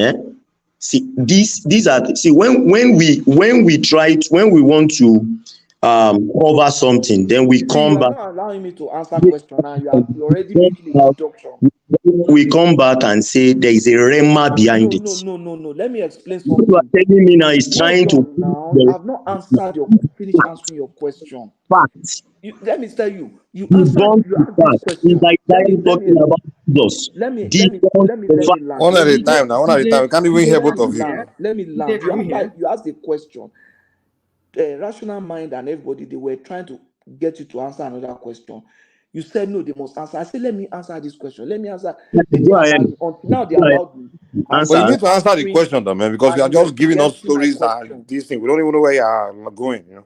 Just answer the question straight now. I mean, we Okay, still let answer me the just question say, for the past I think 5 minutes. there's gonna be a time where we'll discuss this when we have No, question are easy answers. we Now, are just give us fixing direct we are answer. fixed a date You have to spend 1 hour to explain your answer. I mean, come on. Okay, we Patoski, are fixed a date let me with just go straight to the rational point. with Let me governor. go. Patoski, let me just go straight to the question for this guy. You see, prophecies in the Bible, they are all entwined. They are always connection. Like Patoski is trying to make you understand. Now, that very verse that we ask you, that this guy asked you, and you could not answer, you said, I don't know whatever answer you have for that. That place was specifically referring to Jesus Christ. Is that seed of that woman? But maybe if thought How that do you know this? hold on, dude, don't interject me, please. I would answer the question. Yeah. How do we know it says then? Because like I said, you don't just read the Bible, a portion of the Bible, and isolate it. No, there's always a connection. Like he was saying, even like Jide was talking about, he made reference to the book of Isaiah, where it says that what's it called? Emmanuel will be called Emmanuel, and a gospel writer also was making reference to that book of Isaiah. That's to tell you that there's a link. There is always a link. In fact, so many things that Jesus Christ did, there's always a reference to what was said previously, that he will be born in Bethlehem of Ephrata, that he will be there for 3 days. It was mentioned that he will feed people. He would show compassion. It was all mentioned in the previous scriptures. Now, one of those scriptures is that very chapter, Genesis chapter 3, verses 13, 14, and 15 there, when God was passing sentence on the serpent. And he said that you will bruise him in the heel. That has a connection in the Bible, what happened eventually. Really? Yeah. Did the British tell you this? Dude. You see, Allow him to speak now. He's giving his permission. we understand all this political thing that we all have. No, I'm just asking, did the British tell you, did they confirm this to you? Christianity is not a British religion. It wasn't the British that gave you the book. Hold on. Even the Mike, you are taking him away. Now let him give an explanation to what Can I beg hush, man? We're asking valid question here.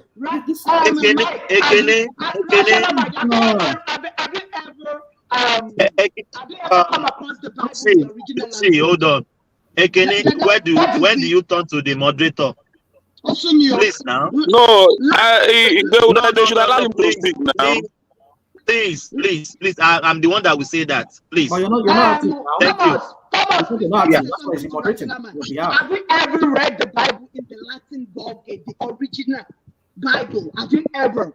Because this one, you are saying something you don't know anything about. Even this Jesus Christ is not called Jesus Christ. It was the British that named him Jesus Christ. Oh, God. His name is Yahushua HaMashiach. His name is not Jesus Christ. This British that gave you Jesus Christ. So you don't even know the Bible in the original language, and you're arguing with people that read the Bible in the original language. Madam Bipsy, I see, just wait. I see, one after the other. Okay, my dear brother, it's not beginner that can talk to me that will listen on this platform. Can I continue? Can I continue with your answer? Because this always topic. Go ahead with your answer. Just to me how Isaiah 7 is talking about as Emmanuel. And rational mind. Yeah. And land quick. Why you say land quick? And then land it quick.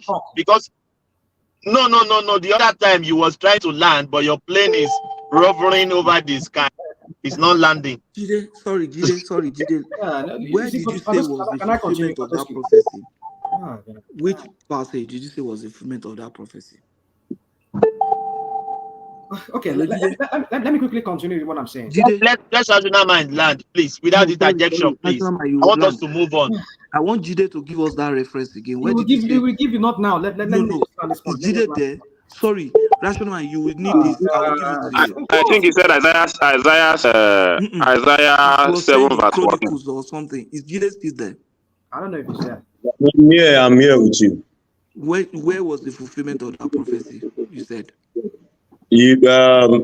Isaiah 7 prophesied it. 2 Kings verse 16. 2 King verse 16. 2 Kings chapter what? Chapter 16, yes. Chapter what? 16. Chapter 16. 1:6, right? Is it 2 King chapter 16 or 15? So you guys don't even know your Bible say, right? You are coming here to try to convince us. No, wait, I'm trying to make an argument. Jide, is this 2 King chapter 16 or chapter 15? It's 16 now. Okay. Can we continue? Can I continue? Rational man, please land what you want to say, please. We are wasting much time. Please. Am I the one wasting land time? what you want to say? Am I the one wasting time? I said I am not talking to you. I said they should give you space to talk. That we are wasting time. Yeah. All right. So my point is this. Now that place was referring to Jesus Christ. It says you bruise him in the head. I mean, it will bruise you in the head, and you crush your head, and you bruise him in the heel. And that happened when the bruising of the heel was when Satan was able to succeed in making those leaders to kill him. Well, let's just leave that. Now, let me quickly go. Let me fast forward. Now, after that prophecy was made by God himself, now we have Abraham too. Abraham was also promised to produce a certain seed. And through that seed, that one seed, the nations of the whole world will be blessed. Now, that seed was not referring to so many seed of his, but it's referring to one particular seed that Abraham will produce through him. And Abraham had so many kids, but the seed was limited, was now narrowed down to Isaac. Now, that is why if you hold on. I know you already opened you want to talk. Now, if you go to the book of Matthew, you will see where a lineage was given of the descent of the Messiah, which is Jesus Christ, how he came.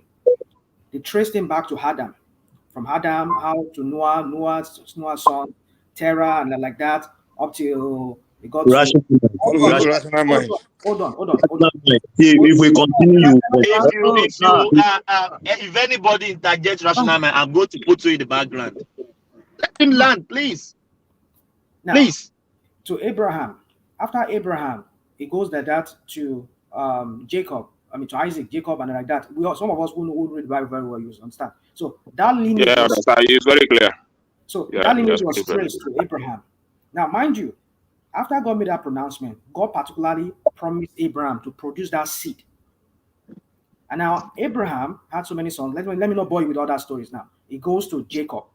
In fact, when Jacob was dying, on his death, on his bed where he was dying, he made another prophecy. He said, "You, all my 12 kids that I have, all you 12, only one of you will produce that one seed." And he says, Judah, you will produce that seed. That's, he referred to him as Shiloh, or some people call him Shiloh. He's the one that has the commanding staff. He's the one that will lead his people. Now, that place was also referring to Jesus Christ. Now, fast forward over time. Let me just fast forward to David. David was from the tribe of Judah.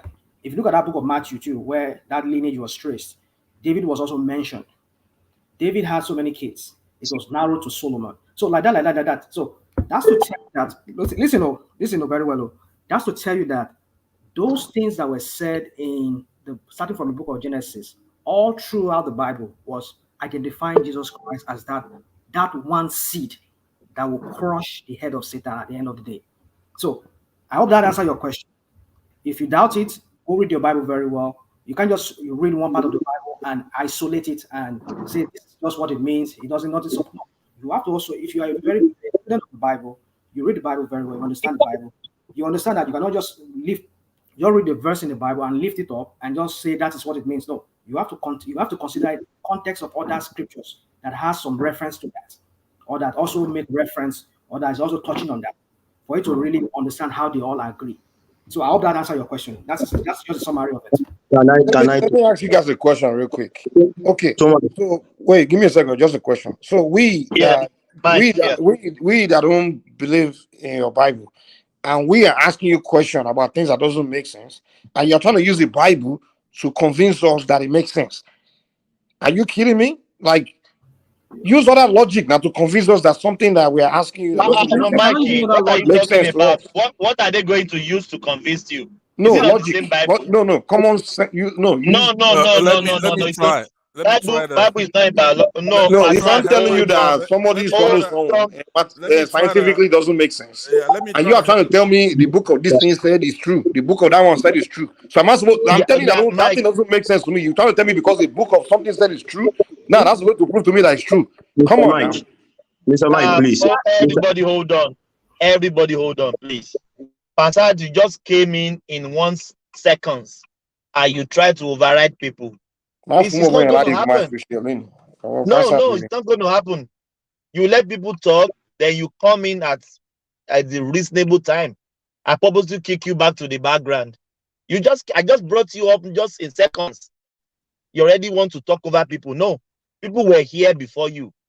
So, Mike, ask that question again. Okay, so this whole thing started when people like Simba, me, and some people were asking you guys that, okay, your Bible said this, and it logically doesn't make any sense. And hey, some people come here to try to convince us by going to the book of this thing and that thing and say, oh, the book of that thing said this and that and that and that, and that's what makes it true. Are you really serious? Come on now. Can I answer your question? Go ahead. Answer the Bible. Okay. Now, so to answer your question, there are other things besides the Bible that proves the existence of Jesus Christ. Have you ever heard about the Dead Sea Scroll? Yeah, the Dead Sea Scroll. There were some scrolls that were. I'm just giving an example of one of such that contains the book of what's it called, Isaiah and the rest of them, especially the book of Isaiah. It was found somewhere in Palestine. That's one. Now they found a book in Palestine.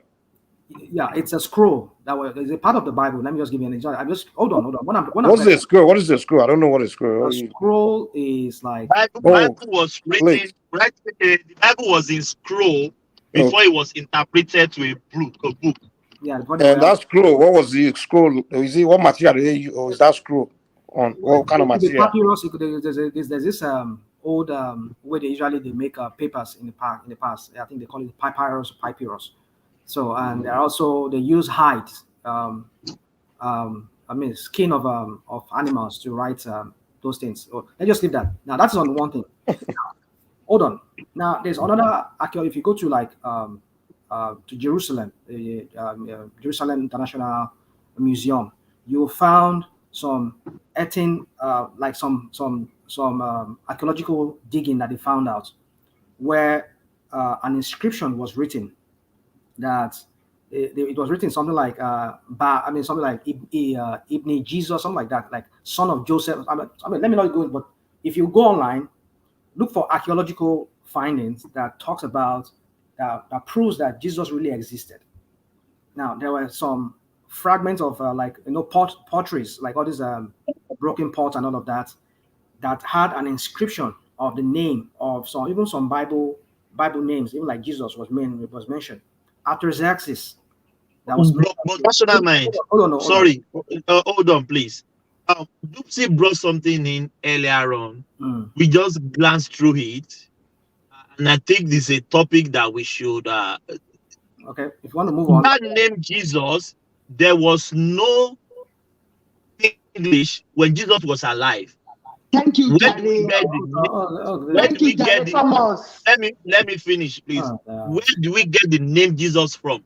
Okay, is it the colonial master that gave us Jesus? All right. There was no in Hebrew. Let me land, please. Let me land. In Hebrew, there is no J in Hebrew word. All right. So where did wait now, please? Where did the colonial master get Jesus from? Okay, all right. Let me. Sometimes I tend not to call Jesus. I still prefer calling him Yahweh. The Hebrew name don't go. Yeshua. Yeshua rather. Thomas. Can I? Sorry, rational mind. Thomas. Hold on. I've just gone through rational mind has stylishly taken my spot. I was the question now. Somebody else rational mind, you're not going to answer it. You're not even going to answer it. Come. What are you talking about? I'm answering your question. Somebody's targeting me, and you're telling me I'm done answering your question. Okay, answer is not here. Who's calling me? I've gone through 2 Chronicles chapter 16. That prophecy is not there. The fulfillment of that prophecy is not there. The fulfillment, you cited Second Kings. If somebody else has a Bible, can read Second Kings. I've gone through 2 Kings chapter 16 rather. Let me somebody else has a Bible, please. Read 2 Kings. The fulfillment of that prophecy is not in 2 Kings chapter 16. We don't care about this book, man. Come on. The British that enslaved us, tricked us, lied to us, lie. Give us a book. Now you want me to believe their book? Thomas, can I interject? Everybody hold on, please. Everybody hold on. I has a question. I think Passat wants to interject. Let's hear from Passat. Yeah, welcome you, Passat, brother. Yeah. Let me also say hello to everybody on the panel, especially to Dubsy there and those listening to us. Now, we have to organize this thing. I'm going to answer your questions, but let's organize it. We can't have people shouting all kinds of questions. Nobody has all the answers, right? But there are important questions that have been asked. One being that first one you asked right there, right? Originally, they were talking about if God created the earth and the heavens, where was he when he was doing this creation? That was a question that somebody posed. But yes, I was the one that asked that question. Right. Now, before from one pastor, yeah. Right. And that, first of all, it's like a big question. So you have so many questions that are big. So how can we resolve it honestly? if you're just going to be throwing out very, very big questions. So let's determine if that's the one you want to hear, then I'm going to address that. But before that, for those non-believers, like for example, myself, I'm a Christian, right? I'm saying it, I'm laying my foundation. I'm a Christian trying to defend Christianity. So those of you here who are Muslims, it will be good if you identify yourself as a Muslim, right? Because in our own religion, like they say, your ears have to be open in order for you to understand Christianity, right? You have to be, you're dealing in faith, you're dealing in all kinds of things, right? You have to be able to. That's the brainwash right Oh, there. no, it's not. Hold on. Dupsy, hold on. That's the brainwash right there, Pastor. Let No, hold on. Hold on. Please let him talk. Please. Let me just tell you, because you have to understand, for example, why do the Bible speak in parables, right? It's because of this type of thing. If you go to Matthew 13, then verse 13 to 15, it will tell you why the scripture uses parables. Because though you can see, right, you have eyes, but you can't see. You have ears, you can't hear, because you're not with the Lord. God is there for you to see every day. Some of these miracles that you talk about, for example, in that creation, Mike says, why don't you use something that's logical to explain something to me? Why quote the Bible? Okay, fine. We have an advantage now. We know about cosmology, the sun, and the planets that revolve around the sun, like the Earth, right? It's one of the 8 or 9 planets we have out there. So you have to be a dupe not to marvel at the creation of God. The sun is the star. There are many stars. There are trillions. Hold on, please. Yeah. If I said hold on. Mike, are you there? Yeah, I'm here. Yeah. Mike, please, can you just conduct the session for maybe 30 minutes, please? Yeah, over to you, Mike. Yeah, Passat, continue. Thank you very much. So now, when you're looking at God, you know that he has no beginning and he has no end. That is one thing you have to know. That is just a fact. 2, time is an illusion. It's made by man. Time is made by man, right? So even Einstein, you have to go and study these things to know that space-time is intertwined. So this is not something 2,500 years ago, 3,000 years ago, that these prophets are going to be able to explain to people who don't understand cosmology the way we understand it today. But if you look at it, though, it's factual. God has no beginning and he has no end. Even you, if you're a farmer like Simba, you take a corn, you put it in the ground, just one grain. You put it in the ground, you water it or whatever you do. 3 days later, it germinates. And you have ears of corn coming off your ears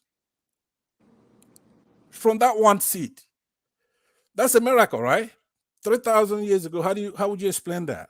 Say, I'm going to put something in the ground, a seed, and it's going to come up, it's going to germinate, and you're going to have ears of corn. That's a miracle. So now, like I referred to you earlier, when you talk about the heavens, imagine that you have trillions of stars, some much, much bigger than the sun.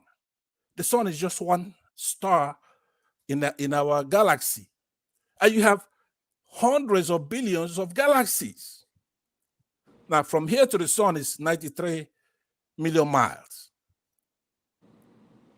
Right?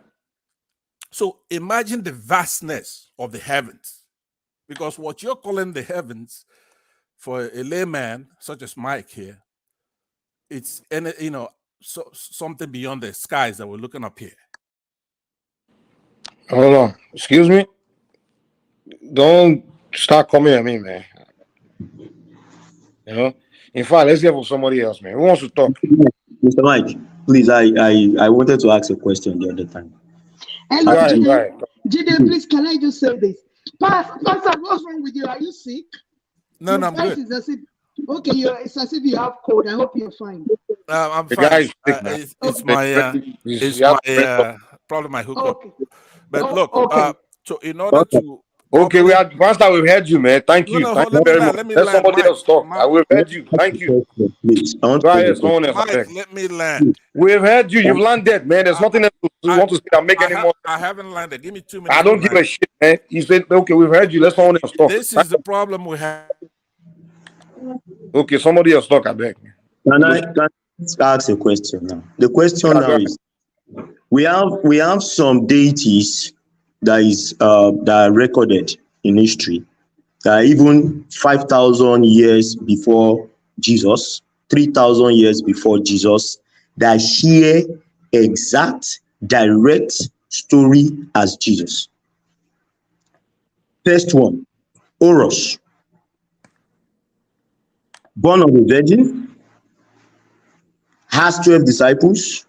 They call him the Prince of Peace, call Lord of Lord, this and that. They have it. Krishna has 7 disciples, did miracles, walk on water. Go and read them. I'm not saying something that is factual now. So they plagiarize all those things and package it in that book. Is that what you are saying, Jide?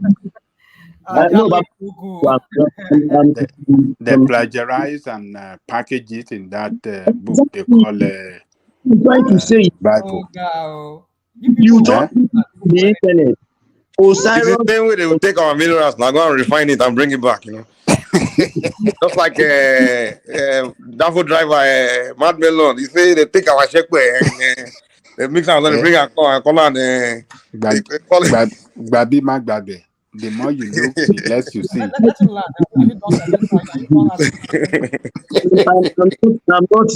I'm not here to start doing Rema and things like that. Jide, please, I would like you to touch on Christmas, Easter, and all those festivals. Okay. For pagans, please. I want you to touch on all that too. Yeah. Very the same Osiris, the same is it Osiris or Horus, Mithras, Dionysus, Krishna, they were all born on the same day, December 25th. They all had a star that came before them. In fact, if you read it, there was even one that was given frankincense, and just the way it was given to Jesus. He was a shepherd. The same thing, just the same thing. And these are religions that were before Christianity, way before Christianity. So tell me, how does that parallel come in? We say we are celebrating Easter on a day when, have you ever asked yourself why Easter does not fall on the same day through year after year? Because Easter is tied to a day. It is tied to the full moon. Go and check it very well.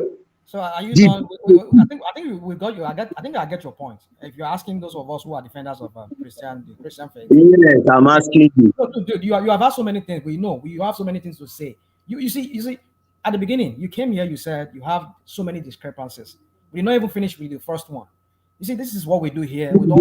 Do I need to explain the first one? We are giving the verses. If not, I'll if I want to sorry, Isaiah 7. Go and read 2 Kings 16. You cannot be giving me. Listen, you cannot be giving me scriptures when you don't want to listen. No, when I mean you, I mean people talking about here that are throwing spanner in the wheel. Do you have a Bible there? I thought you had it. You were saying you had the Bible. I do, but listen. I won't be jumping around topics. If you want us to talk about one topic, we talk about one topic. You just asked a question. You said there are so many discrepancies. Now again you're coming with the other discrepancies you're manufacturing already on your own. The first one you've talked about the birth of Jesus Christ, I nailed it for you, but you're still like, I don't know what I said. Question is, hold on, my friend. Hold on.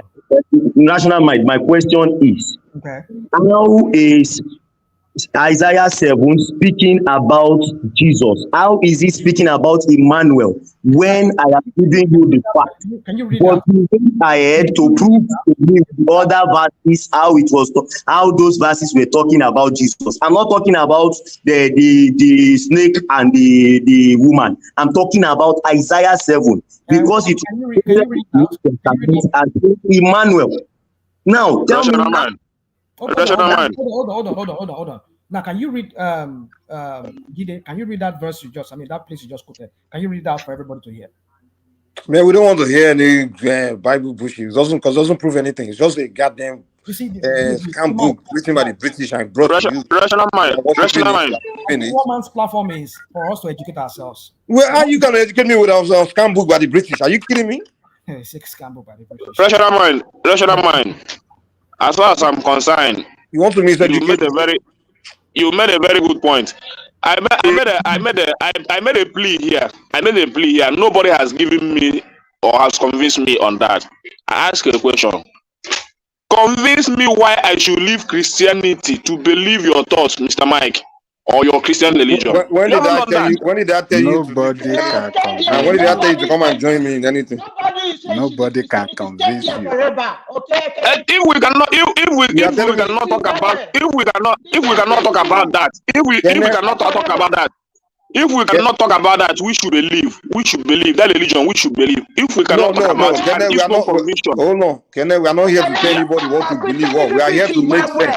We are here to have logical conversation. Convincing you. Just stay there. Yeah, that is my point. Because as far as I'm concerned, to we Christians, the point we have made here, lecturer man has been able to clear it in a single explanation. Really? Somebody said that you don't see anything. You didn't say anything. You are not open-minded. But then, why will that make sense to you? Open-minded, you can be convinced. Rational man, if you go to the scripture, summarize it all. Rational man, if you go to the scripture, the Bible said that Christianity sound foolish in the eyes of the people that don't understand it. It's already there in the scripture. It's something. It sounds foolish. Apostle Paul explained that to us. So why should I bother myself if they don't understand what the point you are making? Let me give you another one, please. Wait. Can we ask a question? Can we ask a question? Why? You've been asking so many questions. Let other people ask questions.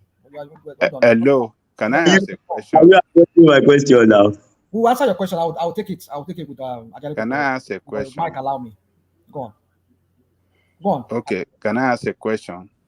Go on. I said go on. Go on. I'm all okay. Ears. Why?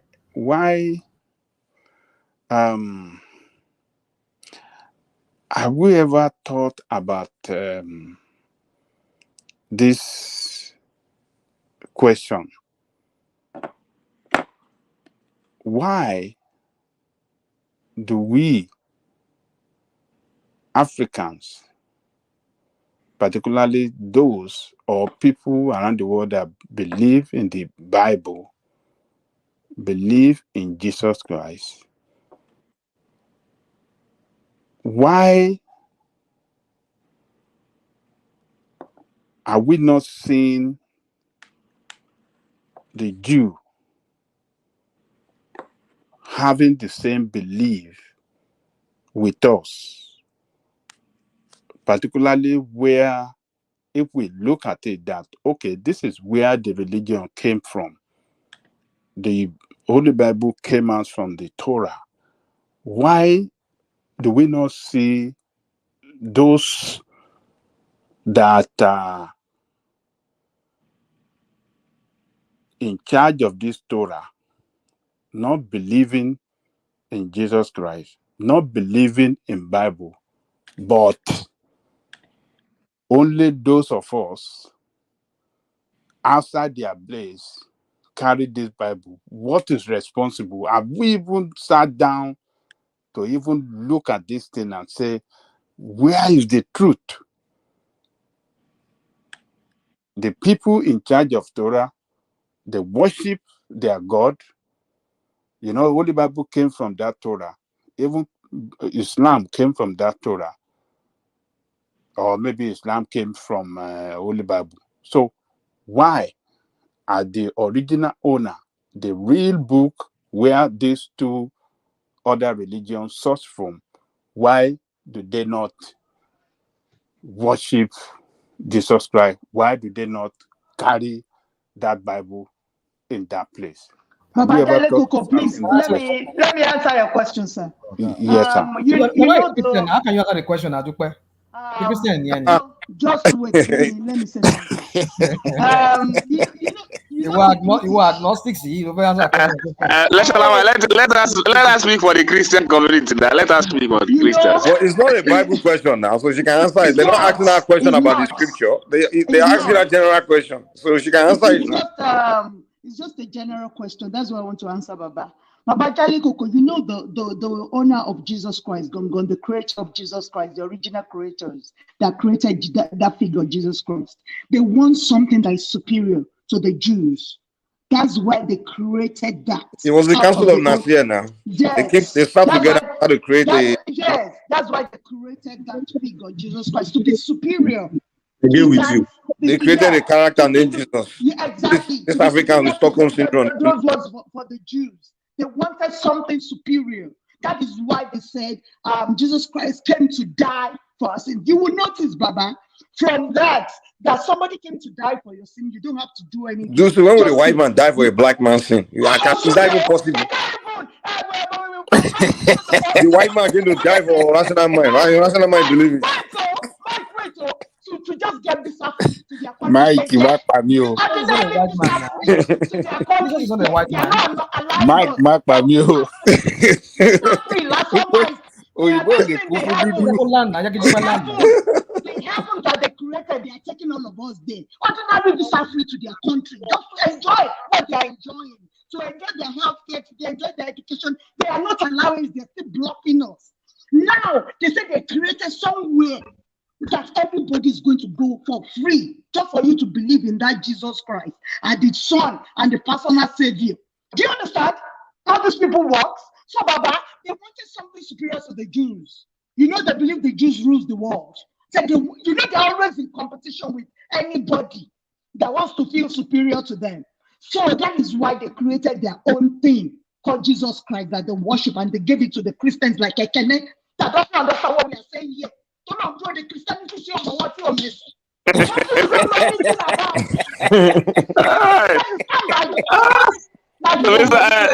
Lucy, I will not leave Christianity for you. You cannot make me leave. I will not leave it for you. No matter what you do, I will not leave it for you. Let me answer that question. Let me answer that Google's question. You see what's going on with you guys? You guys, it's something they call Stockholm syndrome. You see, when you fall in love with your oppressor, right? The white man for the past 400 years, they've subjugated you, enslaved your people, committed massacre against you, genocide, all kinds of killing. Till today, they're still doing racism against you, and they're making it clear to you that they just hate you, you know, like they don't respect you. But now they're telling you that one of them is your God and your personal savior. You go to church in Africa, everybody's black in front of the church, the picture of a white man, and everybody's buying to it. That's Stockholm syndrome. You're in love with your oppressor. You're in love. That's what you guys are suffering from. Mr. Mike, wait. Okay, the same man that 400 years killing you, enslaving you, coming to Africa to loot your resources, deceiving you, colonizing you, he now gave you a book. You don't even question the origin. He tell you to believe it, and you believe it. You don't ask whether he lied in it or anything. He wrote it. The British wrote that Bible. The Bible they brought to you. He wrote it. Now let's say maybe you are saying the original one was some other bullshit from somewhere else, something. The fact that the one he gave to you is the one he wrote himself from England. You understand? They printed in England, they wrote it, and they gave it to you. And you just accept it. You don't question it. Mr. Mike, can I respond a little bit? You are suffering from Stockholm syndrome. Can I respond a little bit, Mr. Mike? I am not ignorant of the other aspect of religion. That's let me say, idolatry and all that. I'm not ignorant of it. I know it very well. And I'm not ignorant of the Christianity. These two things I've compared. The Christian use Bible. The other people use Ofo. As in my own side, what they use is Ofo. And I've just told you one of the principles of those Ofo, which I am not comfortable with.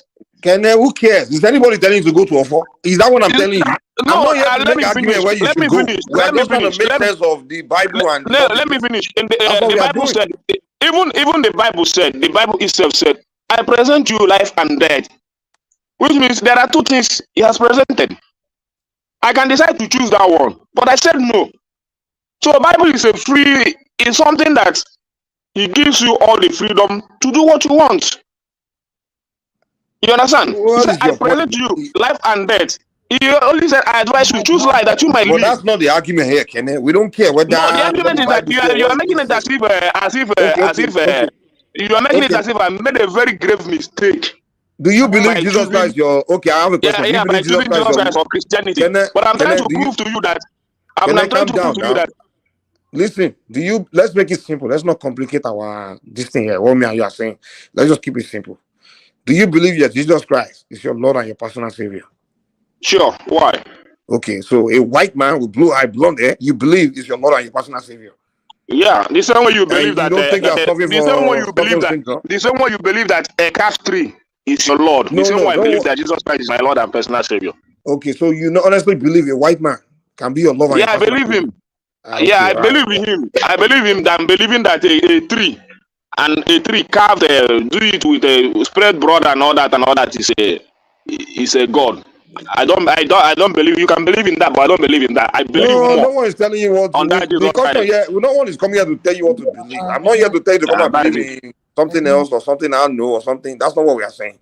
The debate here is just about what you guys came up with, the old Bible, and we're wondering like, why would a British bring something and give you, and you just believe it.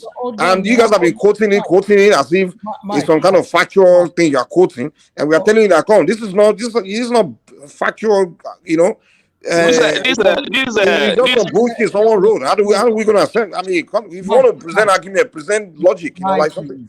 Mikey, now are you a student of history? Do you read history? You telling me the Bible is a history book?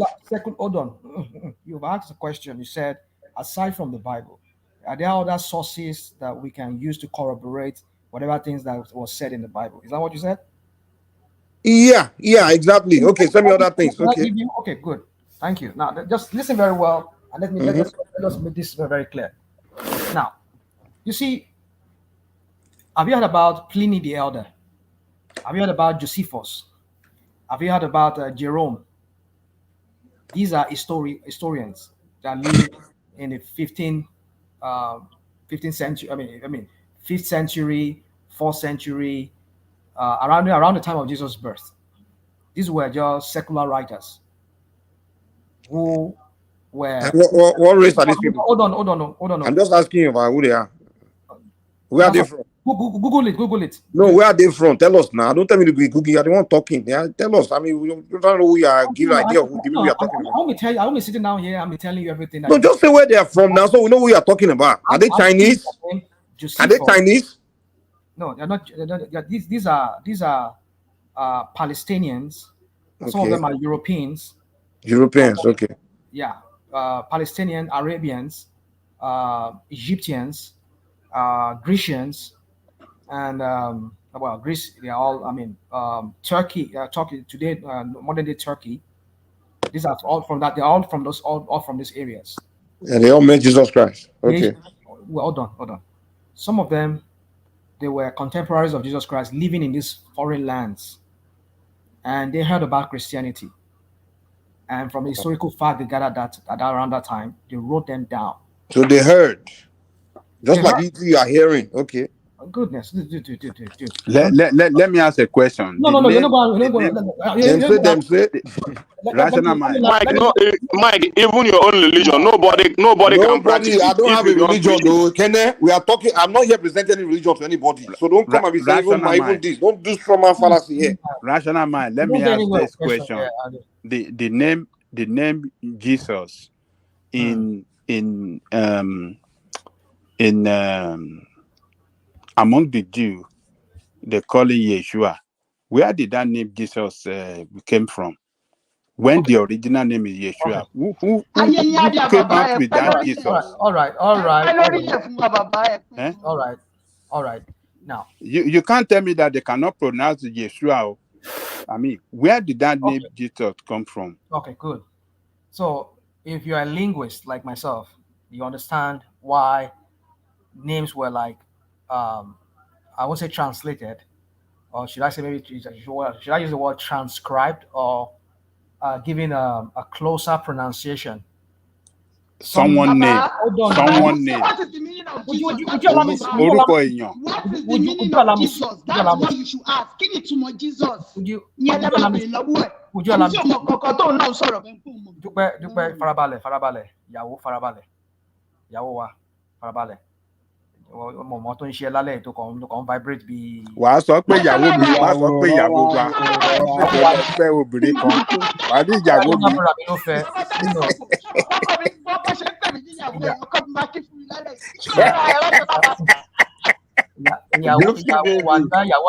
Ìyàwó àbúrò mi ni ìyàwó knows I don't even understand, so. Natural mind. Yeah, so ọmọ láti àná wa ní, so láti. Guilty baby. Let me land. Yeah, now you are complete. Now you are complete. Yeah, we cannot share. Make una need to now. Any people that I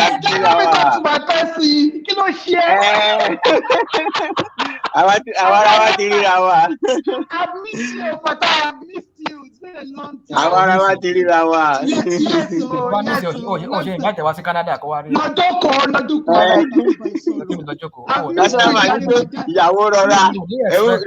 You make me remember Ayuba. Let's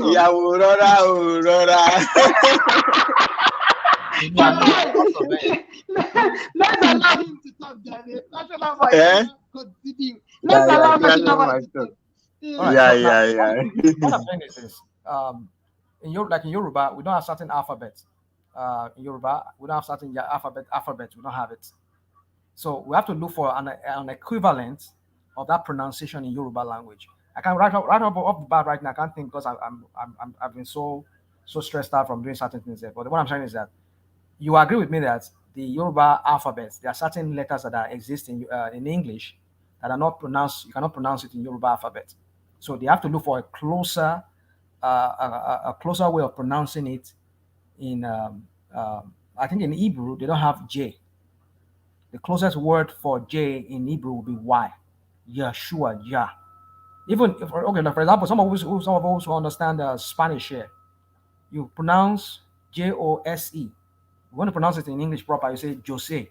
No, not Jose, Jose. I say Jose. Jose.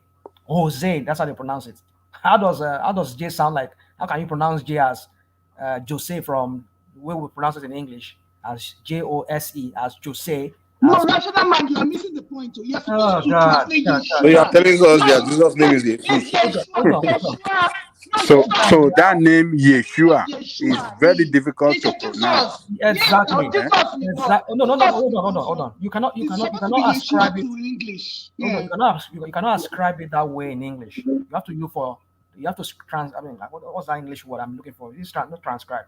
You have to look for an equivalent of that pronunciation in that language. Because not every language has the same alphabet as in English, the same way they pronounce certain things. Even Yoruba does not have the same ABDA or if like the way we pronounce it.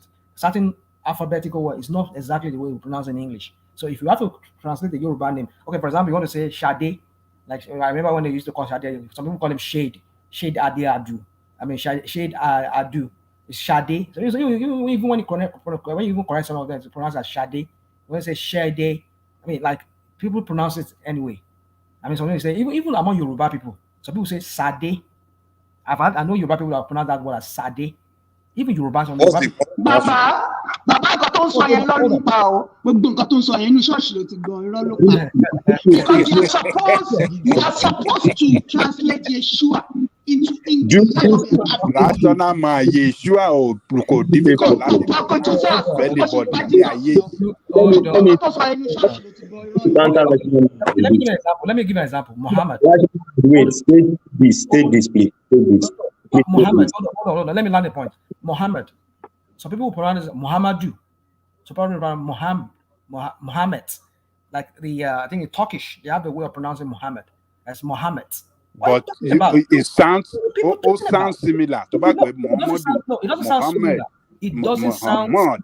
Àwọn èèyàn pè wá mọ̀ wípé yes, tongue wọn yàtọ̀, but Yeshua àti Jesus báwo ló ṣe sound kò tẹ̀ relate. Jesus, Yeshua. Hold on, Yeshua, Jesus. It's a close name. That's the way. Kò sí closeness kankan bẹ̀. That's a rational mind. Go on, tell the rational mind. Go on, tell Muhammad. How pronounce it in Turkey? Go on, tell them. What are you people talking about? You just look for any loophole just to like discredit anything, but it doesn't even make sense. Rational mind. Are you telling us that Jesus Christ is the same thing as Yeshua? That Yeshua that they changed to Jesus? Let me now burst your bubble. Another thing you need to understand is this: the Hebrew word, the Hebrew language that was used in writing the Bible, it's not the same Hebrew that is being said today. Do you know that? It's not the same Hebrew. So we don't know exactly how the Asians they pronounce it, because over time, the Hebrew, you'll be surprised that. Which of the Bible are you talking about? Because the New Testament was written in Aramaic, not Hebrew. Oh God! Understand? The Bible is written in 3 languages. It's written in Hebrew, in Aramaic, and in Greek. These are the 3 basic languages that the Bible was written. So I don't know what you're talking about. You're making it sound like maybe you know what you're even talking about. Of course, yes, some part of the Bible was written in Aramaic. Some Aramaic language was used in certain part of the Bible, like book it's of very correct. What he said is very correct because Jesus Christ spoke Aramaic. That's what Simba is trying to say. Jesus Christ spoke Aramaic. King James version of 1600 writes the name Jesus as Jesus. Because we don't have the letter J then. But my question is this: if they can write Beelzebub in the Bible the way it is written, if they can write Shadrach, Meshach, and Abednego in the language they wrote it there, why did they need to change it? Thank you, rational mind. Hold on now. Ló ń gègé pa stadium tó ń gba láka tó lọ ń gba. But rational mind, let me ask you a question, man. You and Gege. Understand me. Rational mind, let me ask you this question, man. You and let me ask you guys this question. Okay, so Oyinbo people and all these people that Jesus Christ come from their tribe or their nation, whatever. So Jesus Christ or whatever live among them. They had their life experience among themselves, and they wrote a book about their own life experience. Jesus Christ didn't have business with you in Nigeria, where you come from. He didn't have business with people in China, in Japan. Now, people in China have enough sense to know that, okay, their Jesus is their ancestor there in that place. It has nothing to do with us, right? They leave it alone. Japanese, the same thing. Why is it you that Jesus Christ is not related to you? It's not part of your lineage. It's not, part of your ancestry. But you're the only one putting it on top of your head, and don't you think you're being, like the best was Stockholm syndrome? Just someone that has relation to your master. Use words, you don't even understand what you're even talking about sometimes. You say Stockholm syndrome. You just you think maybe we have mental issues, people that are Christians, right? Yes. Okay, all right. Let me hold on. Let me answer. But that's the truth. No, Stockholm syndrome is a mental problem. You know that?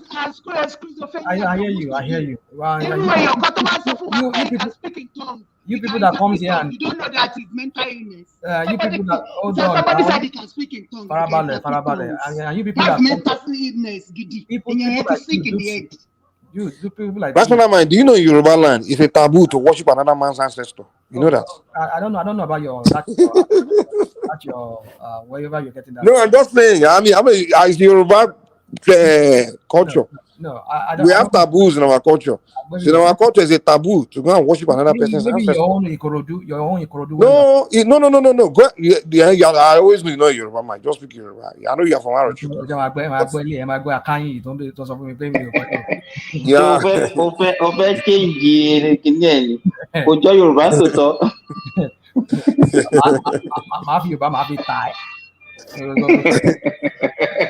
Anyway, yeah, so let me answer your question. You see, I understand there's fanaticism. And your rational mind, let's hear Fatai's my voice. So let's hear Fatai's voice. No, you are not the only one that wants to speak here. But I'm the only person defending a Christian faith here now, right? Let Fatai talk too. He's not a Christian now. He will talk. I know he's going to have. Let me let him defend his own Muslim faith too now. He's the only Christian I can defend. Let's hear about the Quran too now. Church in Fatai law. Church in Fatai law. You asking me a question. Another people ask me a question. You ask me a question, Mike. Dupsy asked me a question, and now you're saying that I should not answer the question. Because you don't have an answer to it. Don't go yet. Stop before you go. Just stop. Oh, okay. All right. Àwọn argue àtìgbà láti dàgbà or argue religion and I don't even argue. The argument never finished. It's a waste of time, Abi. It's a waste of time. Religion is based on faith now. So how can you accept you can make a surgery and remove the faith from you can never. Somebody said I should change it's faith now. If it is yeah, so I don't. You person usually offend people. So that's true. Make person no wound me. I my own. Make I be myself. Make you be yourself. Make I go my own. Oh, do you go to church, Fatai? Do you go to church? Yeah. Actually, I used. I used no. I mean, church in Fatai law. It's often one now. He follows the mom. He follows the mom to go to church. My dad was Muslim. My mom was Christian. And me, I was mommy boy.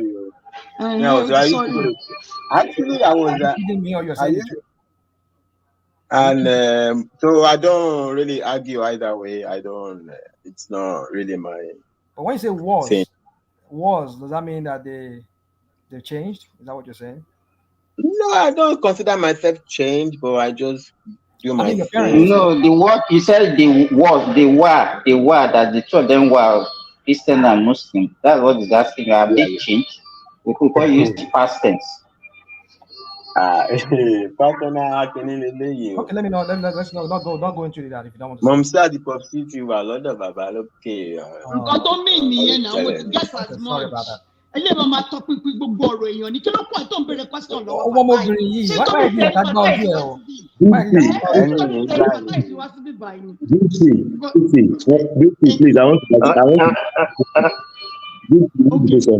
see, okay. Names have meaning.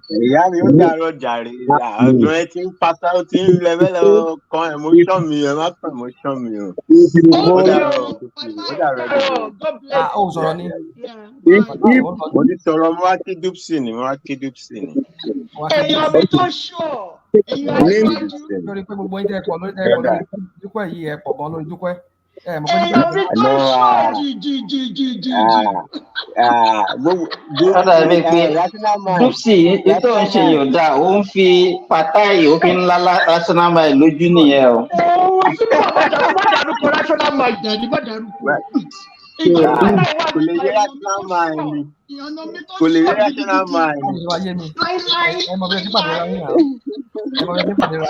Thank you, Daddy. You bless you, my brother. You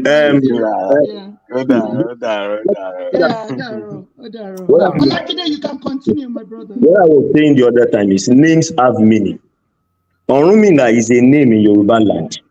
This same deity is worshipped in Cuba, and they call him Orunmila. Even if they ask them to put it down in writing, maybe they might not be able to spell it correctly, but they pronounce it as Orunmila, and meaning that if they were to write it, they would have written it the way the Yoruba man would write it, because it is Orunmila and it has a meaning.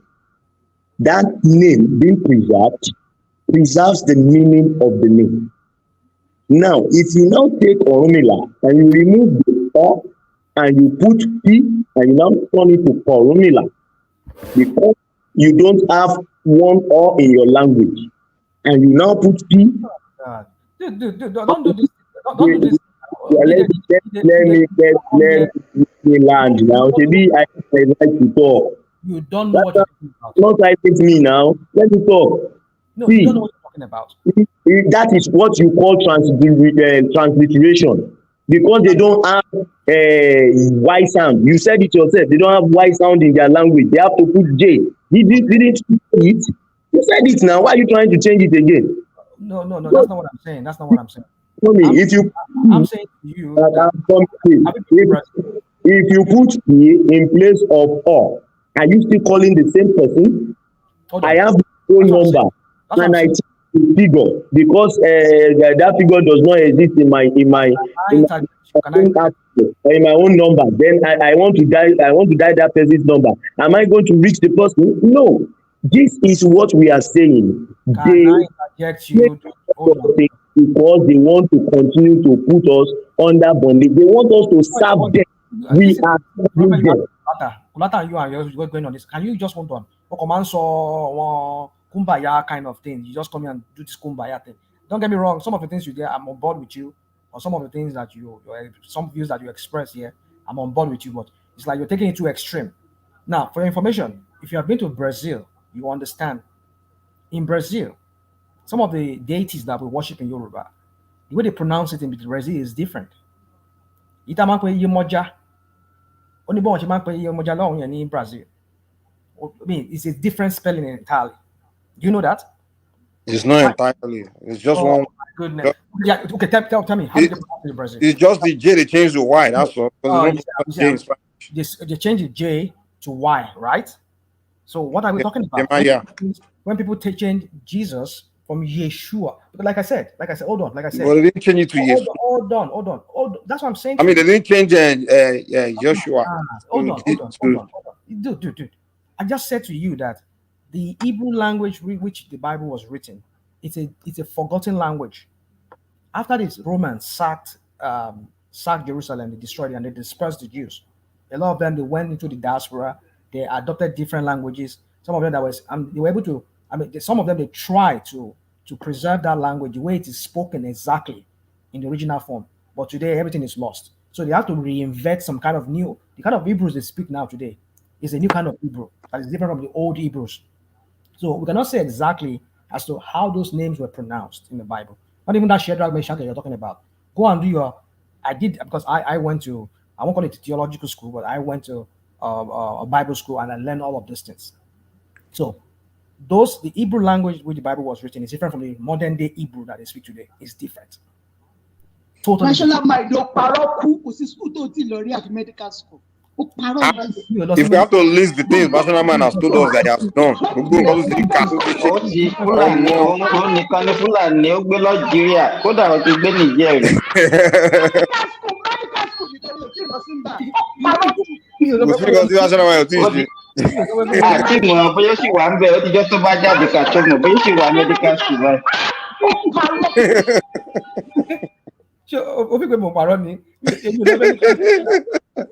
medical school.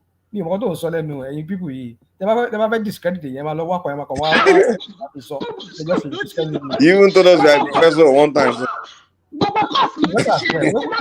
So. People here, you call yourself a Christian. Oh, more. Do you even know me you're talking about? Do you know how old am I?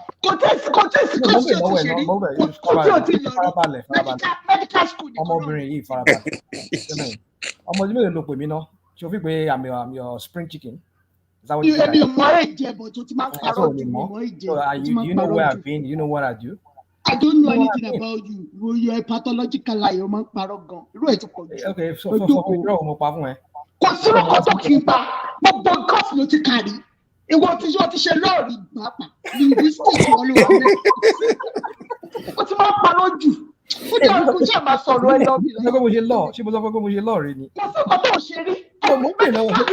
Medical school nìkan ló ti lọ rí bóyá wà yìí. Ìwọ ti pọ̀. Kí ló dé?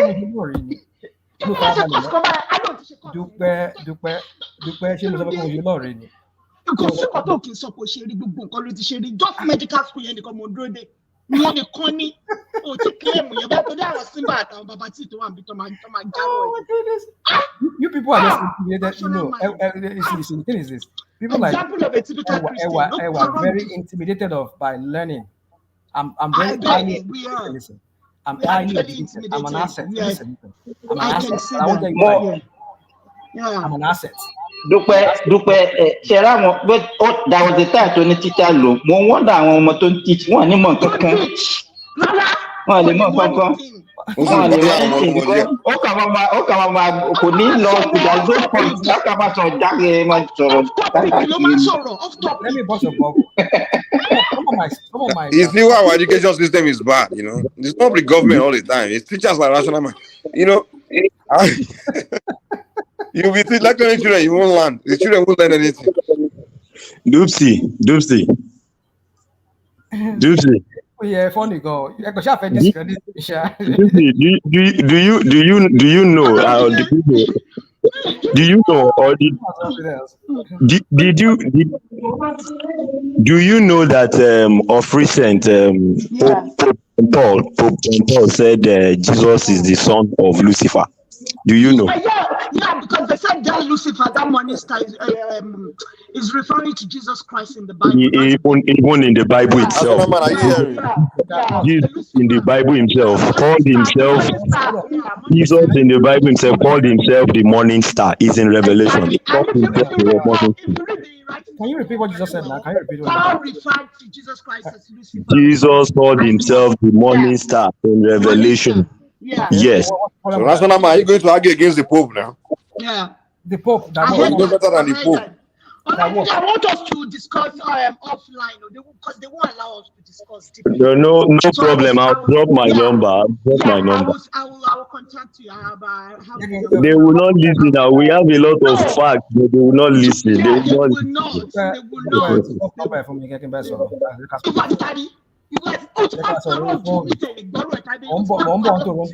Toronto very soon. Teach one lesson.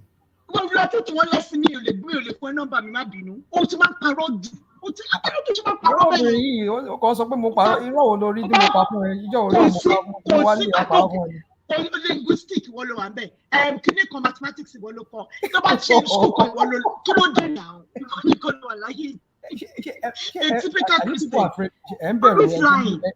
Are you afraid of people who are highly educated? Are you afraid of your education?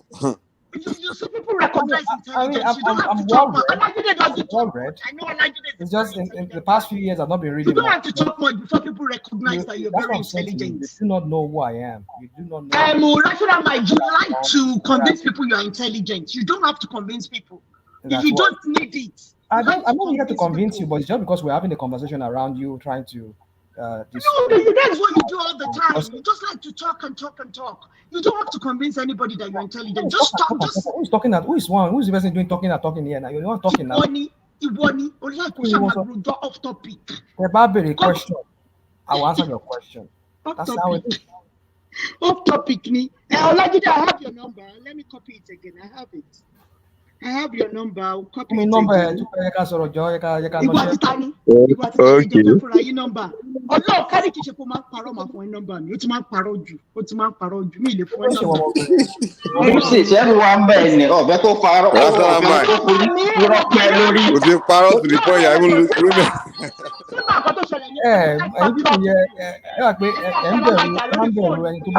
Gbogbo àwọn tó wà ń comment section gan mọ̀ pé onírun ni Rational Man. Rational Man, your lie is even costing you women, so you need to change your.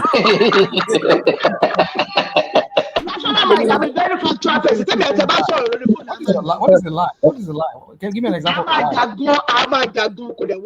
When your life is going to cost you women, cost you money, then you need to stop lying. You know. I need money. Did I come to you? You sound like you're broke. I sound like a broken person. So,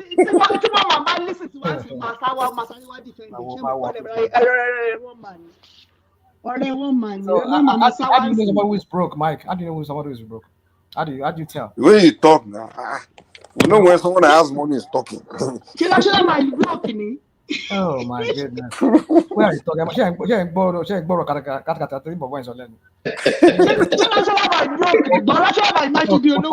don't think rational might be broke. So Akusha, Mike, are you? Akusha. National mind máa padà dá church sílẹ̀ wọ́n máa gbowó tithe. Wà láti olè ta mo fọlọ́ bá mi sílẹ̀ bó bá dá church sílẹ̀ kò lè rí èrò. National mind ti lọ Bible school now. Jide, I think that you can refer me to some resources that I can be reading from. Do you have that kind of somewhere I can be reading from? I have a lot of things I can send to you. It's not that our people will not talk. It's always sending. We're doing our own thing privately. Yes, we do it in our own. Don't bother. Kí ló dé pẹ̀lú yàrá sandámà yìí? Fi wọ́n lẹ́nà jẹ́ kán ṣe tó wù wọ́n. Mo sọ pé ọlọ́mọ o ti fẹ́yàwó o fẹ́ máa ṣe ọmọ private pẹ̀lú ìyàwó. Kòkò ẹ̀.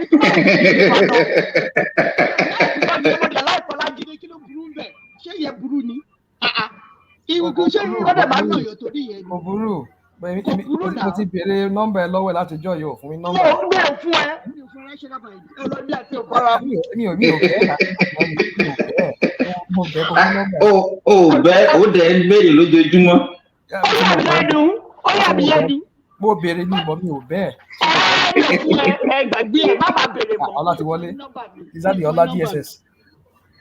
Ọlá ṣé Ọlá kan náà? No, mo báyà Ọlá kan náà. From Calgary. Ó ti lọ on sabbatical leave for a long time. Yeah. Ọlá náà ló máa jẹ́. Okay, Ọlá. Ṣé Toronto ló wà ní àbí wo ló wà? No, Saskatchewan. Sabbatical. Ṣé o ń gbọ́ Dúsì ó ti ń dọ́gbọ́n fún ẹ nìyẹn o, ó ti ń tiẹ̀ díẹ̀ nìyẹn. Ẹbí ò lè fún ìkọ̀kan. Ìlú àwọn akúṣẹ́ nìyẹn. Ìlú àwọn akúṣẹ́ nìyẹn Saskatchewan. Ẹ ṣe wá da everything rú báyìí ná. Ẹ ṣe wá da everything rú báyìí ná. Ó ń bẹ̀rù Thomas ni. Ọlá ó ń bẹ̀rù Thomas. Ọlá ṣó ń bẹ̀rù mi. Ọlá bẹ̀rù mi gan. No, ó ń bẹ̀rù Thomas. Ó dẹ̀ sàpamọ́. Wọ́n ti gbé dé láti ìlú Èkìtì. Jóòsì wáyé tí wọ́n fi máa bẹ̀rù ẹ̀. Báwo ṣe máa ń dín fásitì ẹ̀ yìí gan? Wọ́n yé ń sọ Yorùbá lẹ́nu. Mi ò lè gbà wáyé tí máa fi bẹ̀rù ẹ̀. Ilé kan máa sọ Yorùbá lẹ́nu ká kán ìyẹn ni Mike mọ̀ sọ. Owó ṣe Mike. Báwo ló ṣe ń dín báwo ló ṣe ń pò gèdè ẹ̀? Báwo ló ṣe ń ṣe ifá ẹ̀? Mo kàn rí Wọ́n ti gbé dé láti ìlú Èkìtì. Mo kàn rí yín tẹ national mind. Mo rí yín tẹ dá. Mo rí yín tẹ dá. Language. Ṣé Yorùbá ni ẹni ṣá bọ̀bọ̀ yìí? Mo rí yín tẹ dá gba agboru ẹ kàn ń sọ nǹkan tẹ ẹ bá mọ̀ tẹ ẹ mọ̀ at least ó yẹ kí ẹ máa lọ sí ìjọba. Okay, so No, I was listening to you guys, and you know, I don't know whether I was clapping or I was just this thing. Rational mind, good job. Ekene is not a good job. I think you guys did a lot of job when we're talking of religion. Ola, you a lawyer? Why? I'm not a lawyer now. He's only a lawyer. I know that will see blue and call it red. They will see white. No, Mike. How can you come here and tell Rational mind good job? Come on now. You mean bad job? Come on. You're a lawyer, man. You know where Ola belongs, man. Ola, if you spend time in court, I think Obidien should hire you to go and represent Obi. You do a good job. You go and tell the judge, I will be one. You know how many times the Rational mind did land. Ola, have you any good job? Sincerely, Rational mind did not answer any of my questions at all. Rational mind is already lost in the radar. You see one thing about He's just religion. hovering over the water. You see one thing about religion is this. I think everybody has his space, and I think everyone's space should be respected because all of us we have different view about God, and whatever works for individual, you let it work for you. Like someone that said, okay, Christianity is not a religion. Yeah, it's my opinion too. Christianity is not a religion. Whenever you put religion in something, religion brings confusion, but Christianity is just a way of life. You understand? Just like, okay, let me tell you something about myself now, or as Mike now, the shakara me now. Maybe if Mike see me physically now, who knows whether it go wrong. You understand? I don't know how tall Mike is. You understand? Maybe you see me physically, you see my height, you see my physique. You never know whether you are going to run. Let's assume that I'm not a Christian, that my way of life is not Christianity. I just go wide, and I use that to oppress you, just because I feel that, okay, I want to exercise my life of jungle. I want to behave like a jungle person. Now, what will religion do to that? It takes all those things away from me and say, okay, this is how to behave like a Christ-likeness. That is belief. And we try to define God, which I think to me is funny to me because there are some things that is beyond our knowledge. You know, maybe myself or someone was trying to make some kind of an analogy. It's just like woman now, we've advanced to the point that we've even produced robots that can reprocreate. How do I mean? The robot we have these days, the level robot is growing, ChatGPT, everything. And if you give them chance and you give them resources, you will see it's going to get to a situation whereby a robot can even go and find iron and rebuild itself and reproduce as if human being is reproducing. Now, you now say, okay, with the knowledge you give to robots, with all those AI stuff, you understand? They start looking at, okay, who created them? Oh, let's assume that Simba was the one that created robots, and robots started replicating, and robots started thinking. Maybe they are advanced to a particular level, and they started thinking, oh, who created us? They started trying to research Simba. Of course, they will continue to research, and they will never get to any conclusion because they didn't even know how themselves came into existence. How did human being come into existence? Did we just come from a space? No. When you look at everything around us, something, or let's say someone must have created us, and everyone is in order the way we are. And we are now trying to act beyond our knowledge. So to me, that is why everybody should respect individuals' religious faith. Whatever you believe, But, you like. Ola, by extension, is it possible to ask how God even came about? How can you ask what you don't understand? Like I've just given an example. Okay, you created a robot, you give him AI, and your robot started asking you, oh, how did evil Simba come about? That's what you don't know. No, the thing is, Ola, if somebody say, "Oh, there's God," and he said, "Okay, the evidence is that there's creation." Okay, we know that there's creation, and whatever is responsible for creation, if you want to describe it as God, that's fine. Then we'll say, "Okay, that's God," because that's the logical proof that okay, this is the reason why I believe there's God because there's the creation, and whatever is responsible for creation, I describe it as God. That's the logical proof. But when people are coming to tell us that there's something, and then we say why, and then you start to quote one book that another man wrote, right? And out of that quote, it's like what you're saying is not making sense. You don't understand. You're saying they say somebody will swallow somebody for 3 days, something like that. And then you begin to say, yes, in the book of this thing, one prophet say, yes, it's true. This one say, this is true. That's no way to present logical, that's no way to present facts. It's like you come here, you say Simba stole money in the market last week. And I'm saying, okay, what's the proof? And you're saying, oh, Dupsy told me. She wrote it in one letter that Simba stole money in the market. That's no way to present facts, man. You can't tell me that because Dupsy wrote in a book that Simba stole money. Now I have to believe it. Because that's what these guys do. There was one prophet wrote it, and this one wrote it. I'm like, come on, man. It doesn't make sense. How do you know the prophet is telling, whoever else prophet is telling the truth? And then when we're saying you're an African, It doesn't make sense. They are buying down to a white man, image of a white man. You are the only one that does it. No, how do you tell if I said tell me the truth? it affects you psychologically. How do you When you are in church in Nigeria, wait. When you are, let me tell you something. Let me tell you, one thing that bother people like us is we don't have problem. Whatever you do it. But when it affects others, like for example, children, that's why it bothers me. Because a child growing up in Africa, he walks into a church full of black people, everybody's black, and a picture of who they are worshiping is one white man with blue eyes and blonde hair. And you expect that child not to grow up to see a white man and not think the man is superior to him. And that's why Europeans, when they come to Africa, we just allow them to take everything they want because we already developed this inferiority complex because we think God looks like them. I mean, whoever those kind of things affect you psychologically is what we are trying to discuss here. Mike, All these things we have to address it. I want to say this, please. I want to say this. Not most especially when you can even prove that most of those things that you said you read are either copied from somewhere or a story of somebody that has happened even way before that time.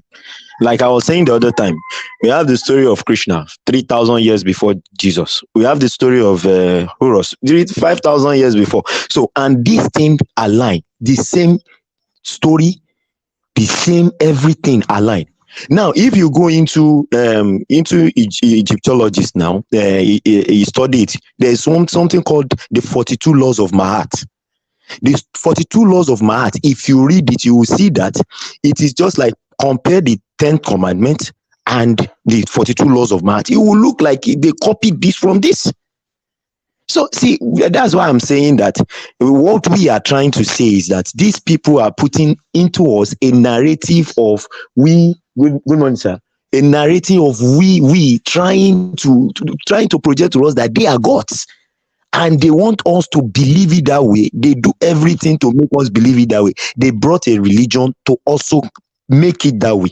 Because when you enter into church, obviously, and you see a white man, a picture of Boja, one of the friend of this good painter from Italy. Cesar Bourget, that's his name, I think. Bourget. Yeah, you put it there and you say it is Jesus to everybody. It is only those that read the history that will know that it's Bourget that is there. And at the end of the day, our children see it and believe that this is God. And our children now believe that the white man is superior to the black man. And that is where this racial programming begins. And that is my own point. That is where why are you making this conclusion yourself that can I respond, they are superior to them? How do you respond about that? You see, we all know that Jesus was not a Caucasian, except you want to tell us that Abraham, Isaac. No, it's from Ekiti. Because yes, Jesus is from Ekiti. If you want it that way, because if that's what I believe. You look at it from this point. You see all this Abrahamic religion. When you see Abrahamic religion, it didn't come from Europe and it didn't come from North America or whatever we may want to say. But now, if you want to talk about something about a Bible and Christianity, we have scientific evidence of those scrolls that even when you put carbon dating, dated back to as far back as they claim them to be. So it's not about someone trying to brainwash you. This is a fact, and this is what you can trace. Wait. But that's not even where I'm going, Mike. That's not even. No. Before I go somewhere else, I'm sorry. Okay. They found some scroll, right? Yeah. Okay. Someone wrote something on the scroll, right? Yeah. And that person left it. The person died. Now, because someone wrote something on the scroll, now we have to read it. How do you know that person that wrote that scroll is just writing rubbish? Mike, I don't really want to go that complex. No. We're trying to make sense. We're trying to get a bottom of our logic here. When I started, I said Christianity, as far as I'm concerned, is a way of life. I can write some rubbish on this right now and leave it 1,000 years. Somebody can find it and say, there's God. God is like this. Mike, you find a scroll written by some human being like that. Why did I say 1,000 years ago? Why did I agree that Christianity is a way of life? based on two principles. Well, we're not God disagreeing that it's a way of yours. life. We know it's a way of life. No one is Even I disagree with that, and I asked Ola why I disagree even as a way of life. I asked, okay, let's go ahead. Now, if you base it on two principles that you love your God with the whole of your heart and you love your neighbor as yourself, already when you do that, you are going to fulfill so many things. Whether the love of your land, whether the love for God, you are going to fulfill so many things. But when you start taking religious into things, oh, when you want to get to the church, shout 3 times before you enter church, that's religion. Oh, when you want to say, okay, go to T junction and shout, oh, Ori Yami, 100 times, that's a religion. So one human being is introducing something. So why don't you keep it this simple? Live the way the lifestyle of love, show love and be at peace with everyone around you. You understand? The person may be idol worshiper or maybe whatever he worship. Just respect the space. If God is now, let them see that light in you. Let them see how you behave. Someone say, I envy this guy. This guy, you know, when they called the disciple, Jesus Christ, the apostle, when they called them a Christian, they didn't name themselves Christian. They said, oh, these people behave like Christ. You understand? So are you saying we should ignore? Wait, are you saying we should ignore the fact that they have a picture of a white man in front of a church and children growing up in Africa are walking to the church to bow down to that image? I don't want to use the picture of the person that acted Jesus Christ. No, we're just asking questions. Just answer it. Don't say you don't want to. You are saying we should tolerate. I asked that because you are telling us to tolerate. Wait. Let me answer that question. You are telling us to tolerate whatever. And that's how they got us in Africa. Because when they came in our midst, we just tolerate. You don't care what they were doing. So they were building schools, doing curriculum, inviting our children there, brainwashing them, and we don't care. We just say let everybody do their thing. And that's the problem of Africa. That's why Boko Haram will come in your village. You say, oh, welcome them, just tolerate them. They turn everything to a terrorist land. So you can't just say, you have to question things that come around you, because some things are poisonous. I don't believe in those pictures too. You understand? Like I say, I'm a Christian. But the picture you see in those churches, that's not picture of Jesus Christ. Because as a matter of fact, some of the picture is the same picture of the person that acted Jesus. Well, you don't know the picture of Jesus Christ now. Do you know? Do you know the picture of Jesus Christ? I don't know. Okay, I don't know. So none of us know. But what we know is whatever is presented in front of our children. I'm not for the picture. That's why I'm saying. What's the problem you have? Let me ask Ola. Hold on. What's the problem you have with that picture? The problem I have with the picture. No, because it's not not you, Ola. I'm talking about Mike and our friend. Let me state the problem I have with the picture. Let me state the problem I have with that picture. Okay. The problem I have with that picture is this. The Bible states in the book of Samuel the kind of people that we are talking about. We are talking about black people. Now, a white man can. They were not black people. They were not black people. I say, do you want me to prove it to you? Because you think you go to the Bible school. I will open it to you now. Calm down. I will open it and read it out to you. I don't like this. Let's down. So now, and the white man came, copied our a story probably from somewhere. Where did you find it? Where did you find it? Okay, wait. Just before you finish your thought, I will come back to you and I'll give it to you now. But let me just say this. Now they present a white picture to us as God. When you say a white man is God, then they want to project the devil. They project the devil as black. So what does that tell you? That is what we are saying. And that is where it starts from. Who told them that God is white? And who told them that the devil is black? When even the Bible you are quoting says it says as an angel of light. So what are we saying? Where are you getting all this from? Where am I getting what from? If the Europeans want to draw devil with white, is he a white man that they used to represent devil with horns and tails on his bonbon? So rational man is saying that he doesn't know that the darkness represents the devil or evil spirit. Are you done talking? Is it that you're saying that you don't know that they represent devil with darkness and black? So what are you talking about? No. You see. Asanama, we thought you know now. We thought you know everything. You see, this is where you people always get it wrong. You always try to look for something to discredit something, and then if you don't like it, Let me just go straight to your answer, your question. You You and sure? I know. Hold on. You and I know. This is simple logic and simple. It's a public. It's something that everybody knows. If you are in a dark place, turn on the light. What happened? It's bright, right? It's light. They call it light. And when you turn it off, everything goes black. It goes dark. So now, if people try to portray the devil as a black person, which I know it's an issue, considering the racial tension that has always existed between the black people and the white people, especially with the slave trade and all of that, and the domination. I don't want to go into politics today. That's all politics. I know. That's why I said to you, Olajide, don't tell me that. Don't think I am not on board with you on certain things you say about how the Europeans they've contributed to the backwardness of the Africans. But however, I also share that view with Kulata that this victim mindset. We need to get ourselves. We need to extricate ourselves from it. We don't need to just like when Kanye West said something sometime back. He says it is choice.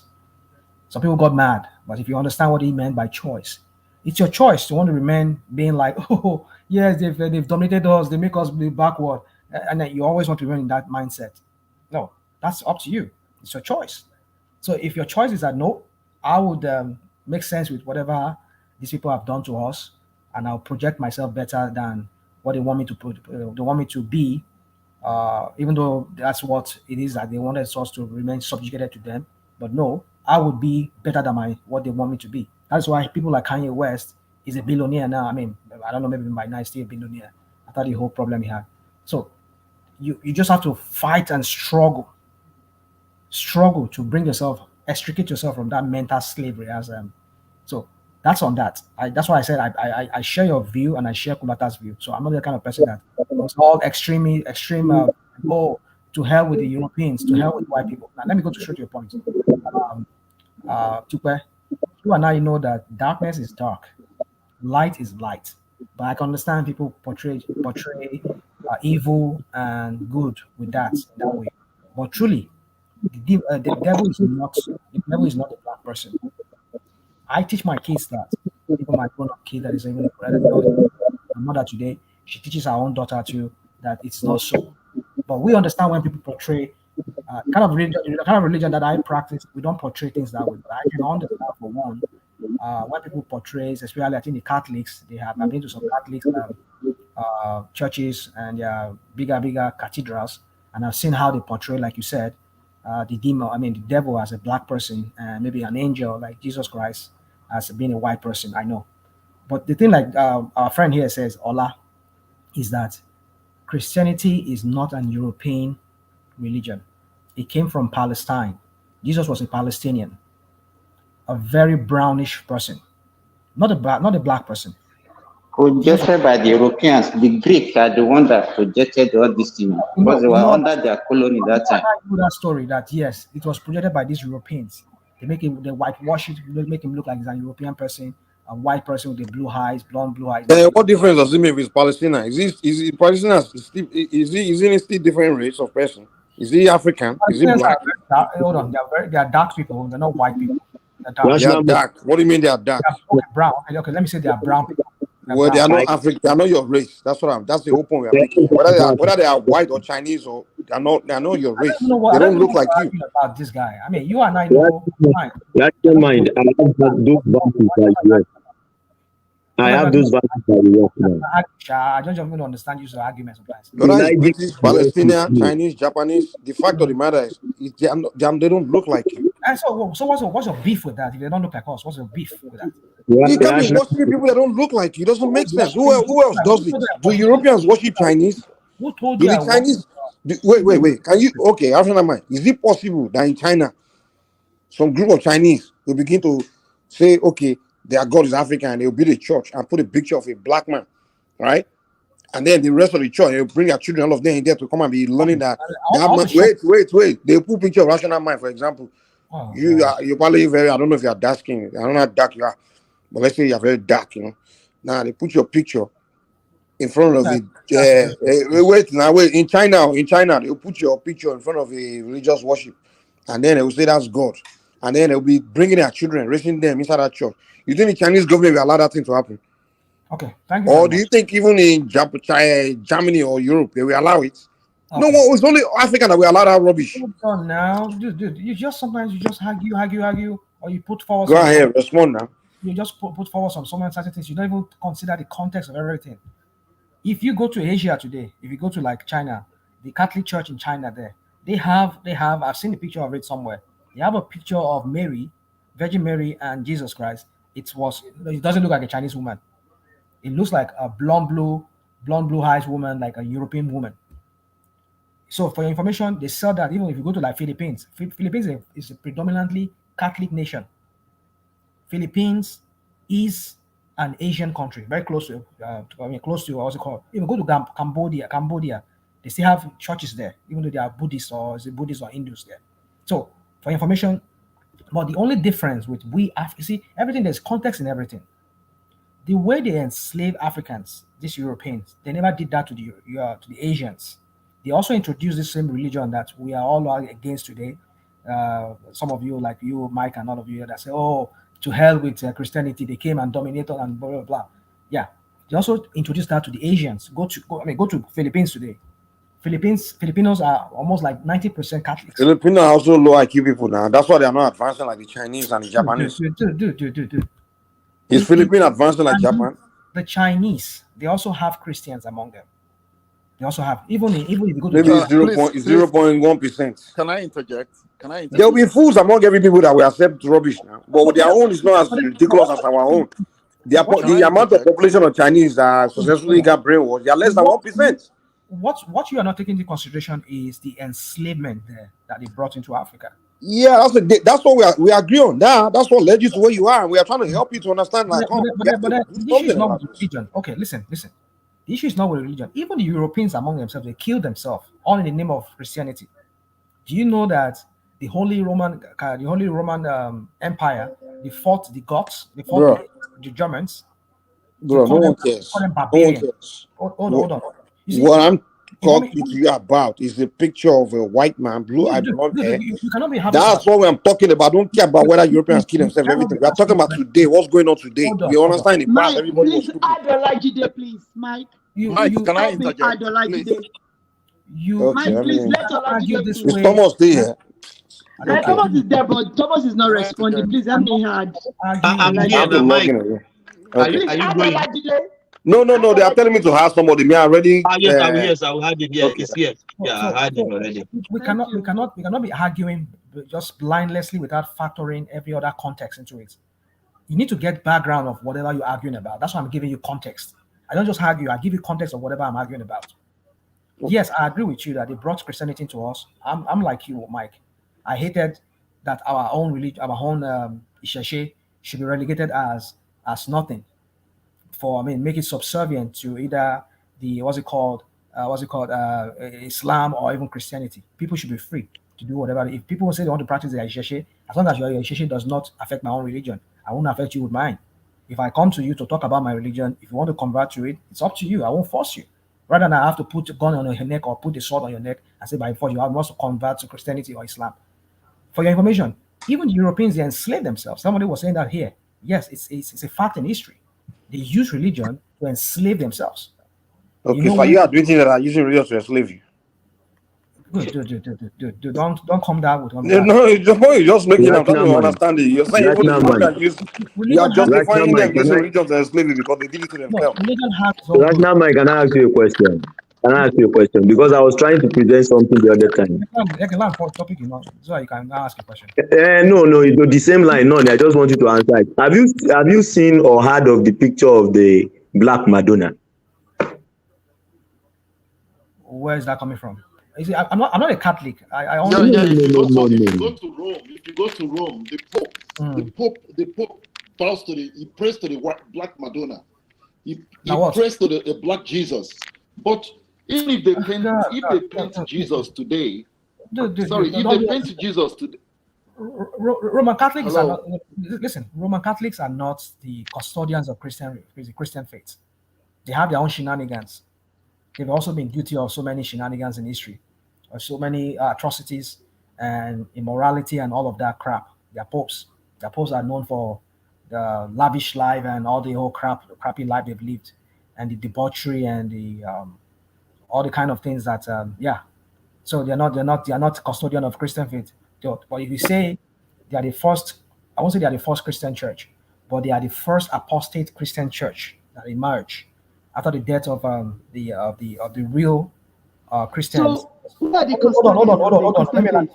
Who are the custodian of the Christian faith is a question. Now, good. It's a question. You see, it's not a question I want to answer right here for some reasons, but I will say this to you. After the death of the apostles, especially the last of them, I think I think John was the last of them to die. The one that wrote the book of Revelation. There were some apostates among the Christians, because already at that time, the Roman Empire was looking to hijack Christianity because they saw it as a threat to the empire, because a lot of people were converting to Christianity. A lot of people were now looking at the new ideas that the Christians were bringing. They find the Christian religion to be fascinating. They find them to be pacifist. I mean, like this kind of people that, I mean, they throw them in the arena, they fight wild beasts, wild beasts tear many of them apart, rip them off, eat them. They were subjected to a lot of persecution. But some people just felt that why would this? Who are the custodians of the Christian faith? Hold on. Travel all around. Just a simple landing point. You can't do it. That's such a question. People say you never learn rational mind. Please, can I interject? Please. You see, some of this I've not landed. But rational mind, you have to learn to land now. Well, you never land. The thing is, where we are talking, we don't know. You just dance around, and people just get bored. Like, okay, what are you saying? The problem now, boy. Your question is not as simple as you are asking. It's simple, man. Everybody else give their own distance. Simply land it, and we say, okay, this way. When I gave you, give us one kind of story. Dude. When I gave you the direct answer the other time, you said that it doesn't make sense to you, right? That's not what you said. Okay, who are the custodian of the Christian faith? Thank you. I'm just giving it to you. I said the early apostles of Jesus Christ were the custodians. They were the people who walked with Jesus Christ. People like John, Peter, and the rest of them. They were the custodians. It's funny how you told a story that the Romans themselves created. Who is the first pope amongst these people? Who is the first pope? So you are saying Catholic is not the custodian of Christianity. Have you heard about Emperor Nero? So what are they? All these people you are mentioning. Okay, so they are Romans. They are the Romans. The Romans established. They are the Romans. They created the religion. The first pope they claim is the first pope they claim is Peter. Peter. They claim Peter. Wait now. Catholic. See, when you read, I've read the laws of the Catholic. It's false. They see every church. Listen, every church came out of Catholic. The first church that broke out of the Catholic was every church broke out of Catholic. No, don't say that. It's wrong. It's not every. Okay, which church? Which church? Gidi Emma the rational mind. No, ó ti tún parọ́ for nísìnyí. Ó lẹ́ni tó kọ the book of Revelation. Only John that wrote the book of Revelation. It's not the John that wrote the book of John. It's the John the elders that wrote book of Revelation. It's not the same John that wrote. But let me interject, please. Let me interject. Ọgbà tó bá ti sọ̀tọ̀ kú sọ níjẹ́ ìbúnú wa máa kà níjẹ́ káwọn èèyàn correct ẹ̀. A máa lò bójú tó bá ti parọ́ kò ní jẹ́ káwọn èèyàn bá ti fẹ́ já a máa búyàn a máa kàgún. Mi ò bú ẹ. Ọ̀rẹ́ mi ò bú ẹ náà. Ṣé mo bú ẹ ni? Okay, let me interject. Please, can I come in? Rational mind. You see, do not defend it. Don't defend Christianity, because when you see, it's difficult to defend Christianity. What are you talking about? It's difficult. Do you know why? I want to say something. It's not difficult. It's very difficult. I want to say something. Okay. You see this Jesus we are all flying with. Jesus. The Romans created it. Constantine created Jesus. You understand? So everything started from the Romans. The Romans just twisted. See, Christianity, you see, most of the things, you see, what they did, that they got all these things from Kemet. Like I had a brother here saying the 42 laws of Ma'at. That is where they extracted the 10 Commandments from. If you go to Egypt, if you study Egyptology, you'll see that everything in that Bible is a spiritual way of Africa. But those things are myth. They didn't happen. It's just our belief, like voodoo, all these things. With like in our tradition and culture, we've got all these things. We've got science. We've got everything. So Christianity, just see. If you look at, if you go deep into Egypt, that is where everything started. If you go deep into Egypt, you see that even back then in ancient time, everybody was coming to the Europeans, wealthy Europeans were coming to Egypt as to pilgrim, like they come there for study. Even the greatest Greek philosophers and everything, they studied in Egypt. Socrates said it in his book that they studied in Egypt. So when they took the culture of Africans, like the spirituality, if you know, there's Heru, Osiris, and who was that other guy?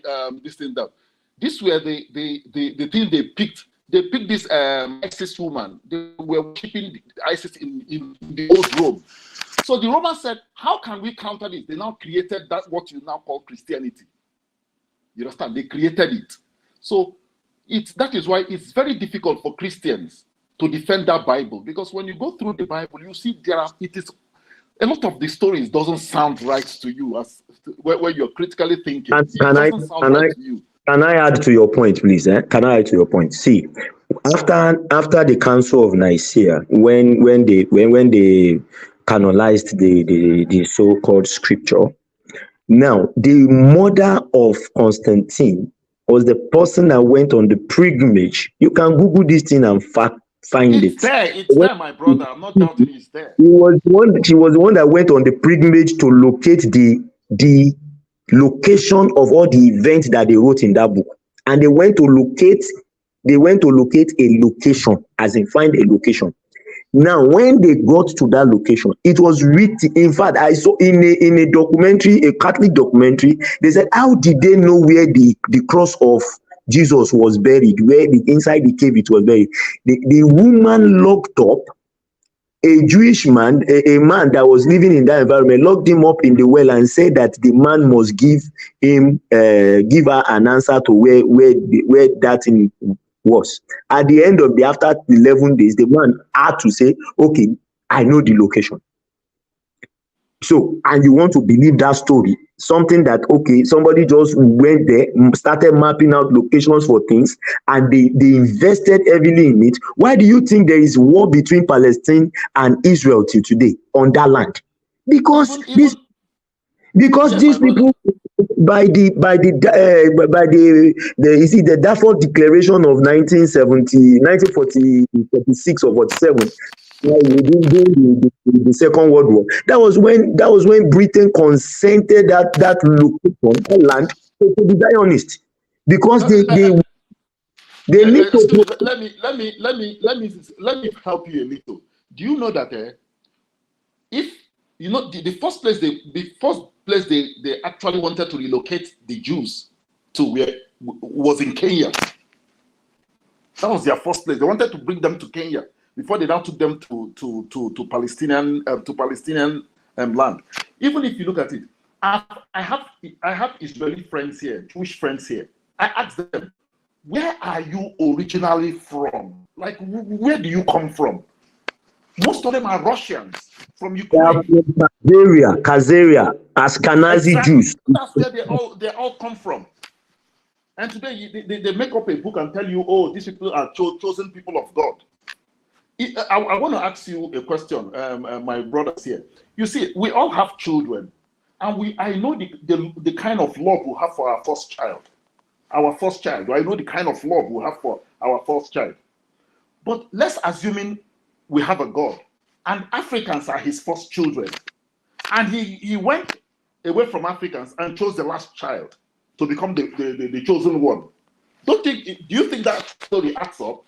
That is why sometimes when you can't defend the Bible, the only way you can defend the Bible is you are not rationally thinking. the only way you can defend the Bible.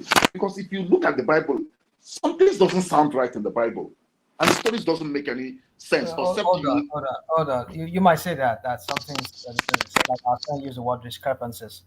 It looks like there's discrepancies. It's because sometimes I think we're getting feedback here. I don't know who is. I don't think it's me here. Anyway, yeah, it's because we usually read Bibles in isolation. We just read one verse of the Bible and we just assign a meaning or interpretation to it. But one thing you should understand, like I've said here on this platform, is that you always need to use the Bible to explain the Bible. There are also verses in the Bible that will help you understand that verse that you're reading. It will clarify it. That's how you know the truth as found in the Bible. But when you just read a part of the Bible without considering other context, or the very context of that very verse you're reading. Rational man, how can you tell us that the Bible Dude, let me will land. tell us the truth about the Bible? You didn't interrupt them. Let me land because I don't like. You don't making sense. That's why I just. Mike, allow rational mind to land. Dude, can you just be patient? I mean, why are you doing this a lot? You use the Bible to prove that the Bible is the truth. Bullshit. Yeah, that's what you do. That's how you do it. It's bullshit. That's dumb. Well, okay, that's up to you. Whatever you want to make of it, it's up to you. But let me talk to other people that wants to listen. And please stop this interjection. I don't like it. Don't let me get my thoughts through. So I speak your thoughts. We don't want anywhere. Mike, give him a break, man. Let him talk. You see, I hate doing this, but it's like I'm have to start letting you understand that me on Shekbe or Mike, I'm not your mate.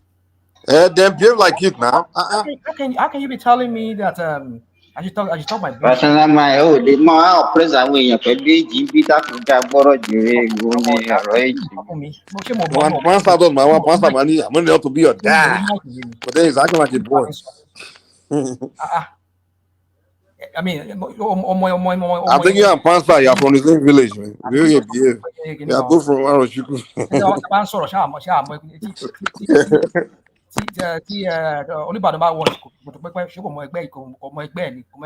Talk it, Jerry. Nobody cares about your. Mike, come on now. Let's don't let those do that. Thomas, OTG. Thomas, please, I want to ask Rational Mind this question so that I can take a question along with Why is Jesus Christ does not have universal photo all over the world? Universal what? Photograph. Why is the picture of Jesus is different from churches to churches and from country to country, not one universal one? Lucy, do you know that the largest statue of Jesus Christ is in Nigeria, I think in Imo State, and it's a white man? Are you serious? Yeah, I'm serious now. My brother, he's 28 feet tall. He's built in Imo State now. He's a white man. It looks just like the one they have in Brazil, the one the Christ the Redeemer. We have been brainwashed, my brother. We have been brainwashing. The highest brainwashing, man. Because the reason why I asked this question is that they said. I'm not asking your question. You asked me a question, right? I mean, other people ask me. Go ahead. Go ahead now. Don't lament. Not you. I'm not talking to you. Just people interjecting. You see, the point is this. I belong to a Christian. Should I say I'm trying to join a Christian group now. That we do not believe in all of those things. You see, that was what I was trying to make you understand at the beginning when I was talking, that the Catholics are not a custodian of the Christian faith. They were imitations.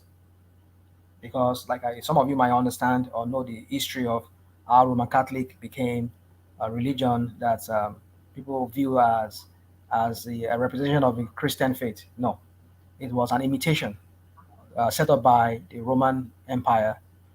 So anybody who knows the story will understand how it all went, how they employed conquest, and even some European nations were conquered, and so many atrocities that was done under the only Roman Empire or the Roman Empire, with the use of a Catholic Church.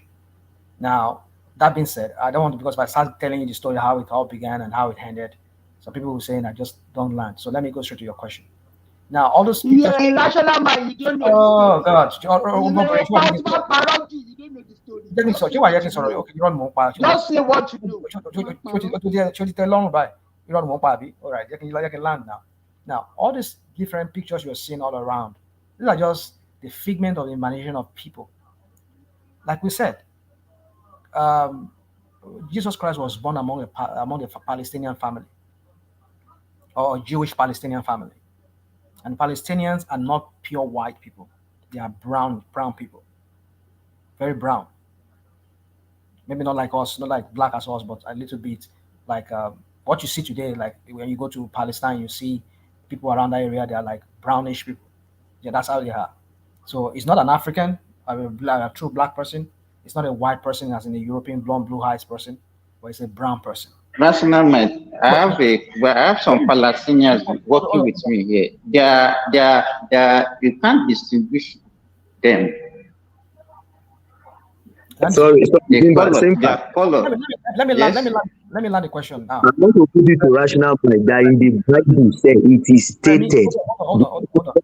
people, and I will read it out to you now. I will Google it and we'll find it. My land, Remy. So when you see people do all this kind of different what do you call it, pictures and Photograph. These are not the true representation of who Jesus Christ or his mom was. People just use that because like my own kind of Christian faith, we believe that is idolatry. That's idolatry.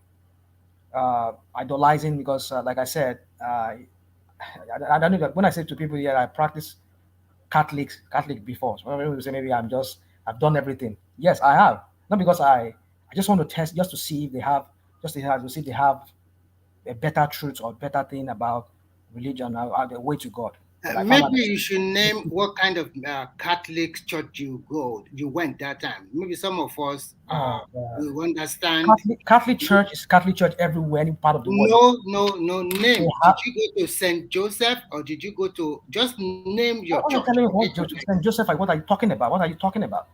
At least we will be able to know. I'm not giving you anyone. I'm not giving you anyone right now. Okay, but I have.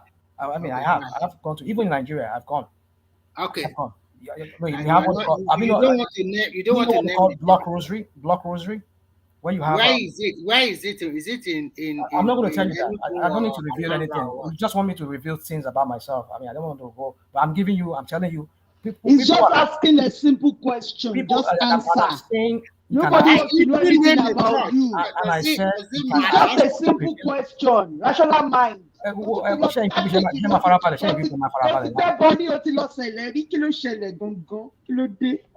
ṣe ṣẹlẹ̀ but mo máa ń gba Paris lọ́wọ́ ọmọ ṣẹlẹ̀ wọ́n máa ń ṣe kan fún mi, wọ́n máa ń ṣiṣẹ́ fún mi. Kí ló dé tí ló tún fẹ́ fi ṣe yìí tí ò ń jalè ni?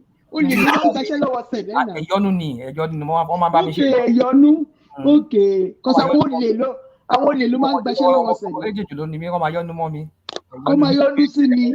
Ó ga o. A máa lọ gba contract ni, a máa lo ẹ̀yọ́nú. Ok, ẹ̀yọ́nú. Contract ló wà wá síwájú. Máa bá mi sọ̀rọ̀ kí ni. You see, you people, let me just go straight to the question. Yeah. So, like I'm saying to you, I practiced Catholic for some time, just to see if they have the truth. They have what the Bible calls the truth. But I find out that it's all about the history. I read about it and all of that. So, and the issue of statutes in most of their monasteries and most of their churches just makes me like, no, this is more like an idolatry, worship of an idol or whatever. And I see people, they stay down there in front of the statue of Virgin Mary or whatever they call her. I just feel like this is not right. So I abandon it. So my point is this, that if you want to know what the true Christian teaching is, you need to just pick up the Bible.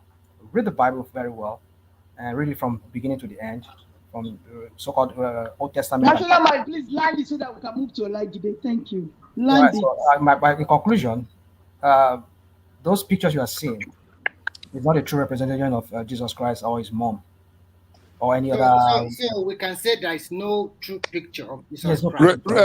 There's none.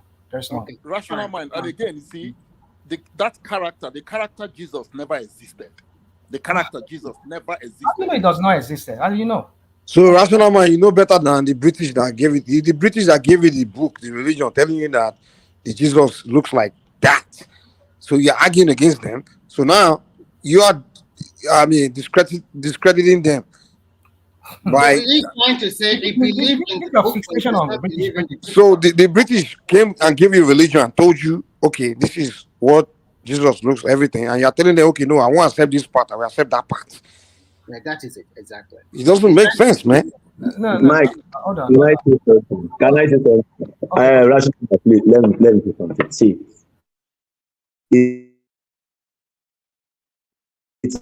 it's funny the way we handle these issues. Rational mind, most especially you. The person that stopped killing of twins in Nigeria, they call her mother Mary, meaning that it was the Catholic that brought it to you. Now that Catholic that brought it to you, you are discrediting them and saying they are not the custodian of the oldest thing.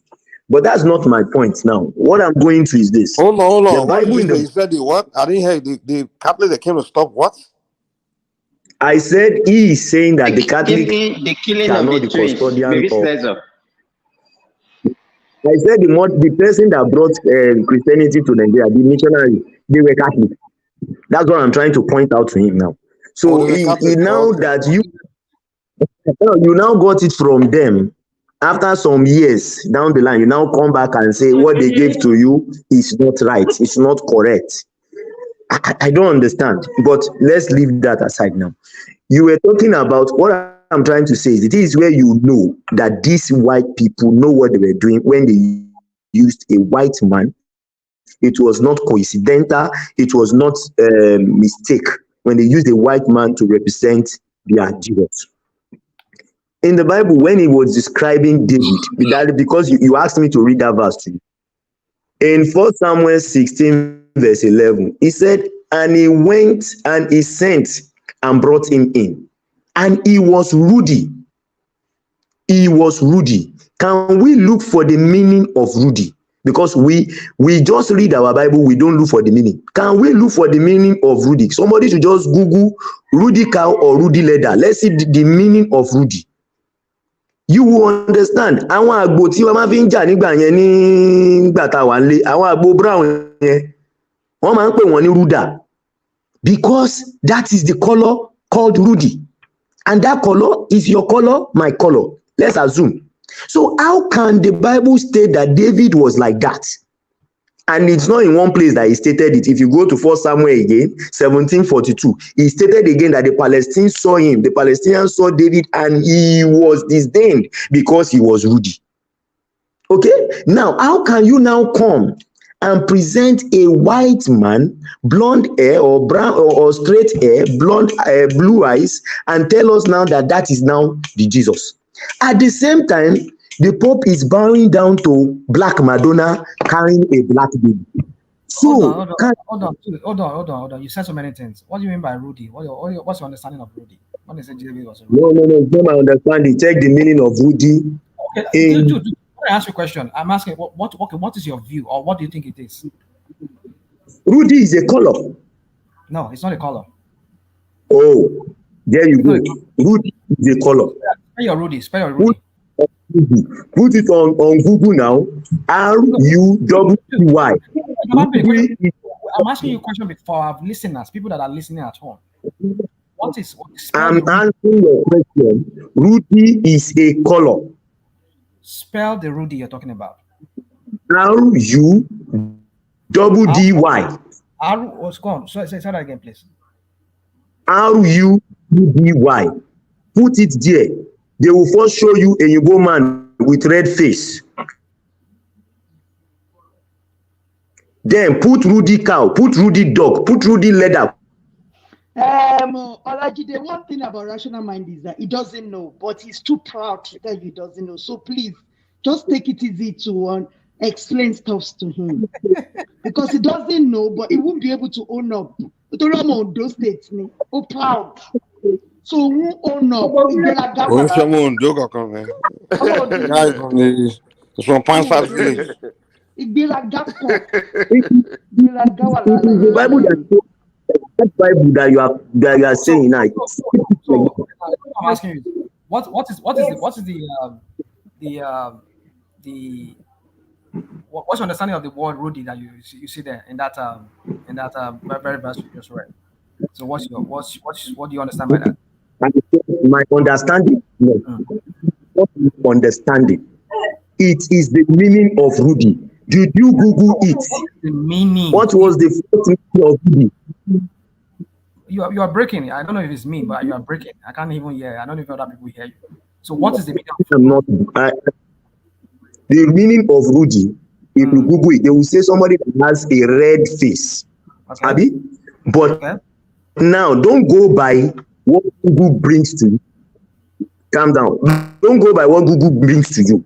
Now put Rudy cow. Put Rudy dog. Rudy leather. I'm explaining what I have done to you. You will now see the rational mind. That's the way to kind of get what you're looking for. He's right. If you Google what's he right about?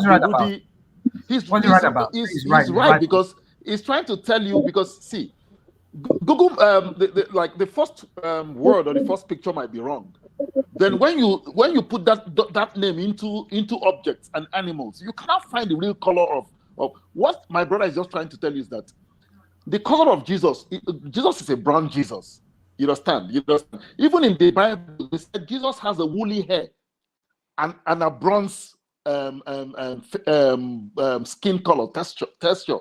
So I don't know why you are arguing that color doesn't matter, my brother. Color matters. Completely right. Color matters. And who tell you color doesn't matter? What are you people? If color doesn't matter, why will Google give us? What are you talking about? You said Rudy. With it. Hold on, but boy, you're just. But by the time you start adding something, you get something totally different. No. You are the one making stuff up. You're making stuff up yourself. You said something is Rudy, and so you're now making it look like a cow. It's a dog or whatever. I don't know what you're talking about. Now, I'm not making any stuff. Google it and do it. You are. So the question to you is, what is Rudy you're talking about? You keep saying Google cow, Google whatever, Google. I'm asking you a question for our listeners that are listening. Rudy is a color. RUDDY is a color. Color. So what is the color? What is the color? The color is like the color that you have on your skin. It's a brown color. Dark color. It's a dark color. No, you see. Oh, God. Don't argue now. Do it. No, that's not what it means. Rudy is a brownish red. So what is brownish red? Brownish red is not color.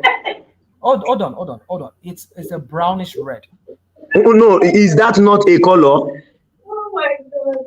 Even as a color. So what's the point you're making? That's rational man. You say it's not a color. Now, guys. No, listen. I need to understand what he's saying. When you say Rudy, if you don't understand it, why are you arguing? Hold on. You don't know what I'm doing here for me to be asking that question. Okay, rational. Let me answer why I said. Nisuru. You see, Mike does a lot of things here whereby you try to discredit people. I don't know whatever thing you are trying to achieve here with this your crap.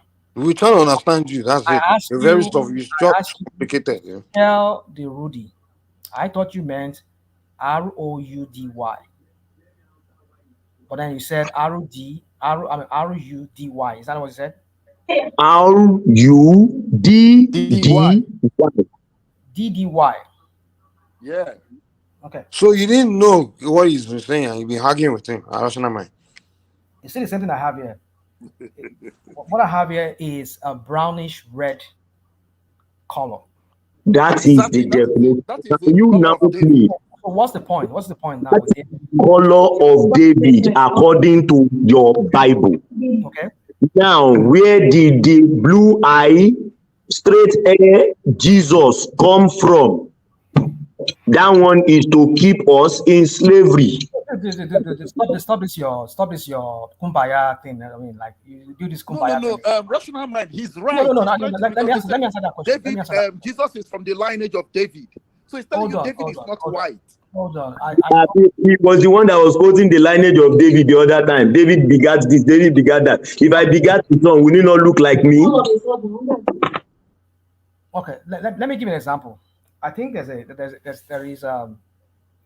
is a story in the Bible of twins. I think it's Esau and Jacob. Now, if you know the story very well, you and I know that there are sometimes parents, especially black women, they have a tendency of giving birth to only black women can produce kids of many color. It's very rare you see. That one now you are going into genetic. Personally, I'm not going to take it because now you are not using Rema to cover up. This is fact from the Bible. Whatever crap language you're using, Bible. Whatever, I don't know what you're talking about. In your Bible says the color of the fish is that color. Okay. My brother, allow rational mind. Rational mind. What is this guy doing here? Why is this guy doing like this? Allow him to say what he want to say. Yeah. Ah, God. Only black women can give you kids of different color. That's settled. Now, we're talking about Esau and his brother Jacob. If you read the Bible, the word Esau, do you know what it means? It means red. Because when Esau was born, he's a twin, mind you, they are twin brother. They said he came out like a reddish, very reddish, maybe the kind of color of David, possibly could be, that's what it means.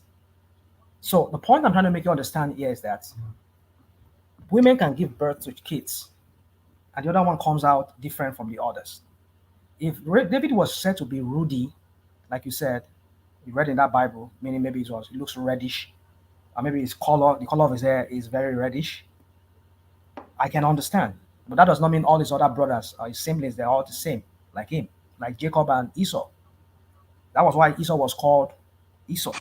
Esau means red, because when they said he came out from his mom, what's his name, Rebecca? Is it Rebecca? What was that his mom name?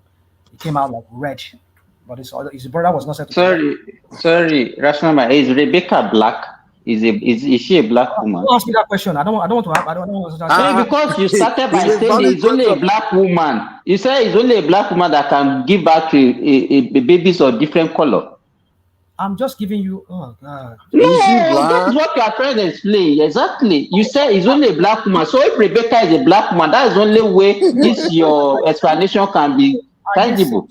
Was treated. You become frustrated when they catch him.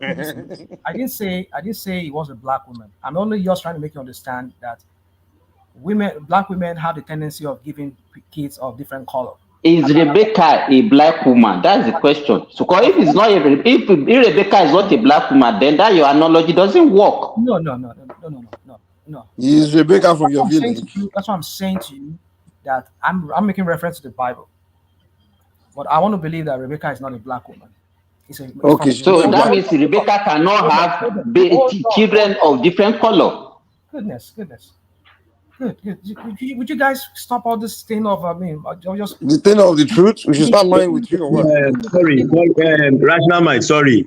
Let me give you another. Let rational mind answer Rebecca's question. Lamentation 4:7 says, listen, read. Lamentation 4:7 says, and Nazareth were purer than snow, and they are whiter than milk, and they are more ruddy in body. She has explained that the body of that person is ruddy than rubies and polished as sapphire. They are telling you how this person look. This person is brown like us. If it is brown like us, how then do you present a white Jesus to me? That is what I'm telling you.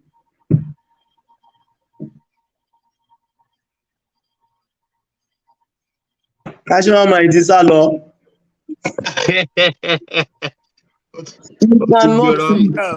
Excuse me, can I come in? Can I come in? Yes, go ahead, please. Yes, you can come in, Joseph. You see the Bible. If you try to defend the Bible, I guess you sound. I don't want to put some word here that you sound so. Joseph, if you are defending it, it's like defending a Nigerian politician. Exactly, my brother. You don't know where to start because you look so stupid when you are defending religion.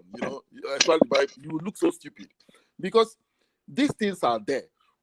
When the colonizers were coming, they came with the missionaries What were they doing? They were why the colonizers were enforcing their brute on us. The colonizers were taking the missionaries were taking away our gods, our ancestral deities. They were removing them. Imagine Bishop Achayi Crowder translated Eshu. You know, before I never knew Eshu was the god of war. I thought Eshu was just the devil. You know, so it was when I started reading that I knew that Eshu was actually the god of war, just like Ekwensu was the god of war. These were gods, deities they consult before they go to war. It has nothing to do it's just like he used Eshu as like Satan. That is what they are translated it into. You understand? So we now we reject. See, religion makes us. No, they made they succeeded in doing that, Joe, so that we not demonize our own gods. Exactly, that's what they did. We not see them as bad things that can harm you. You don't need to get close to them and all those things. And that is the same thing that Tekede was saying earlier. That the traditional religions they use it to kill themselves. Do you know the most painful part? They use Eshu as Satan. What? Why did they use Obatala as God? Oh, but they can use something to represent God now in our own, since they use Eshu for Satan. Exactly, So exactly. God? That's the most painful part of it. They just use Eshu. You see, so where is the representation of that God in our own this thing? So they didn't even use anything. We should just worship with their own white God, white Jesus. So our own black thing. Anything that is bad is black. Death is black. Satan is black. Anything bad is black. Do you know that my brother? Do you know that in ancient time in Egypt, if somebody dies and they they want to go and bury, like burial clothes. Do you know in ancient time it was white? Black it's black. Just everything has been painted black because every bad thing, because this is what they want you to know. This is what they want you to understand. They want you to reject yourself. They want you to and that is why we are not progressing as a people. We look at our deities. Look at voodoo. I was watching a voodoo festival in Togo. You see the science in that voodoo science, but they call it magic power. You know, they talk of all evil things against it. So we reject our own thing and embrace their own thing. Just like Shishe in Yoruba land. You understand? I don't know why we are so stupid in Africa that we have rejected everything our ancestors handed to us. Look at in Brazil the other day, when they were having this festival, they call it Orisha festival. My brother, I felt so emotional that tears was running down my cheek. I said, look at people that were sold 400 years ago are still celebrating this beautiful culture. Meanwhile, we in the continent, we are demonizing it and saying, oh, if you bring something like that, say, oh, no, this is, you are evil, you are this. So this is part of the brainwash they have done to us. Then right now we have to be educating ourselves. And Bob Marley said it. He said, we must emancipate ourselves from mental slavery. This is mental slavery. You understand? You cannot defend Christianity because your ancestors were not part of those that wrote that book down. I want to ask Rational Mind one question. If the colonizers had not come to Africa and they had not brought any, maybe they didn't come, how will you know about Christianity? How will somebody tell you about Jesus? Rational Mind is not here. Doing your thing. Rational Mind is not here. You understand? You'll be in your own space doing your thing. So we must get rid of all these things that are dividing us, because religion is just divide and rule. And you, Simba, you can't defend Islamic religion too, because you don't talk about it, and that's where you're from. Because Islamic religion. Where am I from? Am I from Arabia? What do you say? Where am I from? Am I from Arabia? I know you are born a Muslim, so they can go up because you don't. Hey, I was born a Muslim, so you are right, but you cannot say that. But you can go open the Bible quickly when they are criticizing Christians. You to go and sit down somewhere, criticize your own religion too. So if you bring it up, you can bring it up. Islamic religion said we where if you die, can I just say I'm talking. Let's allow me to finish. So Islamic religion. Dipsy, ọmọ ayé ẹ̀ kan tó mọ̀ wà pẹ̀lú ẹ ní Canada mọ̀ nìyẹn kí tó wà ń ta sọ́lá báyìí. Ọ̀rẹ́ mi ni ìgbà tí òde jẹ́ sọ̀rọ̀ kọ́ tí ó dẹ̀ fẹ́ máa gbọ́ Islamic religion say if you die, then 7 virgins will welcome you to heaven. No, you will kill yourself. 7 virgins will welcome you. Funny face. My Muslim not good no, Dipsy. How many to lọ pa to pa enemy 7 virgin reward. If you can't blow yourself off, you get 7 virgin reward. Is that not too much? Psychology. Sorry, let me tell you, if you are in an Arabian country, you know that even the way we practice Islam, even in Nigeria, is rubbish. And especially not even in Nigeria, in developing countries, all those extremism is not even allowed here. Believe me. In where? And in Saudi Arabia, it's not allowed. It's not the way Bin Laden is from. But Bin Laden was unable to even stay in Saudi Arabia because he was against the government of Saudi Arabia. Do you know that most of the terrorists that blew around that plane What are you talking about, Simba? What I'm saying, the issue, that one is about what they used to. That is a capital punishment. Do you understand what I'm saying? Even in US, we still have some states that still have a death sentence on people hanging. If you blasphemy, so it's not a matter. It's not a matter. It's not a matter of religion. What do you mean? What do you mean by blasphemy?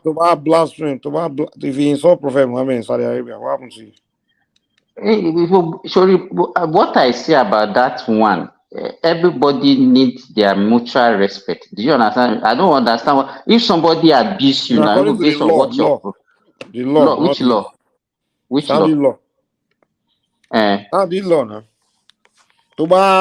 Preach, if you preach wrong about the prophet, or maybe you say something the prophet is, something blasphemy. Now blasphemy could be in any form. I'm not that vast.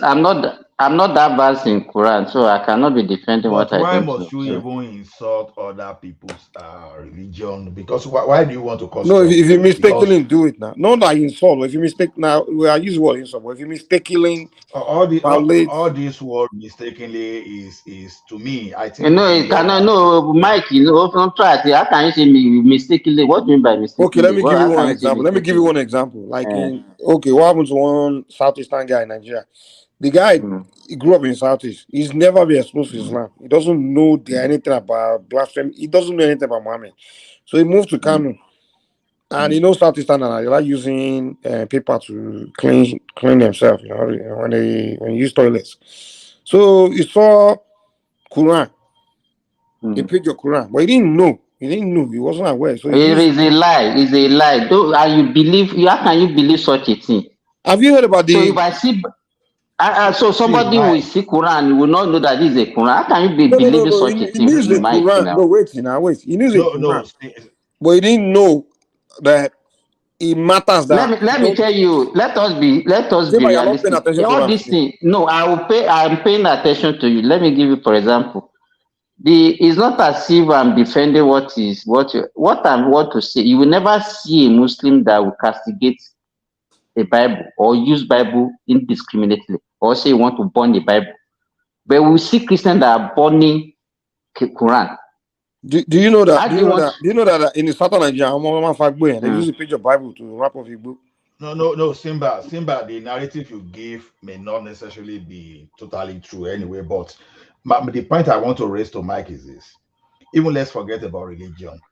There's one proverb in Yoruba, you understand?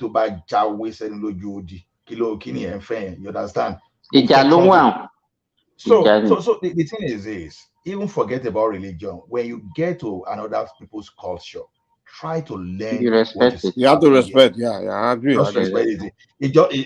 You can't just go to an Indian man and kick out now and just be asking Indian man, say, oh, will I you eat think I this came cow? with When you the told them wrong. that's what they want to do.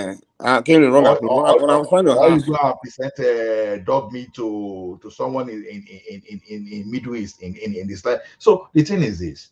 Even there's one bad thing about we Yoruba that we did sometimes, that's something happened about three people were involved and one Ibira.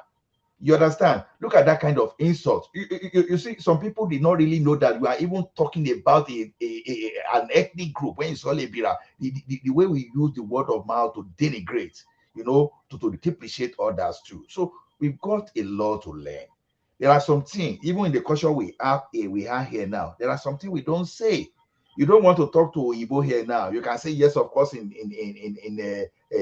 Europe, but you don't say it in Canada here because they will think they are abusing them. They won't talk, but the way they will get at you, it will be in an unexpected way. So this thing is not limited to religion alone. It's just about respecting people's culture, respecting people's value. So to me, that's what we are lacking. And we are not really showing that as part of our education. And it's supposed to be education. The mutual respect is supposed to be part of something that we learn. But No, we Allah, don't. you are not getting it. We are not saying we are not respecting people's culture or people's religion. We are talking about our own country. Why are we so backward? Why are we not moving forward? Those are the concerns people raised. That we got to religion. That those are the things that are holding us back. So that's why we are discussing it in depth like this. It's not as if we want to disrespect anybody's culture. That's not what we're talking about. Honestly, if you ask me, religion is not our problem. I will It say this is. thing over It and is over. our Let me number tell you one one thing. No, my problem. brother, See, It is you our don't want to number admit one it. Religion is problem. our biggest problem. Religion is our biggest problem in that country. Do you know why? Do you know why? No, Josephat, let Excuse me me. Let me just just give finish. me a Please, bro. minute. Just give me a minute, then Okay, you okay, can okay. counter. See, it depends on what you call religion. You see the Chinese people, you think they don't have religion? They have religion. The only thing is that they don't believe in Christianity or Islamic just the way you believe. They have their own religion too. The Indian people that you see, they have the religion. That is why you see their idol. They put it in the office. The fact that their religion is different from yours does not mean they don't have religion. They have. So, but the problem is this: as they have their religion, they separate between religion and the activities that matters to the survivor in this life. That's our own problem. But just because we find ourselves in certain crisis, everything we now have is hope. Someone that is looking for a job that you cannot get job because the government has messed the country up. They turn to religion because that is what is pushing them up. So it's not as if that religion is the problem, but our inability to provide basic things. Tomorrow, okay, look at all this thing we find on social media now, because the last time people are saying, oh, we are not innovative, we are not creative. It depends on what you call innovation. You understand that we are not flying jets, that we are not doing something. It doesn't mean that we are not creative. Now, maybe if there's no code in Canada, for example, now maybe they will not develop because they have free, they have good weather, good sunlight like us. Maybe they will take a lot of things for granted. So to me, is the religion is not a problem, but we can't create basic things for ourselves because our leaders, they don't know the essence of government. If tomorrow, if you create industry, all this one that people will go to TikTok now and they will open their breasts, they will do all those things. There was a time that nobody would do that in Nigeria. They will rather go to Tower Aluminium, they will rather go to Nigerite and all those factories to work. But since those things are no longer there now to bring them money now, they now look at some kind of evil, you can call evil innovation, evil creativity, just for them to feed. Oh, if someone knows that he can open his body and he's going to bring money, he's going to do exactly that because that's the only way he knows. So to Okay. me, Do the you know? problem itself is that over to bad delay. It's not they should only or to bad delay. That is what some people will capture because without space, there's nothing to be occupied. So the space of productivity, when those spaces are not there, then you see the religious merchants, they will occupy the space. That is exactly what is happening in Nigeria. So religion is a consequence of misgovernance, not as if religion is the reason we are not moving forward. No, okay, it's but a consequence. I slightly disagree with you, just slightly. I understand what you're saying. But the thing is this: do you know why China, India are progressing? Because their religion is not built on heaven. Their religion is not built on going to heaven. That is why they are progressing. You understand? Look at Africa now. African religion, this Christianity and Islam, is built on going to heaven. And if you tell somebody how beautiful heaven is, he has not gone there, but you tell him how beautiful heaven is and everything, his target to be going there. And that is the problem. If we had religion without heaven and hell, we'll have progressed. Josepha, he will rather die now so that he can go and enjoy those things that they have painted for him in the That's what I'm heaven. trying to tell you. They tell them, oh, your afterlife. If you die, you will go to heaven. Now you have fine women in paradise. It's full of honey. It's full of AC. Everything that you need is there. You don't need to work. Exactly. If you have that mindset, how can you build anything for yourself? And you say, why do I need to work in this world? Let me just quickly die now. Let me go and enjoy those things in the heaven. They'll tell you vanity upon vanity. This one. Even in the Bible, the Chinese that you are talking about, I think majority of them, or if not majority, at least a quarter of them believe in Buddhism. Now go and look at the principle of Buddhism. These people, Buddhism doesn't say about going to heaven. Correct me if I'm wrong. That's what I'm saying. But they believe in afterlife. They believe in reincarnation. You understand? So if they believe in afterlife, if they believe in reincarnation, everybody just believe in heaven in different ways. The fact that they are not saying heaven, and how many million virgins like you does not mean that they don't believe. The fact still remains that it's still religion. But just because they have bill to pay, they have job to do, they wake up and go and do their job. See, average Nigerian today, let me tell you one thing. If average Nigerian can wake up and see where they can be making money to live upon, they will never leave their job to go to church. If you want to know that, go and look at bankers, go and look at telecom workers, go and look at oil and gas workers that they will need to be at work. No. Just listen to me. Buddhism is one of the world's largest religions. And look at what is based on. Buddhists believe that human life is one of suffering, and that meditation, spiritual and physical labor. You can see what they emphasize: physical labor and good behavior are the way to achieve enlightenment and prosperity in life. So you can see the basis. For example, are you saying Christianity and Islamic don't encourage hard work? Now, see, my brother, it's more of spiritual thing. It's more of, because let me tell you, how many times have you somebody talk to you and say whatever you achieve is not by your effort.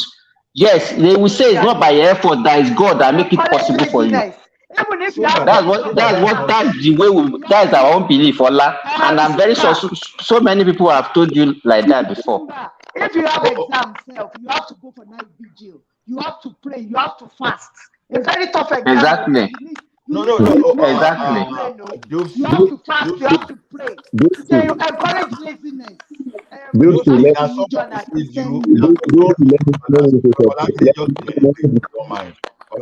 minute, if you don't mind.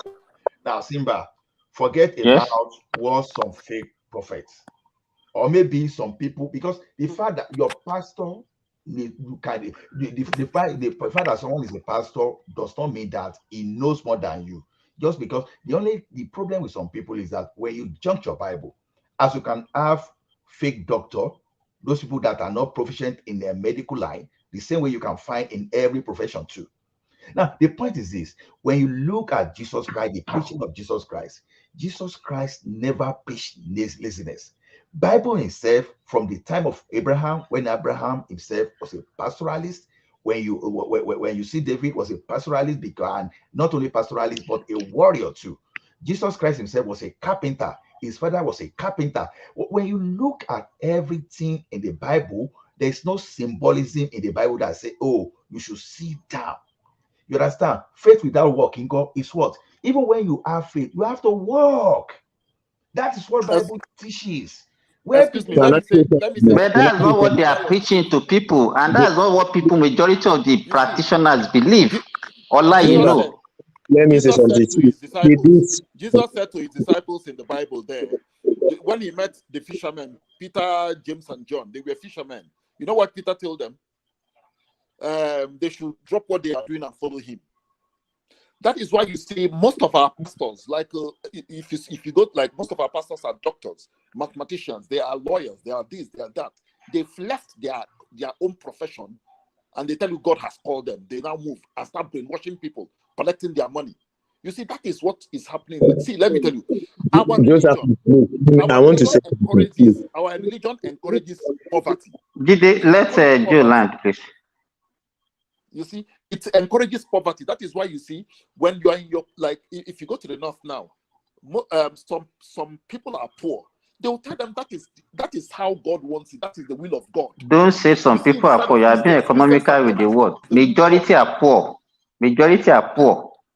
And you tell them it's the will of God. That means you see, religion is psychology. When you play on people's psychology and destroy their psychology, they become useless. And they don't know what to do. That's what I'm saying. Religion is playing a big part in our development. It's really bringing our development down. Understand? We should just admit it and see ways of turning things around in Nigeria as well as in Africa. Joe, can I say something now? The first sermon of Jesus on the Mount was where he quoted that is Matthew 5, was where he quoted that blessed are the poor, for they shall blessed are the poor, for they shall inherit the kingdom of heaven. Inherit heaven, yeah. Blessed are the meek. Now from there you push to the people that being poor is one of the criteria of being poor. Exactly, my brother. The same Bible said that it will be more easier for a camel to pass through the eye of a needle than for a rich man to make heaven.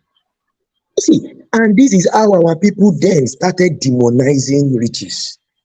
When you Olajide, that is where when sometimes we misinterpret the context. Let me tell you something. That okay, if I say Olajide is a lion, does that mean Olajide is a lion? It's figurative. So when we see one thing that is known about Jesus Christ is Jesus speak in parable is clearly written. So now the fact that some things are that are figures of speech, some people just because of I don't know, there is this. But what he said now, what is figure of speech in so what he said now is very straightforward. Now, what is the parable in this one now? No, Simba. So does rich mean that has another meaning? What is the parable in the rich? I want to ask you, why was he speaking in parables? Why couldn't he speak straight? Christianity is straightforward. Why was he speaking in parables in the first place? Dopsy, if Christians are to be poor, then why was Solomon so rich? Why is it that David was so rich? So Solomon was not a Christian. Wait now. No, Solomon was not a Christian now. He was not a Christian. Solomon was not a Christian. I'm just telling you that. I'm just trying to prove to you that. No, cannot be using wrong example to prove your destiny now. Solomon was not a Christian. Solomon was not a Christian, so it's not a good example.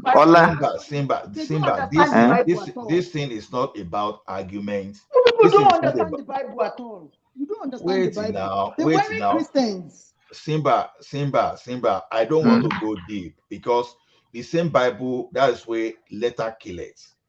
You understand? But the Spirit bringeth what? If you read Bible very well. See, something is this. Even in our daily life, we have context. We have direct, you have direct statement you are making. You need to read the entire Bible. When you want to read, when you read the entire book, you don't just go and read a verse in isolation. It's just like we are talking of our law now. So when some obedient will go and refer to a particular thing, and they will ignore some part of that law, whereas everything works together. So lifting a verse of Bible out of the entire chapter can be so dangerous. It's just like some Christian will tell you, "Oh, God asked us to command Him for the work of His hand." I want to ask you a simple question. Are you telling us tonight that David and Solomon were Christians? Is that what you're implying tonight? I want to be sure. No, the question. It's a simple question, no. Wait now. The thing is this. Were they Christian? Yes or no? Did God promise that Christian will be poor? Even when you go and look at the principle of tithe. These people, they don't really understand the Bible at all. Anyway, Dupsy is speaking English now. Is David and are they Christian? Is yes or no now? No, Thomas. I think I've grown in experience to a point that I don't answer binary questions. That is where you want to do your Ojoro. Ojoro, that's the Ojoro. Ọlá ṣẹ̀ṣẹ̀ máa sọ̀rọ̀ yẹn tó bá ti ká ọlá mọ́kànnà yóò máa sọ̀rọ̀ binary question. Simba, I'm aware that in the public space. I'm aware that in the public space. And the fact that you are not seeing my face, it doesn't mean that I will come here and try to mislead people. So I try my best to make sure I don't. Hey, but what is misleading in just saying they are not or they are? What is the misleading question there? I've said my own. When you are asking me whether I don't know. Simple. You don't have to know everything. I don't know. When you are asking me, you have your own underneath purpose to fulfill, and I'm not going to fall for that. That's what I'm saying. I have my own narrative. Exactly. I have my own narrative that I'm pushing. You understand? Because I can ask you the same question. How come that Jesus Christ came from the lineage? Is Jesus Christ a Christian? Is Jesus Christ a Christian? Wait now. No, I won't answer you that, please. I won't answer you. I told you I don't answer the binary question because and you call yourself a Christian. You can't answer the question. No, Thomas, I don't answer questions. Is Jesus Christ a Christian? Okay, Thomas, Jesus Christ could have jumped from the top of the mountain just to fulfill the will of God. Because it is written. That's what I'm not.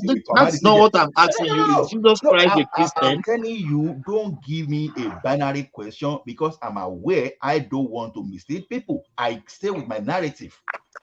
I'm telling you. So if please, Thomas. Answer the question. Okay? No, Thomas, are you listening to me? I'm listening. The question I want to ask, and when people are it's not peculiar to, it's both the two major religions. Okay, let's say for example, Abraham, which the Muslim call Ibrahim, is not a Jew. Do you understand what I'm saying? Yeah. He's not a Jew. Now, his descendants, how did they become a Jew? You understand what I'm saying? Abraham is not a Jew, but his descendants, David, Isaac, whatever, even to Jesus, we call them, we believe that they are Jew. How come they become a Jew when their father is not even a Jew? They are spiritual Jew. You see, Simba, see, sometimes we need to have open mind. You know what I keep telling people is this: whenever you want to solve a problem, the first thing is to accept that you have a problem and not to shift blame to someone. Don't blame anyone for your problem. I'm just saying, okay, the same Nigerians that we are saying Christianity is the problem now. The same Nigerians, whenever they get to this environment, they know how to beg for shift on Christmas Day, on New Year Day, on Sunday, on everything. And the same Nigerian, when they get back to Nigeria, is the same narrative.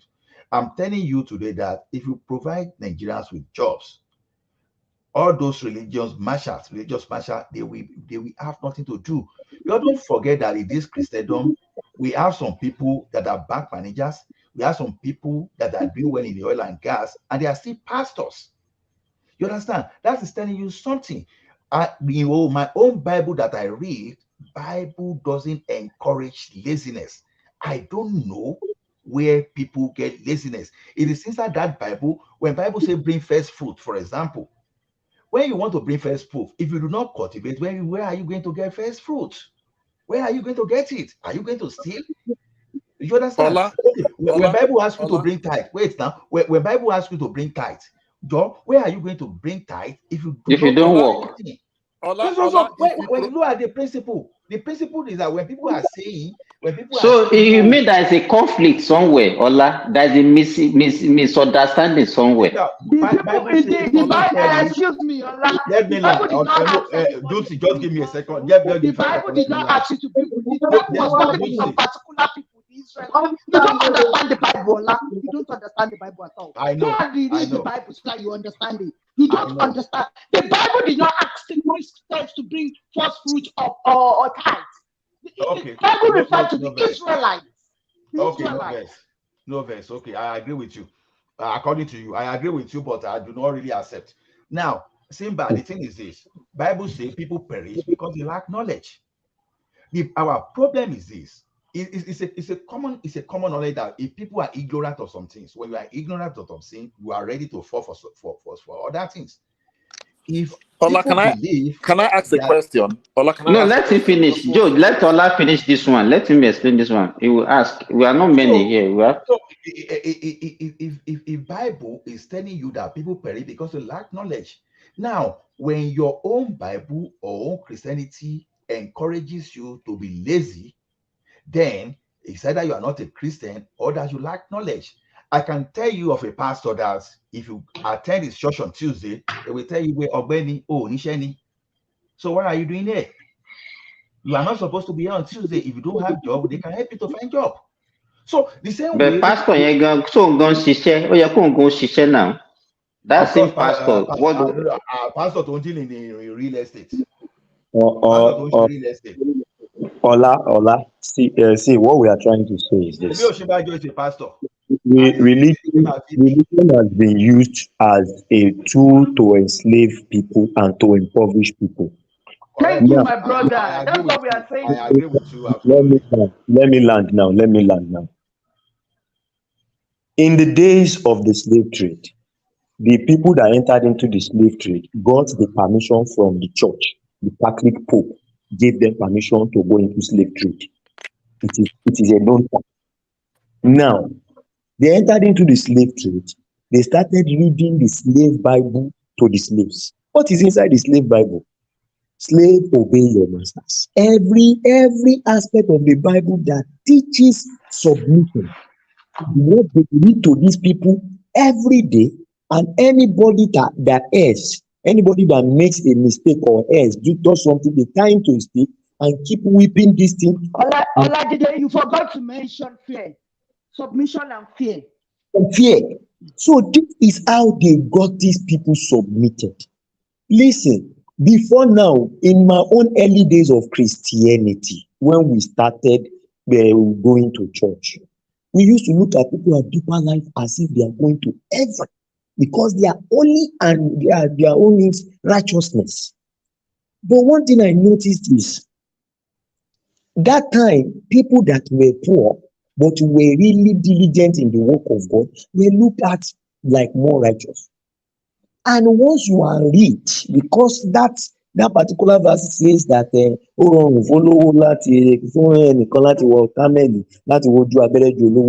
start looking at those people that are rich among them and say, okay, this person, that's where we have this notion of potending,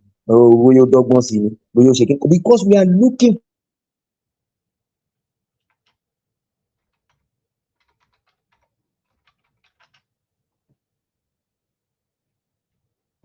What happened now? Olajide? What happened to that, my brother? I was enjoying his submission. The guy is too brilliant. I'm listening to him too now because I want to start I'm enjoying it. I'm enjoying it. He's too brilliant. He's such a brilliant guy. I swear down. I have to join him. We have to be having private conversation. He's too brilliant. Olajide, are you back? Oh. Kò rational mind, eh? Rational mind, okay. Irú àwọn yẹn là ń sọ. Sípà jọ má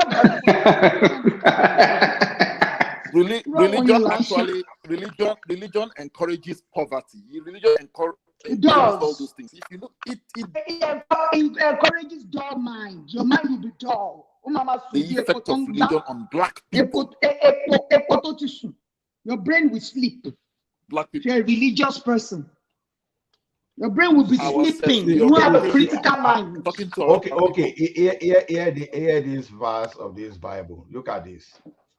Now, they are to do good, to be rich in good works, right? To be generous and ready to share. Those story not pressure for themselves. Is Olajide back? His number. He has a problem with his connection. You see, one thing I'm trying to say is this: Bible never goes against being rich. But do you know the problem is this? When our people, they've already delegated their spirituality to their pastors, because some of the pastors you see these days, or maybe don't let me say pastor, some of the clergy people you see these days, they are more of, some of them are just more of motivational speaker. You understand?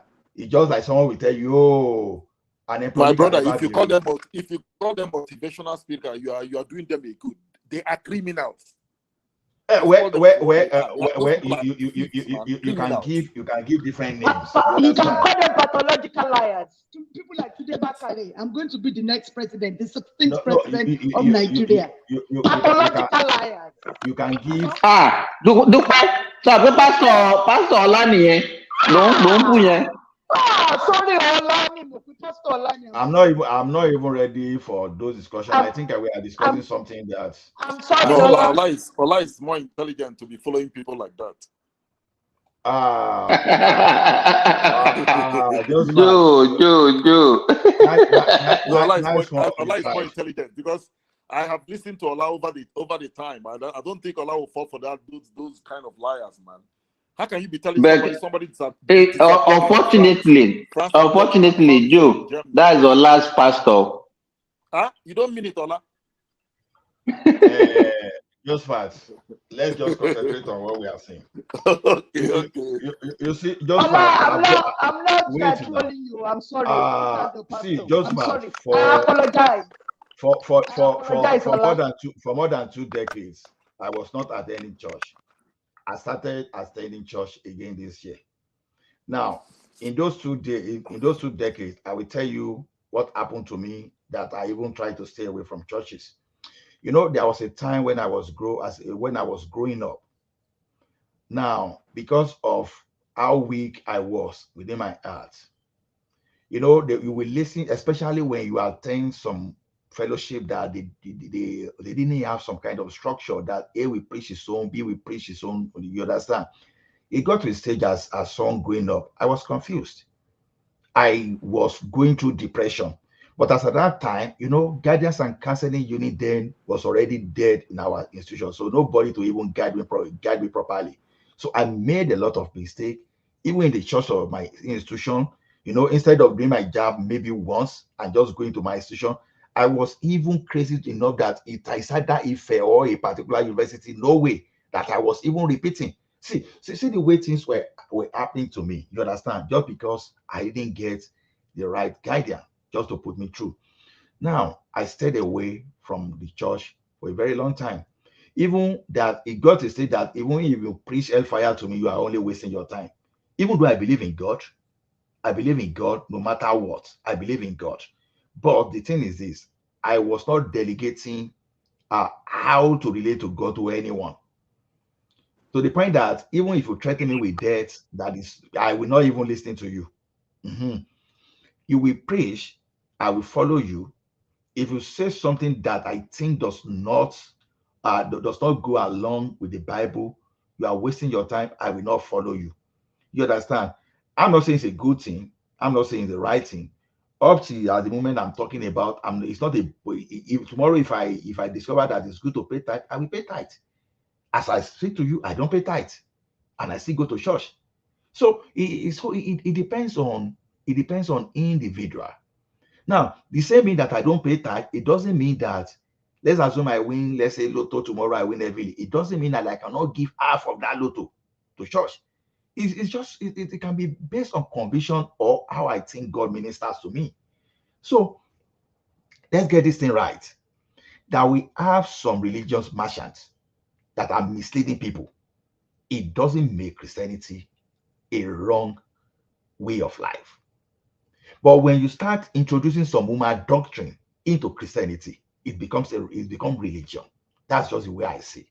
Because as far as I'm concerned today, Christianity is a way of life. It's not a religion to me. So that the pastor will mislead me. No. If I follow a pastor, I will believe I mislead myself. Not that the pastor mislead me, because it's either the pastor managed to preach to my own bias.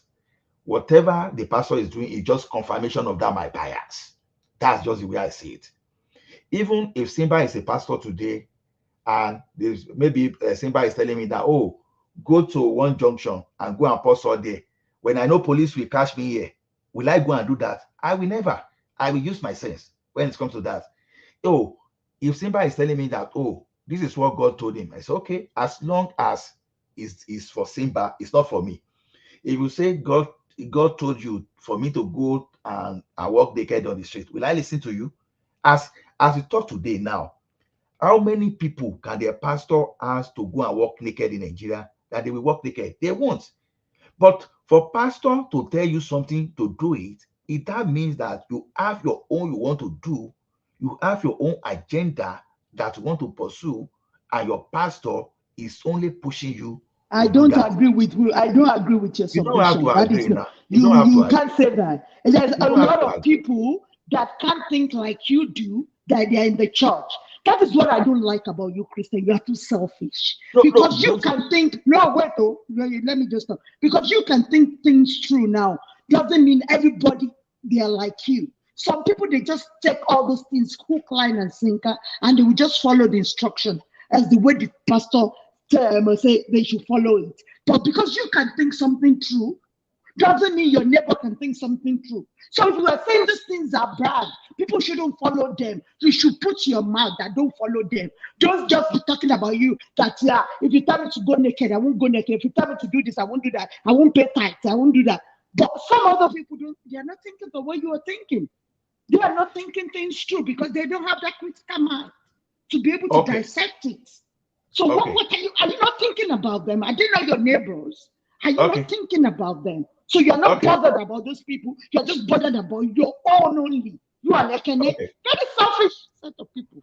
Okay, Dupsy. Unfortunately, that is not limited. Duping people, misleading people is not limited to religion. Let me tell you one funny thing that happened to me just like about 2 weeks ago. When I was searching for freelance sites and some kind of dubious people, they just reached me now. They were telling me that, oh, if I just modify product for customer, this is how I make, they can make this. Okay. I just say, okay, let me try and play along with these guys.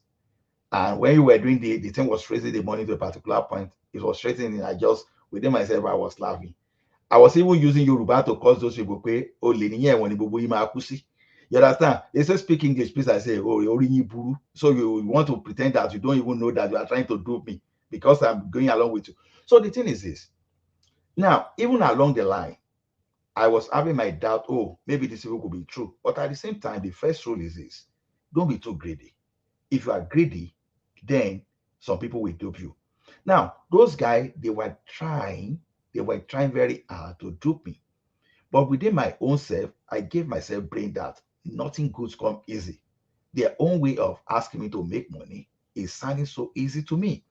So it is every aspect of life we have some dubious people The Bible himself, the Bible on itself says that there will be fake prophets. Bible Ola, has can I ask you a question? Can I ask you a quick question? All right, sir. What was your grandfather practicing? A traditional world, traditional now. But Okay. my papa managed to convert his father. So So your my dad grandfather, converted to Christianity. before that time, we are for Sonny now. We are for Okay, Sonny. We so are I'm glad you mentioned it. So what did you guys do with those orishas? what we did with those orisha. Nobody is signing those orisha again. Now, even like my grandpa now, all those the jazz thing that he even put that he didn't let all those ingredient complete, because those grandpa, they are always afraid that their children or grandchildren might misuse the power. So No, they just put all I understand the charm one. The charm, you can throw charm away or something. But I'm talking about the dates is gonna go. What did you do then? Did you guys throw them away, or I mean, what? Honestly, I don't know what happened to them, to be honest with you. I don't know. Say that thing disturb families. Yeah, they're not supposed to be abandoned like that. See, Especially the Mike, you see, one thing is this. One dangerous thing is this: if you allow people to capture your mind, once they capture your mind, you can be destroyed easily. The first thing you want to fight against that, you don't allow people to capture your mind. Just like when one No, I'm pastor, not talking about what are you saying now? Am I saying anything about somebody capturing my mind? because that's what religion do. No, I'm not talking about religion. Hey, I'm asking you your family deity. What happened to them? I'm not talking about human being I capturing said my. I don't know, but I've just said I don't know. Okay, that's Just cool. said That's that fair. I That's don't fair. know. So, but religion work on your mind. Okay, let me tell you one experience now. Even there was even a pastor that was even let me say call a brother to make it simple. That was even telling me that a particular course is what I should go and study. When I knew quite well that I was even struggling with that it was like almost impossible for me. See, the thing is this: when what I encourage people to do is this: look only if you are a follower of Jesus Christ, look up to Jesus. Don't look up to your pastor. You understand? Don't look up to your pastor. But how many people are you going to tell that? It's just like some people, they will tell you, oh, go and do this thing. You're 77 virgin are waiting for you. The person that cannot even spare you a woman on the ground now, he wants you to go and collect 77 I want Simba. Like why? No, I won't say Simba, because Simba is not a fanatic. Simba is not a fanatic. You understand? So why can't that, since that 77 Viking is so enjoyable, you should be the fourth with the one. Mike, please let me add Jide. Jide wants to come in. Please add Jide. So to me, where is Thomas now? I don't know. Thomas Tisalo. No wonder the show is still going on. Thomas is sleeping. Thomas is sleeping. The general. Me going. The show will be on there. I'm about to leave. Please add Jide. Okay. So religion does to you what you expect. So to me, in my own Bible, I don't see where God said we should not get money, despite the fact that we're reading a verse. You understand? Because the Bible is not about a verse. Even Jesus himself, his father was a carpenter. But when it was that's time what I for said. him, he left. Even Jesus himself was a carpenter. Jesus himself. Yeah. He left his carpentry work and went and start gathering. So what it simply says is this: Christianity encourages poverty. That is what I just decided to say. I'm telling you. No. I'm telling you. No. Then Americans should be poor. Then United Kingdom should be poor. No. Because do you know why Americans and the West cannot be poor? Because they are the ones that manufactured this thing and gave it to us. They know the tricks. They know they can see through they don't practice it. Of religion. So Ola, can I say something? Can I say something? You just said now that we are using one verse of the Bible to generalize things. You know, I also attended church. When they want to talk about tithes, they go to Malachi 3:10 and they continue to hammer it. If you don't pay your tithe, the heaven will be shut against you and things like that. Why is it that when it comes to money collecting from people, it is justifiable?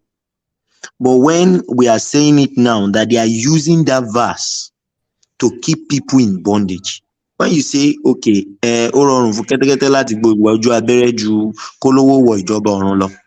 when you say the blessed are the poor because the kingdom of heaven is for them, and when you want to give parable, you give the parable.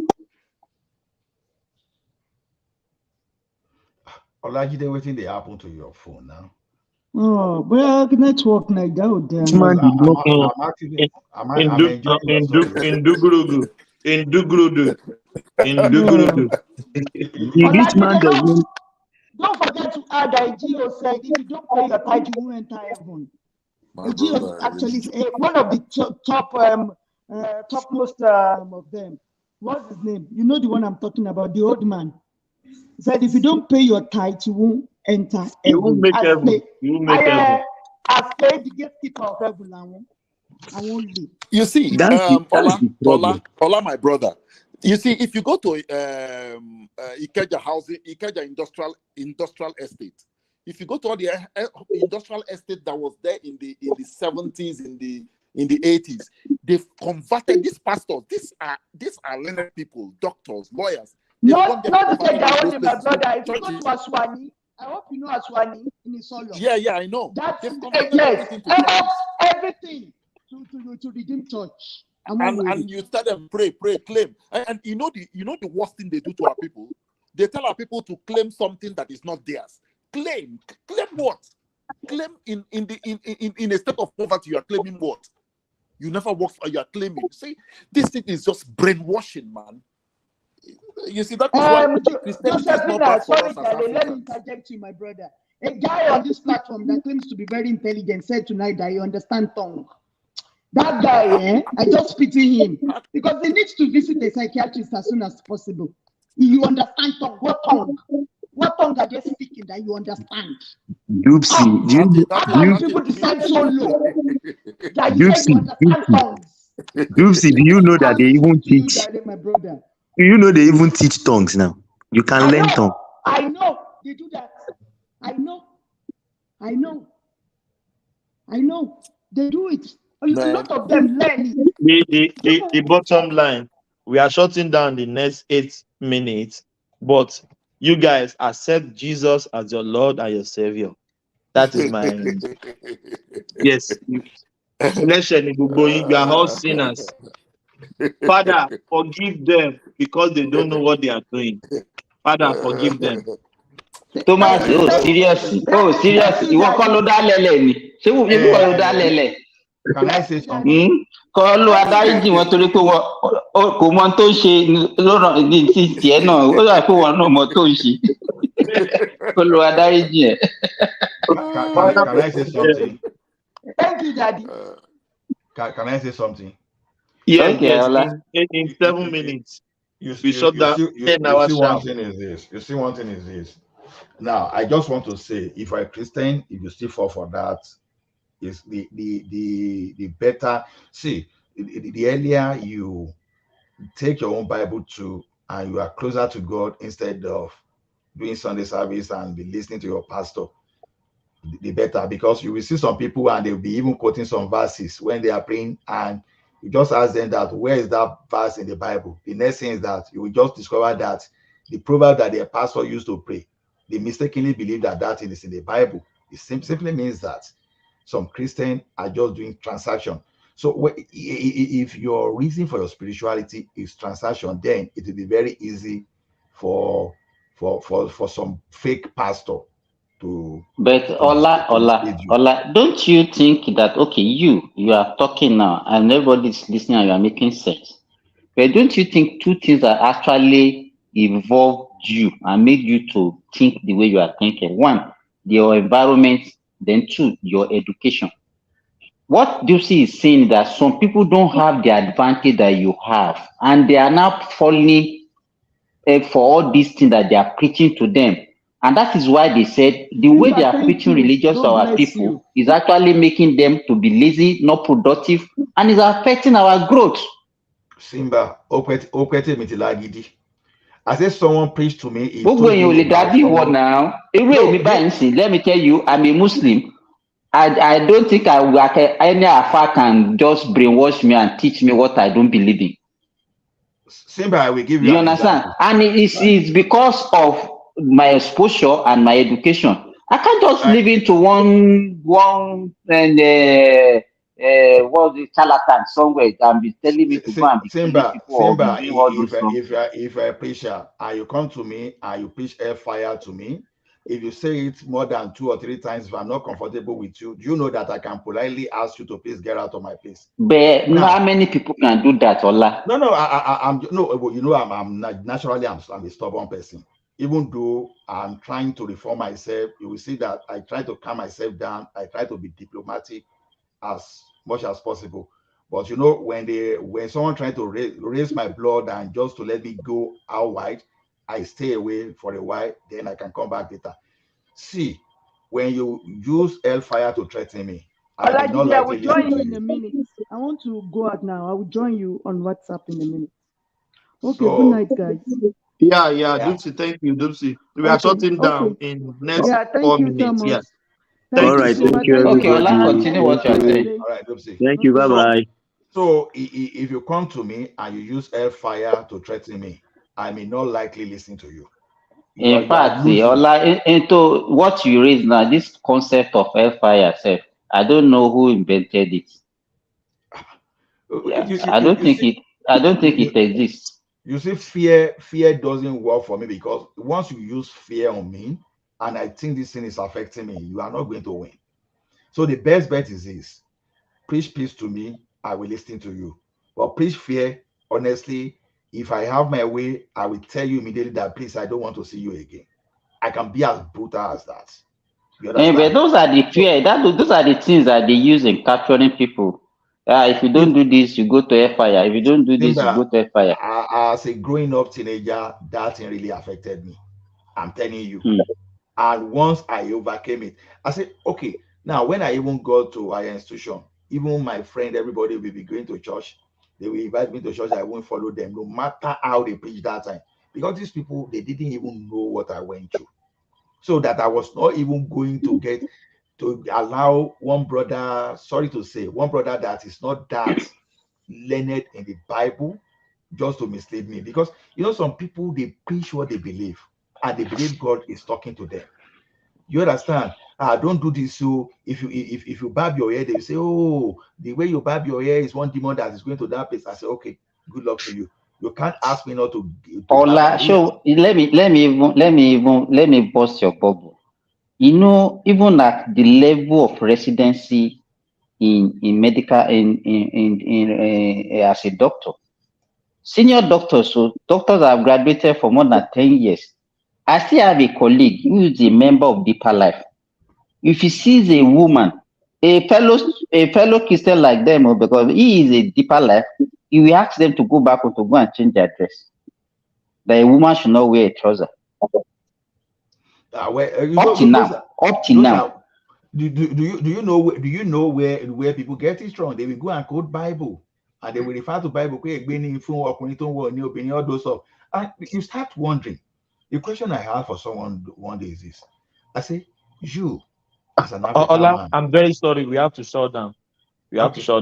Before 10 hours. Okay. One man said we have before 10 hours. Yeah.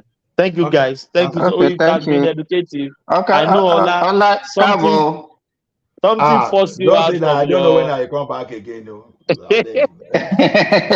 Something forced you out from your comfort zone. No, it just happened that I have time today. Not. I know. Okay. That is what one man's We program missed does. you a lot. So occasionally when you have time, just try and join, please. No problem, bro. I miss all of you. Ola is But criminal ni Thomas yìí ó dá wàhálà lẹ̀ tó ń sá lọ ó tún wá sá padà dé ní òun fẹ́ sọ́dà ṣébí wọ́n ló dá wàhálà lẹ̀ tọ́pìkì kan náà ló jẹ́ kí everybody ó discuss títí for almost 2-3 hours oníyẹ̀yẹ̀ burúkú. bí mo ṣe rí nìyẹn ní controversial mi tí ó bá ti wà controversial yẹn kò dáa. Thank you guys. Simba, Ola. Okay, bye thank bye. you guys. God bless you all. Yeah. Oh, thank you. You can we are the pace setter, man. We set the pace. You can see the intellectual that's been speaking all through. You can't doubt that. The brains are there, the high Qs are there. If you two have some high Q, join us tomorrow. We don't bite. Yeah. Thank you guys. May God bless you all. Catch you tomorrow. Thank you guys.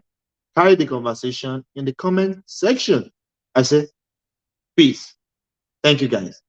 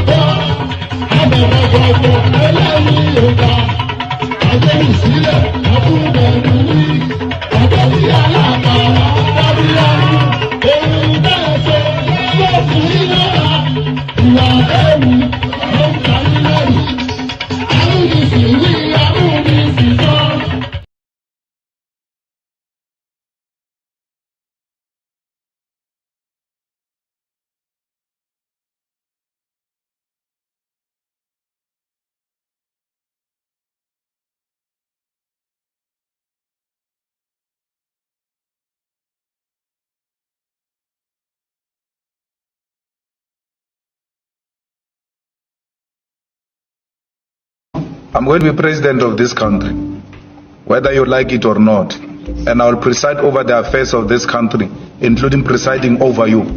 I think you must start adjusting to that reality.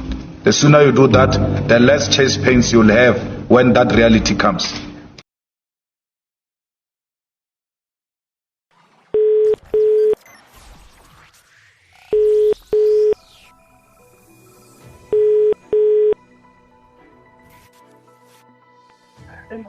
Good morning, Daddy. Praise the Lord. How are you, sir? Fine, Daddy. Good morning, Daddy. Amen. In Jesus' name, we are going to get a bright result. Thank you, Daddy. When I hear this your call and prayers, Daddy is very dear to me. And like I keep saying, if this works, you people will never regret this support. Amen. Amen. You know. We look forward to God's intervention. Thank you, Daddy. We look forward to God's intervention. Thank you, Daddy. We look forward to God's intervention. Amen, Daddy. Daddy, I need you to speak to the people in the Southwest. Your people in the Southwest and Kwara. Okay. I've been in touch with Kwara people. The Christians in the Southwest and Kwara. This is a religious war. I believe that.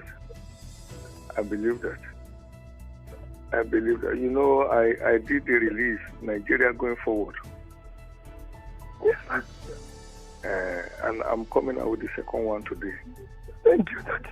I wanted it out before when they won't have any time to do damage control. Thank you, Daddy. So, but in the name of Jesus, this project shall succeed. Amen. You know what I said in today's one? A sickly nation like Nigeria will require a strong and healthy personality. Thank you, sir. And I said anyone whose source of wealth cannot be verified should not have access to governance, particularly in a draining economy like Nigeria. So all we are doing is appealing to the wisdom and conscience of people. Thank you, Daddy. To know where to go. Thank you, Daddy. But I want to assure you in the name of Jesus that the result shall be favorable.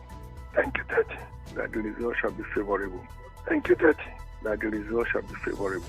Thank you, Jesus. In Jesus' name. Amen. So relax yourself, don't be apprehensive. Are you in Lagos or Abuja? I'm in Onitsha now. Good. It must be by capacity and commitment. This is a job that requires physical and mental energy. And we must get it right. And that is what we're asking. The church must be at the forefront. Our children cannot continue like this. There's no offense they're committed by being Nigerians. Nigerians are the best you can get in the world. And we have the energy to change this world. All we lack is that we have criminals who have hijacked this country, stealing everything away, and we are keeping quiet. Please, the church, wake up. Take back your country. God bless you. Country people, make una come here tori o. Say Dino carry money, give talk. Say make you go buy gun to Piakwa. They say Dino carry money, give talk, carry gun, give talk. Say make dem go dey prepare for 2019. Ọlọ́run má jẹ́. They say me meet them for airport road. Alakiaye. My brothers, the venom of a viper cannot do anything to the back of a tortoise. I don't waka. But make I tell you now, Yaya Bello, do you know Yaya Bello ma ṣẹ̀wọ̀n lẹ́yìn ìjọba? I know Yaya Bello ma ṣẹ̀wọ̀n lẹ́yìn ìjọba. Do you know GYB ma ṣẹ̀wọ̀n lẹ́yìn ìjọba? We know GYB ma ṣẹ̀wọ̀n lẹ́yìn ìjọba. Ìwọ Yaya, you Yaya, kí ló tún kù tí ó sọ? Kí ló tún kù tí ó sọ? Ẹni tí mo bẹ́ lórí tó ń ṣẹ̀nu wúyẹ́, kí ló tún kù tí ó sọ? Àti ẹkún ìyá ni ó jẹ, Yaya Bello, àti ẹkún ìyá ni ó jẹ.